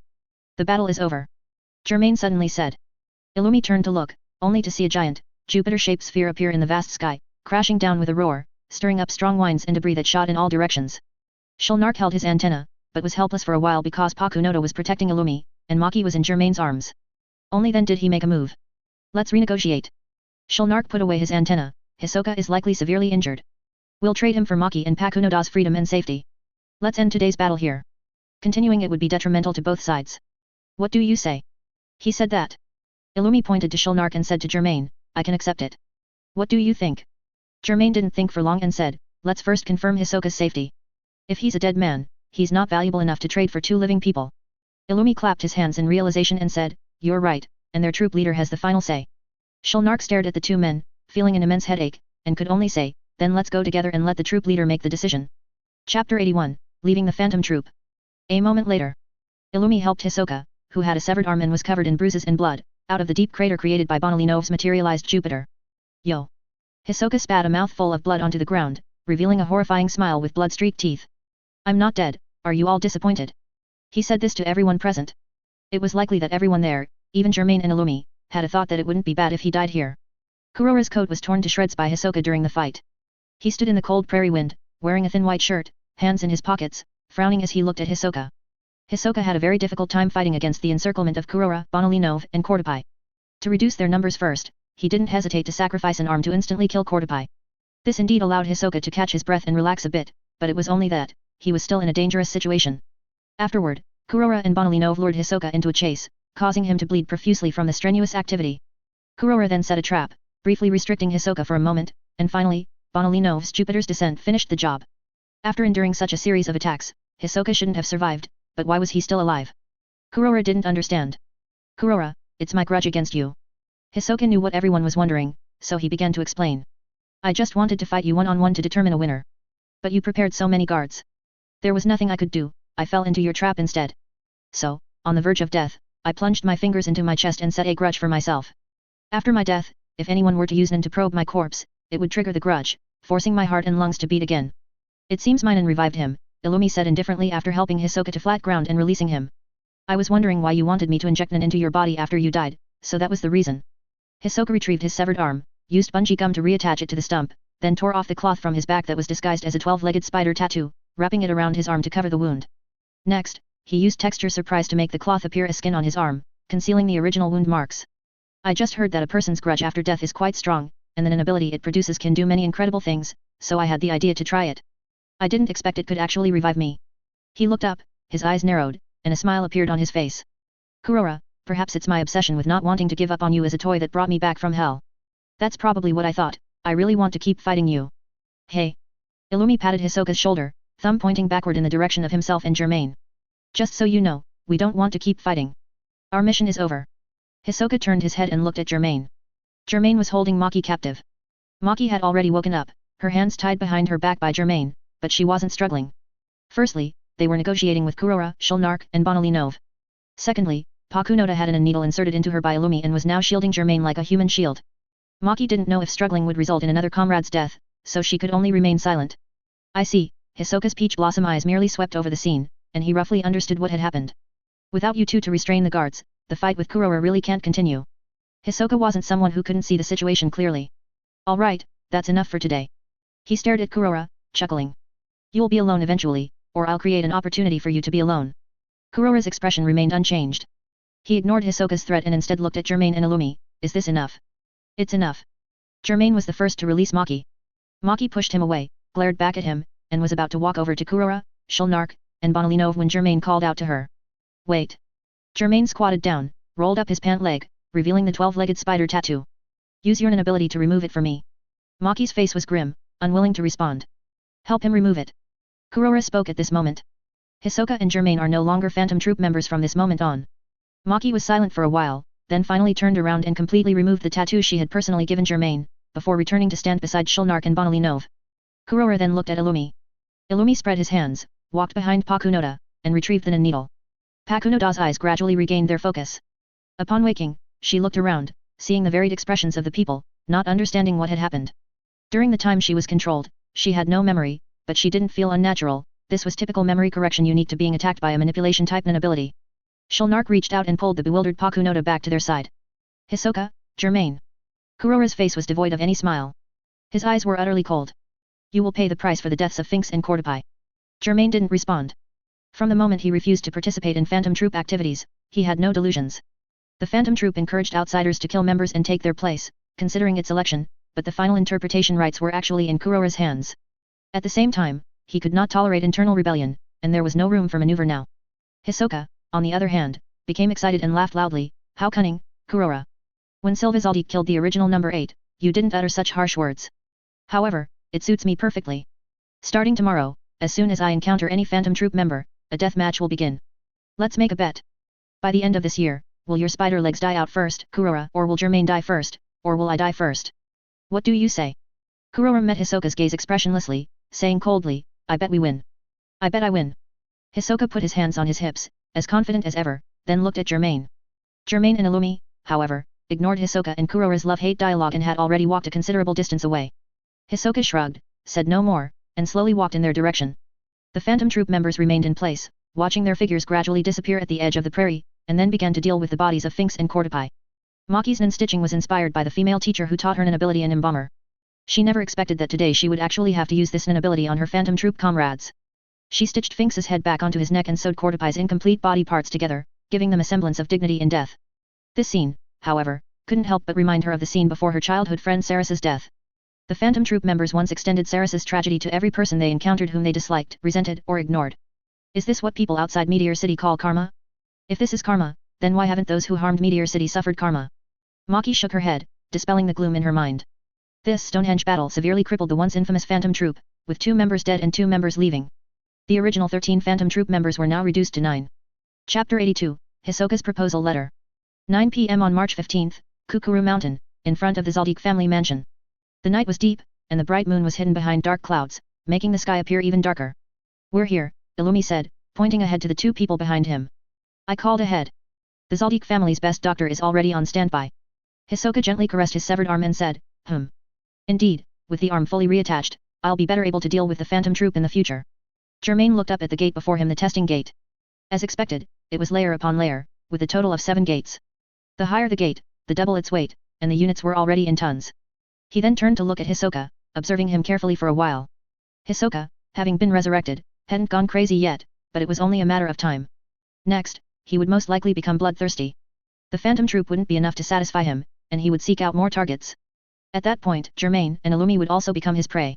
Suddenly, an old man with a broad back and a thick waist ran out of the guardhouse next to the Zaldik family gate. He quickly approached Illumi, patting his balding head and bowing repeatedly. Young Master Illumi, and young Master Illumi's friends, welcome back. The doctor has followed your orders and is waiting in the mansion, said Zebro, the gatekeeper. Illumi nodded, his voice completely flat. That's fine. Yes, young master.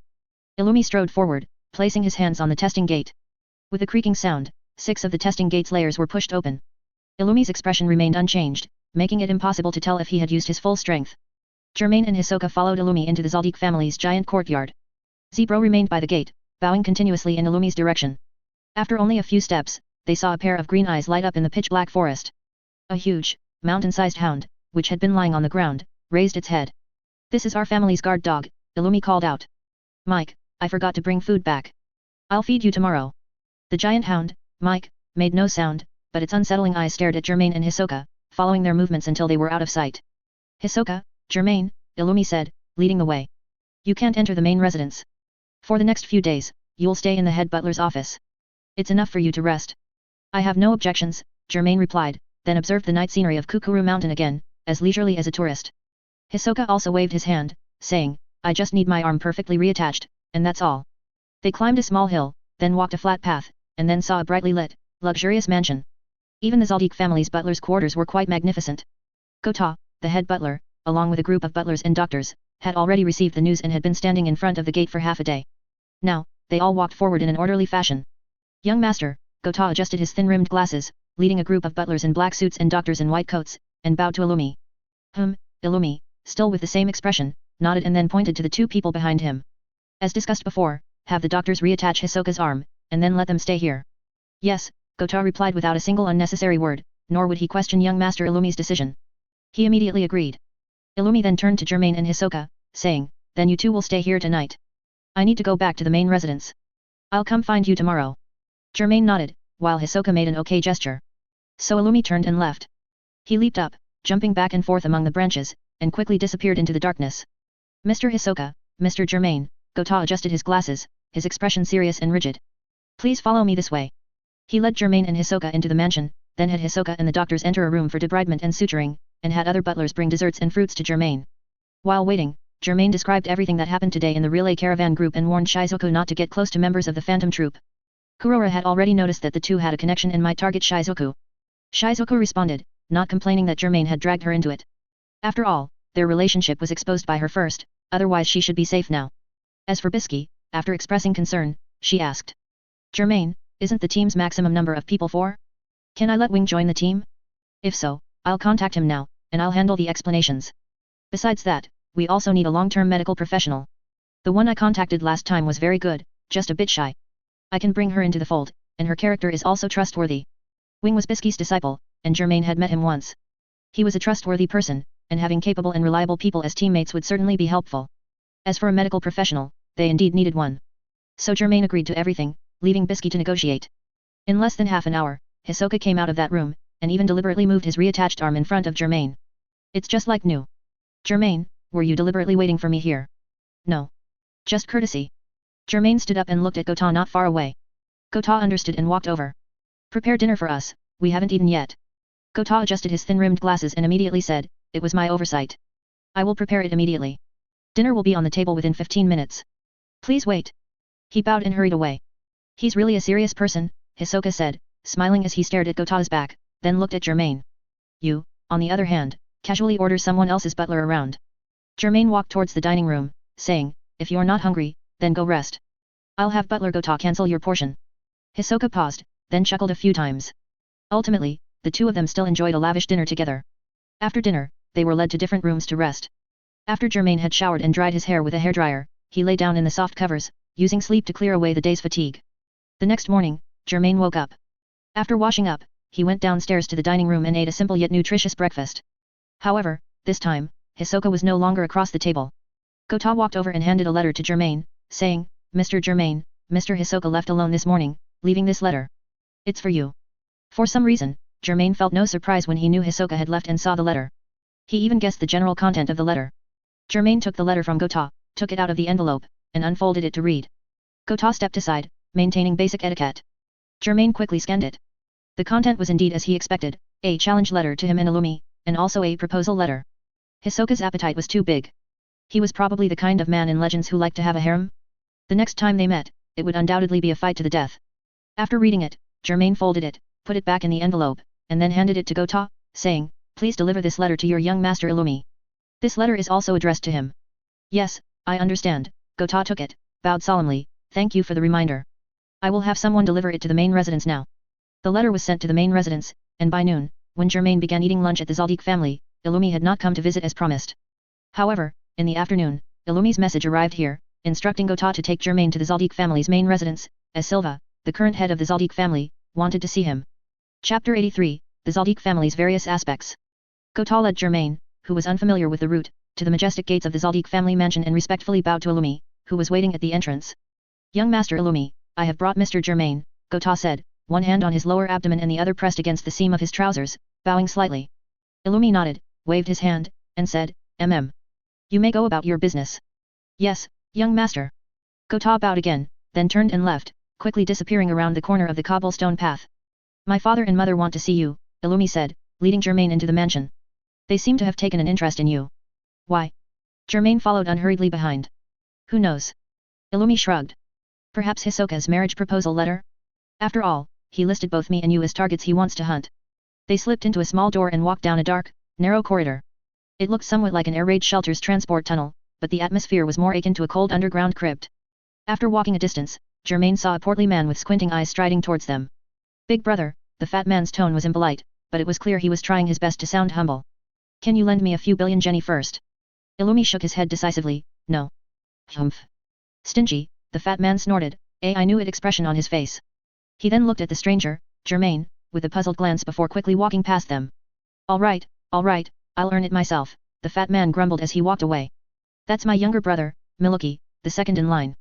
He's a shut-in, Illumi continued walking. By the way, I'm the eldest. I know, Germain replied. But as the eldest son of the number one assassin family, isn't it unwise to disclose information about your family members to outsiders? Not at all, Illumi turned back, a matter-of-fact expression on his face. We haven't really hidden any information. On the Hunter-dedicated website or through other channels, if you spend a bit more money or use special methods, you can always find out about us, Illumi added. This was probably the inherent confidence of their number one assassin family. Illumi led Germain into a cold, dark space that resembled a basement. At the end, a man was reclining on a lounge chair, conversing with a woman and a child next to him, looking like an ordinary family of three. The man and woman were arguing. Killua is in his most crucial years right now. How can we let him leave and play outside? What if he becomes undisciplined? What if he goes astray? Kikyo, wearing a white wide-brimmed hat, a black pleated skirt, and holding a folding fan, had her eyes replaced by a device resembling VR goggles, with a red dot representing her eyeball angrily twitching. Silva lay on a soft pillow, his long silver hair falling down, appearing even more pale in the dim light. He slightly opened his eyes, first looking at Germain, then turning to his wife. What if he goes outside? A few years ago, wasn't he thrown into Heaven's arena to live alone? Silva said calmly. That's not the same. Kikyo snapped open her fan, fanning her sweating neck, her aura still fierce. You know Tsubone has always been nearby. We can monitor Killua's every move through her monocle. And this time, you actually plan to let him go out alone. I absolutely refuse to allow such a thing. Tsubone was an old butler directly under Silva, and quite reliable. Silva sighed softly, seemingly not wanting to discuss the topic with his wife any further. At this moment, Kalito, the youngest fifth son who had remained quiet, walked towards his parents at the opportune moment. He tugged at Kikyo's skirt, saying in an even tone, "Father, Mother, the guest has arrived." Kalito was petite, dressed in a dark purple kimono, with a mole at the corner of his mouth, made up to look like a little girl, and appeared well behaved at this moment. Illumi also said, "I've brought Germain." Silva and Kikyo, of course, knew the guest had arrived. However, they both played along, pretending to notice only after Illumi and Kalito's reminders, naturally diffusing the tense atmosphere of their earlier argument. "You are Germain, one of Illumi's collaborators this time, correct?" Silva slowly rose from the lounge chair, leisurely standing up. His tall stature allowed him to look down at Germain. Silva's eyes were sharp, like a biting cold wind permeating Germain's hunter's black robe. "Yes," Germain replied, not intimidated by Silva's imposing presence. Kalito blinked, curiously scrutinizing Germain. By observing his demeanor in front of his father, he could tell that he was certainly not a weak person. "You were probably ranked in the top 100 on the world assassin rankings before, right?" Silva said with a smile. "After killing the shadow beasts, you rose to the top 70s. "I'm not very sure," Germain answered truthfully. "I don't pay much attention to rankings." Silva's lips curved slightly. "Illumi said that Finks, one of the Phantom Troop members, died at your hands. In that case, your ranking should increase even further, right?" He had previously killed the Phantom Troop's former member number 8, and in this regard, he knew how troublesome the Phantom Troop members were. Unless someone could offer him a satisfactory price, he didn't want to deal with the Phantom Troop again. Therefore, he was quite interested in Germain, who was capable of killing Finks. "We managed to separate them," Germain calmly replied. "Finks and I fought one-on-one, and I used some intelligence discrepancies to lure him into a trap." "I see," Silva had actually heard it once from Illumi. "While the Phantom Troop's individual strength is very strong, the most troublesome thing is when they gather together. After all, a spider needs a brain to judge and legs to walk. It's the right approach to separate them and deal with them." At this moment, Kikyo, who was nearby, snapped her open fan shut, and asked somewhat imperiously, "Germain, I heard you're from Meteor City, correct?" "Yes," Germain replied. "Is that place still the same?" Kikyo, also from Meteor City, looked very impatient, yet still asked with an undulating tone. Germain hadn't returned to Meteor City even once until now.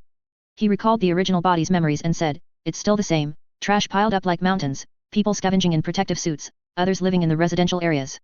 "Is the cathedral still there?" Kikyo asked again. "It is." Kikyo snorted, saying, "I thought so. If it were me, I'd build churches on all sides of Meteor City, the more the better, because only God can save that cursed place." Although she came from Meteor City, she didn't have much affection for it. Silva and Kikyo chatted with Germain for a while longer, and then ended the conversation. They didn't mention Hisoka or anyone else, as if they had genuinely invited a guest over for small talk. However, after Germain was led away by Illumi, Kikyo turned to Silva and said, "He is indeed from Meteor City, many details match up." "It seems what Illumi said is true," Silva stroked his chin. "The Phantom Troop actually splitting and rebelling internally. I thought those people were like gum stuck together." He then looked at Kalito and asked his youngest son, "And you, what did you observe just now?" Germain is very calm, Kalito thought for a while and said, "When he unexpectedly witnessed father and mother arguing, I couldn't see much fluctuation in his expression, and even his aura didn't change. It's as if he knew that after seeing our family's internal situation, we would absolutely not lay a hand on him. It's strange. We are the #1 assassin family, why does he show no fear of us at all?" "That is his confident judgment." Silva's smile slightly receded. "I have a premonition that the Phantom Troop might all fall at the hands of him and that man named Hisoka." Chapter 84, The Mischievous Killua. After resting another night in the Zaldik family's butler's quarters, Germain proactively bid farewell and asked Gota to relay his message to the Zaldik family's masters. "Yes," Gota replied, then clapped his hands. "Canary, come here." A dark-skinned girl with dreadlocks walked over. She was a Zaldik family apprentice butler, also from Meteor City, and had only joined a few years ago. "Mr. Gota," Canary bowed slightly, her etiquette flawless, like a cold machine, maintaining a perfect distance from Germain. "Escort Mr. Germain to the main gate." Gota adjusted his glasses. "Yes," Canary responded, then turned to Germain.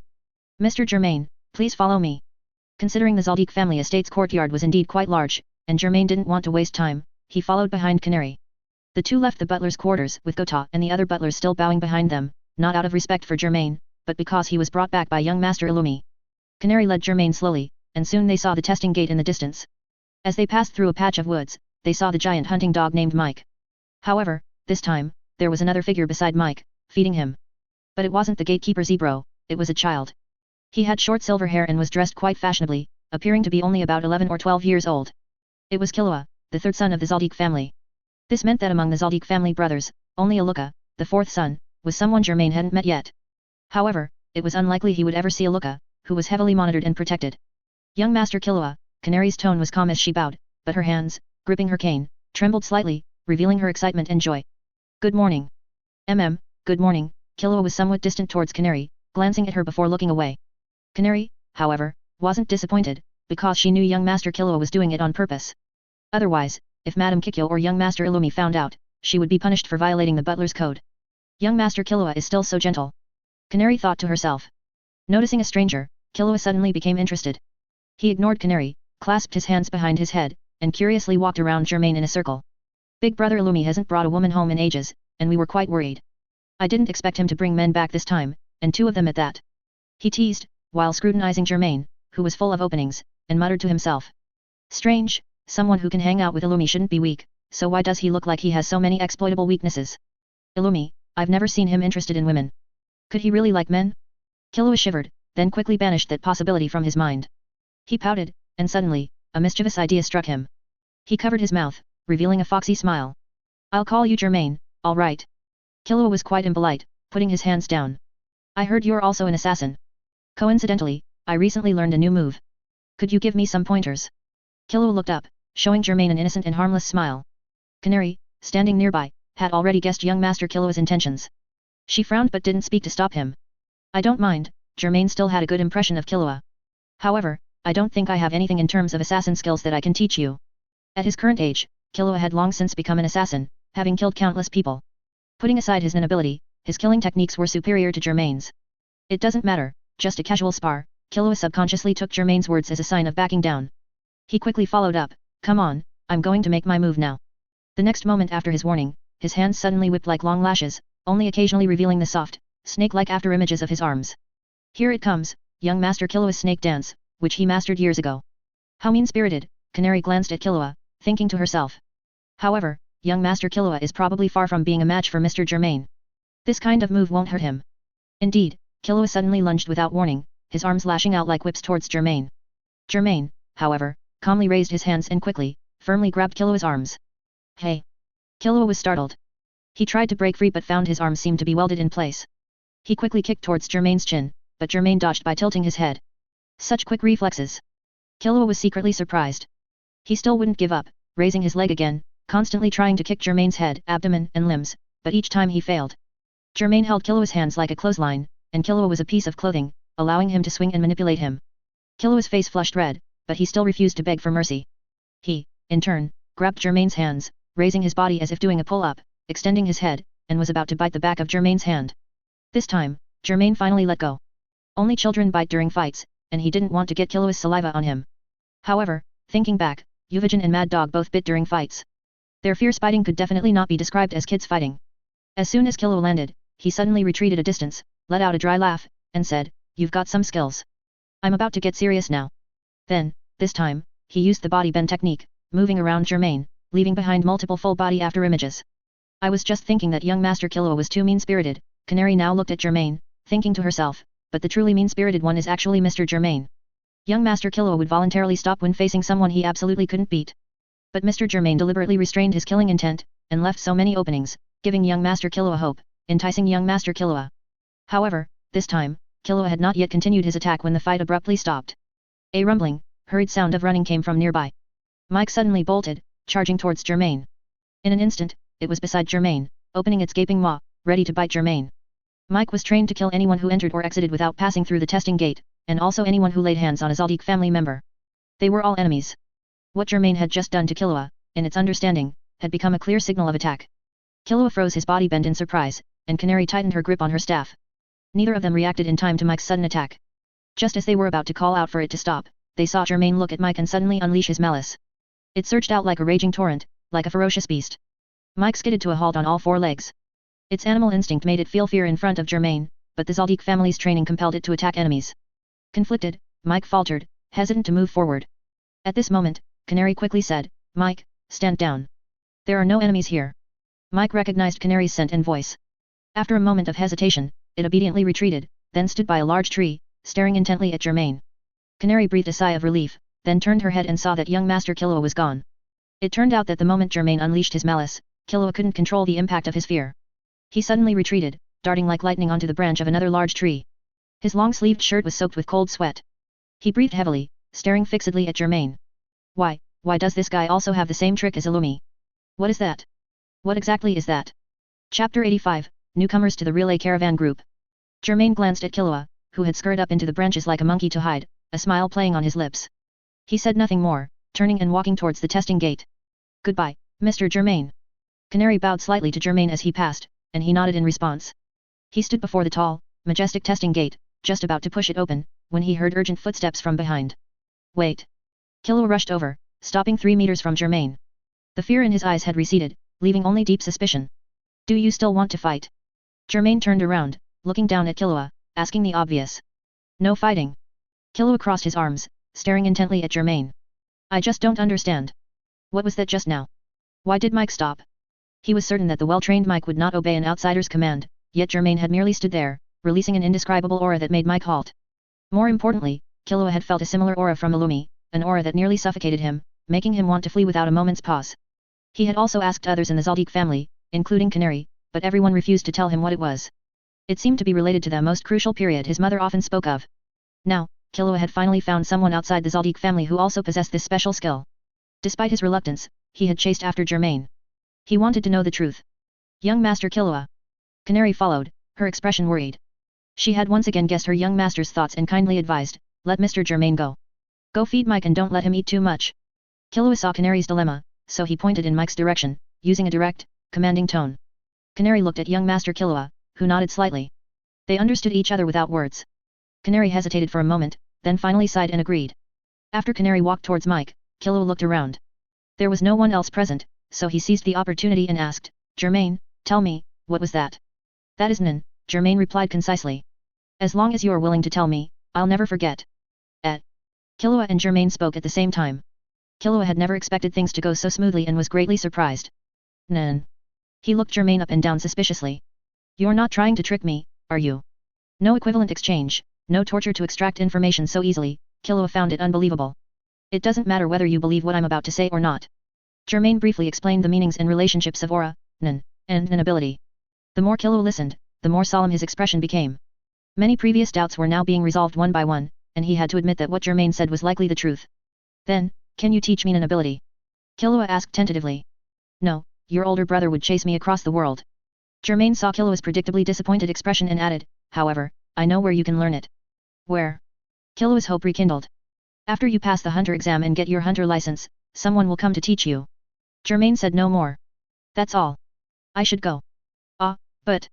Killua still wanted to ask, but Germain no longer paid him any mind. And to Killua's stunned gaze, he calmly pushed open the 6 testing gates. He himself could only push open 3 of the 6 large gates at present. Germain thus walked out of the Zaldik family's testing gate. Zebro quickly emerged from the guardhouse, first greeting young Master Killua, then bidding Mr. Germain farewell. The testing gate slowly closed behind Germain, also cutting off Killua's gaze which had remained fixed on his back. Germain walked a short distance, his hands in the pockets of his hunter's black robe, when he suddenly felt something extra in his left pocket. He reached in and took it out, finding it was a cardboard robot. What is this? He saw an opening on the cardboard robot, so he turned it upside down, and a small ball rolled out of the opening, landing in his palm. He pinched it with his fingers, examining it closely. Germain's memory was jogged. This seems to be Killua's favorite chocolate ball. How did a whole box end up in my pocket? Then, he remembered that during his play with Killua just now, his kleptomania had acted up again, and he had stealthily stolen this box of chocolates from Killua's pants pocket. Should I return it? Germain tossed the chocolate ball in his palm into his mouth. The slightly bitter yet sweet aftertaste spread across his tongue. Never mind, consider it payment for the ability information. On March 25th, Bisky finally reported the results of her negotiations with the newcomers in the relay caravan group. Although Wing was skeptical about being able to directly teleport to the Dark Continent, out of trust in his teacher Bisky, he agreed. The other person was the reason Bisky had delayed announcing the results until now. That person was simply too shy and reluctant to join a team full of strangers. Bisky pleaded with her, promising that if she didn't want to, she wouldn't have to depart with them, only needing to guarantee medical assistance upon their return. It was only after Bisky's persistent badgering that she reluctantly agreed. She also doubted the truth of the matter but lacked the courage to voice her skepticism. On March 26th, Bisky brought both of them into the relay caravan group and introduced them to Germain and Shizuku. Wing, my disciple, you already know Germain. These past few days, I've given him the compiled data to read, and he's been cramming it overnight, so there shouldn't be any problems. The other person is named Sanbika, she is a virus hunter and also a 1-star hunter of the Hunter Association. She will be our team's medical consultant. So, it was her. Germain had some impression of Sanbika, he remembered her as a petite female doctor who always wore a full, tightly fitted white lab coat, a mask, and was shy and soft-spoken. Although her main focus was virus research, she also possessed medical knowledge in areas like first aid. Sanbika was very popular within the Hunter Association, so much so that after Chairman Netaro's death, she was voted as one of the chairman candidates. Bisky sought her out not only for her excellent medical skills but also for her taciturn nature, believing that she would be the most discreet among them regarding this journey. Thus, Germain decided to rendezvous with everyone on March 30th and begin another Dark Continent journey 2 days later, on April 1st. Chapter 86, Meeting at the Base. Afternoon, March 30th. Germain arrived at a range of undulating mountains right on time, found a forest where cell phones couldn't get a signal, and came to a lake as clear as a mirror.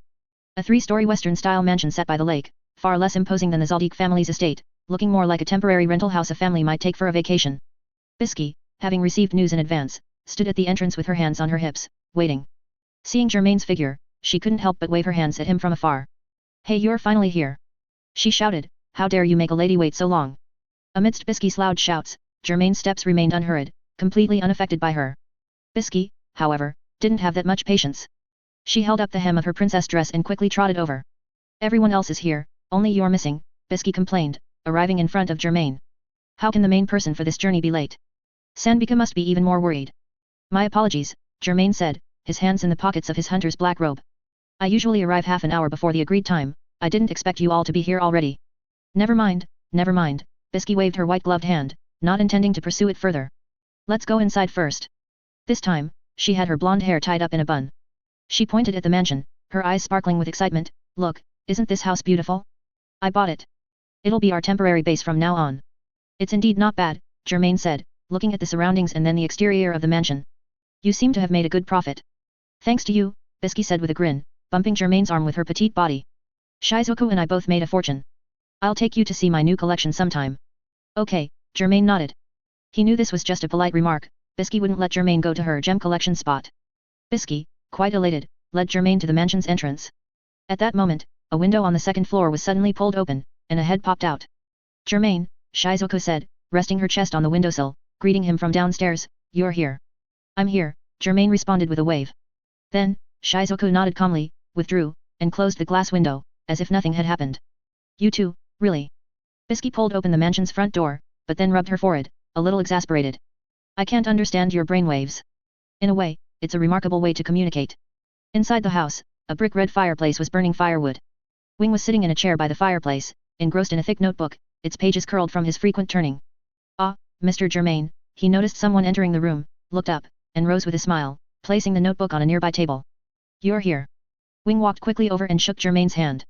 "Wing, your coattail," Bisky said, not even looking, but reminding him skillfully. She picked up an apple from the fruit bowl and took a bite. "Mind your appearance." Reminded, Wing quickly looked down, then somewhat shyly reached out to tuck his coattail back into his trousers. "I apologize, teacher, Mr. Germain, for making you laugh." "No need to be so formal, just call me Germain." Germain glanced at the notebook Wing had been reading.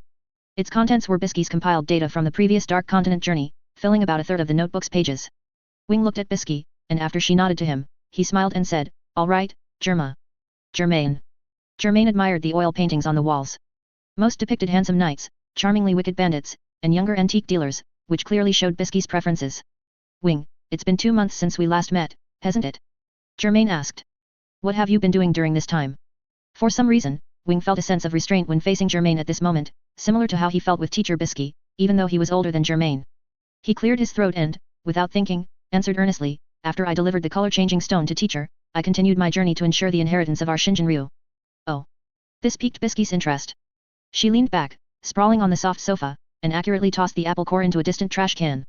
"How did it go?" Wing was somewhat touched. Bisky's concerned question was the most like a Shinjin-ryu successor she had acted in recent years.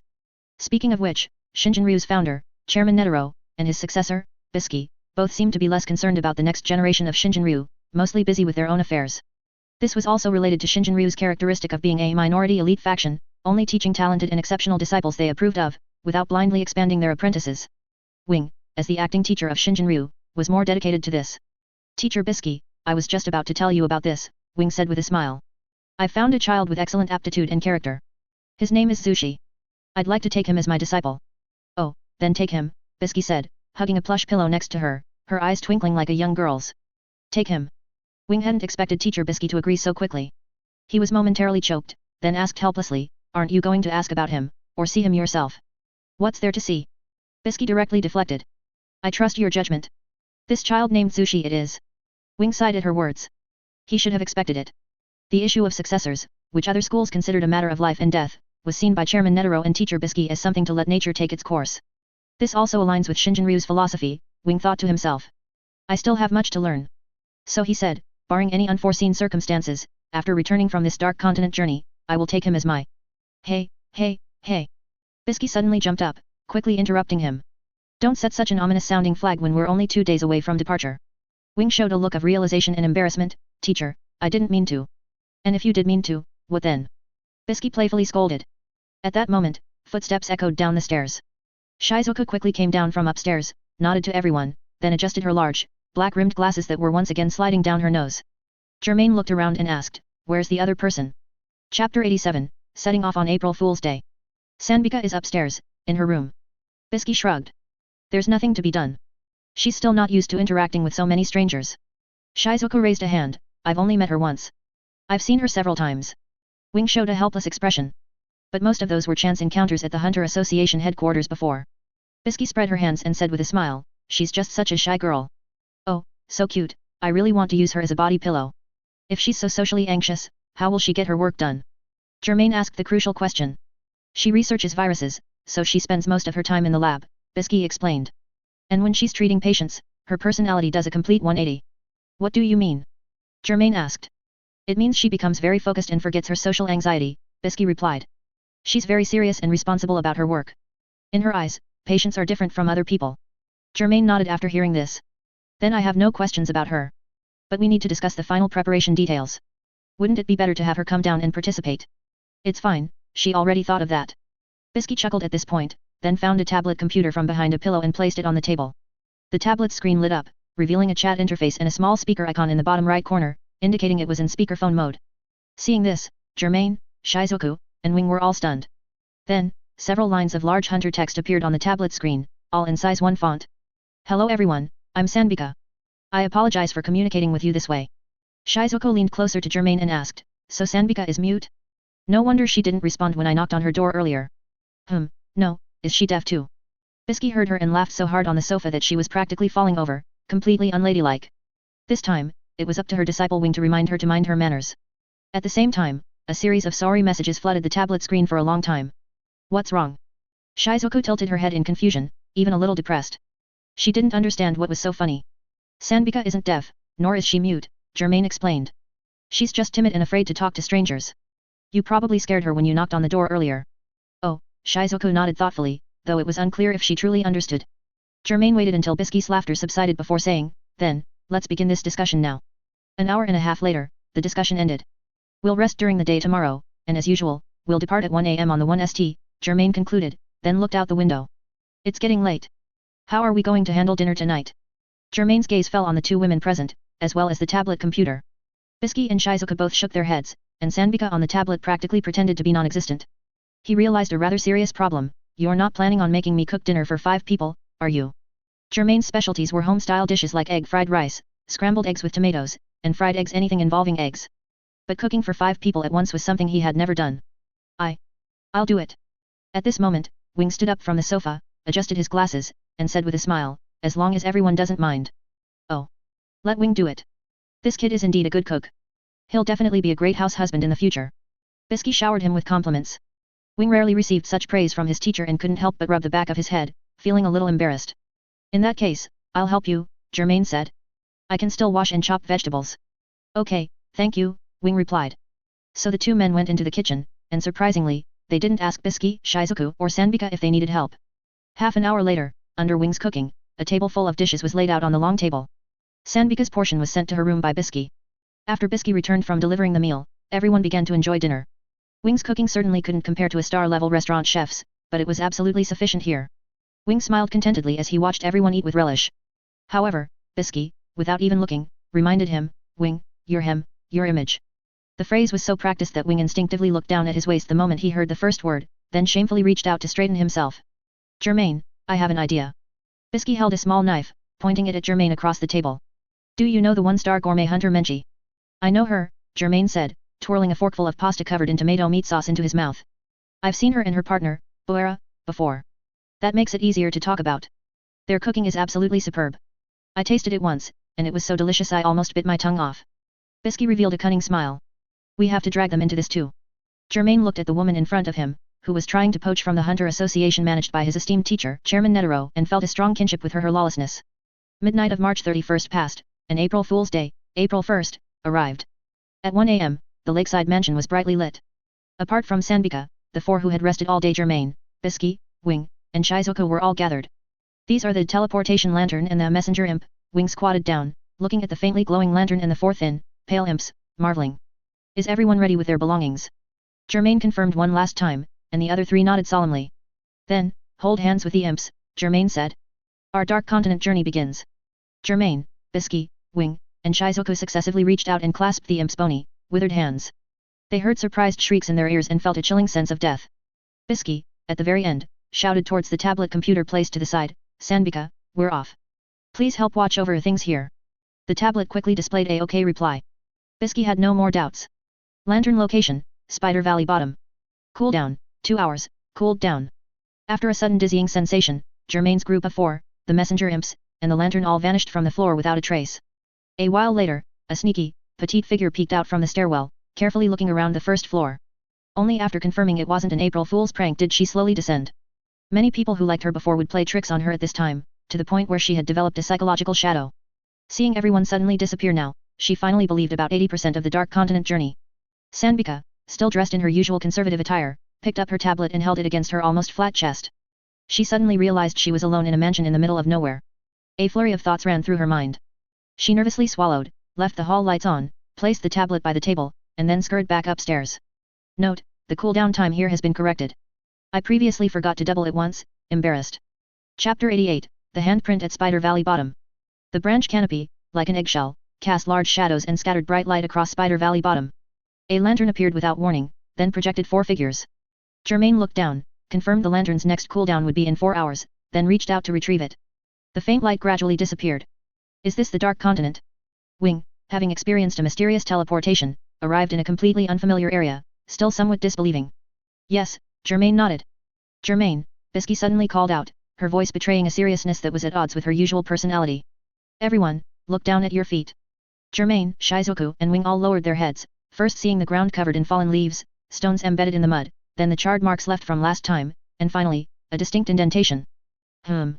Germain realized something was wrong. He looked around and saw that the large area where they stood had a noticeable difference in elevation compared to the original Spider Valley bottom. This shape. He gathered Nen in his legs and leaped towards the tree canopy above. As he ascended to a height where Bisky, Wing, and Shizuko looked as tiny as peanuts, he finally got a clear view of the situation. So that's it. Bang. Germain landed steadily back on the ground, raising a hand to brush off the dust clinging to his clothes. What's going on? Everyone gathered around, with Bisky, who had first noticed the anomaly, asking the question. We're standing on a handprint, Germain said, seeing the confused expressions on the other three, and then rephrased it in a way they could better understand. It's like the handprint Chairman Netero would create with his HxH key cannon. Bisky and Wing immediately understood. Shizuko was a half-beat slower but also grasped Germain's meaning. A giant, or a demi-human beast with such destructive power, Bisky said, pinching her chin in thought.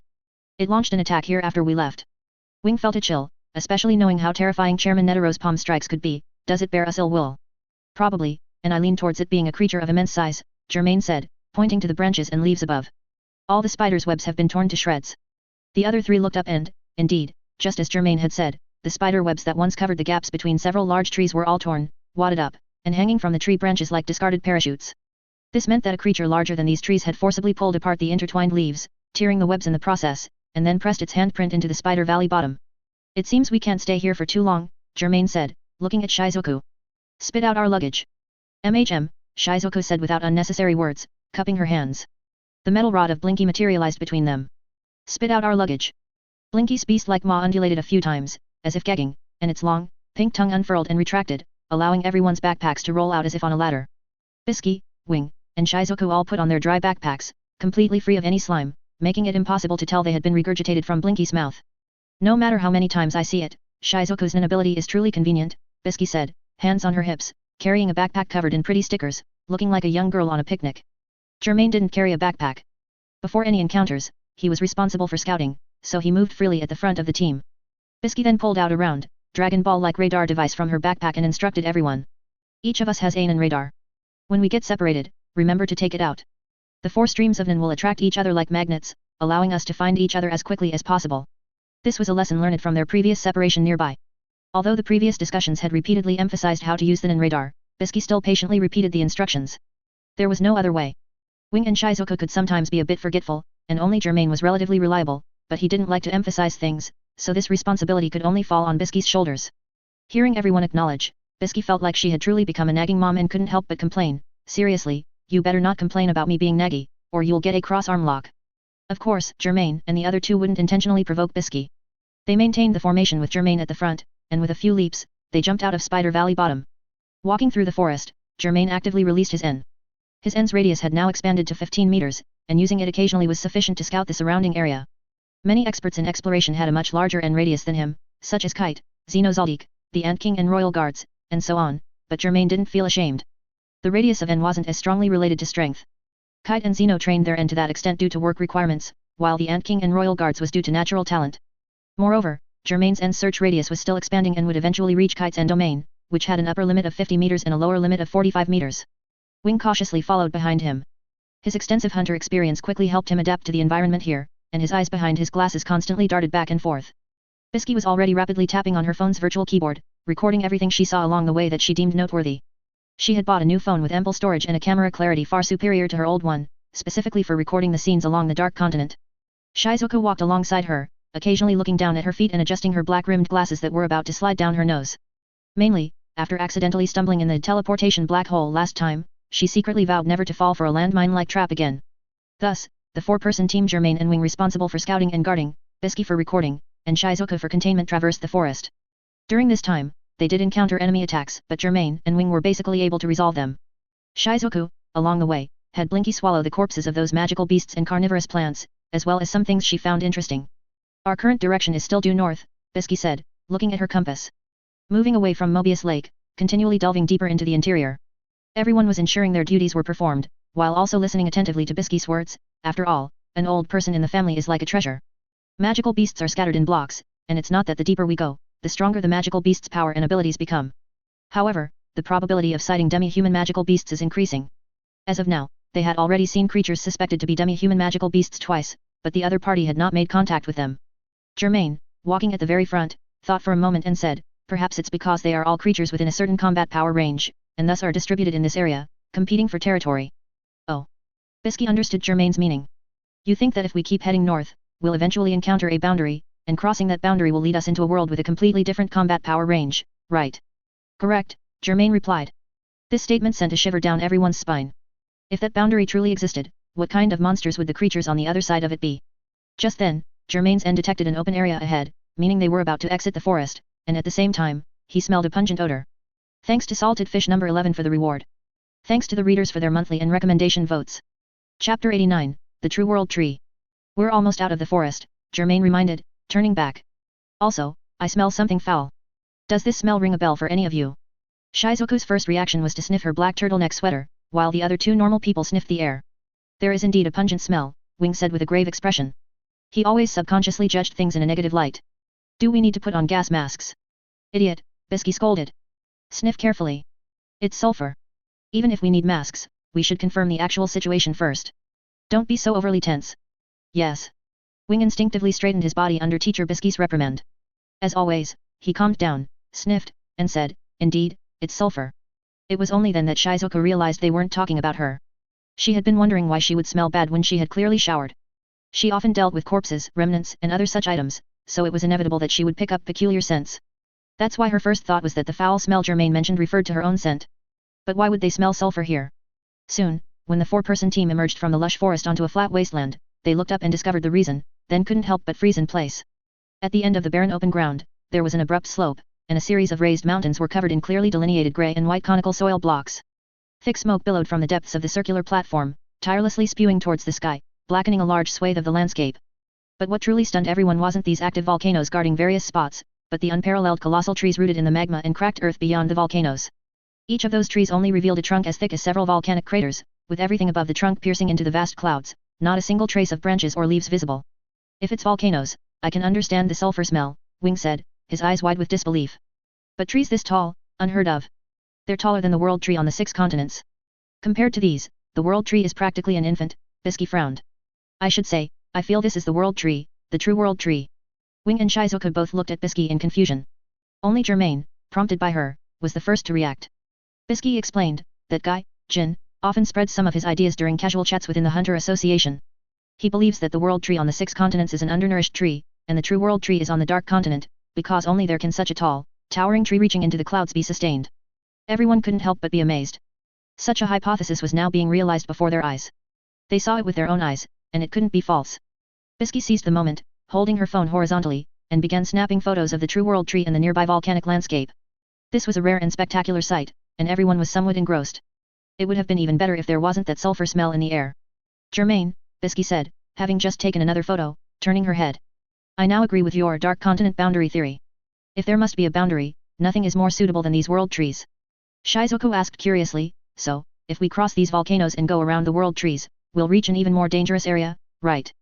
Bingo, Bisky said, snapping her fingers and pointing at Shizuku. I kind of understand what Chairman Netero said when he warned us not to casually go to the dark continent. He said their journey at the time was merely an introduction. This might be the reason. Germain, however, was concerned about something else. Should we go directly through the volcanic cluster, or go around it? The mountain range is continuous, and there's no end in sight.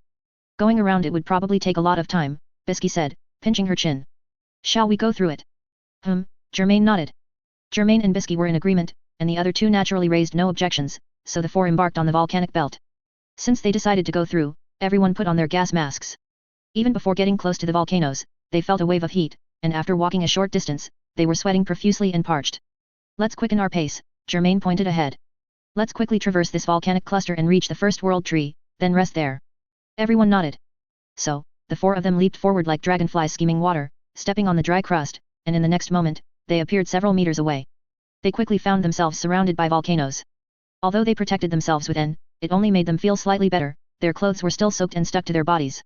In the scorching, dry air, no one wanted to say much, they simply focused on hurrying forward. As the world trees drew nearer, most of the volcanoes were left behind. At this moment, Wing's sharp eyes caught sight of something unusual on the horizon. Through his gas mask, he let out a muffled shout, "Everyone, something is approaching on our right." The other three, alerted, didn't stop, but all turned their heads to look. Sure enough, a dark mass of creatures appeared on the horizon above the volcanic cluster. They circled like black dots, and if one didn't look carefully, they might mistake it for an approaching dark cloud. They can fly. Germain turned to look at everyone. Aerial combat would be very disadvantageous for us. We don't have many long-range attack methods. Let's keep moving, Bisky said. Germain, you continue to watch ahead. That group of things will be observed by Wing and me. Shizuku, you watch the rear. Everyone agreed, decisively carrying out their respective duties. However, just as they were about to exit the volcanic terrain, they were caught up by the flying creatures. To everyone's surprise, these approaching creatures, at first glance, were balls of fire, but upon closer inspection, one could discern bird-like outlines, only their wings were entirely composed of flames, with long trails of black smoke behind their tail feathers. This is... Wing frowned, recalling descriptions he had seen in myths and legends. Phoenix. All mythical creatures have an origin, Bisky said. It seems this time we've directly encountered the real deal. They're coming for us. Let's prepare for battle. On their dark continent journey, the creatures they encountered didn't necessarily all attack them, but once they decided to actively attack, the reasons were invariably predation, driving away intruders, and so on. Once they started, they wouldn't stop. Chapter 90, Wings Enhancement Type Nin Ability. As the cries drew closer, Germain knew the phoenixes were quite near and would soon enter his inn. He decisively stopped. The other three passed him, understanding his intention. Rather than being attacked while rushing, it was better to stop and prepare to counterattack. So, Bisky, Wing, and Shizuku also stopped, each getting ready for battle. A few seconds later, the flock of phoenixes surged into Germain's inn, then screeched and flapped their wings, which were full of dazzling sparks, flying towards them. From a spectator's perspective, one would surely marvel at these beautiful creatures, but as the targets of the attack, the four's feelings were certainly not good. The phoenixes flew closer but did not rush to attack. Instead, they circled above their heads, constantly crossing and changing formations to confuse Germain and the others. Their main attack method should be fire, Bisky said, standing back to back with everyone, each covering a direction. I haven't seen any water sources in this area. If they set us on fire, it will be very troublesome. Germain, however, thought of something and said, all of you come closer to me. I will block most of the flames, and you prepare to attack. Before he finished speaking, the phoenixes made a new move. They glided down, wings flapping, directly targeting the four people on the ground. Bisky and the other two didn't have time to think much and gathered around Germain. They saw several leading phoenixes spitting out long, thin flames from their beaks. Seeing the terrifying fire snakes shooting towards them, Germain calmly spread his hands and deployed the Raven Shield. The transformed Raven Shield spread its wings, covering them like a large umbrella. Previously, the Raven Lord's wings had blocked the flames from Germain's flamethrower. Logically, it should also be able to block the Phoenix's fire streams, unless these fire streams were extraordinary. However, when the fire snakes touched the Raven shield and bounced off, embedding themselves in the ground like inverted flower stamens, Germain confirmed he was right. Bisky was the first to react. Get ready. Germain has blocked most of the aerial attacks. They can only swoop down and attack us from our sides now. Almost immediately after Bisky's warning, several phoenixes flew down. They circled around the group, their beaks suddenly spitting out more streams of flames. Germain turned his body, using the Raven shield to block the direction with the most fire streams. Blinky, Shizuko said, raising her vacuum cleaner-like materialized tool, looking at the group of phoenixes that had entered its range. Suck in the flames. From the direction where Blinky's large mouth opened, a powerful suction force formed. The fire streams sprayed by the slightly closer phoenixes, as well as the flames on their bodies, were all sucked in. Clusters of fire snakes formed a spectacular sight like a vortex of flames, all pouring into Blinky's abdominal cavity. Those phoenixes, stripped of their fiery wing coverings, immediately revealed their charcoal-like skin, looking like withered, charred corpses. They let out mournful cries. Well done, Bisky laughed excitedly, unleashing a long-prepared palm strike. With several cracking sounds, she shattered these black birds. The moment the phoenixes' bodies were shattered, they quickly turned into fine ashes, scattering on the ground. Their true forms are very fragile, Bisky observed, reminding everyone. Their advantage lies in fire and mobility. Upon hearing this, Wing silently adopted a stance similar to Bisky's, accumulating power. As an enhancement type, he concentrated his aura on his right fist, which gradually emitted a golden glow. A barrage of phoenix fire streams shot towards Wing. Wing clearly saw them but remained standing still, unmoving, his gaze resolute. Germain subconsciously moved the Raven shield to block the flames for Wing, but Bisky grabbed his hand. Wait, Bisky smiled. Don't worry. In this state, unless a certain threshold is exceeded, Wing won't suffer a fatal injury. Germain paused, then understood. During the previous discussion, everyone had revealed their inabilities to each other to avoid mistakes due to lack of information and prevent major disasters. Wing had naturally also explained his inability, an ability quite suited for him. As soon as the fire streams touched Wing's body, before they could even ignite his hair or clothes, they abruptly contracted, turning into aura and accumulating in Wing's right fist like blood flowing through veins. His right fist glowed even brighter, like a small sun radiating dazzling golden light. Ha! Before reaching the threshold, Wing no longer hesitated and unleashed his right fist forward. Bang! The long accumulated golden light shot out radially, like a horn, shattering a large area of the ground in front of him. The phoenixes that hadn't had time to fly away instantly turned into dust. This was Wing's intentional blast fist, maintaining an immobile posture for a short period, absorbing damage below a certain threshold, and then, once fully charged, unleashing it all at once, creating destructive power and range that combined both enhancement type and emission type characteristics. Germain remembered a game character's skill also called intentional blast fist, but there were many differences between the two, which was due to Wing's personality. After unleashing the punch, Wing retracted his right fist and made a gesture of gratitude for the Shinjinryu martial arts. At the same time, Germain noticed that his aura slot had filled up a bit more than one bar, and he could counterattack. One bar of the aura slot was instantly emptied, and Germain's raised Raven shield was suddenly covered in pure white light. When the fire streams hit the Raven shield, they no longer bounced off directly as before, instead, they visibly sank into the shield. Then, like a fully drawn slingshot, they reflected all the fire streams, without exception, back into the air. Swoosh, swoosh, swoosh. Caught off guard, nearly 10 phoenixes were directly pierced by the arrows of flame. They wailed, their fiery cloaks slowly dissipated, and they fell as flying ash. Beautiful, Bisky praised briefly, then unleashed another palm strike, shattering the phoenixes whose flames Shizuko had absorbed. In an instant, the large flock of phoenixes that had arrived was mostly wiped out. The remaining ones circled for a while, then cried out, fearful, and stopped attacking. Let's go, Germain said, sensing the phoenix's fear. Now was the best time to disengage. Shizuko looked at the phoenix ashes on the ground and quickly abandoned the idea of sucking them into Blinky's belly, because the phoenixes had not, as legend had it, been reborn from the ashes. The four cautiously and quickly left the battlefield, heading towards the world tree. The remaining flock of phoenixes collectively wailed for the ashes on the ground. They had been utterly defeated in this battle and had developed a deep fear of these terrifying bipedal apes they had never seen before. Thanks to Storm Laojao for the reward. Thanks to the readers for their monthly and recommendation votes. Entering the 4th round of recommendations, which is the editor's strong recommendation in the light novel section, starting at midnight on March 3rd. Thank you all for your support. It's your continued reading that has brought this novel to a point far beyond my expectations. Wing's ability here is a private setting. It hasn't been clarified in the manga yet, but even if Togashi suddenly revealed Wing's setting later, to ensure continuity, I can only continue to use my private setting. I hope for your understanding. Chapter 91, The Wall Guardian. Under the intertwined world tree, Germain and the others rested temporarily. They took off their gas masks, fanned themselves, and took out food and water. Through battles along the way and the recent killing of several phoenix, Germain's aura capacity reached 46 points, leaving only 4 points until the master threshold. Of course, reaching master aura capacity does not mean that Germain is currently a master. It just means he has a solid foundation to become a master, which can be simply understood as having the aptitude and potential to become one. During the break, Germain specifically checked the projection of his hunter badge, confirming that there were less than 2 hours left until the teleportation lantern cooled down. Bisky looked up, and sure enough, she couldn't see the crown of the world tree, only the dense patterns of its bark. Shizuku. She suddenly had an idea. If we could cut down this world tree, could your Blinky swallow it? No, it can't.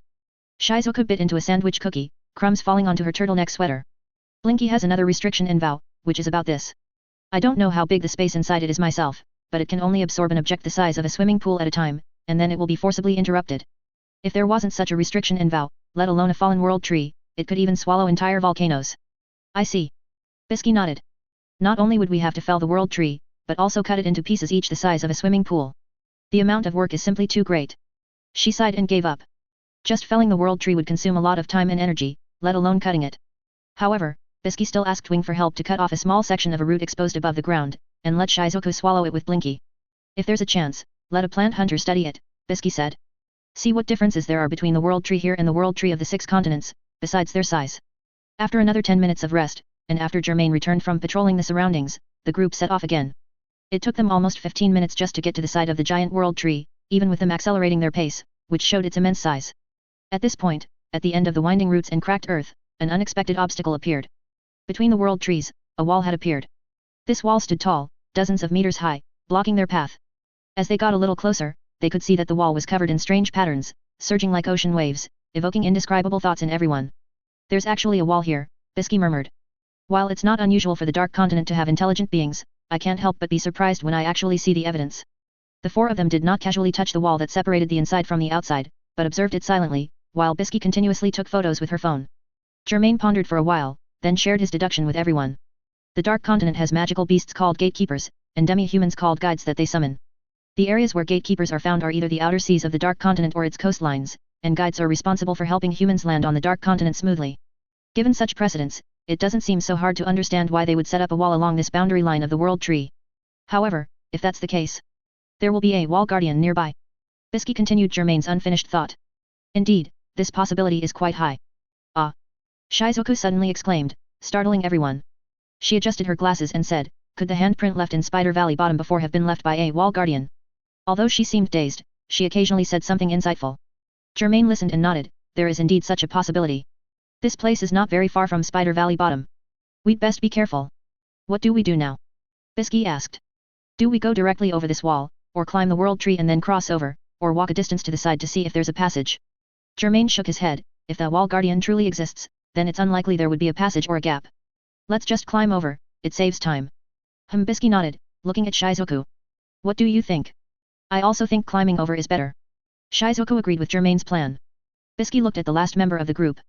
Wing, who had temporarily swapped with Germain and expanded his N nearby for vigilance, did not participate in the conversation. Wing! Bisky called out.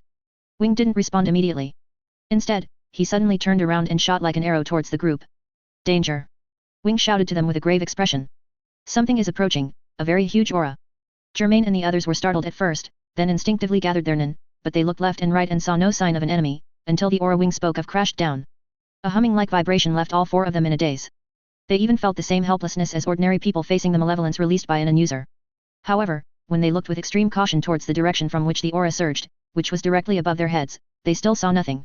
Germain felt a moment of suffocation, then saw his stress soar as if the gas pedal was floored. Stress plus 20, stress plus 20, stress plus 20. Before embarking on this Dark Continent journey, Germain had specifically asked Bisky to clear his stress using magical esthetician cookie. He thought that would be enough, but now he watched helplessly as his stress soared to 64 points in just a few seconds. As his stress soared, Germain's vision gradually changed. He saw the enormous dark shadow and a wide palm reaching down from it. It's it. It must be it. Germain instantly realized the connection between the handprint in Spider Valley bottom, the wall guardian, and this tall dark shadow.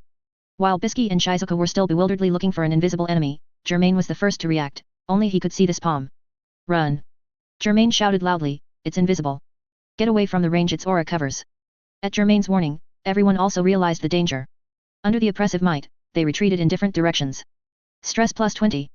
Germain also rapidly retreated in one direction, but unexpectedly, the palm also changed direction and aimed at him. It's coming for me. The next moment Germain realized this, his stress exceeded 100 points. Black dark aura and a crimson halo erupted from Germain. It was a product woven from a half ring and several small arrows, and the torment named masochist appeared. He involuntarily stopped, and the huge palm suddenly burst forth with an endless suction, pulling him into the air and firmly gripping him in its palm. Germain. Someone called his name, but his ears could only hear indistinct babbling. He didn't even feel that his current situation was dangerous. The pain in his body brought him a strange pleasure. With a squelch, the huge palm tightened its grip. Germain, under the horrified gazes of Bisky, Shizuku, and Wing, exploded in midair into a mixture of black and red aura, dissipating with the wind. Chapter 92, Waking up in an unfamiliar environment. His head was throbbing, and as his consciousness gradually returned, the darkness scattered like a frightened swarm of aphids. Ugh, Germain rubbed his forehead, trying to sit up. A hand reached out from the side and supported his arm. He was startled and turned to see that it was Shizuku. Only then did his tensed muscles relax. You're awake, Shizuku helped Germain sit up. Germain looked at the faint light in the sky and it took him a while to confirm that it was dawn, not sunset. Full of doubts, he asked, Shizuku, what happened afterwards? I don't remember anything after that. You were grabbed by an invisible giant hand, squeezed into a dark red aura, and then disappeared. Shizuku let go of Germain's arm and described it as briefly as possible. And then? Germain pressed. And then? Shizuku tilted her head, thought for a moment, and said, after that, Wing was also grabbed in midair like you, then disappeared in the same way, and then it was me. I woke up about 10 minutes ago, used an radar, and after circling the area, I saw you lying on the ground, so I came over and woke you up. Germain looked around, frowning. The environment here was quite unfamiliar. It was neither at the World Tree, nor near the volcanic zone, nor the Spider Valley bottom forest from before, but a small hillside. Germain surveyed his surroundings and saw a blurry outline in the distance, where the weak sunlight had not yet reached, and everything was still shrouded in gloom. This meant that the 4 of them were probably grabbed by that dark giant one after another, who then managed to bring them here. The moment they were crushed into dark red aura must have been some kind of teleportation ability, similar to Germain's teleportation lantern, and the black hole of the rat in the wall. Have you seen Bisky and Wing? Germain asked.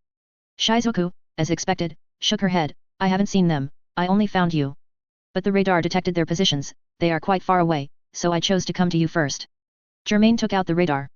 The aura stored in the 4 radars came from the same life, and they attracted each other, thus providing a vague positioning function. Indeed, the 2 bright spots representing Bisky and Wing were flickering at the edge of the radar. It seemed they had already met up, just like Germain and Shizuku. As long as they weren't out of the radar's detection range, they would be able to find each other quickly. Do you have any impression of this place? Germain put away the radar and asked again. No impression, Shizuku didn't remember this area at all. Just as he thought. Germain lowered his head and pondered. Germain, Shizuku broke the silence and suddenly asked 2 strange questions. I want to know, are we already dead? Is this hell? Germain looked up slightly surprised at her words, meeting Shizuku's deep eyes. He saw no sadness or anger, only the calm of acceptance. Shizuku said, after I was grabbed by that hand, I felt intense pain in my body, bones shattering, and the tranquility of death. Germain, are we already dead? This is definitely not hell, and we are not dead, Germain shook his head. He stirred the aura in his body, letting it flow and connect with the surrounding aura. We are still alive and struggling on the dark continent.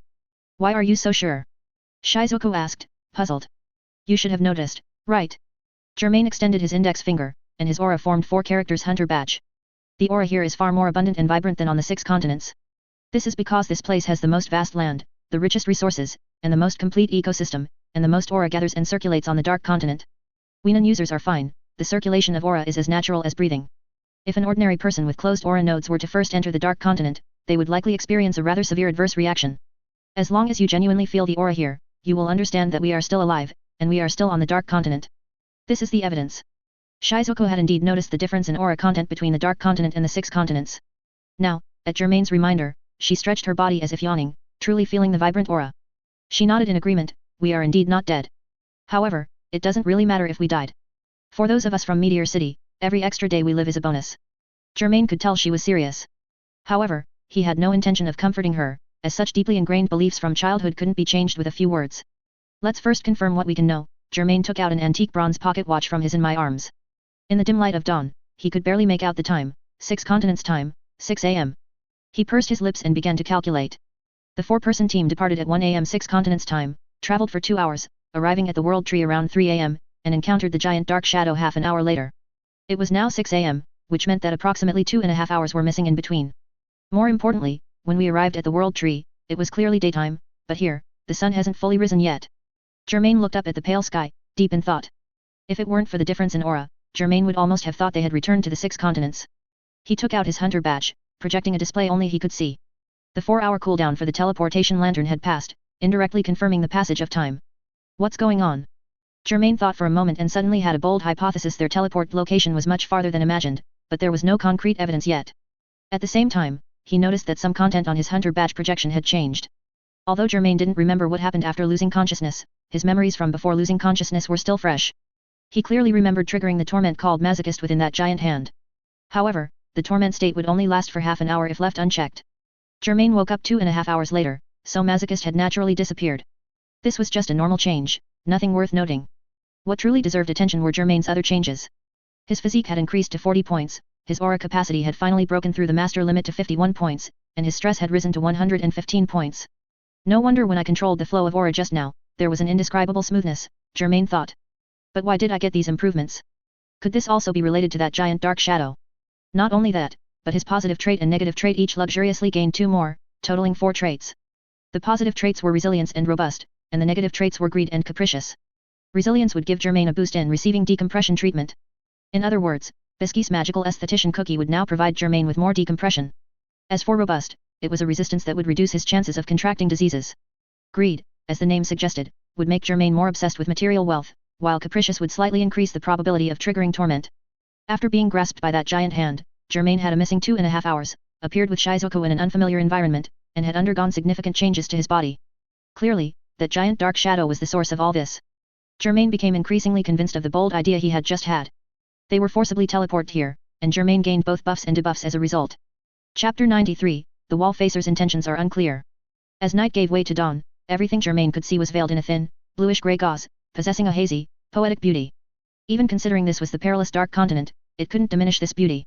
Let's go, Germain said to Shizuku, turning around. He took out his radar again. We'll go find Bisky and Wing and meet up with them. Shizuku nodded, her face still wearing that calm, unruffled expression. Her eyes remained wide open, and she barely seemed to blink. Germain looked down at the 2 flashing dots on the radar, then led Shizuku northwest. Bisky and Wing are probably also heading this way. We should meet within 15 minutes, Germain said. They walked down the small hill, past the dew-laden grass, towards the distant, blurry outline still shrouded in darkness. Sure enough, 15 minutes later, Germain saw Bisky and Wing walking towards them. Bisky walked while glancing down at her radar. After seeing Germain and Shizuku with her own eyes, she finally let out a sigh of relief and waved to them from afar. The 4 met beside a giant rock that was 2 stories high. Are you all right? Bisky walked forward, asking with concern. Hearing Germain and Shizuku both reply that they were fine, she sighed and put her hands on her hips. I was the last one to be caught by the invisible hand. Before that, I truly thought you had all been killed. Fortunately, after waking up, I realized we were just forcibly teleported. But I couldn't be entirely sure until I found Wing with the radar, and then found you. Only then did I truly relax. Wing tucked his shirt, which had come loose at some point, back into his pants and sheepishly rubbed the back of his head. To make you worry so much, teacher, as your disciple, I feel quite ashamed. You need to work harder. Bisky slapped Wing's back forcefully, making loud thwacking sounds as if she was trying to break him apart. Strive to remove the acting from Shinjin-ryu acting master one day sooner. The future of our Shinjin-ryu depends on you. Yes, Wing stood up straight solemnly, his eyes firm. I will not disappoint your expectations. Bisky nodded in satisfaction, then noticed that the flow of aura around Germain seemed even more stable and smooth. She couldn't help but be surprised. I got a small boost. Germain didn't need to say much. Instead, he concentrated, and his aura spread out, forming a N that swept outwards. Non-users generally dislike being inside someone else's N. That feeling of being monitored only makes one feel violated, so Germain's N quickly contracted back. This. Wing measured it in surprise, adjusting his glasses. A 25-meter radius. Just a few hours ago, your N only had a 15-meter radius.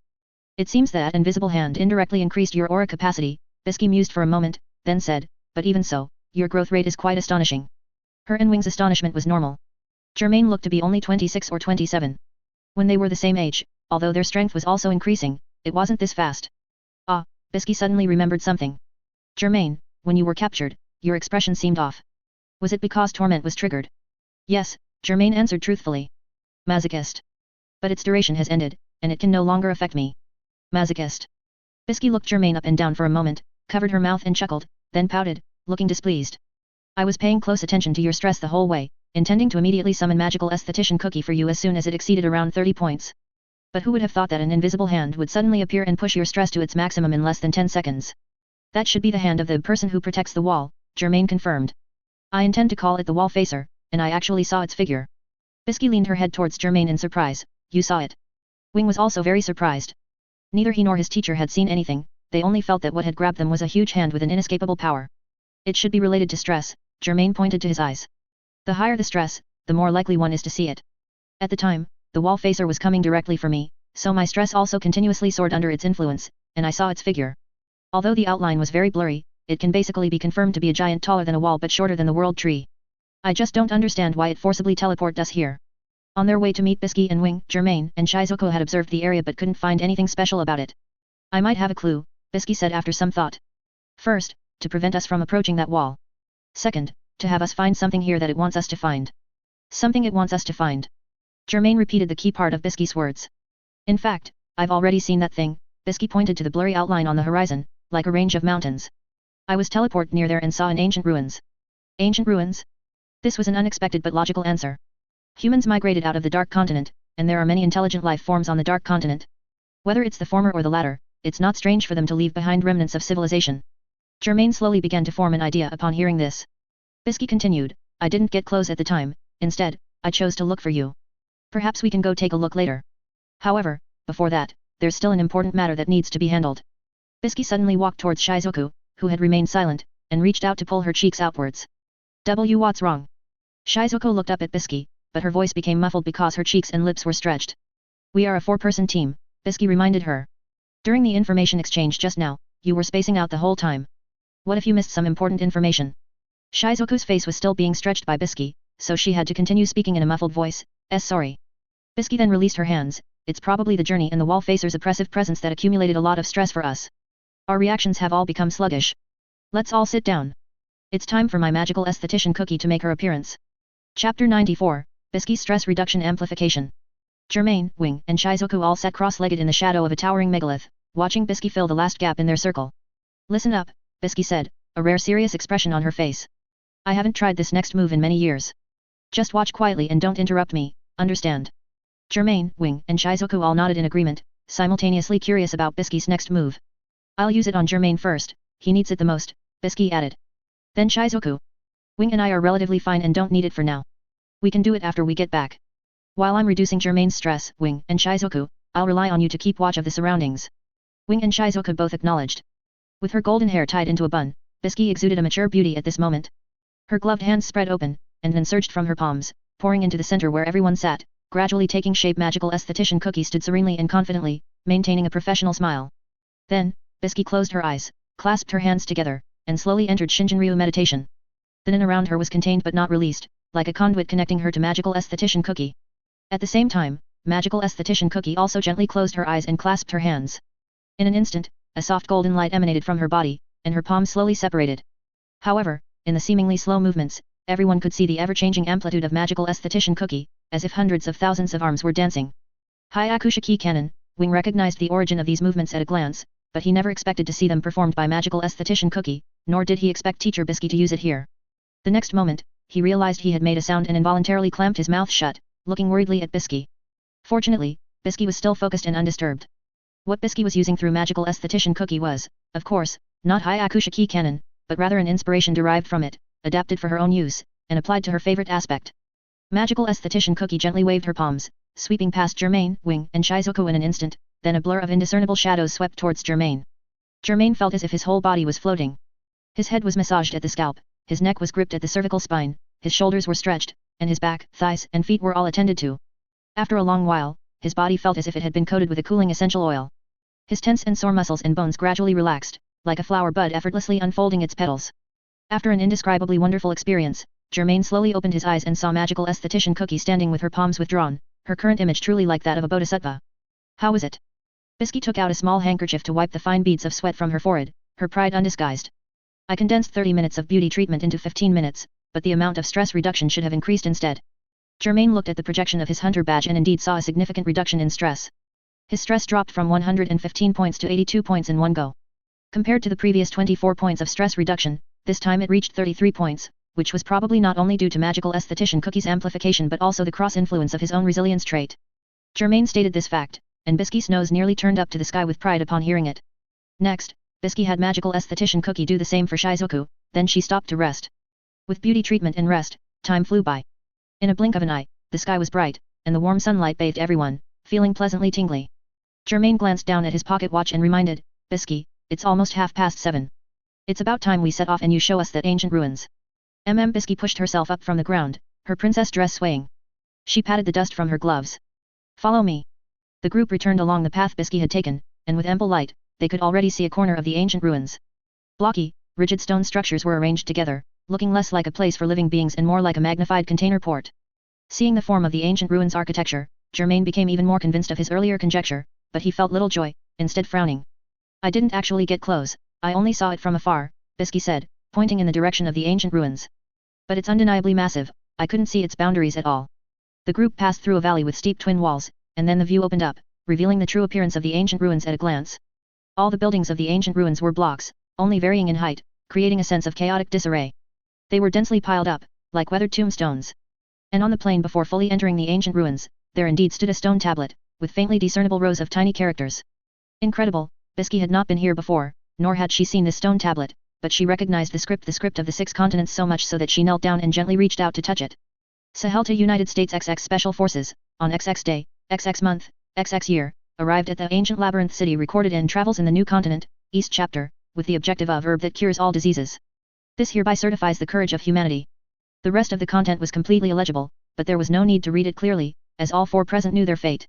The Sahelta United States is one of the V5 nations, and its dispatched special forces were challenging the ancient labyrinth city, one of the 5 great calamities in hope. The ancient labyrinth city is located directly north of the 6 continents. After landing on the north shore of Mobius Lake in the Dark Continent, traversing the Sea of Trees, and traveling another 400 kilometers, one would arrive here. The enthusiastic special forces of the Sahelta United States first held a ceremony here and erected a stone tablet, asserting the Sahelta United States claim to the area. Subsequently, the special forces plunged into the ancient labyrinth city. Soon after, they encountered the terrifying plant weapon gold-silver ingot. Ultimately, only 2 survived, and this area was designated as a place with a comprehensive danger level of B+. Chapter 95, The Ancient Labyrinth City and the Plant Weapon Gold-Silver Ingot. The comprehensive hazard index of Chimera ants is B, and the plant weapon gold-silver ingot poses a similar level of threat, one that absolutely cannot be taken lightly. The Sahelta United States Special Forces made a mistake, entering the ancient labyrinth city while underestimating the plant weapon gold-silver ingot, and paid an extremely heavy price for it. Germain was unwilling to repeat their mistakes. This is the ancient labyrinth city, he said, standing before the death monument erected by the Sahelta United States Special Forces. It is one of the 5 great calamities in hope I mentioned earlier. Some nodded knowingly, others gravely, as they continued to listen to Germain. Although I knew that exploring the Dark Continent like this would eventually lead us to one of them, I didn't expect it to be so soon. I've told you all the known intelligence I have on the plant weapon gold-silver ingot, beyond that, I know nothing. A lack of intelligence is very dangerous, as the tragedy of the Sahelta United States Special Forces has proven. The danger level here is B+, and I believe our current strength is insufficient to explore it. We should leave. It was normal for Germain to have such thoughts, after all, the Chimera ants, with a similar hazard level, required Chairman Netero, Morel, Knuckle and a host of other hunter elites to resolve. Of course, this was also due to the Chimera ants' excessively strong growth potential and astonishing destructive power of individuals. I agree, Bisky said, hands on her hips, staring at the ancient labyrinth city in the distance. Although it's a pity, the plant weapon gold-silver ingot's destructive power can reach A, and its lethality rate would be quite high. Your strengths are still in their growth phase, you shouldn't take risks and bet everything you have here, only to lose it all. Upon hearing this, Shizuka couldn't help but show a disappointed expression. After hearing about the ancient labyrinth city, the cure-all herb, and the plant weapon gold-silver ingot, she showed no fear, but rather eagerness. She seemed to have already envisioned her Blinky swallowing the corpse of the plant weapon gold-silver ingot and spitting out large sums of Jenny, which she would then donate to charities in Meteor City. And the cure-all herb was even more self-evident, whether harvested whole or in fragments, its value would be enough to cause a sensation across the entire human world, and for those in Meteor City who couldn't get medical treatment, it was like heavenly music. However, both Germain and Bisky, who were leading the team, objected, and their reasons were quite sufficient. She adjusted her black-rimmed glasses and could only silently accept. Wing also frowned, but for a different reason. Teacher Bisky's statement, still in their growth phase, shouldn't take risks, included him. He had always aspired to gain Teacher Bisky's true recognition, to remove the acting title. He clearly couldn't do it now, but he wasn't a child and wouldn't try to show off in such a place. However, Bisky suddenly changed the subject, a sly smile playing on her lips as if she had seen through everyone's thoughts. In other words, when your strength is sufficient and your preparations are complete, that will be the time to challenge this place again. Shizuku and Wing both showed expressions of joy upon hearing this, and Germain also nodded. Bisky continued speaking, walking around them. By then, as long as we can avoid or eliminate the plant weapon gold-silver ingot with minimal cost and retrieve the cure-all herb, I'm 70% confident I can persuade Chairman Netero to help us. Why only 70% confident? Germain asked, puzzled. 70% is already high. Bisky puffed out her cheeks, annoyed. You guys know what Chairman Netero is like, his thoughts are too hard to guess, and he's a staunch opponent of exploring the Dark Continent. Yet he himself secretly formed a team and secretly went to the Dark Continent. Double standards, such double standards. Bisky got angry whenever she thought about the smirking, evasive attitude Chairman Netero might display when she discussed serious matters. Without sufficient results and the smallest possible cost, Chairman Netero would never budge, and Germain might even be put under control. This was also one of the reasons Bisky had been willing to keep Germain's secret until now. Germain adjusted his hat brim, pondered for a moment, and then said, "The wall facer forcibly teleported us near the ancient labyrinth city, probably to make us explore here. However, we certainly don't need to follow its wishes. I'll leave a lantern here, and we'll find another suitable time to enter later." As he spoke, he suddenly felt his ankles tightly bound, and with a thump, he was suddenly sucked into the soft earth, his head quickly swallowed by the ground. This change happened extremely fast and almost silently, so much so that not only Germain, but even Bisky and Wing, two seasoned hunters, didn't detect it beforehand. Germain was deeply buried underground, suffocating, and being dragged rapidly. During this time, he could still hear the astonished calls of Bisky, Shizuku, and Wing. This was completely comparable to Chairman Netero's, and when he hid in the forest at that time, Germain thought, do Dark Continent life forms naturally possess these abilities? Or, is this inherently a biological instinct, and then users are merely returning to their true nature, reclaiming the primal power lost after establishing human society? Even in such a life and death crisis, Germain remained unhurried. He materialized a large, heavy raven shield, and like a chokehold on an animal, he propped it up, jamming it in the path of travel. His weight combined with the raven shield digging into the mud hole indeed hindered the dragging speed of whatever was entanglement around his feet, and his underground movement slowed down. Germain spat out some mud that had fallen into his nostrils, and with difficulty, he curled his body in the narrow, dark tunnel. He roughly estimated his orientation and then materialized a leech sleeve sword on his left ankle. The leech sleeve sword was worn on his ankle, and under Germain's will, the blade suddenly sprang out, precisely piercing the long, strip-like object wrapped around his left ankle. With a hiss, the leech sleeve sword plunged deep into it, and with Germain's left-right movements, it severed the long, strip-like restraint in an instant. His left ankle was freed from its binding, and the long, strip-like restraint on his right ankle also loosened and quickly retracted. Germain didn't have time to think much, he was about to try and crawl out of this narrow, dark, freshly dug underground tunnel when he suddenly heard a voice from above. Germain. It was Bisky's voice, and Germain also felt his nen gradually gathering. I'll get you out, don't move. Then, with a roar, the 3-meter-high layer of earth burying Germain was violently pulverized and exploded. Above the cavern, in the sunlight, Bisky's reassuringly powerful physique was revealed. Are you all right?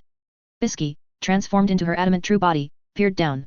Germain climbed up, dusted off his clothes, looking a bit disheveled but still with a heroic aura. I'm fine, I'm coming up now. Just as he was about to climb up, he suddenly had a thought and looked down. He saw the long, strip-like restraint that his leech sleeve sword had severed, lying quietly at his feet. It was a small piece of vine. Germain picked up this piece of vine, put it in his pocket, and then, with a swift leap, he stepped on the earthen wall of the cavern blasted open by Bisky, effortlessly soaring upward. However, as soon as he returned to the surface, he realized the battle was not over. Bisky, Shizuku, and Wing were confronting a monster at the entrance of the ancient labyrinth city. Chapter 96, The Encouragement of Virtual Holy Light.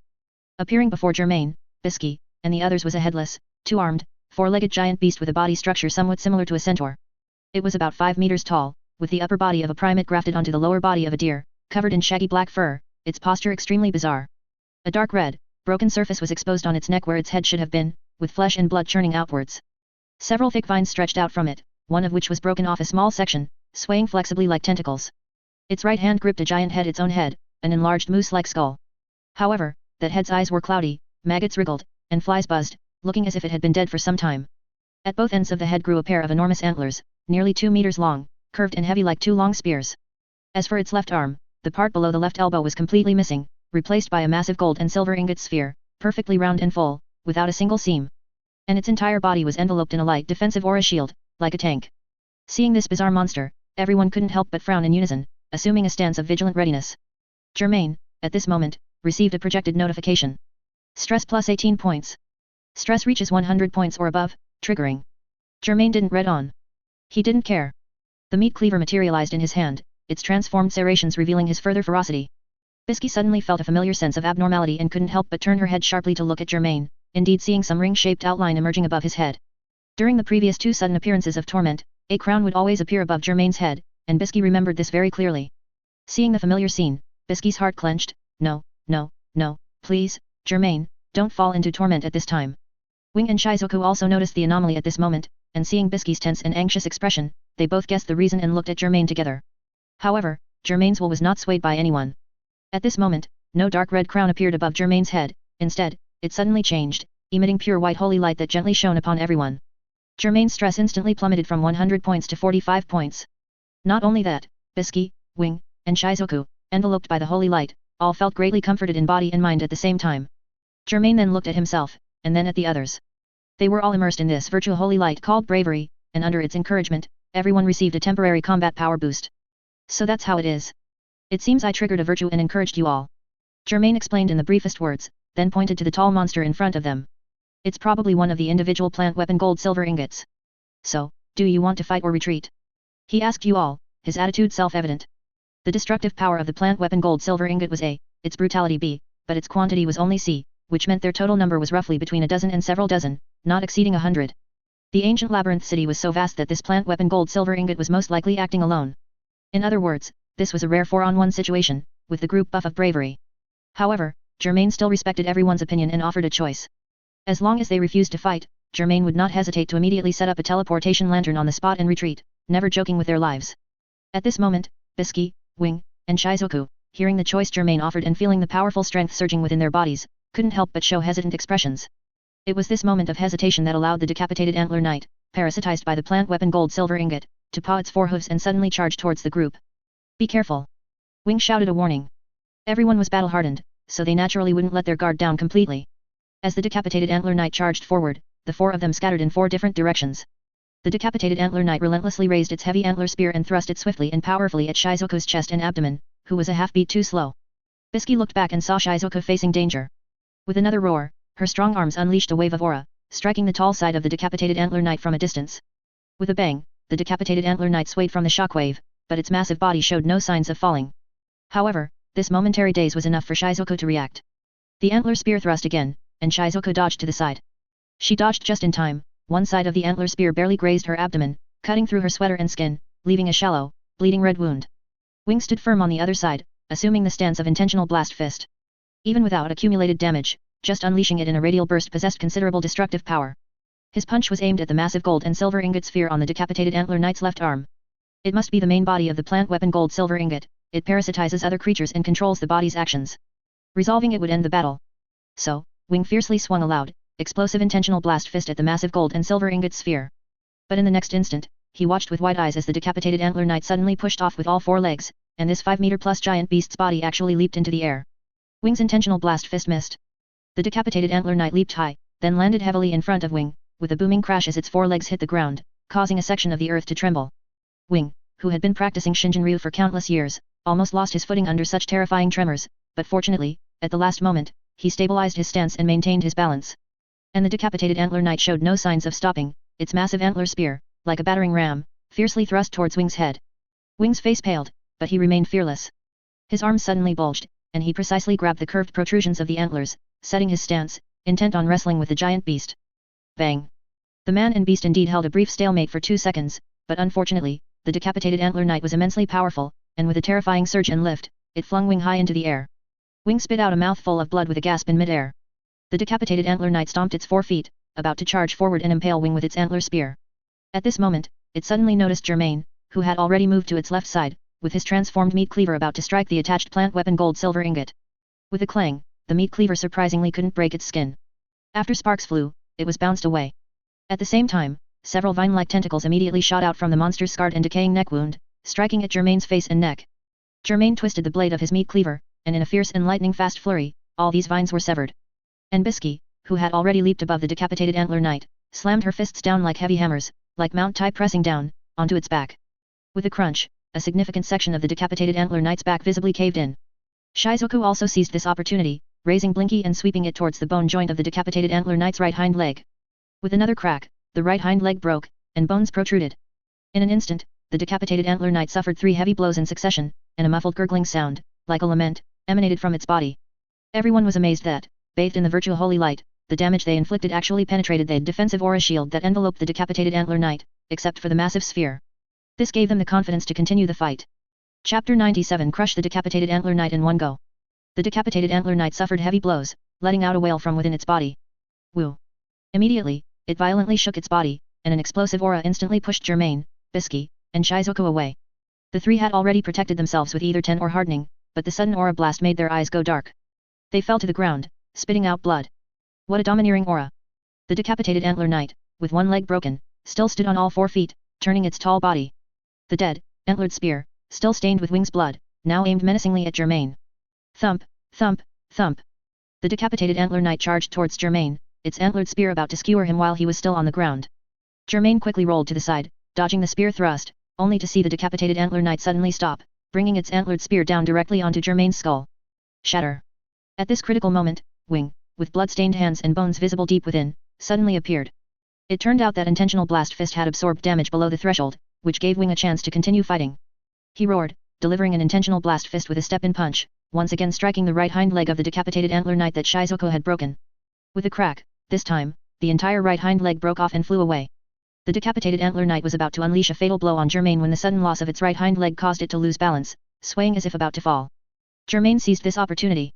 He leaped up, stepping on the antlered spear, then flipped over, instantly moving from the decapitated antler knight's right side to its left. Using up one accumulated aura slot, the saw-blade greatsword fell like a guillotine. Critical strike. The incredibly hard giant sphere emitted a metallic clang. Although the monster before him could no longer be considered a beast and thus received no beast bane bonus, Germain still fortunately landed a critical strike. Coupled with the virtue of valor and warrior of light trait, he finally pierced through the outer shell of the giant sphere this time.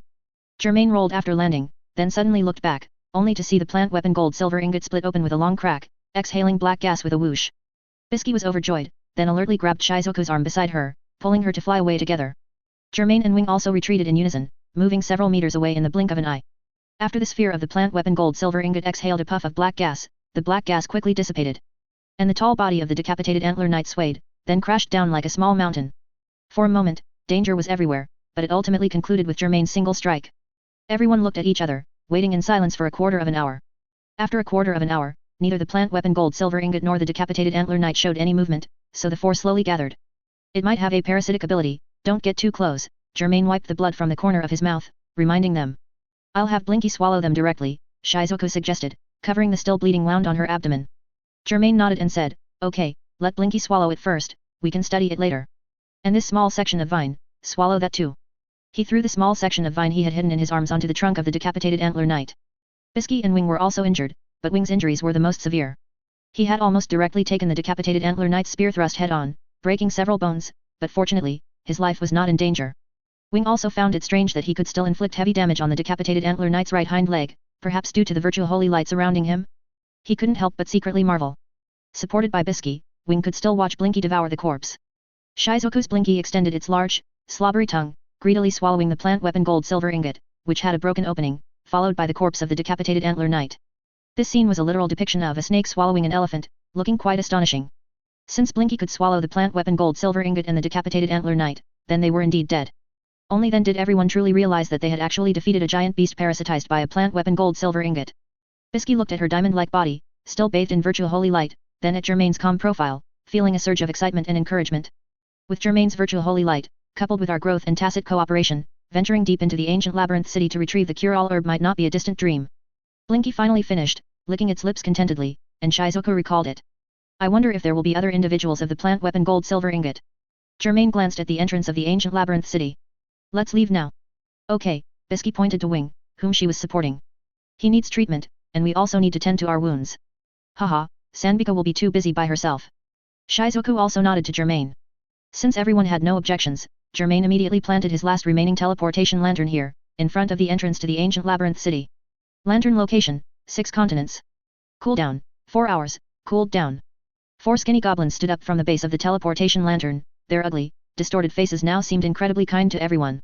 Everyone held hands with the 4 goblins, and with a whoosh, along with the teleportation lantern, they vanished without a trace from the ancient labyrinth city, and indeed, from the entire dark continent.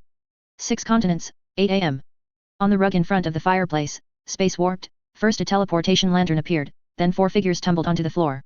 They looked at each other with concern, realizing that no one was seriously hurt, then looked around, confirming they were back in the first floor hall of the stronghold mansion, which put their minds at ease.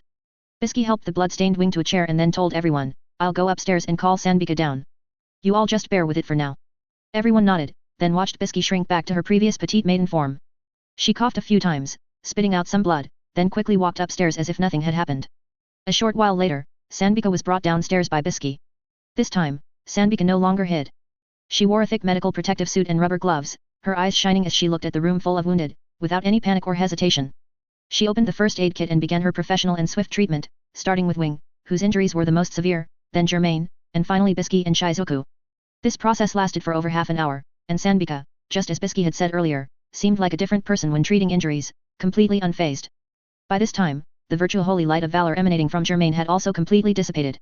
Everyone felt the ebbing of that inspiring power and felt a little regretful, but they didn't dwell on it too much. When giving medical advice, Sanbika still held up her tablet, sending detailed instructions one by one into the relay caravan group. Up until now, Germain had not heard her voice. Afterward, he followed the doctor's orders, returned to his room, lay on his bed, and rested well. Chapter 98, Germain and Bisky's discussion. Germain awoke from a deep sleep with a long, lazy yawn, his limbs still aching from the fierce battle. He glanced at his phone's bright screen, confirming the time was 3:20 p.m. on April 1st, only a few hours after the relay caravan group squad had returned. This time, encountering the wall facer and the ancient labyrinth city and plant weapon gold silver ingot both came as a surprise to Germain. But he wasn't afraid, instead, he became even more determined to explore the secrets deep within the dark continent. If he had to add a reason, it was probably his cat-like curiosity. Of course, neither the wall nor the ancient labyrinth city were something he could currently touch. For this reason, he decided to temporarily seal off these two places and not approach them again. After clarifying these points, Germain began to review his personal gains from this expedition. After slaying the plant weapon gold silver ingot and the decapitated antler knight it had parasitized, Germain's physique increased to 47 points, and his stress increased to 42 points, his previous critical strike had reduced stress by 10 points.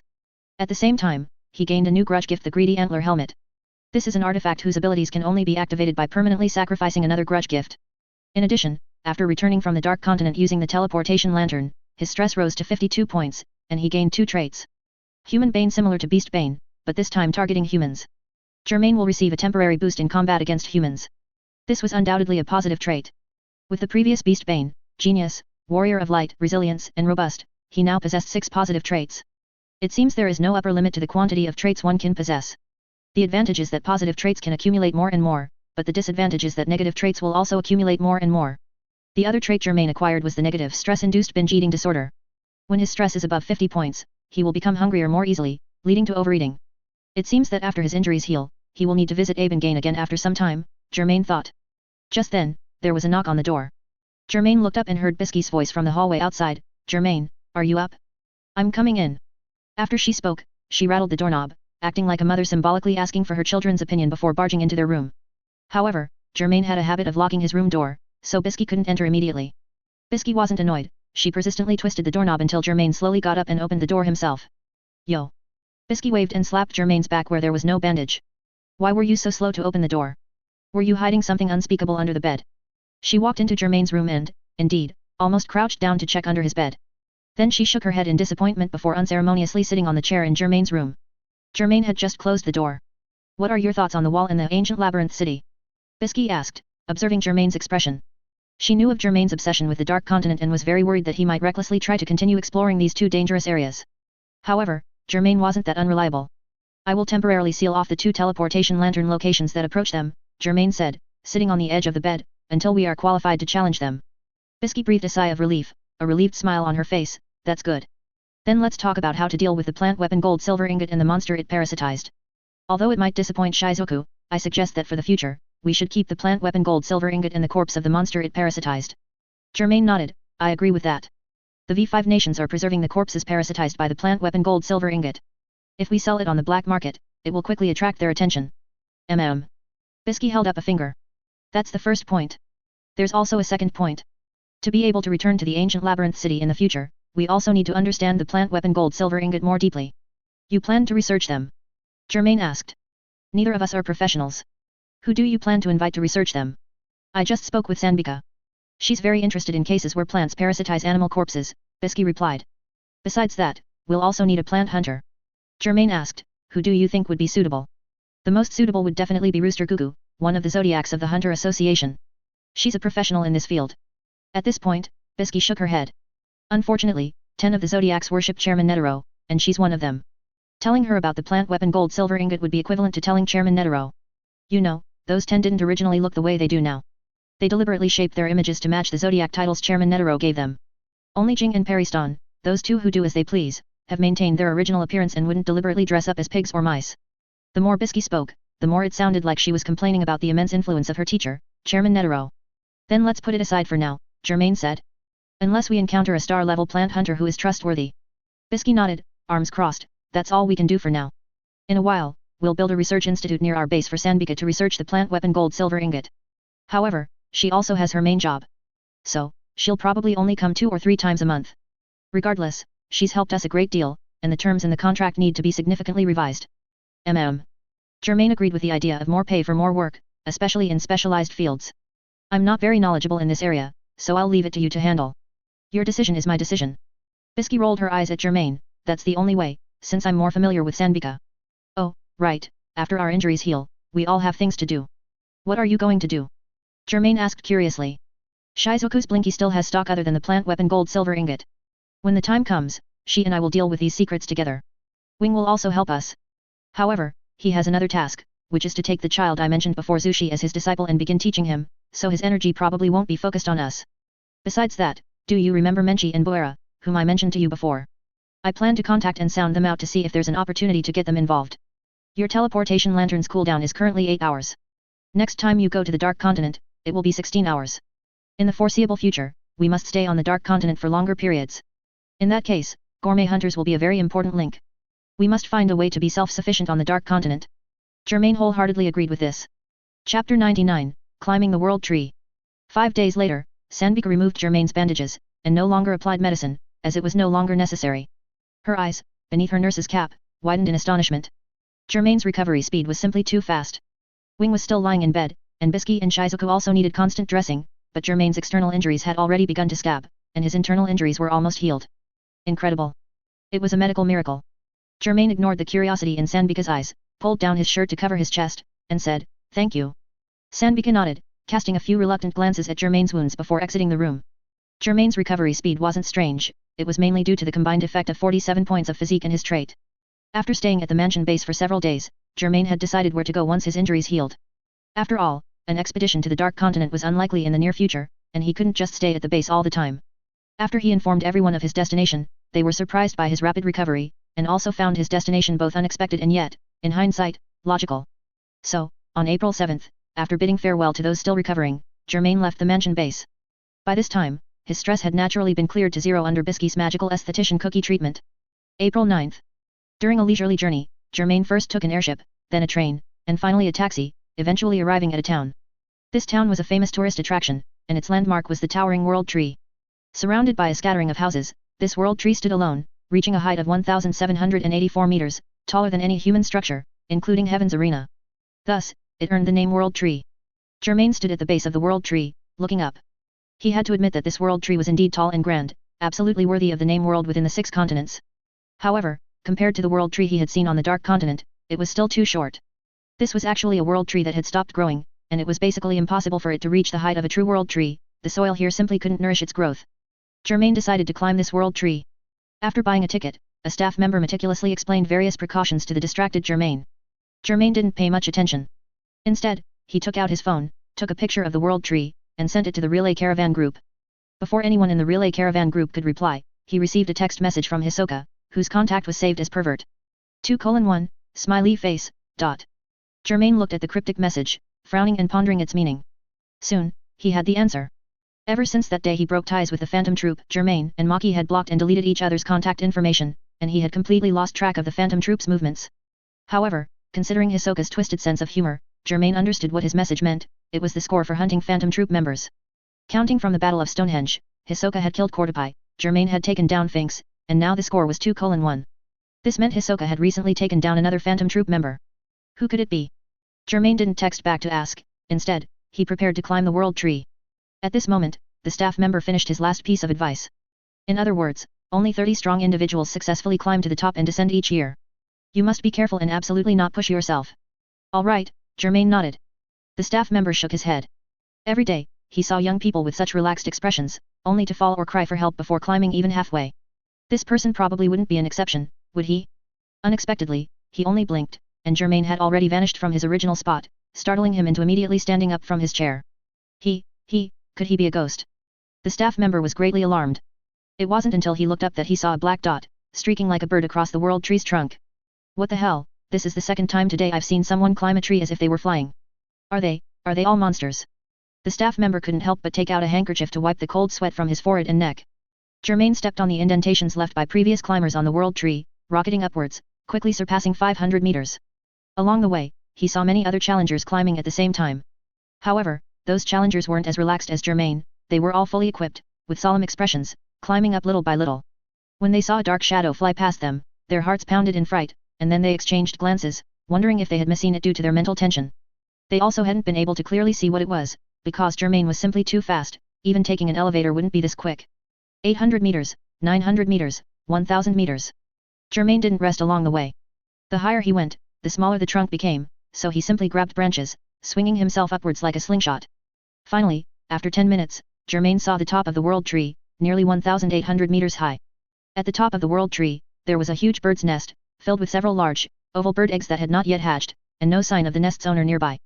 Before Germain even got close, he sensed another person's aura within the bird's nest, and felt curious. He couldn't help but wonder, could it be Jing? Jing and his son, Quan, would meet for the second time at the top of the world tree in the future. That person also sensed the presence of a stranger and emerged from behind the bird eggs. It wasn't Jing, but a rough-looking young man with a pompadour hairstyle. He touched his pompadour, then pointed at Germain, who was standing by the edge of the nest, and loudly asked, "Are you also here to investigate the world tree feather?" "No," Germain shook his head, sizing up the gruff young man. He already had an idea. "I just wanted to come up and see." Oh, the man nodded in understanding, then strode over, extending his hand in a very uninhibited manner. "Let's get acquainted. I'm Knuckle, and like you, I'm a beast hunter." It was Knuckle, indeed. Germain shook hands with Knuckle, and asked curiously, "You know me?" Knuckle shook his head and said loudly, "We haven't met before. But my teacher often talks about your name in front of me. I was curious, so I did a little research." Germain thought with confusion, his teacher is the one-star hunter and marine hunter, Morel. But how does Morel know me, and why does he repeatedly mention my name in front of Knuckle? Chapter 100, The Familiar Knuckle. Knuckle was quite familiar, laughing loudly and affectionately patting Germain's shoulder. "You must be wondering why my master mentioned you, right?" Germain didn't hide it. "I am indeed curious." Knuckle raised an eyebrow, replying frankly and proudly. "My master is the famous one-star hunter Morel. He learned your name and aspirations during a casual chat with Chairman Netero. Because Chairman Netero mentioned you as an interesting newcomer, and you're a beast hunter like me, plus you've accomplished several major feats in recent months, my master remembered you. He often tells me that someone like you, eliminating a few shadow beasts today and a phantom troop member tomorrow, makes it difficult to excel in the field of beast hunting." Germain couldn't help but be speechless.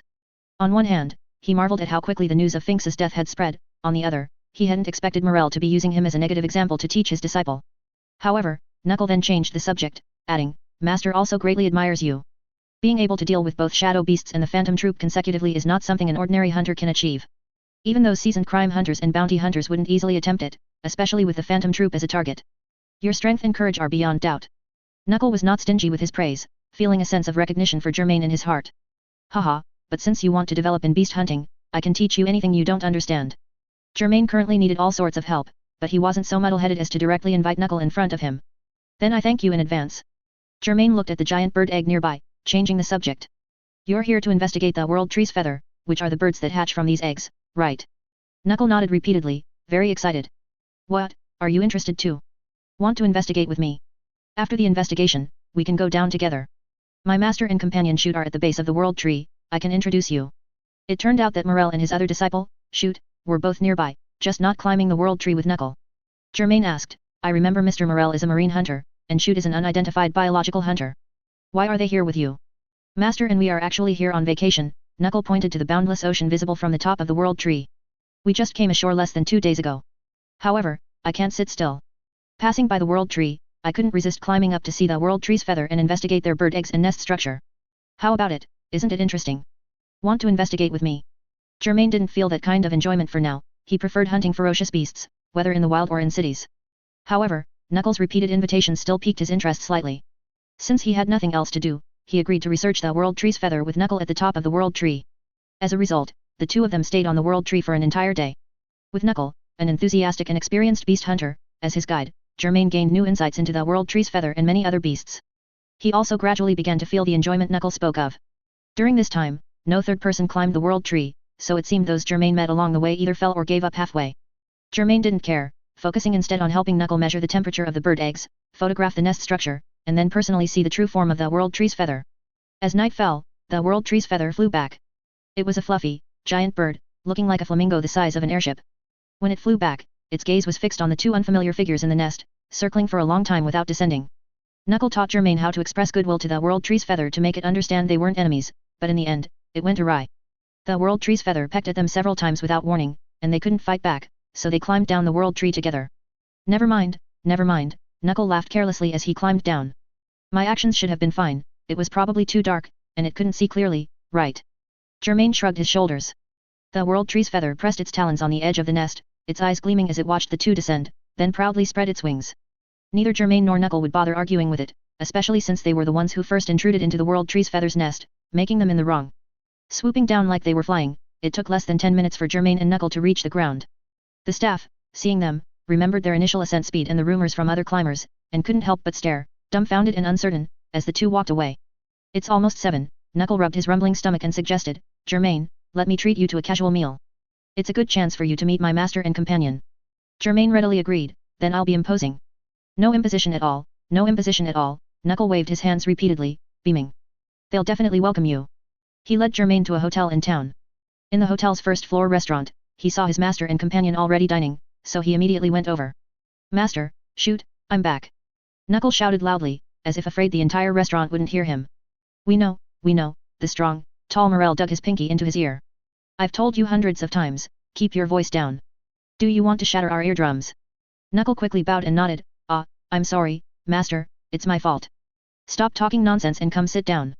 At this moment, Morel noticed Germain behind Knuckle, couldn't help but lift his sunglasses, looked closely, and recognized the other person. The thin man with the top knot sitting at one side of the dining table also quietly observed Germain. Knuckle saw their gazes and then remembered he hadn't made introductions. He straightened up and said, Master, shoot, let me introduce you, though you probably recognize him already. This is Germain, who Chairman Netero considers an interesting newcomer, and who in recent months has dealt with several dark world criminals that even seasoned crime hunters and bounty hunters couldn't handle. I met him by chance on the world tree, we chatted briefly, and I felt an instant connection, so I invited him over. Knuckle was enthusiastic, Shoot was aloof, and Morel was worldly and sophisticated. He showed a steady smile and said, I've heard your name for a long time. Come, please take a seat, let's have a good chat. Chapter 101, Morel's Praise. Knuckle treated Germain to dinner, and they sat down together. Once the food was served, Knuckle devoured it, having been hungry all day. Shoot chewed slowly, a man of few words. When Knuckle asked him what he did during the day, he would answer briefly, never saying more, and occasionally stealing glances at Germain. Morel, however, curiously inquired about Germain's experiences with the hunter exam, his counter-killing of several shadow beasts, and his slaying of Finks of the Phantom Troop. Germain shared what he could, treating it as dinner conversation. After listening, Morel couldn't help but give a thumbs up, praising him, I can tell that when facing opponents of similar strength, you don't fight unprepared battles. That's a good habit. Knuckle, Shoot, in this regard, you should learn from Germain. Knuckle still had a large, uncut steak in his mouth, while Shoot put down his knife and fork. Both of Morel's students looked at their teacher, knowing that his words were also meant for them. Morel explained, you see, Germain actually investigated those shadow beasts beforehand and understood Finks. He deliberately avoided the advantages of their abilities and specifically targeted their weaknesses. Knuckle and Shoot nodded repeatedly as they listened. Morel continued, Germain seemed to be surrounded by the shadow beasts, but he cleverly avoided a one-against-many situation, opting to defeat them one by one. Knuckle swallowed a piece of meat whole, his eyes wide and bright as he exclaimed, oh, so that's how it was.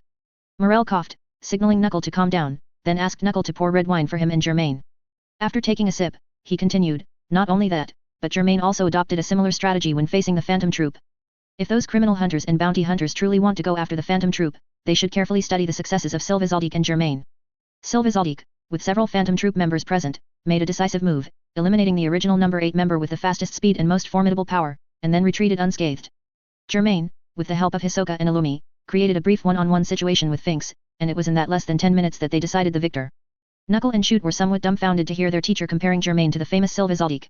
This, of course, did not mean Morel thought Germain was as strong as Silva, but rather that he highly regarded Germain, believing that reaching Silva's level in due time was not a dream. In other words, Morel believed Germain had the potential to become a world-class nin user. Knuckle and Shoot sensed their teacher's high regard, feeling both emotional and a little jealous. They hadn't received such high praise from their teacher yet, but an outsider had. Knuckle, being open-hearted and having enjoyed his conversation with Germain, quickly cast aside his slight jealousy and instead genuinely admired Germain. Shoot, however, was not entirely convinced. Teacher and we aren't incapable of defeating Phantom Troop members. If given the chance to separate them, we could probably also take care of 1 or 2 Phantom Troop members, just like Germain. He thought this to himself but didn't voice it. After finishing dinner, he elegantly picked up a napkin and wiped his mouth. Morel concluded with praise, so-called hunters are precisely this kind of group, they must know how to hunt appropriately. In this aspect, Germain is absolutely outstanding. Germain hadn't expected Morel to praise him so highly. Not knowing what humble words to say, he simply raised a glass of red wine to Morel. Morel laughed heartily and returned the toast, and the two drank. Knuckle and Shoot also joined their teacher in a drink. Morel and Knuckle, the teacher and student pair, were quite interesting, chatting endlessly with Germain, their topics never repeating, and their conversation growing more lively. Shoot, on the other hand, was a quiet person. Only when the conversation touched upon his field of unknown creatures would he speak a few words with interest, then quickly fall silent again. At this moment, the streets outside gradually became bustling. Everyone looked towards the restaurant's doors and windows, seeing a surging crowd, all smiling as they walked towards the end of the street. Morel, being curious, called a waiter to ask and learned that there was a fireworks display tonight, held next to the World Tree. Residents and tourists from the town were gathering to watch. Upon hearing this, Knuckle became excited, like a husky with its tongue out, and loudly suggested, "Teacher, Shoot, Germain, why don't we go see it too?" His loud voice made Morel habitually dig his pinky into his ear, then he laughed and scolded, "I know you like this kind of excitement. Go, go, we're here on vacation anyway." Morel then looked at Germain and asked, "Are you going?" Germain nodded and said, "I'll go see it too." He wasn't so tactless as to refuse at such a moment. So, Knuckle paid for the meal, and everyone tidied up and left the hotel, stepping out onto the main street, merging with the flow of people, like a school of fish swimming in the same direction. Germain observed that Morel had a long, large package slung over his shoulder, and Shoot's left sleeve was unusually wide. Both manipulation-type non-users tried their best to conceal their weapons, not easily exposing them. Only Knuckle, who, like Germain, was a materialization-type non-user, walked casually forward with his hands clasped behind his head, his upper body tilted back. Note: in the latest HxH Hunter setting collection, Togashi corrected the non-ability system for many characters, and Knuckle is one of them. This setting will be used. Germain walked behind the three, following at a leisurely pace. The night market was quite noisy, with the aroma of street food wafting from both sides. Knuckle occasionally stopped to buy some cooked meat and feed it to the stray dogs he encountered. Amidst the chatter of the crowd, they walked and stopped. Before they even reached the vicinity of the World Tree, they heard several thump-thump-thump sounds, and then saw bursts of colorful fireworks blooming in the sky. The town's residents and tourists cheered joyfully, and spontaneously raised their phones to photograph the spectacular scene in the sky. Germain looked up for a while, then came back to his senses. He turned his head and realized that he, Morel, Knuckle, and Shoot had unknowingly become separated in the crowd. However, he didn't mind. They weren't 3-year-olds, they wouldn't get kidnapped if they got lost. Besides, he could easily find them if he wanted to. Moreover, Germain and Morel had talked until they were hoarse, so a change of atmosphere and some quiet solitude was quite nice. He enjoyed solitude and intended to maintain that habit. So, he slowly wandered through the town. Germain didn't head towards the base of the World Tree, where most people were, but instead walked to a small hillside. This spot was some distance from the market, relatively quiet, and offered a full view of the beautiful fireworks in the sky, a good place. He leaned against a tree trunk and watched for a while, then suddenly felt something was wrong and immediately dodged to the side. After a series of gunshots, Germain dodged in time, escaping harm. He turned around and saw that the trunk of the large tree he had been leaning against was riddled with holes, like a honeycomb. From the shadows not far away, two figures, one tall and one short, emerged. Two pairs of eyes, sinister and fixed, stared at Germain. Tomorrow's launch has been postponed until next Wednesday, March 13th. However, this is actually a good thing, as more free chapters might retain more readers. Starting Sunday, the 10th, I will add more chapters daily until only 3 chapters of my draft remain. I usually keep 3 chapters as a backup, just in case any special circumstances arise. In the latest HxH Hunter setting collection, Togashi corrected and confirmed the non-ability system for many characters. For instance, Zeno and Silva were corrected from transmutation type to emission type, Netero was confirmed as enhancement type, Knuckle was confirmed as materialization type, Knuckle was confirmed as emission type, Yuppie was confirmed as transmutation type, and Jing's system remains unclear. This data setting will be used as the standard. Chapter 102, Portor and Franklin. Even when relaxed, Germain never forgot to emit a small-scale N. It was this good habit that saved him from a sneak attack that could have severely injured him. He looked warily at the two figures, like a taut bowstring. Emerging from the darkness were 2 members of the Phantom Troop. The one as tall as a bear, with earlobes reaching his shoulders, was Franklin. The one short in stature, with his chin hidden by a high collar, was Portor. Germain didn't dwell on why he encountered them here. Instead, he immediately and clearly realized that tonight would be a life-and-death struggle. Franklin's first knuckles on all 10 fingers had been dismantled, revealing 10 black muzzles. It was he, an emission-type non-user, who had just fired non-bullets at Germain.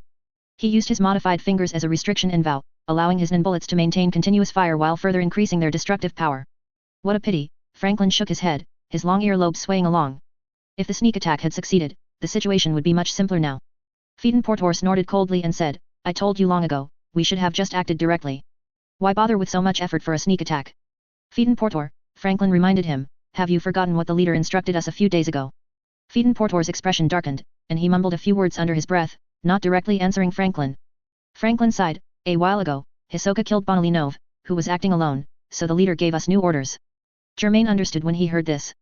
So, the 2 in Hisoka's text message, 2:1, from a few days ago referred to the lives of Kortapai and Bonilynov. He was showing off to Germain. I'm already ahead, you know. Germain could almost hear Hisoka's viscous voice. During the Battle of Stonehenge, it was Bonilynov, in cooperation with Kurora, who delivered a fatal blow to Hisoka. Hisoka picking him off was not simply because he was alone. It seemed Germain not only had to be wary of the phantom troop but also of Hisoka. Franklin didn't mind Germain hearing their conversation. He crossed his thick arms over his chest and calmly continued. The leader said we must act in groups of at least 2, and upon encountering Hisoka or Germain, we must report it to the leader and other members immediately. I know, Phaeton Portor grunted in reply, his expression sinister, clearly reluctant to obey the order. Franklin shook his head, his earlobes dangling like dried cured meat. I just communicated with the leader. He told us to wait until everyone is assembled. If you hadn't been so impatient and insisted on acting, I wouldn't have wanted to alert him either. It turned out that Phaeton Portor and Franklin had also coincidentally met Germain here. Seeing him walking alone in the crowd and then moving away from the street, they quietly followed him. Enemies meeting made Phaeton Portor's blood boil, and he repeatedly wanted to act directly. Franklin tried to dissuade him several times but couldn't. Coupled with his own murderous intent towards Germain, he launched the attack just now.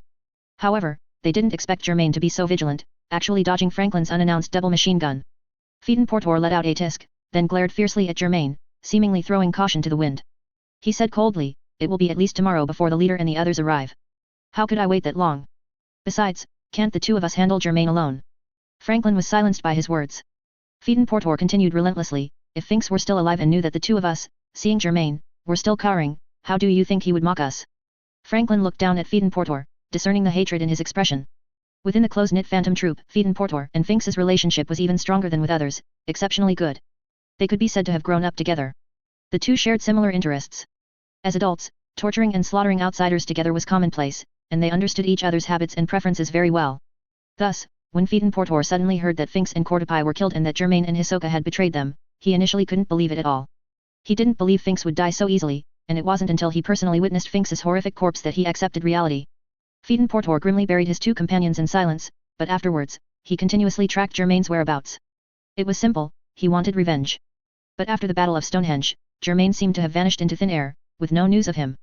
Phaeton Portor used various methods, including having Shulnark check the Hunter website or searching the dark web, but found no clues.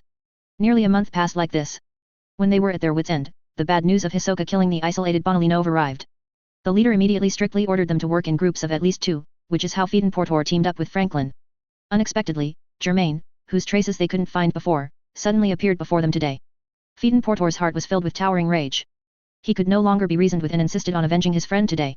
Franklin also understood that he couldn't persuade him any further, nor could he forcibly stop Phaeton Portor with the spider coin, otherwise Phaeton Portor would resent him too. Then he would just have to disobey the leader's orders. Franklin thought. He let out a long sigh and aligned with Phaeton Portor, saying, then let's act. Don't give him a chance to escape, otherwise, there will be endless trouble. I know, Phaeton Portor took out an umbrella and said coldly, leave him one breath. I will personally peel his skin off bit by bit and let insects bite at his flesh and blood. I will also find his closest relatives, friends, and lover, and make him watch with his own eyes how I butcher them into pieces, making him listen with his own ears to their desperate wails. He was by no means making empty threats. He had done such things countless times, always succeeding in tormenting his enemies to mental breakdown, and it never failed. Those people back then did the same to Sarasa, afterwards putting her in a bag and leaving her for them to see. So Phaeton Portor wanted everyone who looked displeased and harbored hatred in their hearts to experience such torment, to satisfy his already twisted desire for revenge and sadism. Finding the people he cares about shouldn't be difficult, Franklin smiled. Pakunoda can find the desires buried deep in his heart, and he might not even know how important they are. Phaeton Portor gave a cruel sneer, I can already see him crying and wailing, begging me not to harm them.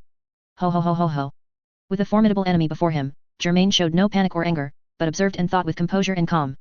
The moment he saw Franklin suddenly raise both arms, he reacted immediately. Franklin unleashed another powerful double machine gun, and the da-da-da of bullets swept towards him, shattering thick tree trunks and overgrown bushes, like autumn winds sweeping away fallen leaves. Chapter 103, Double Machine Gun and Sun and Moon. Germain dodged to his right. Franklin's bullet followed him like a shadow, always half a step behind, forcing Germain to keep moving. Run, keep running, Franklin laughed as he fired from a distance, don't you dare stop. At the same time, Phaeton Portor moved with incredible speed, traversing the forest like a phantom. Germain would lose sight of him if he wasn't careful. Germain kept an eye on both their movements, then felt a chill suddenly wash over him. Phaeton Portor was crouched on a branch, holding an umbrella open, and a cannonball-like burst of fire shot out from its tip. Franklin's double machine gun swept in from the left, and Phaeton Portor's umbrella handle cannon fired from the right, cornering Germain. Germain had no time to dodge.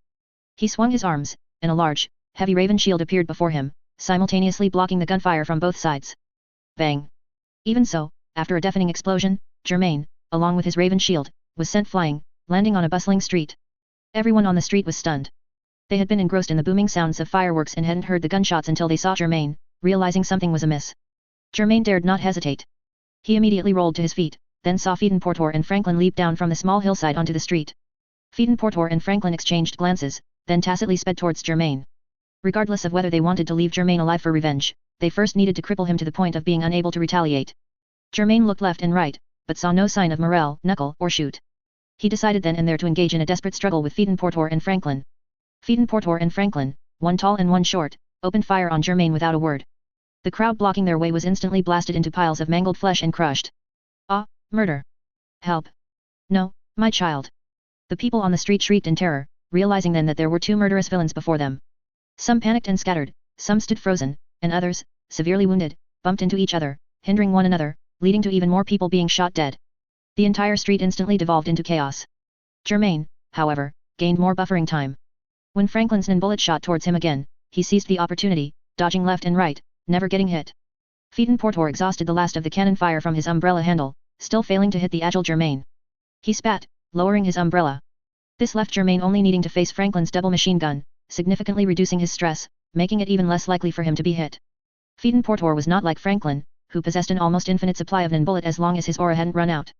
He simply drew the hidden blade from his umbrella handle, its cold gleam flashing in the night, then discarded the useless handle and canopy.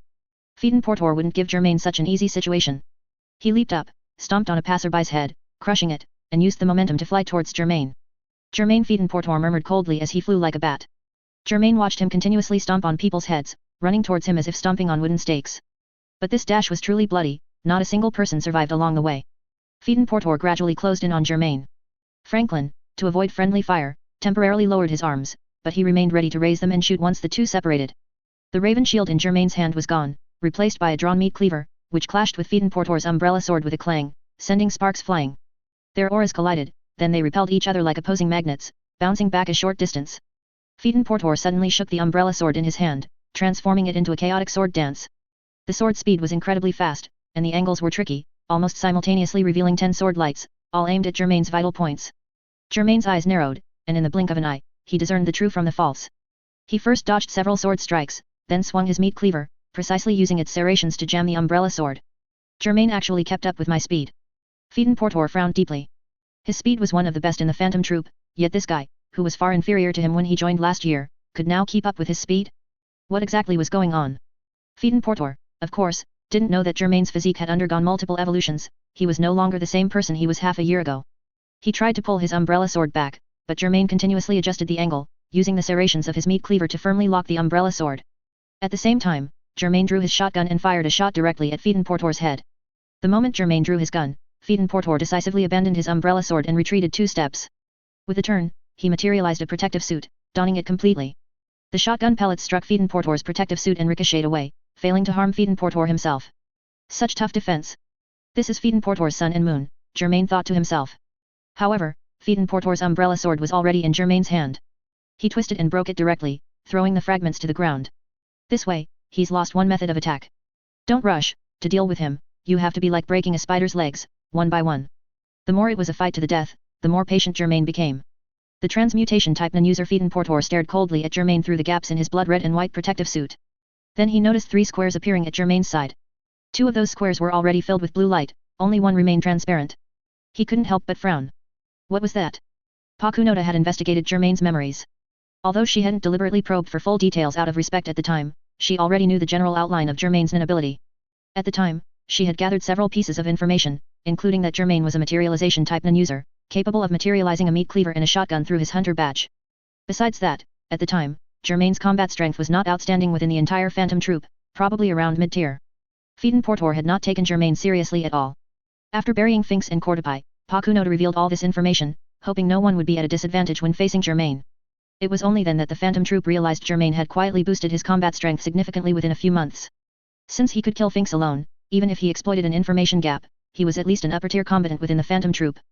Portor had thought he understood Germain well enough, but now he saw something completely unmentioned in Pakunoda's intelligence. and a bad premonition arose in his heart. Chapter 104, A Battle with a Bottom Line and No Rules. Finks likely stumbled here, Germain must have some undiscovered special ability. Conversely, Germain seems to know the ins and outs of Franklin's and mine abilities. He showed no surprise at our moves, instead calmly dealing with each one. How did he know about our ability information?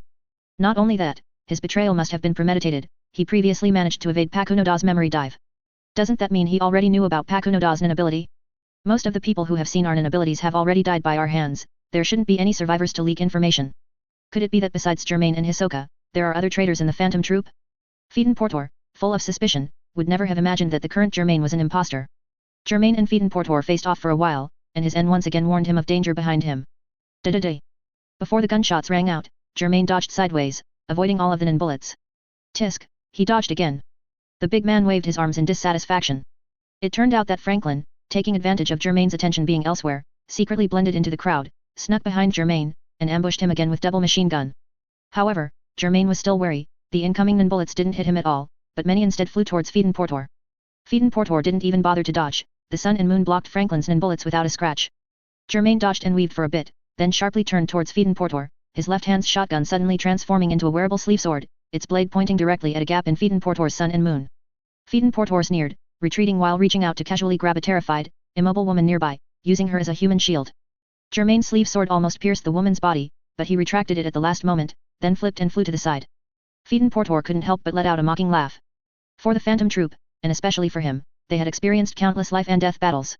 Several times, the opponent was clearly stronger than him, yet he was the one who survived. The reason lay here. As long as Phaeton Portor held a familiar person, or even a stranger, as a shield, those originally ruthless opponents would suddenly become hesitant, missing their opportunity. Phaeton Portor used this method to kill many people who almost put him to death, then stepped on their corpses to grow stronger. He believed that in this world, only by disregarding rules could one possess the sharpest sword, and he had always practiced this. The woman Phaeton Portor grabbed turned pale. She had just narrowly escaped when Germain timely retracted his sleeve sword, and as she was about to breathe a sigh of relief, she saw the bullets now being fired by Franklin. The woman immediately screamed, but it was useless, the bullets tore her to pieces. Franklin, seeing Phaeton Portor put on the sun and moon, naturally no longer feared collateral damage. His double machine gun continuously fired bullets, but unfortunately, Germain still got away. However, his high-intensity, non-stop release of bullets consumed a lot of energy, forcing him to pause and rest. It was then that Germain seized the opportunity, throwing out a spider silk lasso, consuming one aura slot.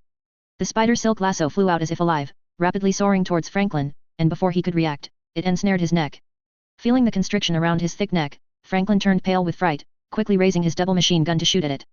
The bullets failed to break it, and then he felt the lasso tighten, pulling him into the air. Germain tightened the lasso, actually pulling the bear-like Franklin towards himself. At the same time, he used another aura slot on the meat cleaver in his right hand.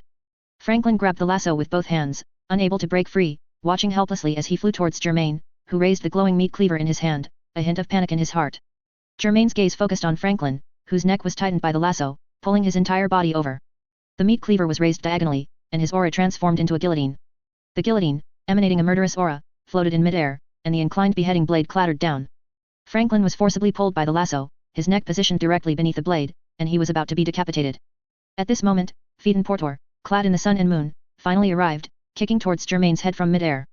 Germain glanced, leaned his upper body back, and narrowly dodged Phaeton Portor's kick. At the same time, his meat cleaver still swung towards Franklin. However, to evade Phaeton Portor's attack, Germain's movements were greatly distorted. Coupled with Franklin's struggle for survival, when the guillotine blade fell, blood splattered, and with a crunch, it only severed Franklin's left arm. Even so, Franklin's large face turned pale from the pain, and his right palm pressed tightly against the profusely bleeding wound. Phaeton Portor missed Germain, but at least he saved Franklin's life. After landing, he sharply turned again, his arm like an blade, severing the lasso that bound Franklin's thick neck. Then, Phaeton Portor stomped the ground and pounced on Germain without a word. This blade was also something he and Finks had developed together.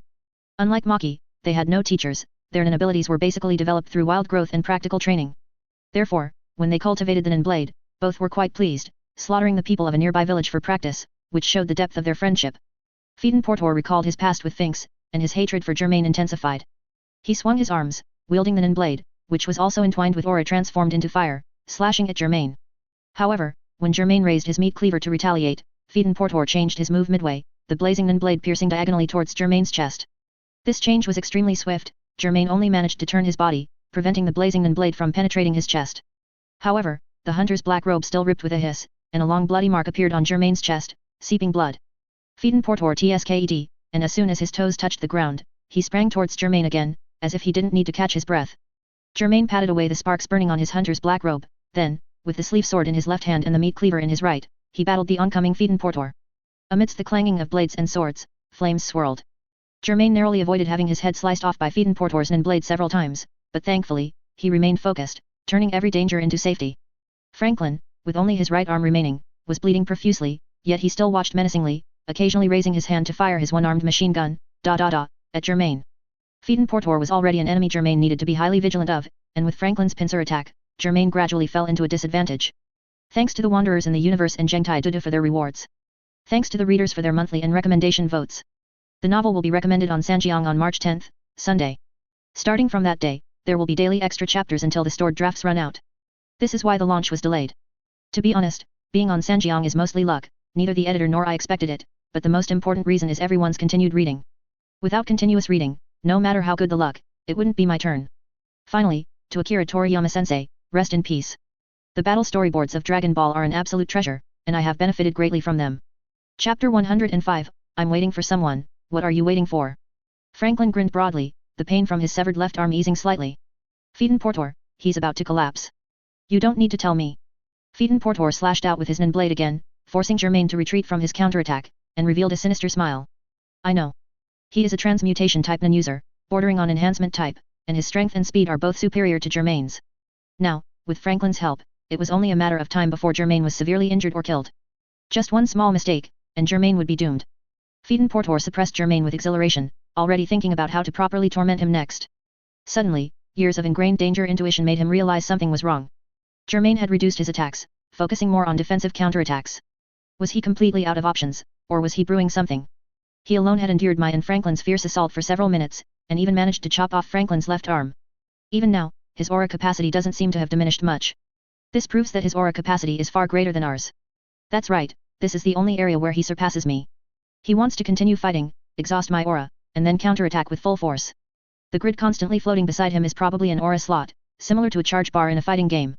It has now filled one aura slot, but Germain hasn't used it, he must be waiting for the right moment. If I am carelessly killed or severely injured, he will still have a chance to win against a one-armed Franklin. Feeden portor understood the key point, his eyes narrowed. He believed he had seen through Germain's thoughts, and his offensive became even more relentless. Anyway, he still had Sun and Moon as a last resort to protect himself, so his nin blade became even more wild, only attacking and not defending. Indeed, Germain's intentions were not far from Feeden portor's assumptions. He was silently accumulating his aura slot, waiting for the opportune moment to deliver a fatal blow to Feeden portor. However, there was another reason for his waiting. Just then, Franklin suddenly let out an and then exclaimed in shock, Feeden portor, something's wrong. Feeden portor's nin blade danced wildly, a fiery crescent moon slashing out, only to be blocked by Germain's raven shield. Hearing Franklin's shout, he looked up and glanced around. He took one look and understood the reason for Franklin's apprehension. It turned out that while they were fighting, most of the people on the entire street had already fled. In their place were clumps of white mist, surrounding them. 5 minutes, Germain said with a look of anticipation. 5 minutes have passed since the skirmish on the small hill. Feeden portor's slender eyebrows furrowed again. He then realized he had overlooked another key point, and his tone became cold. Heh, so you have reinforcements nearby. But do you think I'll be afraid? For every one of them who comes, one will die. It's time you faced reality. Germain chose to remain silent and not engage in verbal sparring with Feeden portor. In an instant, a dozen dark figures emerged from the fog wall. They leaped out and rushed first towards Franklin, who had lost an arm. Do you think I'm a pushover? Franklin laughed sinisterly, his one-armed machine gun firing nin bullets with a bang. Then come on. Let's see who the real pushover is. The nin bullets pierced through the dozen or so young figures with pompadours, shattering them into pieces and scattering them as wisps of smoke. Clones? Illusions. Franklin was stunned for a moment, realizing something was wrong, and retreated sharply. It's a trap. Before he could retreat to a safe distance, 2 more figures burst out from both sides of the fog wall behind Franklin, attacking him from both left and right.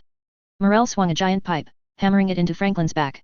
However, Franklin was powerfully built and had promptly used 10 to protect his back. The pipe's impact only made him lose his balance and fall forward. Damn it! Franklin cursed. And coming straight at him was Knuckles' fist. Knuckle punched Franklin in the face, knocking him to the ground. Franklin lay on the ground, his single arm still making him somewhat unaccustomed, unable to prop up his large body for a moment. At the same time, he was also a little surprised. Because just now, when Knuckles' punch landed, he didn't feel any pain, only a tingling sensation. As he was wondering, after a short while, he saw a strange doll with a pair of small wings floating before his eyes. Time's up, Interest calculation begins. The strange doll shouted loudly, and a string of numbers appeared on its forehead. 5 minutes ago. Morel and Shoot stood side by side under the world tree, enjoying the fireworks. But at that moment, some disappointing screams came. They looked over and saw a crowd from one side of the town suddenly surging towards them. The master and disciple exchanged glances, realizing what had happened. However, at first, they thought it was just a normal stampede, and police officers would come to maintain order. It wasn't until they heard gunshots and cannon fire, and then heard the people who had fled muttering murderers, that the two truly took the source of the commotion seriously. This was probably not a situation that ordinary police officers could handle. They quickly rushed over, meeting up with Knuckle, who had also sensed something was wrong, along the way. The three soon arrived near the battlefield. The closer Morel and his disciple got, the more they could feel the aura fluctuations spreading due to the battle. The intensity of the aura fluctuations was like a pounding heart. Morel and the other two realized that non-users of great skill were fighting, and it was a fierce battle. They jumped onto the rooftops, and from their elevated position, they finally saw what was happening on the battlefield. The ground was littered with dead bodies, residents, tourists, police officers, all gruesomely killed, a scene that looked like hell. Germain was fighting a short, heavily dressed man. Not far away, there was also a tall, strong, one-armed man who occasionally fired bullets, harassing Germain's movements. Those two enemies clearly looked like formidable foes. Morel, Knuckle, and Shoot were secretly amazed. They hadn't expected Germain, under their pincer attack, to not only protect his vital points but also have room to counterattack. This was enough to prove that Germain's experience in combat had greatly improved.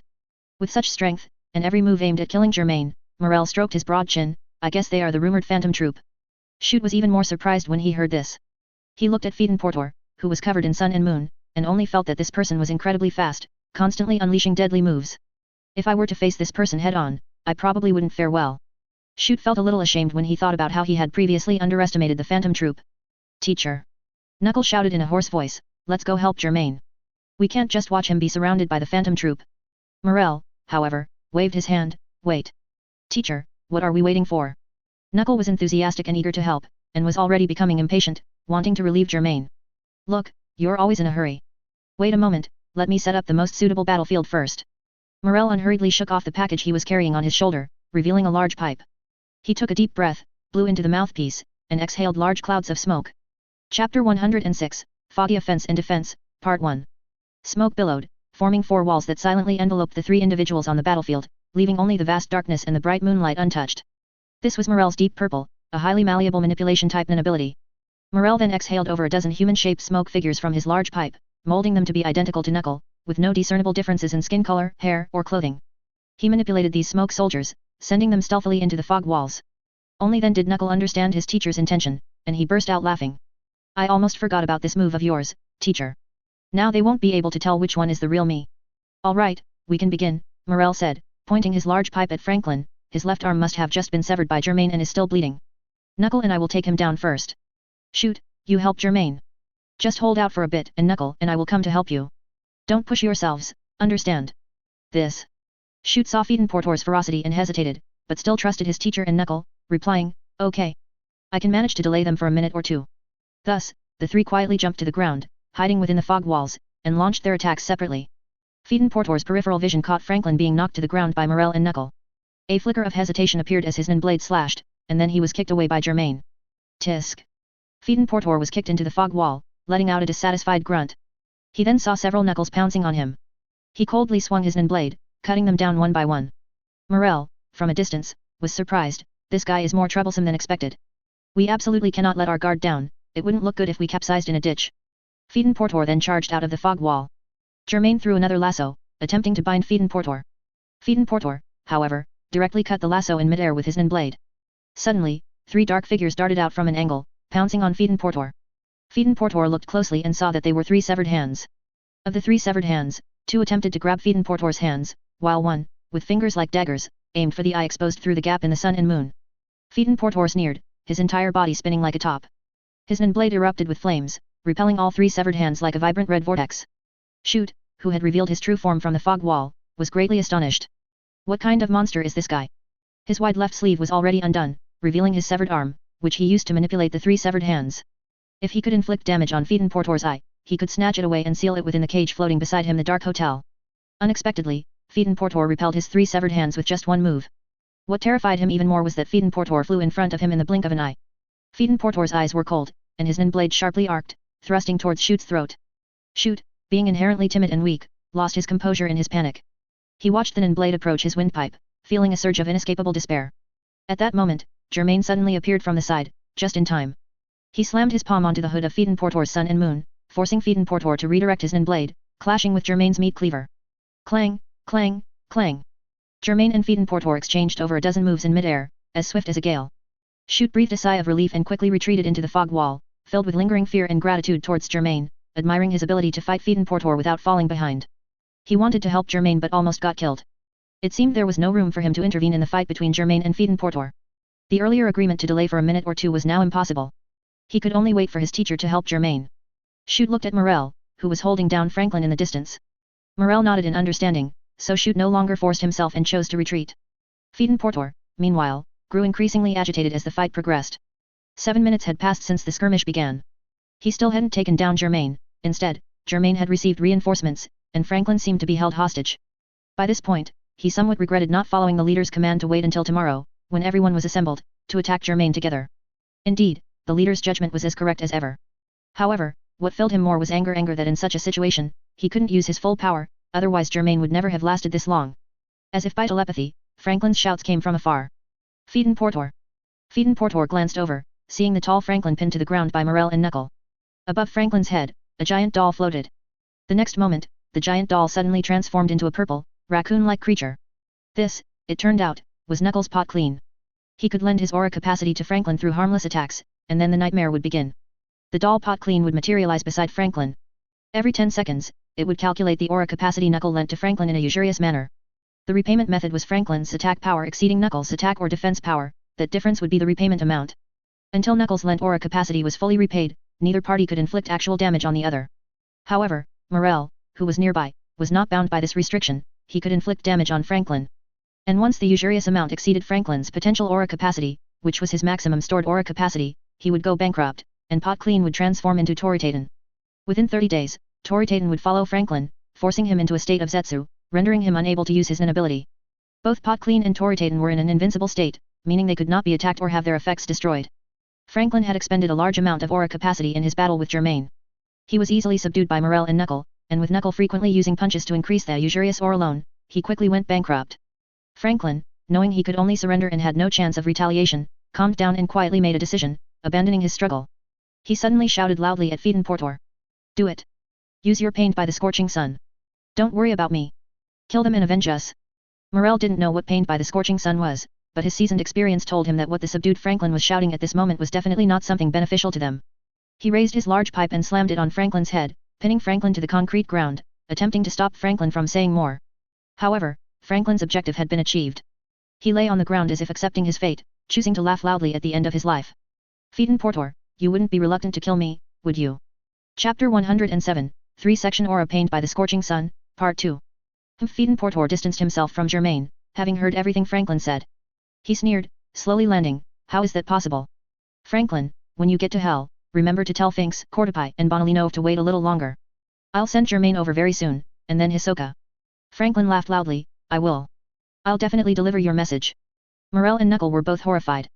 They could tell that Franklin had already resolved to die. Retreat quickly. Germain had already guessed what would happen next. He loudly warned Morel and Knuckle, get out of here. The next moment, Portor leaped up, hovering above Germain. It seems someone really did betray us. You even know about my rising Sunday.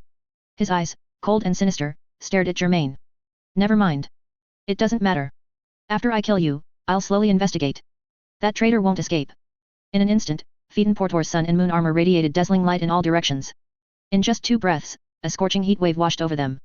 He stood within a giant fireball of high temperature, calmly extending his hands, and detonated the rising sun, accumulated from anger and wounds, in midair. Boom. Fierce flames surged and spread, instantly engulfing Germain, who was too close. The rising sun continued to radiate, relentlessly affecting everything within dozens of meters. Such terrifying destructive power. Morel was inwardly shocked, immediately understanding Germain's warning. He instantly reached out, grabbing Knuckle's collar, let's go. But, Germain. Knuckle grew anxious, pointing in the direction of the flames. Hurry, he's beyond saving. Morel finished speaking, and regardless of Knuckle's willingness, he pulled his disciple and turned to jump into the fog wall. From within the fog wall, Knuckle's cries could be heard from afar. He was already a person with well-developed tear glands, and he admired Germain's spirit of sacrifice, which perfectly met his requirements for a manly character. He immediately burst into tears. Franklin, with one arm severed and in a state of forced zetsu, was left behind, with the invincible Toritaten by his side. He showed no fear, climbing to his feet, and laughed maniacally in the face of the oncoming rising sun, as if deranged. His entire sturdy body was quickly incinerated to ashes. The rising sun lasted for half a minute, scorching the ground until it warped. The surrounding buildings were plunged into an inferno, burning the dark sky as if it were dusk. Phaeton Portor, clad in the sun and moon, landed unharmed. He stood beside the pile of ashes that was Franklin's corpse, pursing his lips. Franklin, as you wished, I have avenged you. Your sacrifice will not be in vain. He stopped abruptly, his eyes widening in disbelief, and turned to look at the nearby area shrouded in steam and flames. Tap, tap, tap. Footsteps echoed, like the rhythm of a pendulum. Even Phaeton Portor felt a hint of unease. How could this be? A meat cleaver tore through the mist, and Germain walked out. In the nick of time, he had put on the greedy antler helmet, sacrificing the almost unused grudge gift, left arm guard to gain an absolute defense aura shield. However, the absolute defense aura shield only blocked most of the rising sun's damage. The flames still burned Germain's clothes. His triangular leather hat and hunter black robe were badly damaged, revealing his muscular upper body covered in old scars. His eyes were bright and piercing as he walked resolutely towards Phaeton Portor. The greedy antler helmet, like a deformed and twisted crown, was on his head, but he took it off and it disappeared into the aura flowing around him. The meat cleaver also silently vanished. Germain almost deliberately kept his left hand behind his back, while his right hand was held in front of his chest, as he approached step by step. Empty-handed. Phaeton Portor was furious and also walked towards Germain. The distance between them was less than 5 meters. Are you looking down on me? I don't know how you survived, but next, I will make sure you die completely, confirming it with every single cut. His blade-clad arms blazed with fire, his aura menacing. The rising sun consumed a considerable amount of aura, and Phaeton Portor couldn't unleash another one in a short time. However, close-quarters combat was also his strong suit. At the same time, Germain's aura capacity consumption should also be enormous. Coupled with the fact that Germain had never beaten him in close combat since the battle began, he had reason to be proud. Germain remained silent. He never liked to persuade his opponents with words, maintaining the posture of his right hand held in front of his chest and his left hand behind his back. The 3-section aura floating beside Germain were all fully charged. He emptied them all at once and entered a state where his entire body emitted pure white holy light. His excessively consumed aura capacity returned, and it returned more and more, completely exceeding the threshold. In a sense, his 3-section aura was somewhat similar to Knuckles' Toritaten, except that the recipient of his lent aura was his future self. Phaeton Portor and Germain were only 2 meters apart. At this moment, Phaeton Portor felt as if he was in a gradually raging vortex, with waves of aura constantly pulling him towards Germain. He swung his arms, and his blazing blade slashed out, a fiery arc cutting through the air, but it only tore the aura vortex for a moment before the gap was continuously filled by endless waves of aura. Phaeton Portor found it unbelievable. At this moment, Germain should have been at the end of his rope, but why did he still possess such a massive aura capacity? It was as if the 8 minutes of deadly battle hadn't existed at all. Damn it! My hunter badge receives grudge gift from the posthumous grudges of those I've killed. Germain slowly raised his left hand, which had been behind his back, and aimed his palm at Phaeton Portor. After Finks died, the grudge gift he gave me was revolving cannon. Amidst the pure white holy light, Germain's entire left arm transformed into a cannon barrel, looking like a massive iron pipe with a ring in the middle rotating at high speed. Aura had already accumulated and filled it. Phaeton Portor immediately understood Germain's meaning and was filled with rage. This bastard was going to use Finks' grudge gift to kill him. Then, he saw Germain's left arm cannon blast out a golden cannon fire, shooting towards him. The recoil even made Germain jerk backward. Even at a distance of only 2 meters, Phaeton Portor reacted quickly by leaping up, dodging the revolving cannon that shot straight at him. And the aura vortex that enveloped him, like thick arms, continuously pulled him towards Germain, unwilling to let him leave. Phaeton Portor had no intention of leaving either. Don't underestimate me, Germain. He transformed into a sharp sword in midair, stabbing towards Germain. His blade-clad arms erupted with fiery aura, viciously slashing at Germain. Chapter 108, Ending the Sun and Moon, Part 3. Germain's left arm's revolving cannon disappeared, replaced by the raven shield which merged with his left arm, while his right arm merged with the meat cleaver. In his current state, all grudge gifts would fuse with his body. He flew up, confronting Phaeton Portor head-on. Come on! Phaeton Portor roared, his blade striking down. Germain's shield deflected the sharp offensive of Phaeton Portor's blade, and his meat cleaver slashed diagonally towards Phaeton Portor. Phaeton Portor, wearing the sun and moon, had no defense whatsoever. His blade was deflected, and then he arced his arms, forcibly changing direction, and thrust it fiercely towards Germain's chest. At this moment, a sudden change occurred. Phaeton Portor suddenly paused, almost instinctively turning his head, a strange tearing sound, and then he saw his right arm along with his shoulder flying into the air, separating from him. Germain's meat cleaver had, for the first time, cut through his sun and moon, taking his right arm and right shoulder with it. He had cleared his 3-section aura, rapidly amplifying his power to a level far exceeding his current strength for a short period, which allowed him to break through the sun and moon. Phaeton Portor's full attack mode, completely without defense, finally made him suffer the consequences at this moment. If he hadn't instinctively turned his head at the last second, his head would have been gone by now. Before Fiedenportor could react, Germain menacingly swung his meat cleaver at Fiedenportor's left arm again. Fiedenportor's eyes were bloodshot, and he no longer cared, plunging his left arm's blade directly into Germain's chest, blood gushing out, seemingly about to pierce his heart. Germain's left hand rose, timely grabbing Fiedenportor's wrist, restricting its advance, while his meat cleaver decisively severed Fiedenportor's left arm as well. Blood splattered all over Germain and Fiedenportor's faces, the two of them, like wild beasts in a cage, pressed together, fighting relentlessly. Fiedenportor's face was distorted, and he recklessly kicked towards Germain's chest, where Fiedenportor's severed left wrist was still embedded. If he kicked it in, just 2 more inches, it would reach Germain's heart. At this moment, he no longer had any thought of survival, he wanted to drag Germain to hell with him. Otherwise, Franklin's sacrifice would be meaningless, and Finks's tragic death could not be avenged by him. This absolutely cannot happen. Germain, however, had already seen through Fiedenportor's remaining attack pattern, and like an empty-handed blade catcher, he pressed down on Fiedenportor's leg with both hands, twisted it forcefully, and with a snap, broke it. Fiedenportor, having lost both arms and had his right leg broken, finally could not stand, and fell backward to the ground with a thud, his body aching all over from the impact. Yet, he refused to utter a single groan or wail, only glaring fiercely at Germain, as if wanting to kill Germain with his gaze. Germain took a deep breath, then quickly stepped forward and stood beside Fiedenportor. Fiedenportor's severed arm was still embedded in his chest, but it unexpectedly helped to plug the wound, though blood still gushed out like an open faucet, making his face turn pale. It was time for a conclusion. Germain. Fiedenportor called his name, his mouth full of blood, crimson and ferocious. Dare to squat down and let me bite you to death. Sarasa, Germain uttered his incantation to the dying Fiedenportor. I know who killed her, why they killed her, and where those people are now.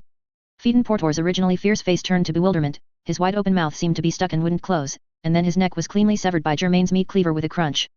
Blood shot out like an arrow, staining the moonlight. His head flew out and rolled among the ashes of the burnt corpses he had killed. His life was like a candle in the wind, and in the few remaining moments of thought, Fiedenportor's mind was a mess. Was what he said true? Who was it? No, he's lying to me. But what if those people sent him to infiltrate the Phantom Troop, to investigate us, which led to the betrayal and Finks's death? No, he's lying to me. He must be lying to me. I don't believe it. Then Fiedenportor's eyes widened, dying with regret. Germain stared at Fiedenportor's head for a moment, confirming Fiedenportor's death, and the aura condensed on his body instantly dissipated, his whole body swayed twice, then he fell backward, thudding onto the ground. Of course, he didn't know who killed Sarasa, Fiedenportor's childhood friend. Germain just felt that Fiedenportor deserved this end, that he would die in his final moments with irreversible doubt and regret. Darkness, coldness and weakness gradually took control of his body, he held on for a while with strong will, but still slowly closed his eyes and lost consciousness. Who knows how much time passed? When he woke up again, he saw a pale ceiling and a ceiling fan swaying as if it would fall off at any moment. Germain. Knuckles' face magnified in Germain's vision. You're awake? Wait, I'll call the doctor, wait for me, don't fall asleep again. Knuckle turned and left, like an Alaskan Malamute, rushing out of the room. Germain had wanted to ask something, but now he had to give up. Fortunately, there was still one person in the room. This is a hospital. Chute stood on the other side of the bed, his voice small, characteristic of social anxiety. We sent you to the hospital with severe injuries and unconsciousness. Your condition was very bad, but fortunately, you pulled through in the end. Our teacher arranged a private room for you, and you've been unconscious here for 3 days. Our teacher was worried about possible pursuers from the Phantom Troop, so he had Knuckle and me guard your bedside around the clock, while he and his Purple Smoke Soldier Squad kept watch nearby. Thank you, for your trouble. Germain coughed a few times weakly, his lips cracked and stinging, as he sat up. Don't mention it. Chute helped Germain up, then nodded at him. You saved my life, and our teacher and Knuckle both admire you. This is our own choice. Just then, the bustling Knuckle burst into the room again, dragging a doctor behind him, with 2 nurses hurrying after them. Quick, quick. Knuckle pointed at Germain. Doctor, he's awake, don't let him die. I know, let go. The doctor, whose arm was being gripped by Knuckle, was about to have it torn off. I'm an old man, you're going to dislocate my arm. Knuckle quickly let go apologetically, repeatedly saying sorry. The doctor grimaced for a moment but didn't mind Knuckle's excited rashness. He walked over to examine Germain, then let out an incredulous "Eh? What's wrong?" Knuckle asked nervously, is everything all right? No, no. The doctor quickly waved his hand. I just find it strange, Mr. Germain's injuries seem to have healed quite a bit. Of course, we'll need to confirm it with professional equipment later. Germain remained calm, he knew this was the result of his trait, genius, which could enhance healing effects. Knuckle and Chute, however, were overjoyed to hear this. In any case, rest well and recover. The doctor advised, I see you have many old injuries. Young man, don't be too reckless, after all, a person only has one life. Chapter 109, Simply Reporting Safety, Part 1. Germain had just woken up and indeed felt exhausted, so taking this time to rest properly was a good choice. However, he had to report his safety in the relay caravan group.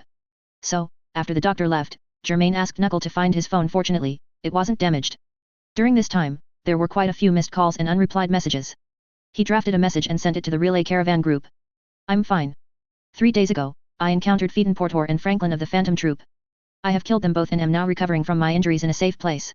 Germain's understated message was like cold water poured into a hot oil pan, causing a stir among the people in the relay caravan group. Bisky frantically sent a barrage of question marks, filling the screen. In between, Wing, Shizuku, and Sanbika managed to interject their replies, but because Bisky's spam was so relentless, their replies flashed by and were scrolled away before anyone could clearly read them. 3 seconds later, just as Germain was about to put down his phone, Bisky called. Shoot noticed that Germain was about to talk to an acquaintance and considerately stood up, pulling Knuckle along.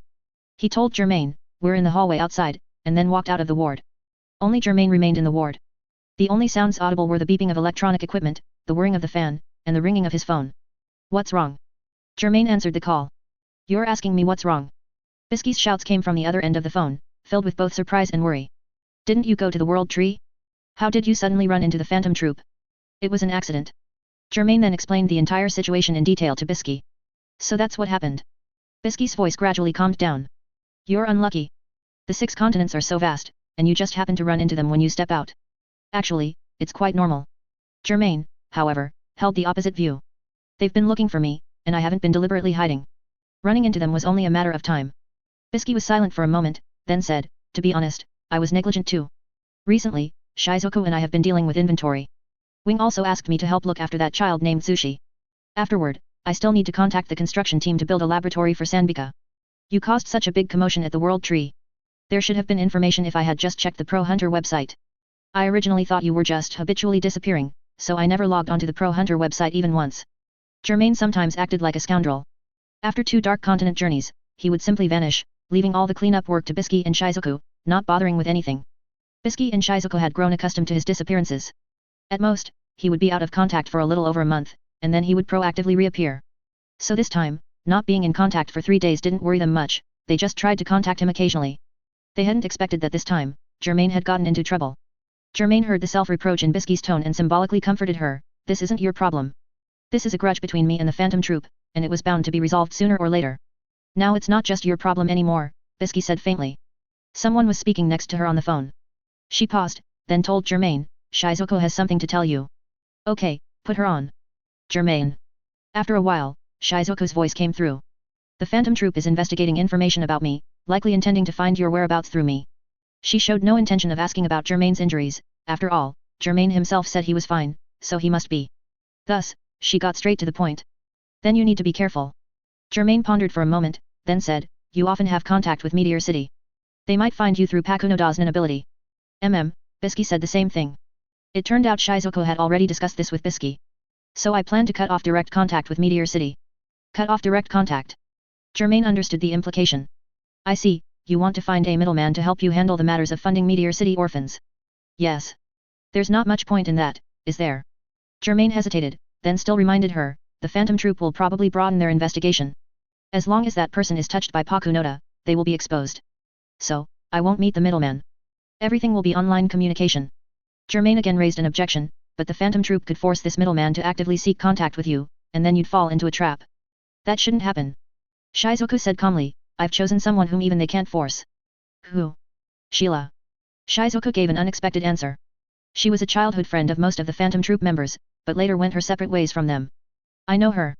She also frequently donates to Meteor City. I've had contact with her because of this, and I think she's a trustworthy person. Of course, if I sense something is wrong, I will cut off contact with her immediately. If I am still caught, I will not give Pakunoda the chance to explore memories. Shizuku spoke of suicide as simply as going for a walk after dinner. This was because she didn't care much about how long she would live. Germain frowned. He also knew Sheila, and Shizuku's choice was neither good nor bad. As of now, Sheila was shrouded in mystery. She alone linked the tragically deceased Sarasa, the gathered Phantom Troop, the Kurta clan massacre, and the avenging Kurapika, making her an absolutely key figure. However, Sheila was most likely a good person. If she wanted to do evil, she wouldn't have had to distance herself from Kurora, Yuvajin, and others at that time.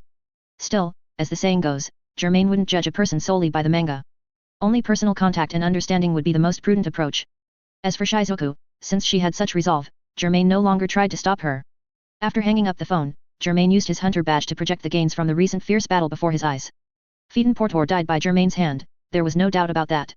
As for Franklin, because his severed arm was cut off by Germain, and he was bleeding profusely, even though he was ultimately killed by Portor's rising sun, Germain was still credited with his contribution. Germain collected the experience of both of them. His physique increased to 53 points, and his aura capacity increased to 57 points. Physique lagged behind by a step, but both physique and aura capacity crossed the master limit together. This gave him the foundation to become a master, provided he cultivated diligently and lived up to his talent. At the same time, Germain's stress from the slaughter punishment only increased by 2 points. This might be related to his physique crossing the 50-point threshold, giving him a certain immunity to all stress-increasing abilities or events. Germain called it the Master Aura. Finally, there was a new grudge gift, the Spiral Cane, a handheld weapon that, like the meat cleaver, could transform into 2 stages. Chapter 110, Morel, will definitely help out, Part 2. A little later, Morel entered the ward to visit Germain, while Knuckle and Shoot, who had been there, took turns guarding outside. However, Morel's Purple Smoke Soldier Squad was not disbanded and continued to patrol nearby. There were a total of 50 of them. As long as he maintained this quantity, Morel could precisely control them. If the quantity exceeded this, Morel could only issue simple commands. That day, after he personally witnessed Franklin's fearlessness in the face of death and Portor's ruthless decisiveness, he completely understood why so many pro-hunters feared or disliked the Phantom Troop. Because they truly weren't afraid of death. As long as they could achieve their goal, even if it meant perishing with the enemy, they wouldn't hesitate. Morel remained vigilant for this reason, and the Purple Smoke Soldier Squad continuously scouted the vicinity, in case the Phantom Troop attacked. Although he had escorted Germain to this hospital, he had been very careful to erase traces along the way, but it was better to be safe than sorry. This is truly incredible. Morel sat by Germain's bed and peeled an apple for him.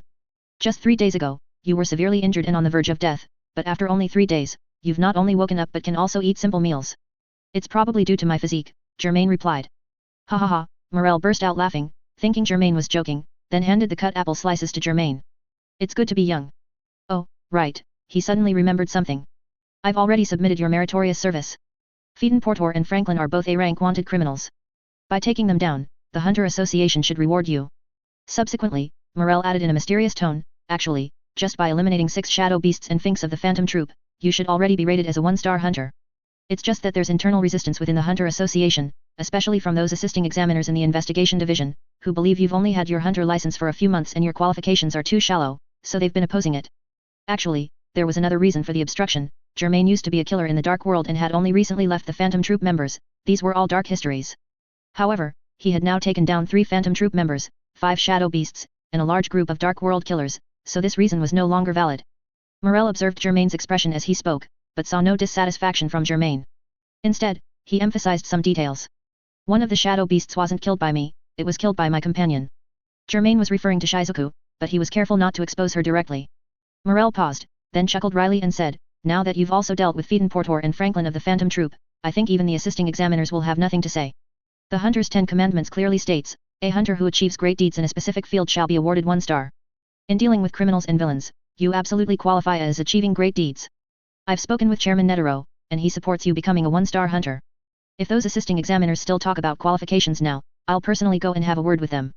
Morel had thought Germain would surely die under Portor's rising sun that day, but he didn't expect Germain to not only survive but also turn around and kill Portor. Morel highly valued Germain just for this combat talent and willpower, believing that if such a person couldn't be rated as a 1-star hunter, it would be truly shameless.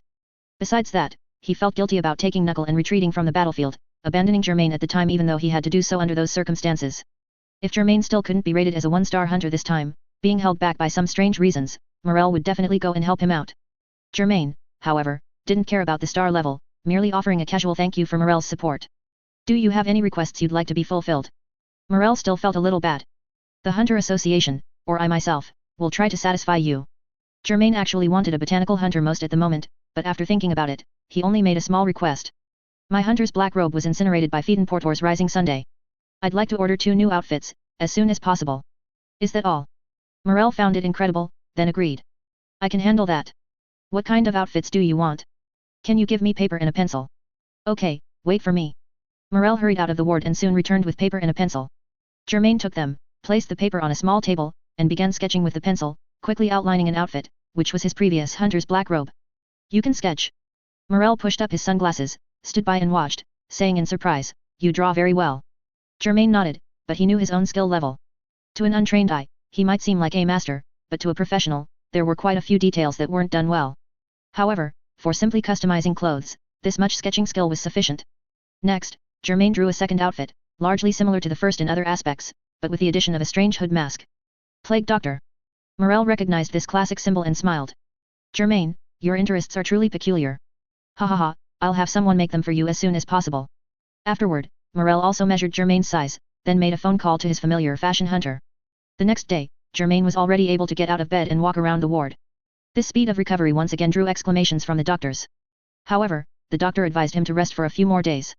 For this reason, the rather boisterous Knuckle was taken away by Shoot to patrol the hospital vicinity with Morel. Germain actually felt mostly recovered, but he didn't disappoint the doctor's good intentions.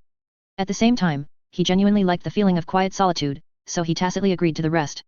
Lying in bed or walking around the ward was still a bit boring. Germain picked up the manga Knuckle had left behind and started reading it. The manga was the classic Dragon Ball. In this world, there were many manga familiar to Germain, with Dragon Ball and Doraemon among them. Note, Doraemon was mentioned in the Greed Island arc, and Dragon Ball was mentioned in the Succession Contest arc. He casually opened it, and the plot happened to be at the final battle on planet Namek, where Krillin was killed by Frieza, and Goku, in his rage, transformed into the legendary Super Saiyan. As Germain was reading with relish, he suddenly noticed a group of people entering the range of his N. Among them were the familiar Morel, Knuckle, and Shoot, in addition to two strangers. Germain put down the manga, sat quietly leaning on the soft white pillow, and watched Knuckle push open the door first, followed by a crowd of people pouring in. Chapter 111, Knuckle Entrusted by Others, Part 3. Quite cautious, AN with a 10-meter radius probably isn't your limit, is it? A refined man with smooth black hair and a neat suit walked in. He adjusted his thin-rimmed glasses, scrutinized Germain, then nodded. Please don't misunderstand, I'm complimenting you. Beside the serious man stood a woman with long, disheveled black hair, her face obscured.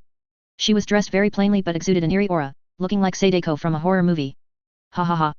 Morel chuckled cooperatively, then said, Germain, let me introduce you. This is Knuckle, and this is his disciple, Palm. Germain nodded at them, pondering that now, besides Netero, Gon, and Killua, all future members of the Chimera Ant extermination team were here. Knuckle also responded with a casual nod. His disciple, Palm, however, bowed beyond a 90-degree angle, then sprang back up as if on a spring. Her dark, hollow eyes peered through her hair, staring intently at Germain. It was as if she wanted to devour Germain. Don't let Palm's seemingly delicate physique fool you, she is actually an enhancement type non-user with A-rank strength and speed.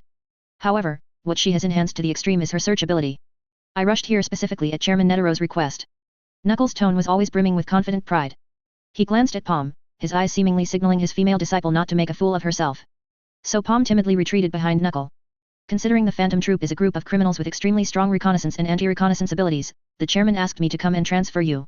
With mine ability, they won't be able to find you. This was not an alarmist statement. The Phantom Troop is universally recognized as the most heinous bandit group in history. However, it's not that pro-hunters can't deal with them, it's that the price to pay is daunting. Silva's attitude was the best proof. The Phantom Troop possesses an extremely strong ability to conceal themselves, allowing them to evade most pursuits, and they are very likely to ambush their pursuers at unexpected moments. What's worse, they often don't directly attack the pursuer, but instead target the pursuer's family, friends, or loved ones first. They will cruelly torment the people the pursuer cherishes, then display them in a prominent location for the pursuer to see, causing the pursuer to completely lose their sanity before finally hunting them down. The nightmare of Saris's terrible ordeal had become their sharpest blade. Morel spread his hands, that's how it is. We have intelligence proving that suspected Phantom Troop members have been active near the World Tree for several days. They are definitely after you. Phaeton Portor's corpse and Franklin's charred remains were snatched by them during transport. No one in the vehicle survived. They also left their spider mark at the scene. To be safe, we must move. Knuckle pursed his lips. While I don't believe that with so many pro-hunters gathered, we couldn't deal with the Phantom Troop, casualties are basically unavoidable. My mission is only to help you leave without fail. A direct confrontation with the Phantom Troop is not within my scope of work. I believe some of the Zodiacs might be more interested, perhaps. The Zodiacs Knuckle referred to were, of course, the 12 pro-hunters in the Hunter Association who served under Chairman Netero. Among them were crime hunters, terrorist hunters, and bounty hunters, who might have some interest in taking down the Phantom Troop, but only if the cost was minimal. Germain readily agreed. His war with the Phantom Troop and Hisoka would be a protracted one, and he wasn't seeking to settle scores with all of them immediately. Germain was wearing a simple hospital gown and had no extra luggage, so he could leave directly. Morel recalled all his Purple Smoke Soldier squad. The master and his two disciples packed their luggage and were also ready to leave. However, Morel did not handle the transfer procedures for Germain. He intended to leave directly without a word. In fact, when Germain was admitted, he had used some privileged means to forge identities for Germain and themselves. The less the hospital staff knew, the safer it would be. Knuckle closed the door, and Shoot drew the curtains. The hospital room instantly became dim, no one turned on the lights. Knuckle, an emission-type non-user, adjusted his glasses and drew a circle on the hospital room floor with his toe. A black hole then appeared, wriggling like mud. This was his four-dimensional mansion. In fact, within each NAN ability system, there are minor sub-branches. For example, the materialization type. There are NAN users like Germain, Kite, Shizuku, the old butler Tsubone, and Kurapika, who actively materialize objects to unleash special abilities. And there are NAN users like Knuckle, Abe and Gain, Cordopai, and the bomber Genthru, who materialize objects and unleash special abilities only after certain conditions are met. The emission type is also like this. There are NAN users like Silva, Zeno, Franklin, the game administrator Riza, the music hunter Melody, and the archer Pockle, who release their aura in a specific form, state, or effect. And there are NAN users like Knuckle, the Ant King, and Leorio, whose NAN abilities already involve the emission of space. Materialization type and emission type are located on a diagonal line of the 6 great NAN ability systems. Theoretically, they should be mutually exclusive. In reality, this is not the case. The most obvious evidence is that both can materialize NAN beasts, e.g., Riza, Abe and Gain, and both involve the concept of space, e.g., Knuckle, Germain, Shizuku. They are merely the furthest apart, but that doesn't mean there's no connection between them. After all, they are all NAN abilities, originating from the same source, and some NAN ability characteristics are quite similar. Knuckles' four-dimensional mansion is a branch of the emission type that involves space.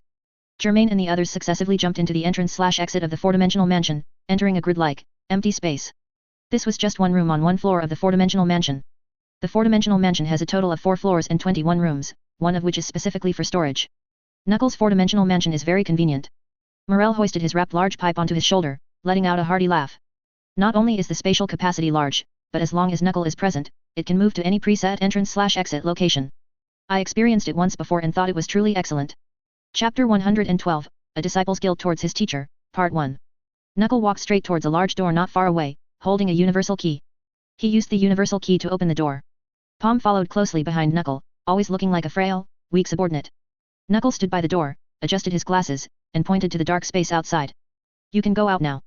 Also, Morel, don't treat my NAN ability as your own and proudly introduce it to others.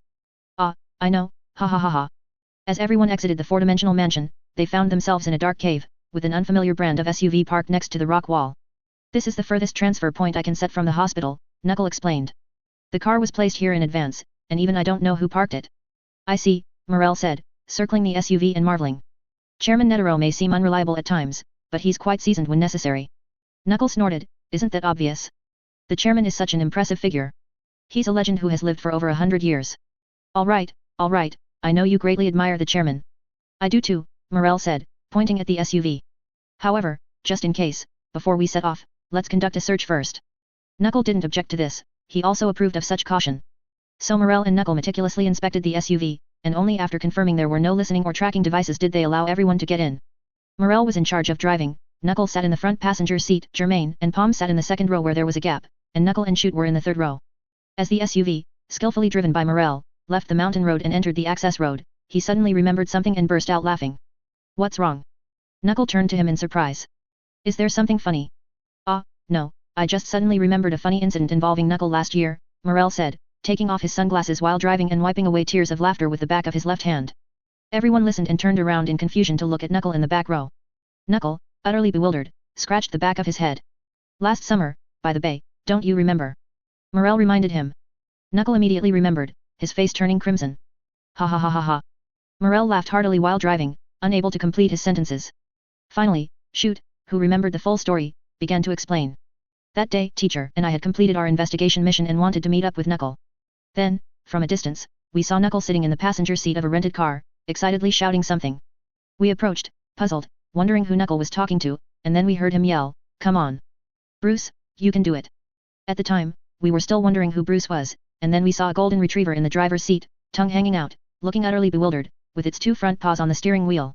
After asking for a long time, we finally understood that Knuckle, having nothing better to do, was teaching this stray dog from the street how to drive. Shoot couldn't help but cover his mouth and laugh as he finished speaking. Morel burst into laughter once more, causing the SUV to shake. Knuckle sat in the passenger seat with a dark expression, rubbing his forehead. This was indeed something Knuckle would do, and Morel, who taught him, wasn't much more reliable. But at this point, the red-faced Knuckle defended himself. I really did see a video on YouTube where a dog could drive and even take turns. Germain thought for a moment and testified, I also saw that video. There was indeed a well-trained dog that could shift gears, press the accelerator, and turn the steering wheel. You hear that? Knuckle immediately jumped up excitedly, his pompadour hitting the car roof with a clang. He then sat down, clutching his head. Ah, that hurts. Unlike Knuckle, Morel didn't mind his disciple's embarrassment at all. He was even happy to share such anecdotes, laughing for a long time until Knuckles' reminder calmed him down, and he drove steadily. Soon, the SUV entered the main road. Germain was initially looking at the receding scenery outside the window when he suddenly noticed a burning gaze from beside him. He turned around and saw Palm staring at him from across the aisle. Is something wrong? Germain asked curiously. Palm, with her disheveled hair, paused, then spoke in a hoarse voice. I heard, you have a chance, to become a one-star hunter, like teacher and Mr. Morel. Maybe, Germain shrugged. He wasn't particularly insistent on such things.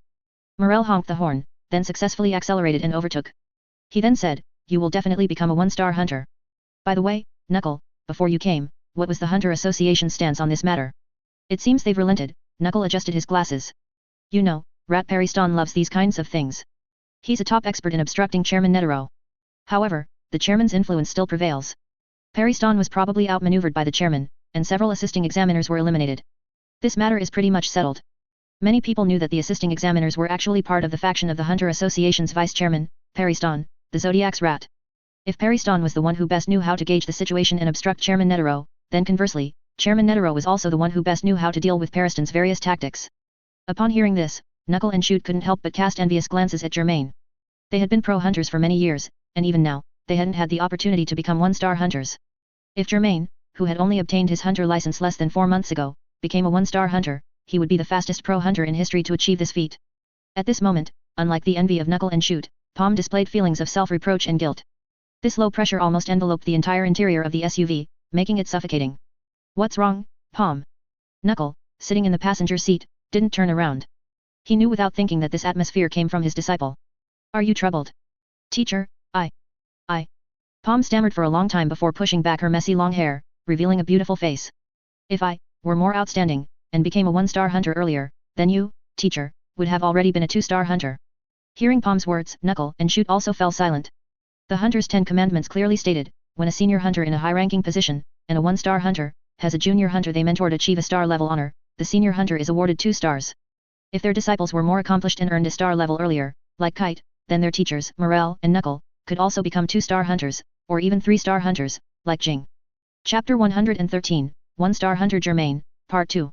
Knuckle, Shoot, and Palm actually all possessed considerable strength, and their growth rate was also very fast. They just lacked an opportunity to make a significant contribution. But this opportunity had been slow to arrive, while Germain had seized the chance to become a 1-star hunter so quickly.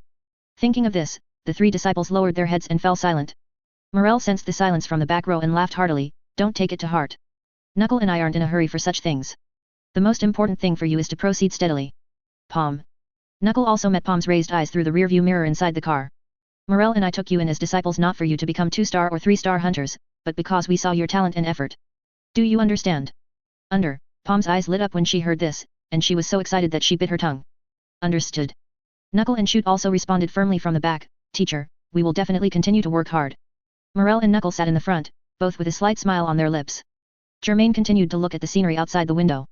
That night, the SUV stopped in the underground parking lot of a hospital in another city, and Germain went into this hospital. Knuckle, having completed his mission, left directly with Palm, even declining Morel's invitation to have a few drinks and a casual meal. As for Morel and his disciples, they remained at the hospital to help with security. 2 days later, on April 15th, Germain received 3 pieces of good news conveyed by Morel. The first was that the doctors finally deemed Germain fully recovered and fit for discharge. Even though this recovery speed defied common understanding, the fact remained a fact. Medicine is about discovering facts and dealing with facts. The second was that Germain's 1-star hunter honor had been awarded, but it would not be publicly announced on the Pro Hunter website for now, remaining confidential. You are the fastest Pro Hunter in history to achieve a star level. Come, Germain, give me your hunter license. I need to send it to the Hunter Association, or you can go to the Hunter Association yourself. Morel, on behalf of the Hunter Association, awarded Germain the star level and was also responsible for the follow-up. Your hunter license will be slightly modified by the Hunter Association, transforming into a 1-star hunter license. Morel had experienced this once before and was quite familiar with the process. Germain, however, unhurriedly asked, what's the difference between a 1-star hunter license and a regular hunter license? Morel paused, thought for a moment, and replied. Outwardly, it's just some added decorations, anti-counterfeiting features, and so on. Besides that, your authority will expand, you'll have the opportunity to become a Hunter Association executive, and the confidentiality of your information will increase. So if I don't send my regular hunter license to the Hunter Association, I won't get these benefits, right? That's not it, Morel replied. Your 1-star hunter status has already been filed, so even if you only use your current hunter license, you can achieve the same effect. In a more extreme case, it's like Borjin of the Zodiacs, his 2-star hunter license is missing, but it doesn't affect his 2-star hunter status. Germain actually knew where Jin's 2-star hunter license had gone. It was first used as an exam question, left with his disciple Kite, and later passed on to his son Gon. However, for someone like Jin, the hunter license was no longer of much use. With his various achievements, he could have been a 3-star hunter, but he hadn't applied for it. So it doesn't matter. Germain waved his hand. Forget it, I won't send it. I have some other things to do and no time to send it or go to the Hunter Association. Morel heard this, smiled bitterly, and shook his head. You really don't care about these things. All right, I'll relay it truthfully to the Hunter Association. Not many people did what Germain did, but there were some, and the Hunter Association wouldn't be so petty as to revoke his star level because of it. As for the third piece of news, the 2 sets of custom-made clothing Morel had requested to be sewn quickly had been delivered. These are the masterpieces of a 1-star hunter and a fashion hunter. Morel spread them on the bed, showing them to Germain. Then we'll make them even more durable. It's just a pity that time was too rushed. If she had more time, these 2 outfits could have been made even better. They're already good enough, Germain said, looking down at the 2 hunter black robes, reaching out to touch them. All I want is durability, splendor means nothing to me. In any case, thank you. No need to thank me. Why don't you try them on and see if they fit? Morel suggested. Germain examined the 2 hunter black robes closely and replied, okay. The regular hunter black robe was almost identical to the previous one, with only a few subtle changes made by the fashion hunter.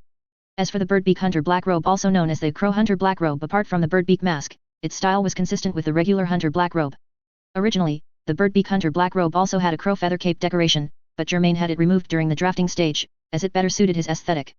Germain went into the restroom, put on the birdbeak hunter black robe, donned the grey-black gloves and long boots, and finally placed the birdbeak mask on his face, covering his handsome features. When he came out, Knuckle and Shoot had also entered the ward and were quite surprised to see Germain with a changed appearance. Morel explained, and only then did the 2 disciples learn the full story. Germain packed the other hunter black robe into his carry-on luggage, ready to be discharged. Morel and his 2 disciples saw Germain off at the main entrance. I almost thought a medieval plague doctor had come to modern times, Morel said with a teasing laugh. This is good too, wearing a mask will save a lot of trouble. Knuckle stroked his pompadour, seriously pondering, should I also wear a mask? With something like Yoroshiku printed on it. Why don't you just forget it? Shoot sighed. As long as your pompadour is exposed, the mask's concealment is meaningless. Knuckles' expression grew agitated. What? Are you telling me to give up my perfect pompadour? That's impossible, this is my proud and handsome hairstyle. That's why I told you to forget it, Shoot pouted.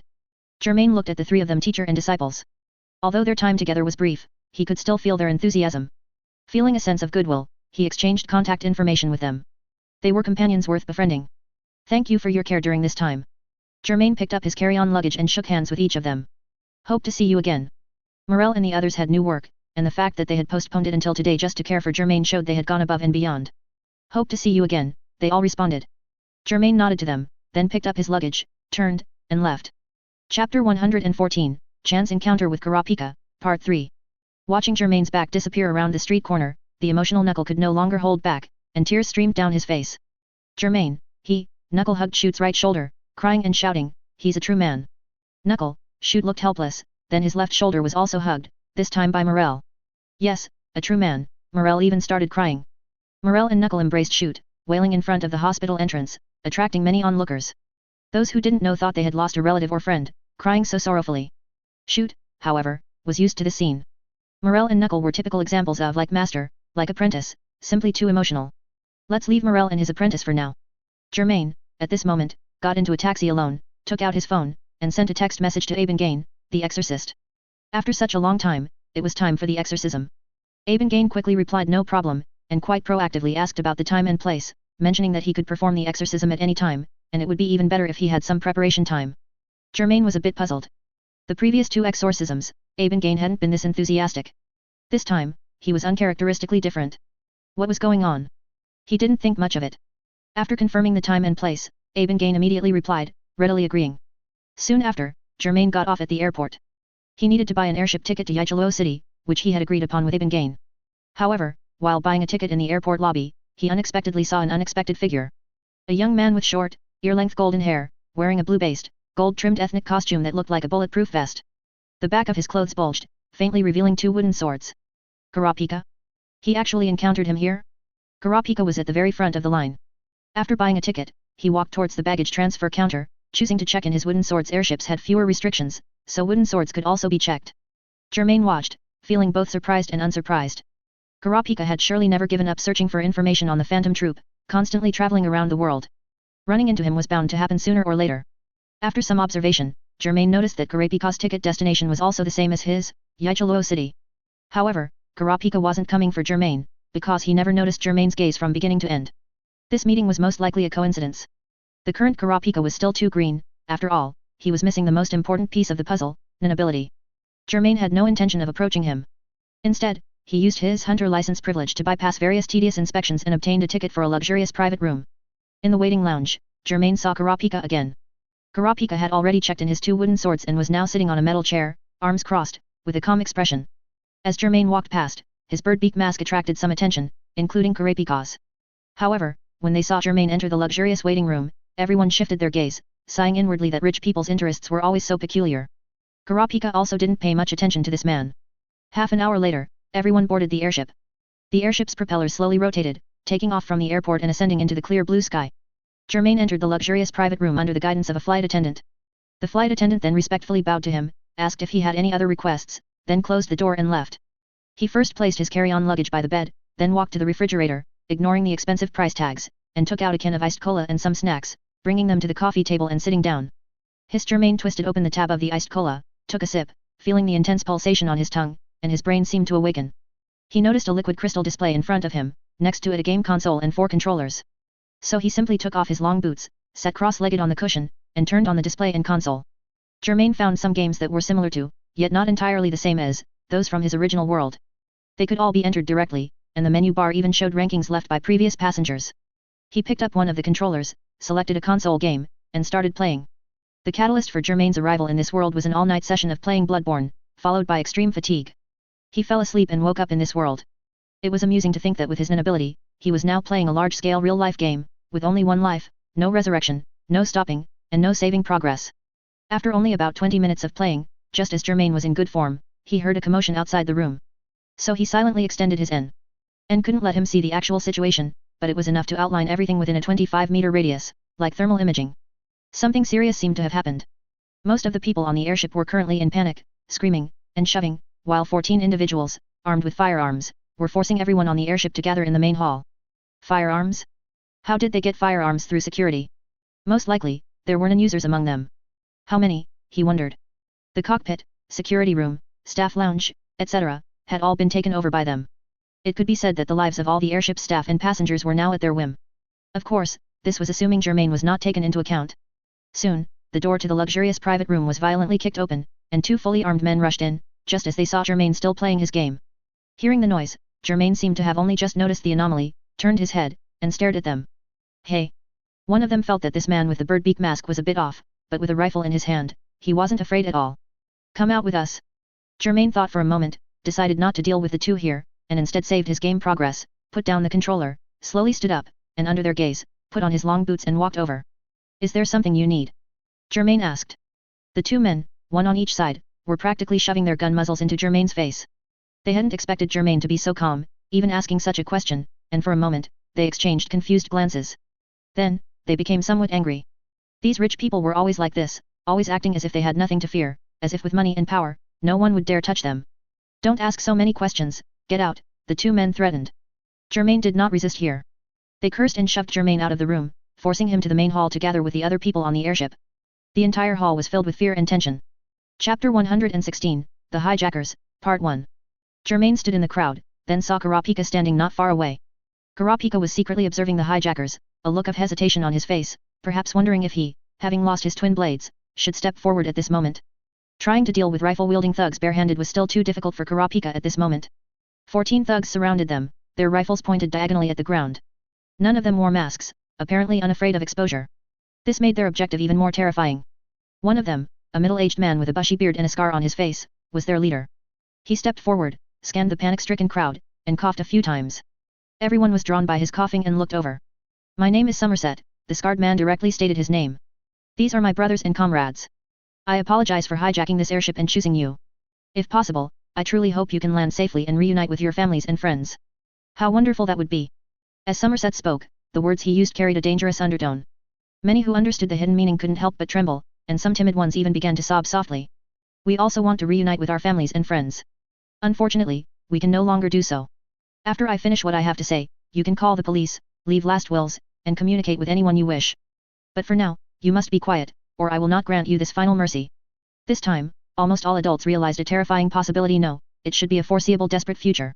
These thugs did not intend for the airship to land, or if it did, it would not be the landing method they hoped for.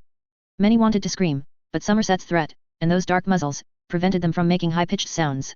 Somerset watched for a moment, nodded in satisfaction, and then said, "How many of you know about the Norwell Mercenary Survivor Mutual Aid Fund? Does anyone know?" No one knows. After waiting for a while, no one answered, and he was somewhat disappointed. Haha, indeed, I can't expect you to pay attention to us. After all, for you, it's irrelevant. Simply put, we are mercenaries, working for the V5 nations, Kakan Empire, or some smaller countries. But, in war, there are always heavy casualties. Deceased brothers and comrades leave behind unattended families. To ensure that the survivors can at least have enough to eat, the Norwell Mercenary Survivor Mutual Aid Fund was established. Somerset paced in the spacious hall of the airship, allowing everyone present to see his solemn expression at that moment.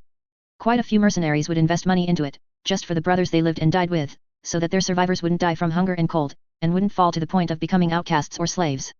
However, there are simply too many people, and too little money. Somerset shook his head and sighed. In desperation, we had no choice but to seek help from the government agencies that once hired us. Sure enough. He looked up at the crowd. No one cared about us.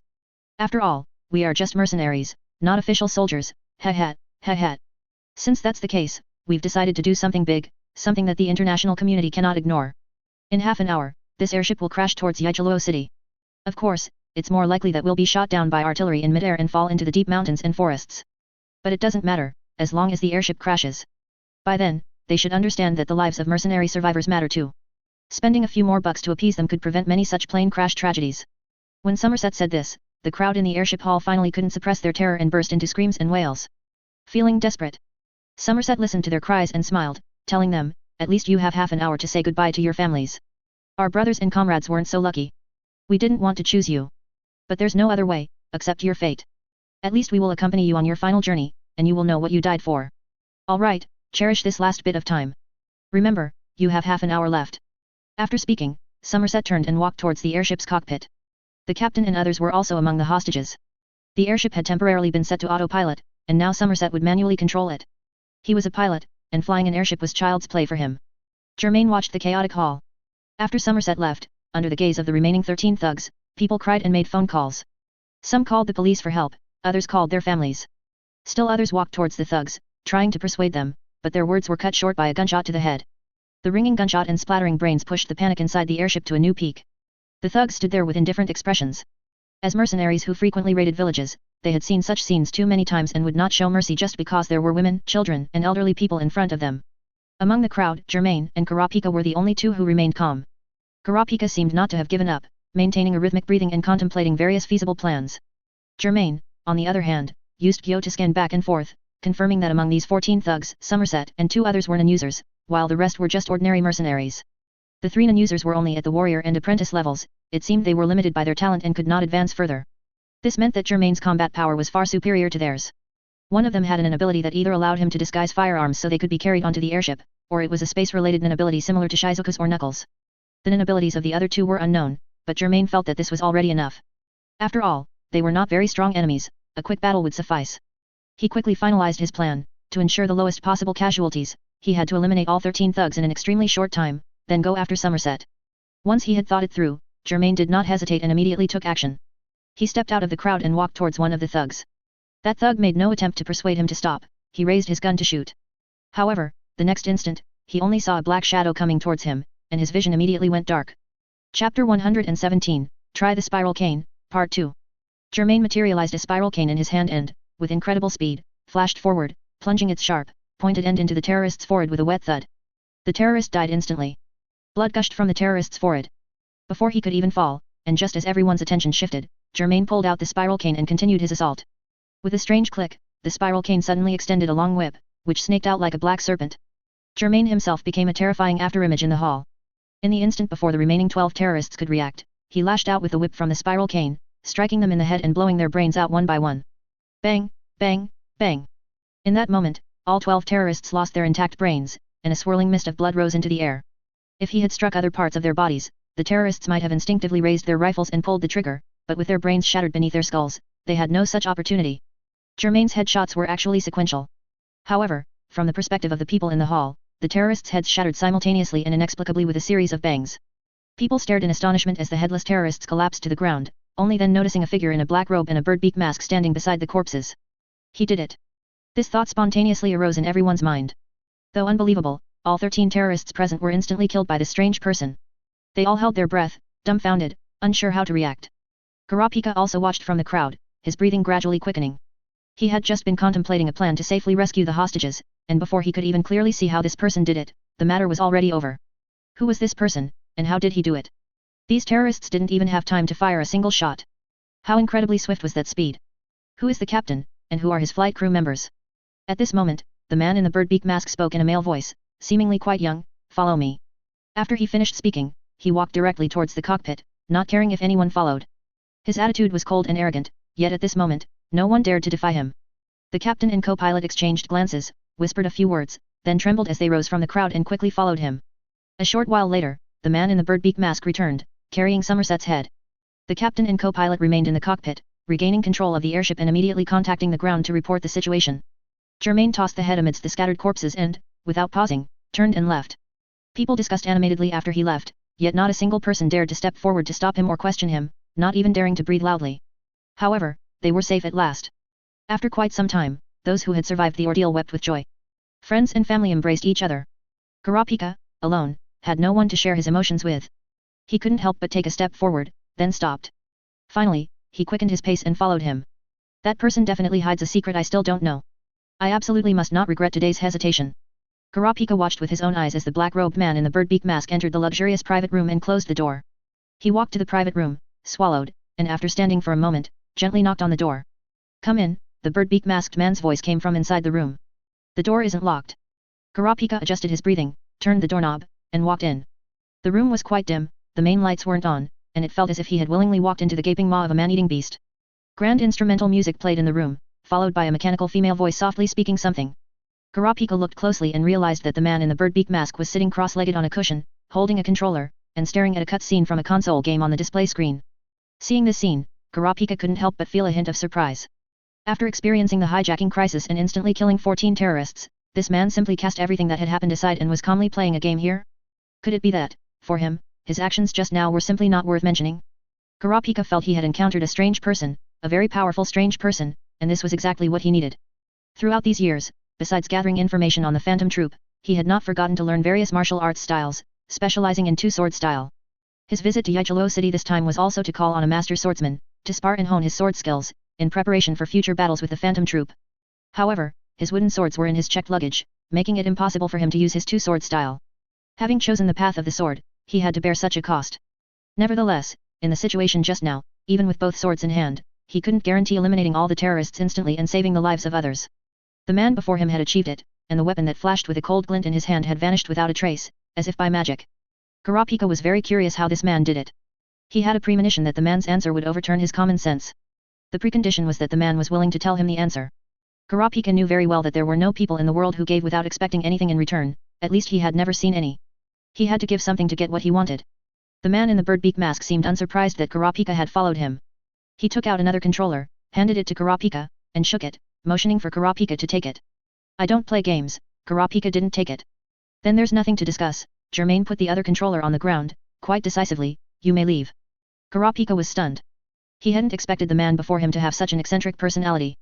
After a moment of hesitation, he also sat cross-legged and picked up the controller.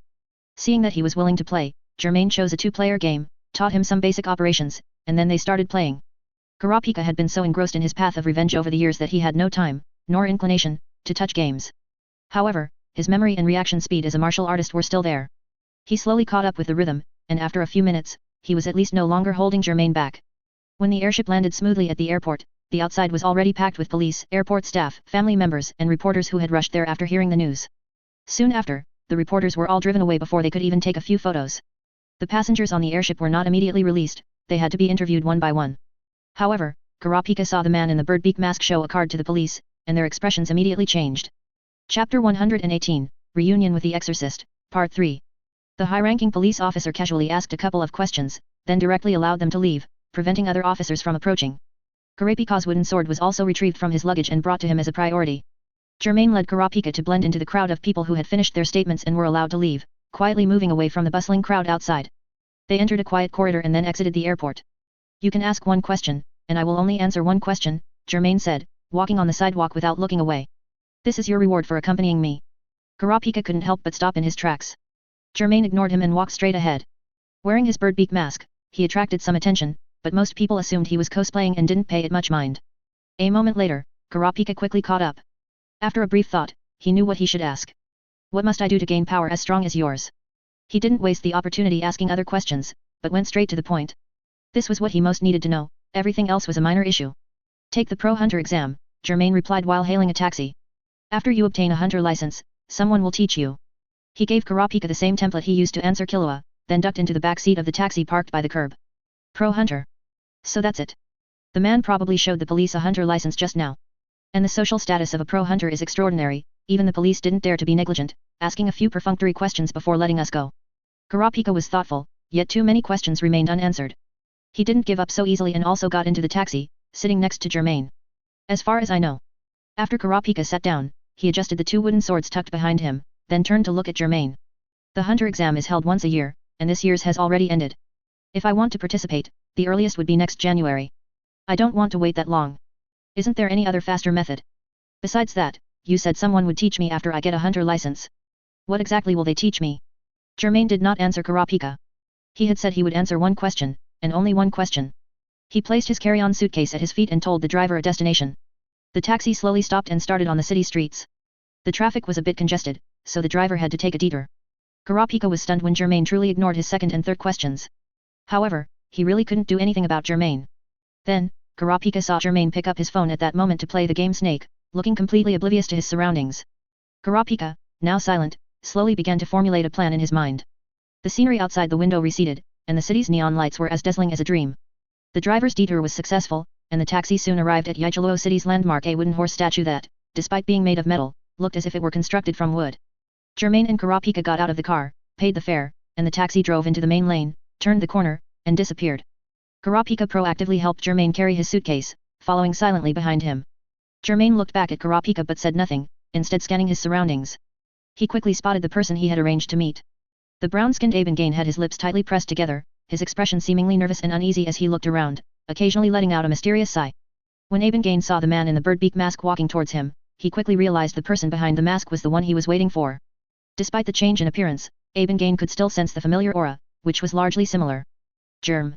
Abengain had just softly uttered a syllable when he noticed the unfamiliar young man behind Germain, so he stopped in time and asked, "He is?" "Ignore him. Just pretend he doesn't exist," Germain replied. "Without further ado, let's begin." Abengain eyed the bewildered Kurapika suspiciously for a few moments, then nodded, "All right, please follow me. I've arranged a location." "You lead the way, we'll follow," Germain said. So, Germain and Kurapika followed Abengain forward. They passed through the bustling square and walked towards a secluded alley. Slowly, the number of people around them dwindled. Kurapika opened his mouth to speak several times, and also wondered if continuing like this would be too dangerous, or if he should leave. Such an adventure truly did not align with his usual style. However, as long as there was a possibility of gaining the ability to defeat the phantom troop, Kurapika was willing to take the risk. He was unwilling to give up now. He followed a man he had met only 2 hours ago, and another man he had just met, down a flight of stairs and into a basement. Abengain took out a key from his pocket to open the door and stepped into a pitch-black corridor. He stomped his foot, and the motion sensor lights in the corridor lit up. After Germain and Kurapika entered, Abengain poked his head out, cautiously observed the outside for a moment, and then locked the door from the inside. "Please go straight ahead, it's at the end of the corridor," Abengain gestured with his hand. "Please forgive my excessive caution. Recently, life has become increasingly difficult for exorcists." Kurapika keenly heard the unfamiliar new term exorcist, and carrying Germain's suitcase, he paused his steps, then quickly caught up, continuing to play the silent listener. "Your ability is quite rare, isn't it?" Germain's voice, muffled by the birdbeak mask, had a deep, resonant quality. "Logically speaking, your life should be quite good." Abengain glanced at Kurapika. Since Mr. Germain was willing to continue the conversation, it seemed he trusted this young man quite a bit. In that case, he didn't need to hide everything. "It's not that simple. Not everyone is as reasonable as you. There are always some who want free services, and others who believe mine inability is their natural enemy." Inability. Kurapika received another new concept, listening impassively. Abengain used a key to unlock the rolling shutter door at the end of the corridor, flipping it open with a clatter to reveal a pitch-black room inside. He fumbled along the wall for a moment, then flicked a switch with a click, and the lights in the room came on. Inside the approximately 80 square meter room, rows of shelves were visible, and on these shelves were various potted flowers. The potted flowers were arranged symmetrically along a central line, with identical corresponding displays on both the left and right sides, appearing neat, orderly, and quite beautiful. Chapter 119, Being an exorcist isn't easy these days, Part 4. I put in some effort to better perform exorcism for you. Germain wore an awkward expression, wanting to flatter but unsure how. He wasn't good at it, and now it was just a matter of urgency. The formation I've set up will make the exorcism proceed more smoothly. In truth, Germain did this more to protect himself. Ever since the last exorcism, Germain had been thinking about how to assert his rights as an exorcist the next time he saw Germain. After all, performing exorcism for Germain was risky. If possible, he even hoped to decline all future exorcisms for Germain. Germain had rehearsed stern refusals several times in his mind, gaining considerable courage from it. It wasn't until news came that 3 Phantom Troop members had been killed by Germain that he realized his accumulated courage had dissipated so quickly. When Germain came to him for exorcism again, he abandoned all his previous preparations and decided to swallow his pride. If he couldn't refuse the exorcism, he should at least take safer and more secure protective measures for his own exorcism. Thinking this, Germain chose to yield and thus set up the formation in this room. Follow your method. Begin. Germain didn't want to waste time. Germain glanced at Kurapika again, seeing him curiously watching from the corner. He had a rough idea and no longer paid him any mind. Seeing Kurapika's unworldly demeanor, Germain was certain he was someone who completely didn't understand Nin ability. Otherwise, before entering the basement, Kurapika should have had his Nin ability wrapped around him, like him and Germain, to deal with sudden situations in the dark and narrow environment. The exorcist didn't bother with such details. In the center of the room, he filled an iron box with firewood, poured oil on it, and ignited it with a flamethrower. The flames shot up, raising black smoke. Germain, as always, held a strange doll, muttering incantations, using its forest spirit to perform exorcism for Germain. Kurapika watched with a peculiar expression, only feeling that it resembled some kind of deceptive curse ritual, and he gradually felt a bit disappointed. However, Germain's performance on the airship made him unable to resist the temptation. He felt that there might be something strange before him that he couldn't yet discern. It was also at this moment that a strange wind suddenly arose, more thick smoke billowed from the iron box, followed by clanging noises. Kurapika frowned, realizing something was amiss, and couldn't help but take a step forward, immediately feeling a chilling sensation wash over him. Hiss. This chill made him feel as if he were standing naked in a world of ice and snow. Piercing wind blades cut at his flesh, and waves of nausea surged from his stomach to his throat. In a short while, Kurapika was drenched in sweat, his briefcase clattered to the ground, his legs gave out, and he plopped onto the floor. Germain and Germain heard the sound but didn't turn to look at him. When Kurapika saw several bizarre, twisted crawling creatures emerge from the flames of the iron box, his breathing became rapid, and his whole body trembled. What exactly is this? Note, under normal circumstances, emission-type Nin beasts are invisible to ordinary people, while materialization-type Nin beasts are visible to ordinary people. If Kurapika could calm down at this moment, he would realize that not only he, but even Germain, the exorcist, was trembling. The quantity of Nin beasts increased again. Although it was expected, Germain watched the 10 Nin beasts crammed together with his scalp tingling. He watched them wail towards him, their mother, like conjoined twins, and ultimately couldn't help but feel fear. Oh, forest spirit, please bless me and protect me from the intrusion of these terrifying abominations. Germain silently prayed. He prayed he wouldn't have nightmares tonight. However, he was an experienced exorcist after all. Even in this terrifying scene he had never witnessed before, he forced himself to calm down.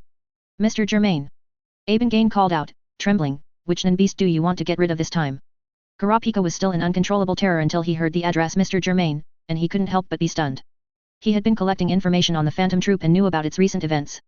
It was said that last year, a man named Germain joined the Phantom Troop, then for some unknown reason left the Phantom Troop, and subsequently killed 3 of its members.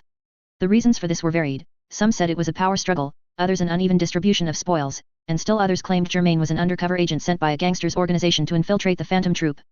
However, it was an undisputed fact that a man named Germain killed 3 Phantom Troop members within 2 months. Kurapika couldn't help but look at Germain's back with a strange expression. He wanted to see through this man. Hearing Abengana's reminder, Germain, relying on his spiritual intuition, pointed to one of the scarlet Nin beasts, that one. All right. Germain began the final and most crucial step of the exorcism, Spirit of the Wind, please. After a while, a lizard-like Nin beast was eliminated by Germain amidst wails. He immediately and unhesitatingly forced the remaining Nin beasts back and then quickly extinguished the flames. So it's finally over. Having completed all this, Germain, drenched in sweat, finally let out a sigh of relief, leaning against the wall to steady himself and rest for a moment. Germain, meanwhile, confirmed that the negative trait named Fickle had been cleared through the projection of his hunter badge, and he couldn't help but feel quite pleased. Germain, thank you. Germain nodded to the exorcist, I've already transferred the Jenny. This concludes our business for now. Ah, okay. Germain, who had wanted to say more, ultimately chose to follow his heart. He really didn't want to provoke Germain. Germain killed the phantom troop and the shadow beasts without hesitation, let alone an exorcist like him. So, he resigned himself to his bad luck. Germain turned around and saw Kurapika had already gotten up, staring at him intently, with an expression that wanted to know everything. He still didn't answer Kurapika's questions and simply walked out of the room filled with potted flowers. Kurapika paused for a while, then had no choice but to pick up his briefcase and follow him. Abengain watched their figures disappear around the corner and finally relaxed completely, slumping down. He stared at the smoke-stained ceiling and the whirring exhaust fan, feeling like crying. It's really not easy for an exorcist to earn a hard-earned fee. Chapter 120, Kurapika chooses to yield, Part 1. After a long while, Abengain took out his phone and checked his bank account to confirm the amount of Germain's transfer. Wait, this amount. It was only then that Abengain realized the amount Germain had paid this time was significantly more than the previous 2 times. Did he make a mistake, or? Abengain immediately understood. It turned out that Germain had also realized his exorcism work was becoming increasingly difficult, so he had proactively increased the compensation, he just hadn't informed him. He couldn't help but feel a little touched. Although exorcism was somewhat dangerous, at least Germain was willing to pay a fair price and was willing to proactively raise the remuneration. For Abengain, compared to those greedy, conniving clients of the past, Germain was actually quite an excellent client. On the other side, Germain and Kurapika had already walked out of the basement. Outside, the sky had turned gloomy at some point, and a light rain was falling, making the ground wet and puddles appearing everywhere. Second question. Germain walked forward without looking back, the raindrops sliding off his bird beak mask. Considering you carried my suitcase. Kurapika was silent for a moment, swallowed, and then asked, you have information on all or some members of the phantom troop, right? How clever and perceptive. Germain smiled slightly and replied, yes. He knew Kurapika was already suspicious of his identity, and by answering this question now, he was essentially admitting that he was that Germain. Kurapika's breath hitched, and beneath his colored contacts, his eyes had already transformed into beautiful scarlet eyes, though it wasn't visible externally. The rain intensified slightly, like the poignant drumming, beating upon his soul. He suddenly stopped, lowering his head, and roared at Germain like a small lion that had been suppressed for a long time. Troop killer Germain. Are you toying with me? Kurapika no longer believed that his encounter with Germain was a coincidence. From his perspective, Germain had deliberately sought him out and enticed him to acquire the so-called Nin ability. He disliked the feeling of being manipulated in someone's palm. Germain stopped, but still did not answer Kurapika, having said he would only answer the second question, I am a man of principles, Germain said. He walked forward, intending to retrieve the suitcase from Kurapika's hand. Unexpectedly, Kurapika clutched it tightly, staring at Germain for a while, his gaze gradually turning to sorrow, and what seemed like a drop of rain slid down his face. What exactly do I have to do to get more information? Germain let go, allowing Kurapika to continue carrying the suitcase. I'm going to a hotel, I don't want to sleep on the streets. You either follow me, or you give me back the luggage. Kurapika pursed his lips, clenched his fists, but eventually relaxed them, choosing to yield. Please let me follow you. Germain shrugged and turned to continue walking. This time, Kurapika followed closely without hesitation. When they arrived at the nearest hotel, both were soaked, and a waiter proactively brought them hot towels. However, Germain at least had his bird beak hunter's black robe for cover, he would be much more comfortable once he took off the outer layer. Kurapika, on the other hand, had nothing, his golden hair was plastered to his face, and he looked haggard, thin, and quite disheveled. Germain booked 2 rooms and tossed one of the keys to Kurapika. Then, he extended a finger, flicked Kurapika's forehead, and then picked up his suitcase and walked upstairs. Kurapika touched his forehead, which didn't hurt, and looked at Germain's retreating back with confusion. After a long while, he suddenly understood. 1 a.m. Germain had taken off his bird beak hunter's black robe and changed into a clean set of pajamas. He sat on the bed, flipping through a beast encyclopedia that Knuckle had recommended to him, finding it increasingly interesting. After reading for a while, there was a knock on the door, quite clear in the silent night. Germain wasn't surprised. He put down the book, got up, walked through the hall, and opened the door. Standing outside was, of course, Kurapika. He had changed into the hotel's pajamas, his previous clothes were drying, and at this moment, he stood before Germain with a determined look in his eyes. Come in, Germain said, stepping aside. This was the first time Kurapika had seen Germain's true face beneath the bird beak mask. He hadn't expected the other party to also be a handsome young man. Although there were previous wanted photos of Germain's profile on the website, they were too blurry, and Kurapika hadn't seen them with his own eyes. He estimated that Germain was probably only 5 or 6 years older than him. Yet, an unfathomable chasm separated them, dividing them into people of this world and people of that world. Kurapika wanted to understand what this chasm truly was and how to cross it. And now, as Kurapika stepped into Germain's room, it was as if he was stepping into the world of Germain, Abengain, and their kind. Germain closed the door and walked into the living room, only to see Kurapika standing there motionless. Sit down. Germain casually sat on the sofa himself, noticing Kurapika was still standing. You sit. I don't want to talk to you with my head tilted up. Only then did Kurapika sit down. However, he sat very upright, a truly textbook example of the kind of perfect child one might see in stories. The hunter exam is next January, Kurapika said calmly. Plus, cultivating what you call an ability will probably take several more months. I can't wait that long. He looked up at Germain. Besides, you have actual achievements, abilities, and experience in eliminating the phantom troop. I can't think of any reason why I shouldn't consult you. Please tell me your conditions. Germain thought for a moment and said, how about one story for another story? Kurapika paused, pondered for a moment, and then understood Germain's meaning. He sighed. My name is Kurapika, the sole survivor of the annihilated Kurta clan. I was out for a reason at the time, so I escaped the calamity. When I learned that it was the phantom troop who did it, I swore that I would retrieve my clan members' stolen scarlet eyes at all costs and take revenge on the phantom troop. Kurapika took off his colored contacts in front of Germain, revealing his eyes, which had turned scarlet due to emotions like hatred and anger. Our clan, because of our scarlet eyes, could achieve a leap in physical abilities, easily surpassing ordinary people, and were therefore regarded as freaks and incarnations of demons. Additionally, many human collectors pompously rated the scarlet eyes as one of the so-called 7 great beauties, which caused our clan immense suffering. Therefore, our clan could only live in seclusion in deep mountains and wild forests, and we would relocate our settlements every so often to get by, thus achieving temporary peace. Chapter 121, One Story for Another, Part 2. As he spoke, Kurapika's expression, lost in memory, held a touch of tenderness. One day, my friend Pero and I found a woman who was lost, injured, and unconscious. We helped her, and in gratitude, she told us stories about human society. Germain knew that the woman Kurapika had omitted from his story was Sheila. And Sheila was a childhood friend of the core members of the Phantom Troop. Kurapika didn't know that Germain was already so familiar with his story, and even knew more, he simply continued as if he were telling it for the first time. After the woman recovered, she left us, but she left behind an adventure storybook. Because of that woman and that storybook, I became increasingly curious about the outside world.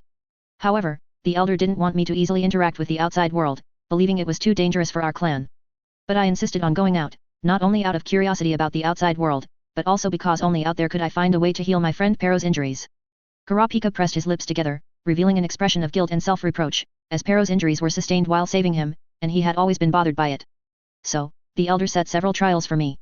Only by passing them could I gain the right to leave for an extended period. Ultimately, with the help of my friend Pero, I passed all the trials. The elder, left with no choice, had to keep his promise and let me go. However, just 6 weeks after I left, our entire clan was massacred by the Phantom Troop. 36 pairs of scarlet eyes were gouged out, and Pero's head was directly severed and taken away. I lost everything. Kurapika's scarlet eyes seemed to glow even brighter, their crimson light almost engulfing his entire somber face. Later, I wondered countless times, was it my insistence on going out that exposed our clan's settlement, leading to their tragic end? If I had suppressed my curiosity and only sought possibilities for Pero's treatment within a limited area, would the tragedy not have happened? Kurapika sat on the sofa, clenching his fists, his crimson eyes staring straight ahead, as if gazing at an invisible enemy, or perhaps his own reflection on the wall. A silence fell over the living room for a moment. Germain no longer kept him in suspense and began to tell the story he knew. Kurora was born in Meteor City. Even as a teenager, he displayed wisdom and leadership qualities that many adults lacked. To improve the entertainment lives of the orphans in Meteor City, he gathered a group of teenagers of similar age from Meteor City, dubbed a tokusatsu film, and broadcast it for the orphans to watch. Later, Kurora and the others named this temporarily formed team the Phantom Troop. Upon hearing this, Kurapika suddenly turned his head to look at Germain. He finally understood why Germain had mentioned someone he didn't know, named Kurora. Kurapika listened intently and carefully, deeply imprinting Kurora and the names mentioned afterward in his mind. The Phantom Troop voice acting members at that time included Kurora, Yuvajin, Nobunaga, Finks, Phaeton Portor, Franklin, Shulnark, Pakunoda, Maki, Sarasa, and Sheila. After hearing the last name, Sheila, Kurapika first showed an expression of disbelief, then he trembled, bit his lower lip tightly, drawing blood. He was contemplating a terrifying possibility. Could it be that that woman deliberately came near our clan, and then deliberately fainted in front of Pero and me, using it to trigger all the subsequent misfortunes? Was she a part of the Phantom Troop, an accomplice in the massacre, or even one of the masterminds? As soon as he considered this possibility, Kurapika felt an unparalleled coldness throughout his body. Fortunately, Germain quickly cleared up the many doubts in his mind. Having wandered the outside world for so many years, you should have a general idea of what Meteor City is like. It's basically a lawless zone, attracting a considerable number of deviants. Sarasa was captured by a group of these deviants, tortured to death, dismembered, and the entire process was brazenly filmed. Then they put her in a bag, hung her from a tree, and affixed labels full of provocative phrases. Sarasa, in her despair, must have cried out something like her companions would come to save her, but unexpectedly, that only excited those deviants even more. Germain recalled that scene, labels covered in humiliating words stuck to Sarasa's forehead, obscuring her face. The deviants did this to make Sarasa's companions and tokusatsu heroes see the pain in Sarasa's expression before her death after removing the labels. It was as if they were telling them that Sarasa died so miserably because of them. Not only did they shift the blame, but they also further trampled on humanity. Furthermore, it also meant that they didn't treat Sarasa as a human being, only goods, toys, and livestock would be labeled and put in bags. After those deviants swaggered away, Kurora and the others quickly discovered the crime scene, brought Sarasa back, and buried her properly. From that moment on, Kurora swore to find those deviants and take revenge on them, no matter the cost. For this, he needed an organization, he needed a dark website to attract deviants, and he needed to kill many people. As Germain spoke, he observed Kurapika's expression, noticing that he only wavered for a moment before regaining his composure. A very firm obsession.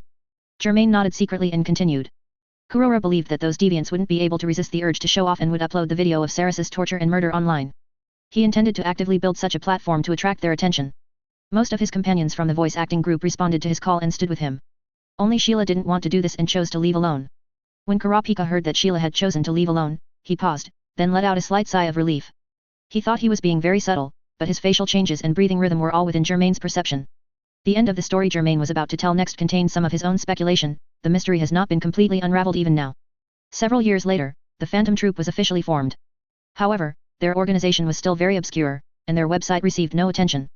That's when they heard intelligence about the Scarlet Eyes.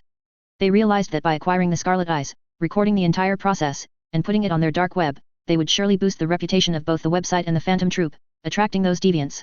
Thus, they found the Gurta clan's settlement and committed their atrocities. Chapter 122, Germain's Conditions for Teaching the Nobility, Part 3. To obtain the Scarlet Eyes, which become more vivid with strong emotions, the Phantom Troop forced the Gurta clan to witness the entire process of their loved ones being tortured and killed. Afterward, they left behind Meteor City's famous saying, "We accept all, so take nothing from us," along with the Phantom Troop's spider mark. This was to prove to the world that it was indeed their doing and that Meteor City was under the protection of the Phantom Troop.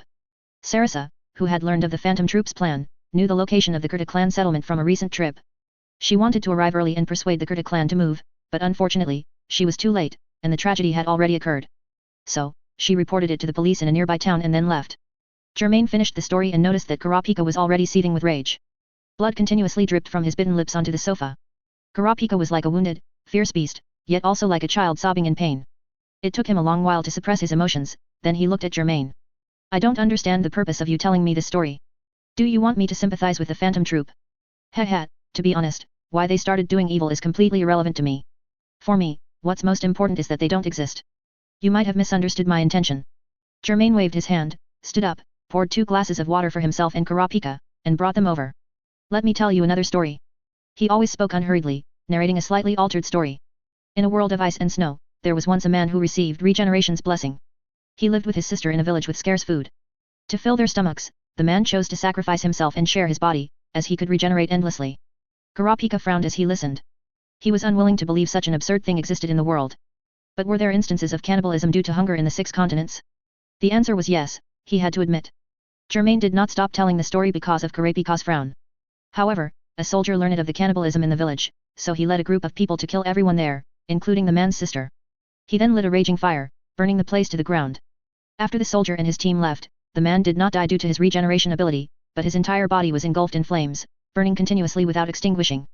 Thus, a monster named Fire Punch was born, constantly devoured by flames and in excruciating pain. He was driven by a desire for revenge and began to move forward tirelessly. After an unknown number of years, he finally found his enemy from back then, that soldier, only to discover that he had changed completely, becoming the adoptive father of over a dozen orphans. He said he repented for what he did back then, that he was in great pain, and that he wanted to turn over a new leaf. The children protected him, their eyes revealing their love for their adoptive father. What else could Fire Punch do? He couldn't possibly burn those innocent children into charred corpses with the flames on his body, could he? Besides, hadn't his enemy already repented? Fire Punch felt that his enemy might not have been an evil person, he just didn't want to leave behind a bloodline of cannibals. A boring story. Kurapika suddenly stood up from the sofa. "Do you mean that the Phantom Troop is this soldier, and before Sarasa was killed, they were actually good people? You want to persuade me to let go of my hatred and sympathize with the Phantom Troop?" "Ha! I found the wrong person. I must have found God, otherwise why would you advise me to be the Virgin Mary?"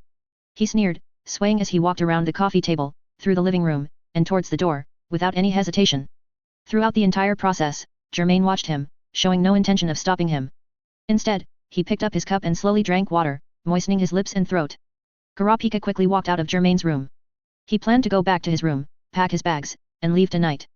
But when he placed his hand on the doorknob of his own room, he involuntarily paused. His hurried breathing gradually calmed down.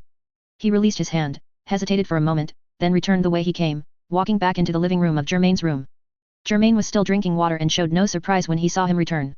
And then, Kurapika couldn't help but ask, what did Fire Punch do? Germain gulped down the water in his cup, placed it on the coffee table, and turned to look at Kurapika. It's simple, he turned around, just like you, and came back. Kurapika stood frozen, taking a long moment to understand the meaning of Germain's words. Fire Punch ultimately chose to seek revenge at all costs, no matter who stood in front of his enemy. He was different from Fire Punch, yet also somewhat similar. Since you've turned back, only by severing your obsession will the flames of anger and pain on your body extinguish. However, in the raging fire of revenge, you will lose your direction in life and be completely consumed. Germain told the two stories both to answer some of Kurapika's questions and to make him realize something, while also leaving room for possibility. The reason I went to such great lengths to tell you all this is for two reasons.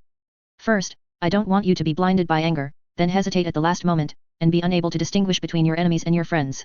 Second, I don't want you to make revenge your entire life, and ultimately fall on the path of revenge. I can teach you an ability, Germain said.